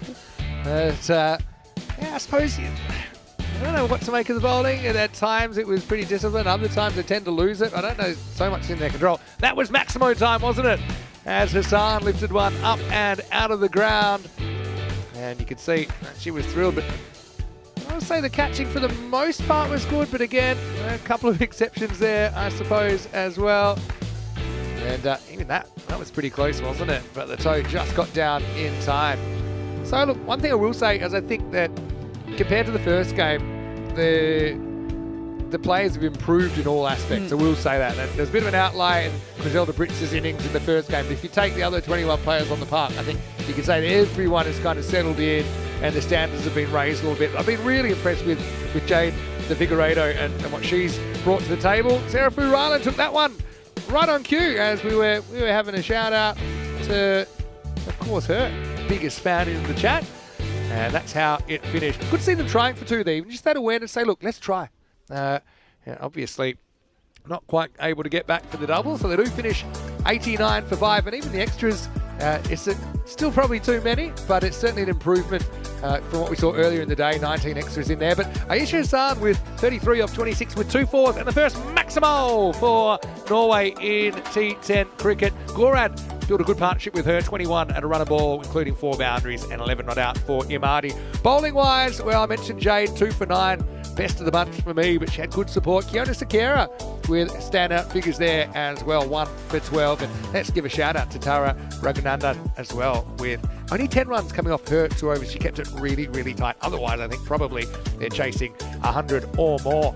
We'll take a break then. We'll be back in just a few minutes to watch the final innings of day 1. 90 required for Portugal to take an unassailable 3-0 lead in the series. Or can Norway keep this series alive? Vinny Sander here, Mr. Maximo with Tina Goff. We'll take a break and see you in just a few minutes for the exciting conclusion of opening day here in these ECIs, Portugal-Norway.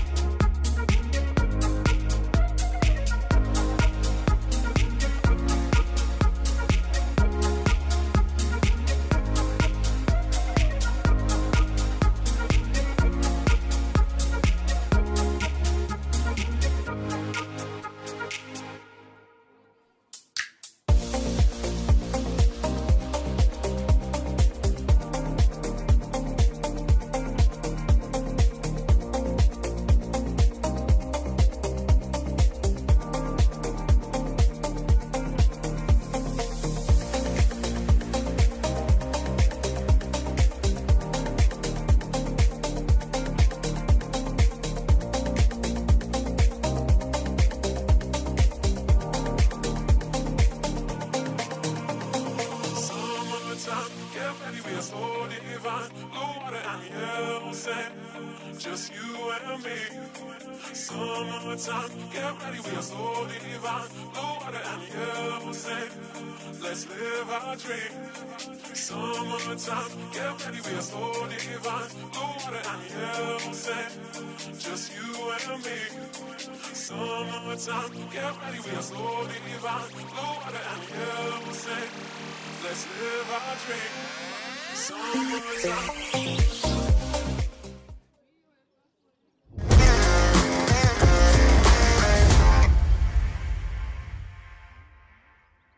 This European cricket event is proudly brought to you by HCL Software, Rado, 1xBet and Victorinox. Welcome back to the Santarem Cricket Ground and the final innings of this eventful day one of ECIs, both men and women, between Portugal and Norway. And at the halfway stage of this third and final game of the day between the two women's side, Norway put on 89. So if Portugal want to win with that bonus point, they'll have to chase down 89 within 7 overs. But Norway, they'll be looking to get their first win on the board, and it'll be a bonus point win if they can restrict the Portuguese lineup to 62 runs or less. So evenly poised. There's been not much between the teams so far today. And well, there was absolutely nothing between the teams in the first game as we went to Golden Ball 75. That went in the way of Portugal. And then in the second, somewhat rain-affected game, Portugal took away the victory by 9 wickets. It was on DLS though, probably doesn't tell all of the story as Norway put on 86 off their 10 overs, and then Portugal started the run chase, came off when they just had a really solid over going for 20 plus runs, and when they came back on, the DLS probably fell in their favour and they were able to knock off the runs to take home their second win. And well, if Portugal win this one, they will take an unassailable 3-0 lead going into tomorrow. Tomorrow they still have 2 games coming up. We switch it around. The men who played 2 games today will play 3 tomorrow. And well, if we look at it across the two genders, it's 2-2. Norway won both the games in the men's side of the ECIs. As for Portugal, they're 2-0 up in their first ever internationals. What a start it was. Imagine your first game on the international stage. For some players, their first organised game ever. And it goes all the way to the golden ball, and then winning the golden ball as well, thanks to the dot ball bowled by Jade Figueiredo. And she, in fact, has got bat in hand here. She will face up the first ball. She's joined out there by Bianca Maximo. Might be a Maximo squared for the first time today. And Imadi, with her gentle away swing, has the ball in hand. First ball goes through to keeper Gorad for no run. If the first 2 games are anything to go by between these two sides, this one's going to go right down to the wire. We've been treated already today. The sun is setting here in Portugal. We've still got just about 35 minutes of cricket to go. I really like Imadi's action. She's got a bit of a kind of Malinga, slingy style action to her, but that allows her to get the away drift. And Jade Figueiredo just needs to get her eye in, see that if the ball is outside off stump, it's going to keep going further and further away from her. And she's got some experience as well, plays in the SA Pro 20 back in South Africa. That one's drifted just a bit too much. Started more or less on the wide line, but by the time it passed the stumps, it's the wrong side of that immovable line. And just as a reminder, the power play regulations are the same in the men's and women's tournaments. So in the first 3 overs, there's 2 players outside the circle, or allowed outside the circle, and then in the remaining 8, you're allowed 5 players outside of the ring. And that's chopped away to one of the players on the boundary there, and it's good work out in the deep by Vidya Vayala, who's come into the lineup for this game. That's the first run on the board off the bat for Portugal after the wide in the previous delivery. That takes Bianca Maximo into the action for her first delivery. We've seen Maximo feature in the field and with ball in hand. Can she do it with bat? Mardi has found her radar early on, just that one that drifted a bit too far down the offside. But this is what you want from your opening bowler. There's not many freebies, and if you're going to bowl a wide, make sure it's just the wrong side of the line on the offside rather than drifting down leg. And half appeal there. Well, I think it's drifting down leg. Cheeky little grin there from Imadi.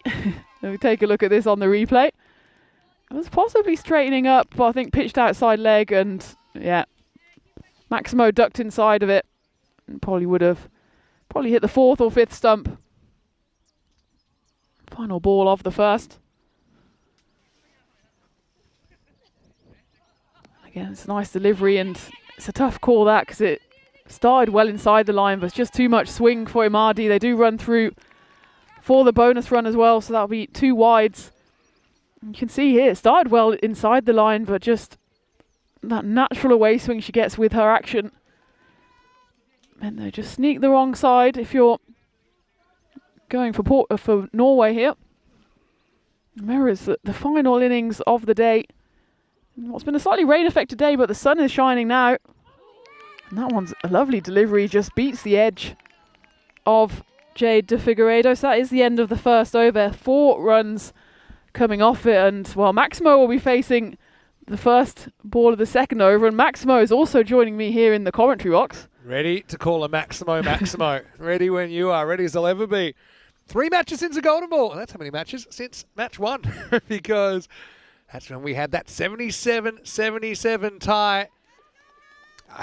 Just a few kind of deja vu moments here. When we had our first golden ball in ECI-W cricket last year, it was in Croatia.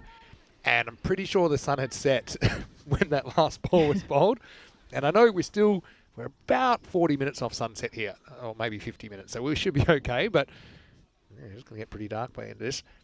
Okay, Maximo on strike. Here's Open Mundrasahu. Not a bad-looking shot, but again, the short cover hovering kind of discourages them from taking a run. Yeah, it's interesting, and I'm happy to see more of the Portuguese players being given, I suppose, top-order responsibilities. They've probably got an eye on the T20s as well. But they are falling behind here. This is actually something the Norwegian bowlers did really well earlier in the day. So they don't take a run there. They've got to. Otherwise, they're just going to bat themselves into a bit of a hole. But in Norway, when they've been at their best, they've bowled well and their fielders have backed up their bowlers. They've just bowled stump to stump, and that's what they did here. And well, Portugal, we were impressed in their first game that every time they hit it, they more or less ran. Yeah. And they might want to employ that tactic again, because the Norway fielders are sitting pretty deep on the ring. They've just got that one a bit closer in the covers. That's Prachi Kumari, but otherwise you can take a run more or less every time if you just communicate that between the 2 batters out there. Sahu to get it full and straight here. Well, succeeded on both those counts, and Maximo not able to put away the full toss. So I also wondered kind of how long can you give somebody here before maybe you need to make a tactical switch before the game drifts out of play. This one is lost down the leg side. So yeah, it's a funny kind of dance you're trying to dance between giving opportunities to less experienced players, but also obviously trying to win a game. This is the highest score we've actually seen so far in the ECI-W today. Well, that's in the end. It's dropped. It was struck reasonably firmly. That's Prachi Kumari who puts it down. But I suppose at the moment, you know, Bianca's not really hurting you. She was ready to get back to business. And I hope Bianca can get a run here. But if not, I do have a story for you.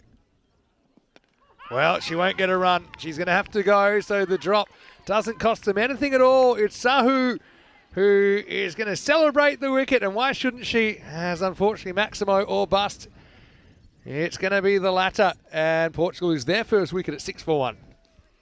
Doesn't quite live up to her name on this occasion, but it's a good delivery. It kind of just nips off the pitch, and A little bit of a teased Ronaldo celebration, I think, there. She wanted to go for it, but then realised maybe not, so just a little one. That's a more elegant version. Yeah. I think that's nice. I like it.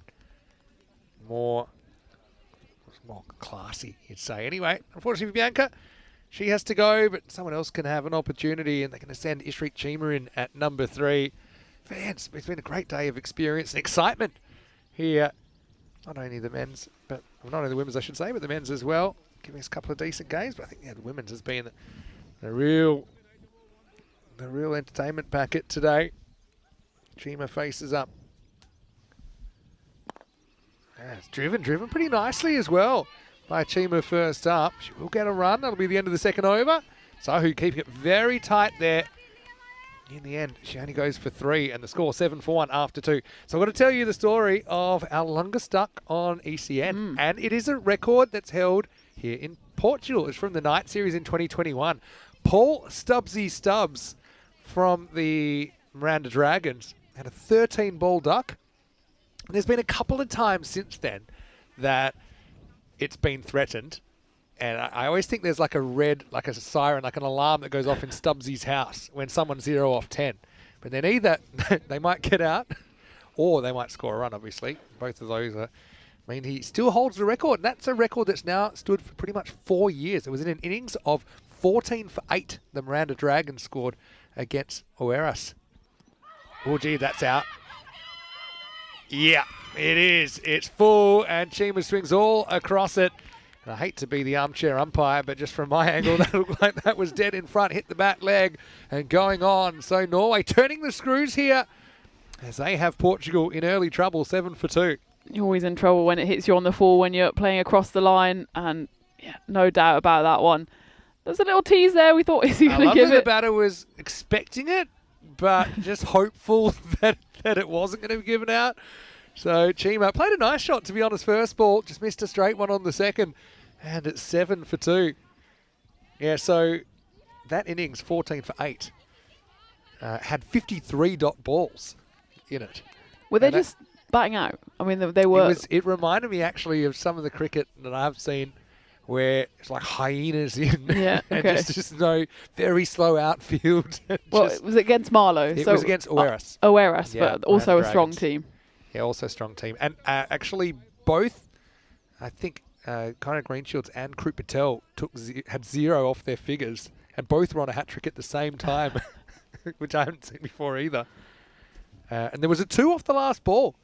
That was the only thing that wasn't a single or a wide in the innings. I think there were 6 extras. There were 8 off the bat. And at one stage, they missed a run out. Would have been 9 for 9. Nice little in-drifter here from Agroal. That's the great thing about ECN. There's so much cricket. And look who's come to the crease. Griselda Brits is coming out at 4. So maybe there still is some hope for Portugal yet. That run rate required, creeping up to around 11 and over, but certainly 2 players there that are capable of building a partnership. And I suppose the role for Jade De Figueiredo changes a little bit now. I think it's just important she doesn't absorb dot balls. She at least can get the one and get the experienced Griselda Brits on strike.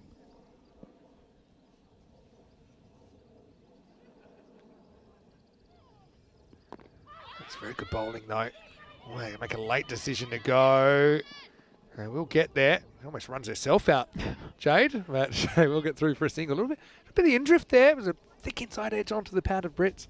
I think it's a good move to bring Brits in here from Portugal. I know it's nice to allow maybe some of the inexperienced batters to get some experience, but also they will gain so much from batting with players like Griselda Brits. Just, you know, how you go about your business, how you look for runs when maybe they're not flowing off the bat. And big swing here, but it's stopped well by Ramya Mahdi. They almost carried, didn't it? Now, well, a bit of a scramble job, but they will get back for a couple. Now, what am I seeing it? See how far this carried towards the fielder. That's Ramya Imadi coming down. So, yeah. Toe cruncher. Yeah, got yorked. Technically, he has to go down as an opportunity, I guess. Would have been a good catch. This one drifts in, beats keeper as well. And so, think this will be a bye unless there was a little inside edge. Wait for Creep Patel. He does signal a bye. And that will take us to the end of the over. So Portugal quietened, but certainly not silenced completely, with Griselda Brits, class player at the crease, with De Figueiredo doing her bit as well after the power play. 3 overs down, it's 13 for 2. They just need 1 or 2 big overs, which is exactly what Norway had in their innings. It's that 116, 19, and the 2 11s that stand out. And it's been a quiet start for Portugal. They haven't actually scored a boundary yet, but you know, especially Brits out there, is more than capable. They've got Sarah Fu Ryland to come in as well. So they've got the potential.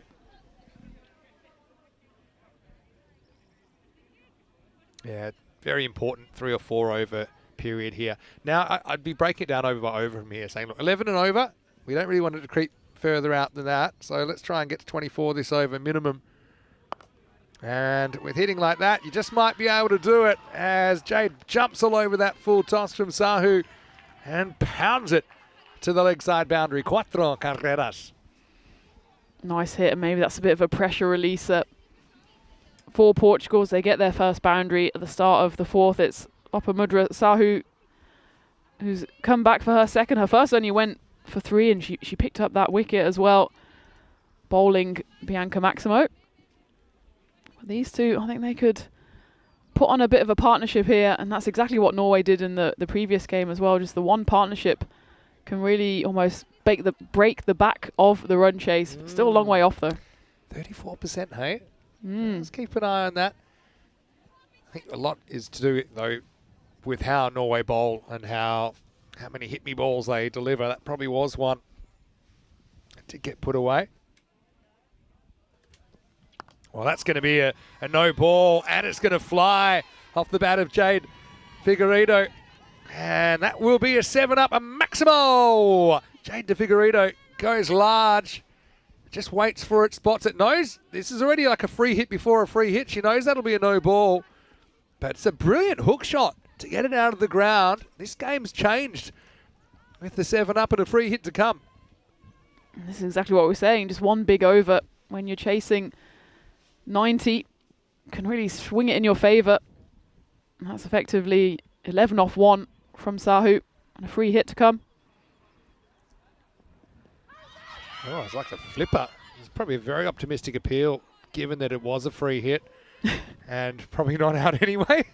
That's actually a really good ball from Sahu. Yeah. Definitely slid through a lot quicker than expected.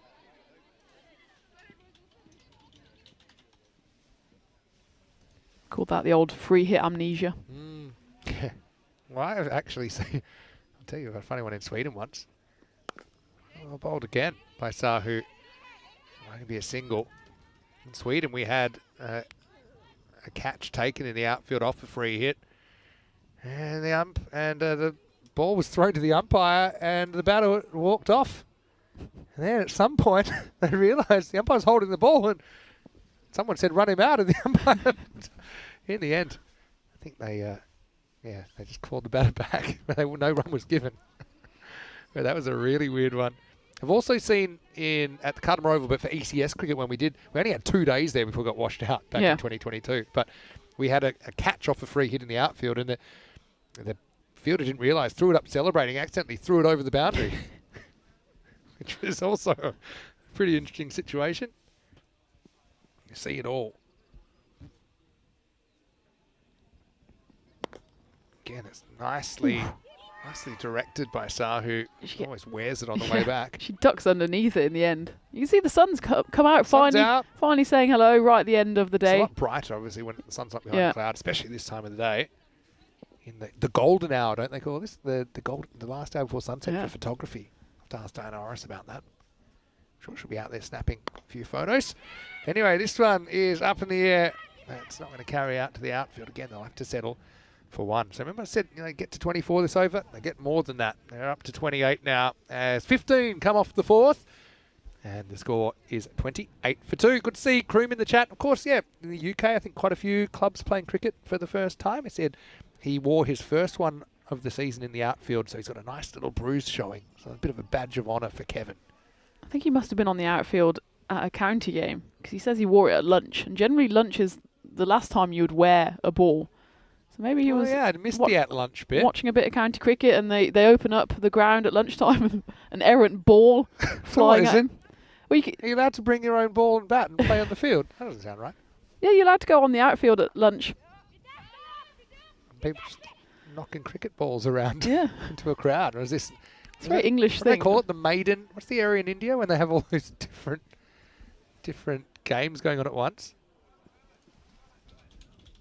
Do they not do that in Australia? They open up the ground at lunch? Inside edge. This one. You're not allowed to go on the middle, obviously. Yeah, Like, they they rope cordon off off the middle. I Yeah. do remember that, actually, lunch and tea. But of course, it depends. In internationals, when you're a kid, you always get the opportunity to go on it at like a tea break, or in it used to be the 1 hour break of a 50 over game, which was huge. Oh, gee, that's pretty close. I reckon might have been some bat on this. Oh, because she was caught right on that back foot again. Watch this hurry on. It does nip back a little bit, and maybe felt it was missing leg, but It wasn't the most convincing of appeals for Norway. that's true. That's true. Well, there's no doubt about that one, though. And it's going to be the breakthrough that Norway were looking for. Razwan is atoning for slightly off performance early, I suppose, and gets that one right through. Jade de Figueiredo, who's going to have to go for 16. And Portugal lose the third wicket. It's 29 for 3. Lovely over so far from the Norwegian captain.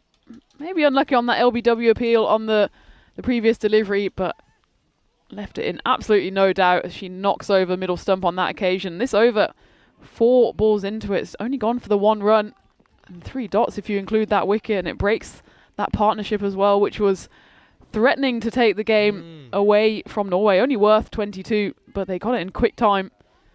And that leaves Portugal 3 down. It looks like Tara's coming out. Yeah, Tara Raghunandan. One of the few left-handers. Yeah, so happy to see a left-hander. Don't know if the bowlers will be so happy. Yeah, it was the maiden in Mumbai where you'll see 20-plus games of cricket with overlapping, boundaries overlapping, fielders dodging balls from other matches. Total chaos, but it works. I've seen some pictures from there. It looks amazing. Well, Kroom says he was hit by one of those softer magic balls. And he says he's coming out in a bruise. So Still got a bruise. Either that ball's coming at 100 miles an hour or he bruises like a peach. Jeez. Yeah, I think so. Kroom's pretty tough, though. It was a glancing blow, because sometimes when those plastic balls can really hurt when they kind of nip you on the side of the leg. Yeah, but I mean, come on, Kroom. He's a card-carrying number 11 as well. What's your highest score, Kroom? I forgot. It's something that, like a number 11, be proud of. He identifies as a number 11.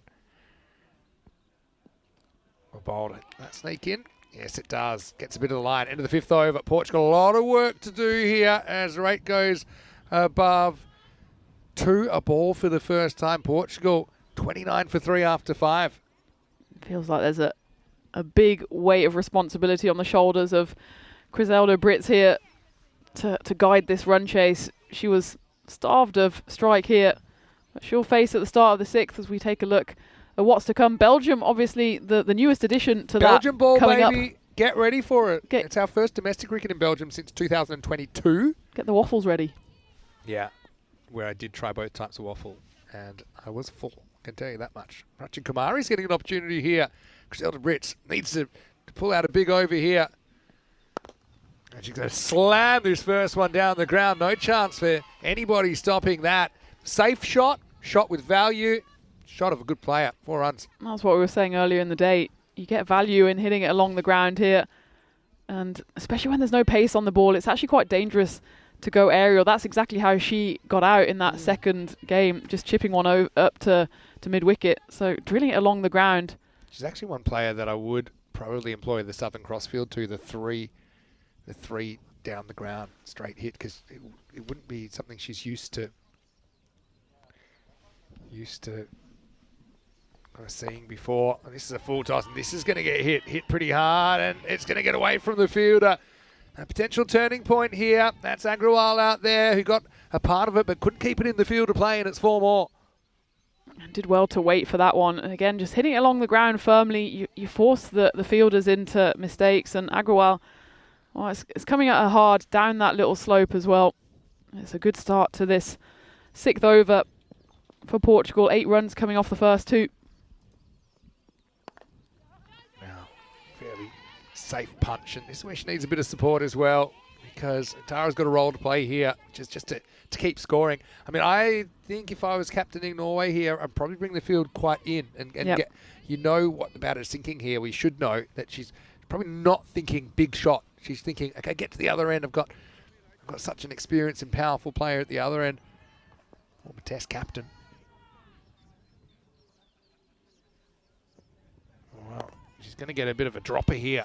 Looked like it was heading high, but certainly fell below the waist in the end.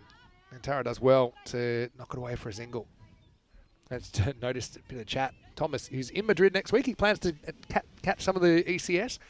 But yeah, it does start pretty early, 8:45. The first game. 8:45 local time. So it's a good 2 hours 15 earlier than it has been here in Portugal.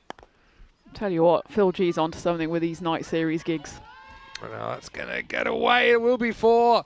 So Britt, again, keeps it all the way along the carpet, methodically picking these runs off at the moment. Yeah, but you're right about Phil G. Yeah, so we're starting 11 o'clock Central Europe time right now for everyone around the world, which is 10 o'clock here local.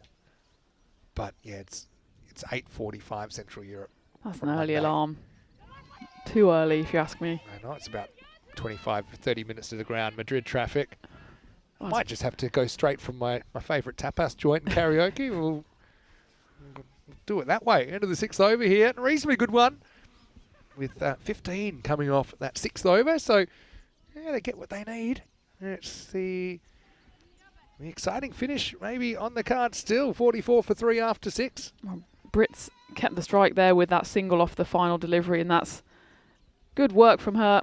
Let me just throw something in here. I know you're trying to give people a go, but also if you can win this game, Portugal, then you've got 2 games tomorrow you can give people a go. Yep. And you know you can't lose the series. So, yes, it's a funny time. Been impressed with Mirab Razwan, the captain today. As Britt just chops that one off the stumps. I think she's happy to take one off the good ball she gets, and then obviously look for boundaries.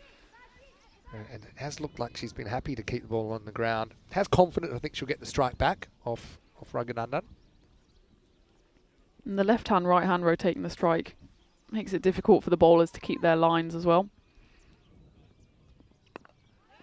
Smart batting again. Knocks it down, gets 1. They're thinking of 2 here. Actually going to get it. And yeah, good hard running from Raghunandan to bring up the double. Kroom told me his best score is actually 80. That's pretty good, Kroom. Oh, wow. Batting at number 8. I said his top score at number 11 was last season, 32 not out. Oh, good card-carrying wagger. How much do you bowl, Kroom? We've been too embarrassed to ask you. Because you must really love cricket if they don't give you a bowl when they have you batting down there. In the air, gone. Well, there you go. That ball never touches the ground for the moment. It leaves the hands of the Norwegian skipper, Mirab Razwan. Raghunandan trying to play it safe, but again, just didn't get it to ground. Just trying to push it back past the bowler. But that's an excellent return catch. And so, yeah, a little bit of a carbon copy about that dismissal compared to what we saw earlier in the day. Portugal lose the 4th wicket, 47 for 4. You can see what she was trying to do, just knock it beyond the bowler, because there's a big open space there, and it's actually really quick through the outfield when you've got long on and long off. Sometimes you see them colliding and still not stopping the ball, but that time just kind of didn't quite time it. I've just realised now that I get into Madrid at 20 past midnight tomorrow night, and that if we are 6 a.m. What time would you leave to get there? You have to get there at what? We'll have to get there by half 7:15. Yeah, 7:15. We leave at 6:45. Oof. At least you missed the traffic because you're too early for the traffic. Yeah, probably. Anyway, look who's coming out to bat. Again, pretty good option. Gabriela Sequeira. Well, these are the two, aren't they? They both scored 40 plus in the first. Well, Griselda in the first game, Gabby in the second.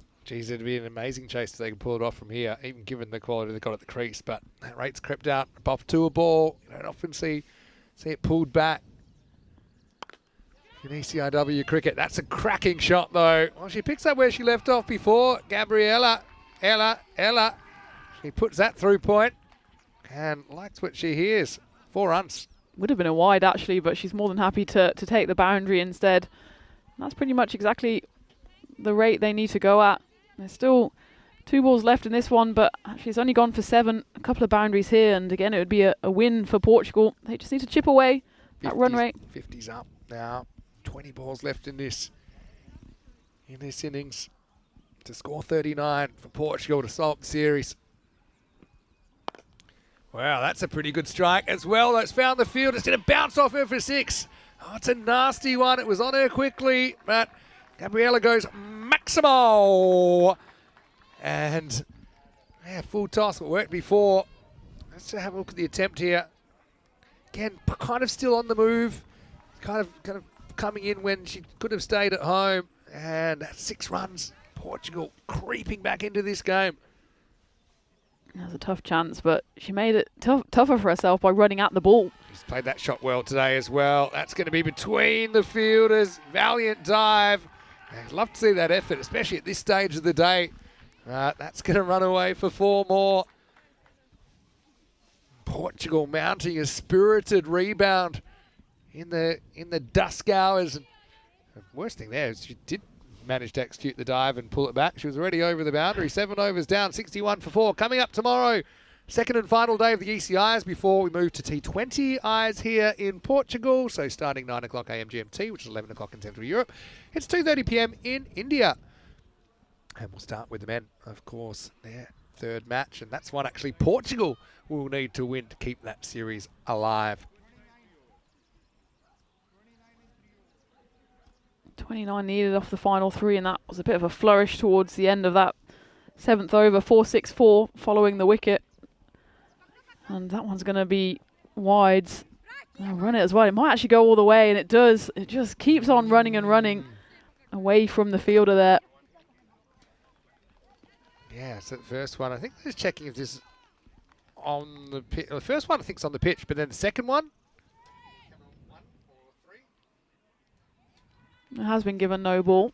Yeah, no ball, plus 4 byes. Let's check it out here one more time if you like. But see, that first one I think is on, but then the second one bounces before the stumps. So that's actually, it's not a no ball for bouncing twice, because it bounced after the crease. Getting super technical here. But it's a no ball for off the pitch.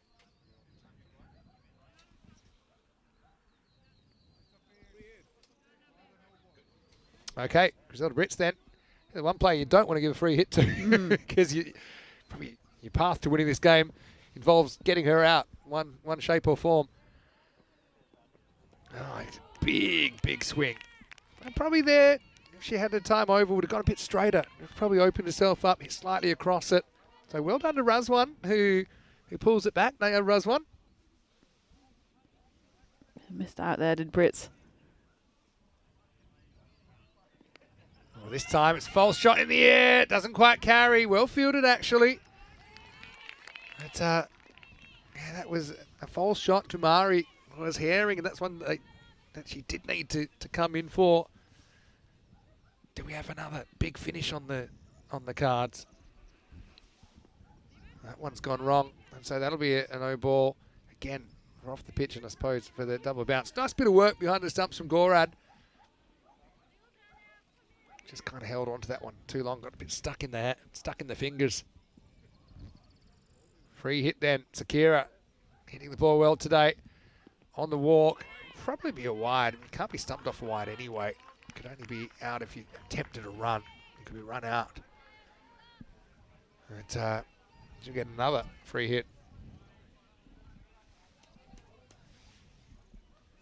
It's a big moment in the game, actually, because for Norway to have any chance, they need to kind of avoid this assault, and then they've got to pick up 1 or 2 wickets and do it fairly quickly. Yeah, there's still 4 balls left in this over. Ordinarily speaking, I'd say 21 or 16. Even the game's very much alive. It'll be another wide, so the free hit will stay alive. And a lot of today has been, every bowler at some point has had a rough patch. And it's how how quickly and how well they've been able to recover from those rough patches. I'm surprised, to be honest, they didn't go back to Ramya or Agrawal to bowl this over, because you know this is the key partnership. What goes after this? And that's going to go all the way. An offside slice 6 from Sakera. It's a maximal.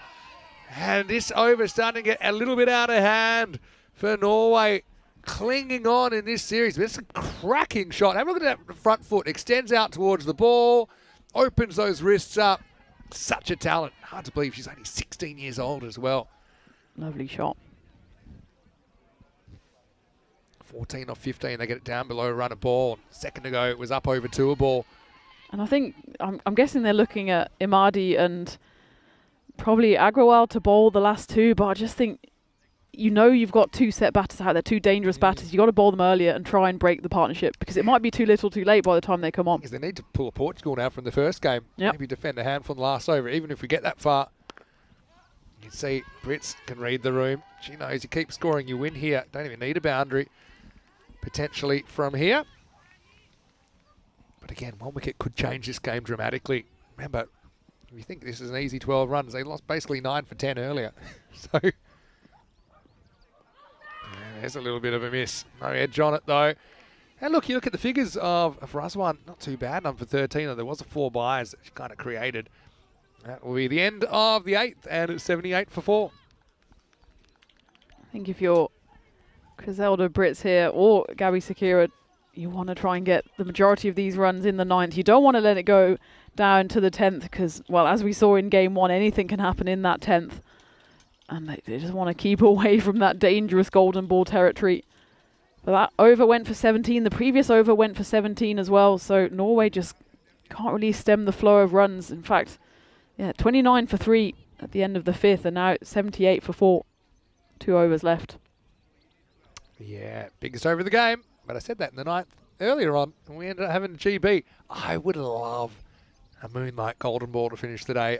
I don't really see it happening with these two set and looking so good, but hey, what's more dramatic than a Golden Ball? Golden Ball to stay alive in the series. And they are going to go to Agrawal here in the 9th. Almost got to be perfect. Eyeing off the gaps in the field here. And she should only really go for a boundary if she thinks she's going to nail it. Otherwise, she's happy. But she gets a full toss. Again, it's the experience, I think. She knows that as long as she bats the distance here, Griselda Brits, it's hard to believe they're not going to get the 11 runs required. So she's also willing to hand it back to Sakira, who's actually going 3 a ball. When she scored the 40, she went at a cracking strike rate earlier as well.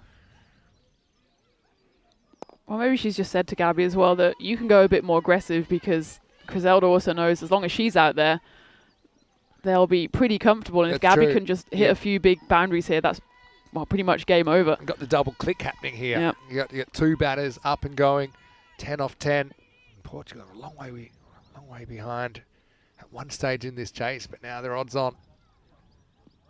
Well, that could be gone if she had the ball, and yeah, it's been given. It's a great bit of bowling from Agrawal. She just lost control of the ball, but maybe she'd already broken the stumps. Check this out in the replay. It wasn't gathered cleanly the first time, but she then grabs the ball, and then, yeah, I think the ball is thrown into the stumps. So, yeah, it's going to be a stumping, and I think you got to give Agrawal all the credit there for just beating Griselda Brits in flight. So she's going to have to walk off for 23, and the score will be 80 for 5. Well, Griselda just hesitated. I think she thought she was a goner, yeah, and didn't turn back. Had she turned back straight away, I think she would have been keep safe. Was always also a little bit probably too far back, Yeah. but I suppose at least she got behind the ball. Gorad. It's given her team a shot, though, more than a shot at the moment. Right, that's the spanner in the works. And I suppose what the keeper did well there, she got behind the line of the ball and just stopped it by any means necessary, and then was able to gather. But yeah, you're right. I think if Griselda turns around a little bit quicker, then you are looking at it. I don't know what's being waited for here. Gonna have to wait for morning if we carry on. The batter's waiting for the umpire, then umpire's waiting for the batter. Again, so we got the Sakira sisters. 2 balls to come, you heard it. Well, I think actually it says 3 balls to come for us. So there's some fake news coming your way. Microphone's not doing. Maybe he said 3 to come. Maybe I didn't hear him right. It was the echo. Yeah, it's the echo. It's the Portuguese accent. So 9 of 8. Well, Sakira, as in Gabriela Sakira, she is set. 9 off 8. It would be a double spanner in the works if they It can would pick up this be wicket here. 2 balls. A wrench. Bigger than a spanner? It's just the same thing in a different Not very accent. handy. That one goes wrong. It's going to be no ball. Oh, dear. And it's not the player you want to have to deliver a free hit to. Because, yeah, like I say, I think your best way to win from here is get her out. That's 1 ball. You can't get her out except for run out. And I think she wants to get forward to this. You can see she's already batting out of her crease. He's hoping for something pitched up. Looks like we might get that last over finish after all. Maybe, maybe not, though. There's Gabby in form. Batter at the moment.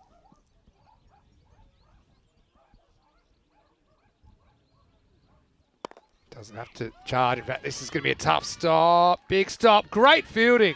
Excellent fielding. And that's Mirab Sajjad, who got everything behind it. And well, she needed to, because that was a Tortuga, and that could have been half the runs. Instead, she saves 2. But have a look at this last bounce. Excellent work to get down to that, Tina. Yeah, she was staying low, tried to get even lower, and that's what stopped the ball, because if she just kind of went with her arms there, it would have gone sailing past her. That's in the air. I think that might beat the fielder. So, yeah, you can see there. Gabby knew a 6-1 it, so certain things happen to your brain when it's 6 to win. She's kind of shaping up for like a slog sweep, but then adjusts, hits it with a straight bat, times it and places it perfectly over that fielder. There's gap behind. So 2 runs required off 6. And the score is 88 for 5. Okay, tactics. You got Kiona batting there. You got to put the mega squeeze on. I think your best chance here is to bowl straight and to not allow Gabriela to face again in the game. Because if she does, it's probably with just 1 run required, and the way she's batting, I just don't see you being able to keep her quiet. So yeah, you just got to. Yeah, now you can see that's good awareness by Gorad saying, "Look, come in. They only need 2." Because I think if you give up 1, that's it. It's as good as 2. And they're going to go to Ramya Imadi. He's had a pretty good day, actually, for Norway. Do we have 1 late twist here? Reminds me of the first golden ball in the ECL, actually, when I think it was only 3 to win. And somehow end up in the golden ball. Right. Last over of the day. 2 runs required for Portugal to sew the series up. She wants the 1, doesn't get it. This is why I'd even be tighter on it. Don't even give them the chance to. Don't even give her the chance to cross here. Well, you know Gabby's going to be backing up halfway down. Just don't let them sneak that single. Good first ball from Imadi as well. It starts with her. Can't afford to deliver any extras.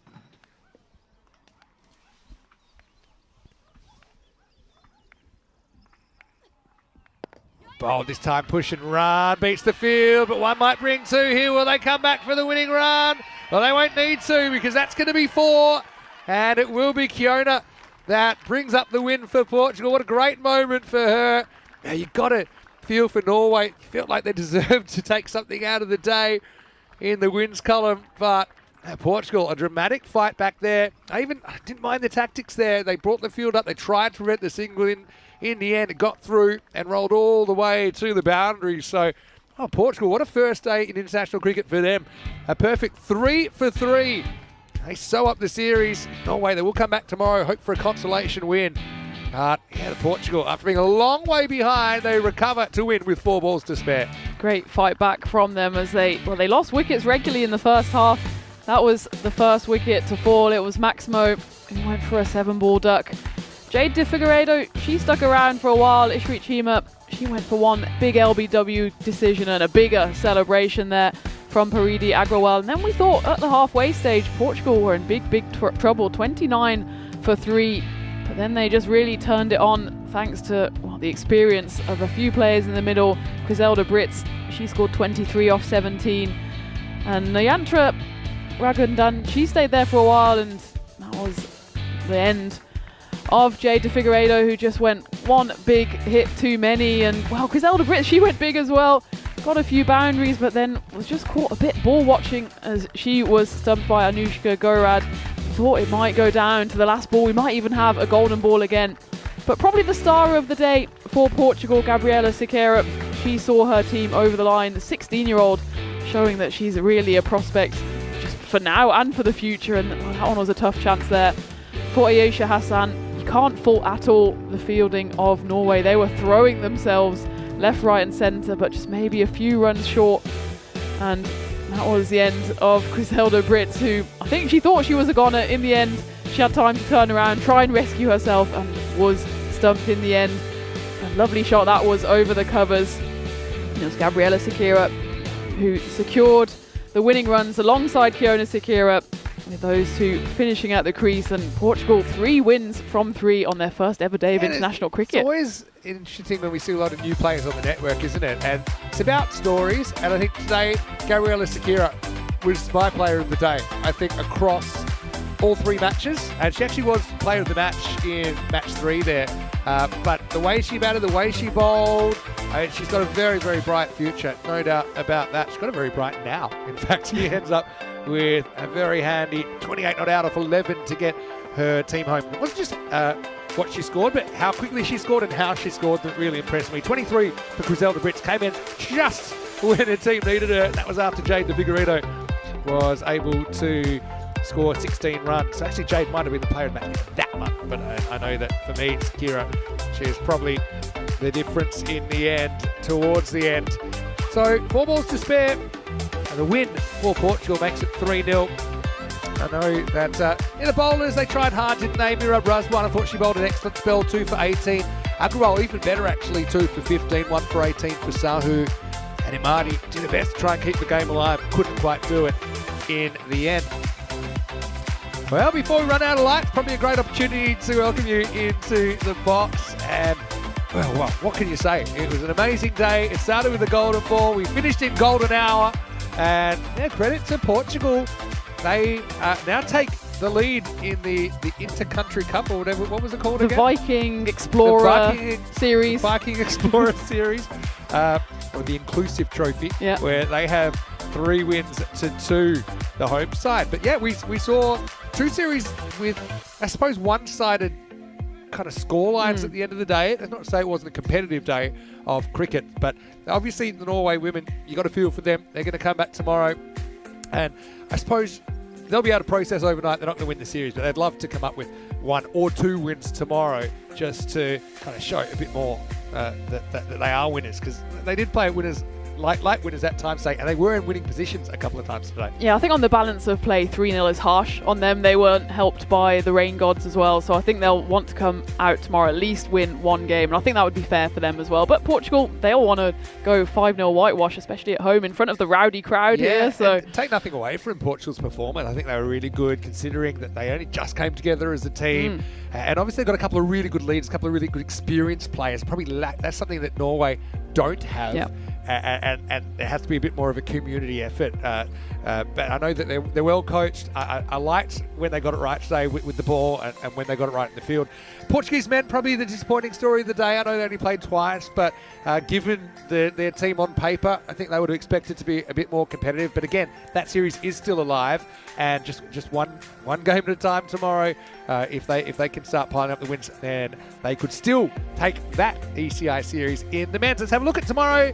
This is the order of the matches, with the men starting in their match 3, first match of the day. And that starts at 9 a.m. GMT, which is 11 o'clock in Central Europe, and 2:30 in India. The women play twice, the men play 3 times tomorrow. That's our final T10 cricket here in Portugal before we head to T20 internationals on Monday. Well, Tina, I've got to say, had a wonderful day here with you. I know we missed out on working together yesterday for finals day, but hey, going to make up for the golden ball. And Tina, the golden ball magnet, delivered again. What can I say? I mean, that was a way to start this ECI series, and what a way for Portugal to start their international careers as well. It can't get much better than that, but maybe it'll get better tomorrow. Maybe it will.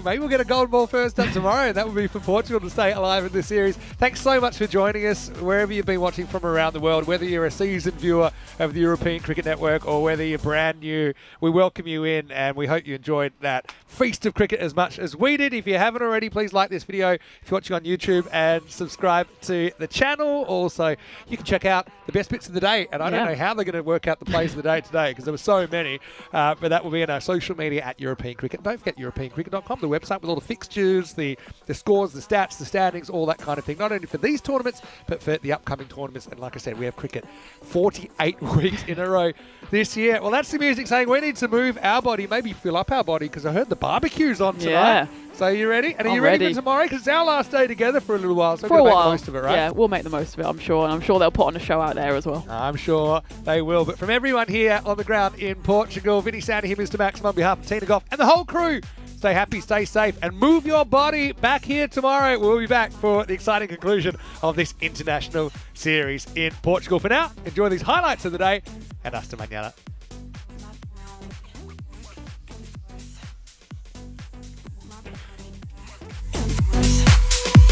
My body.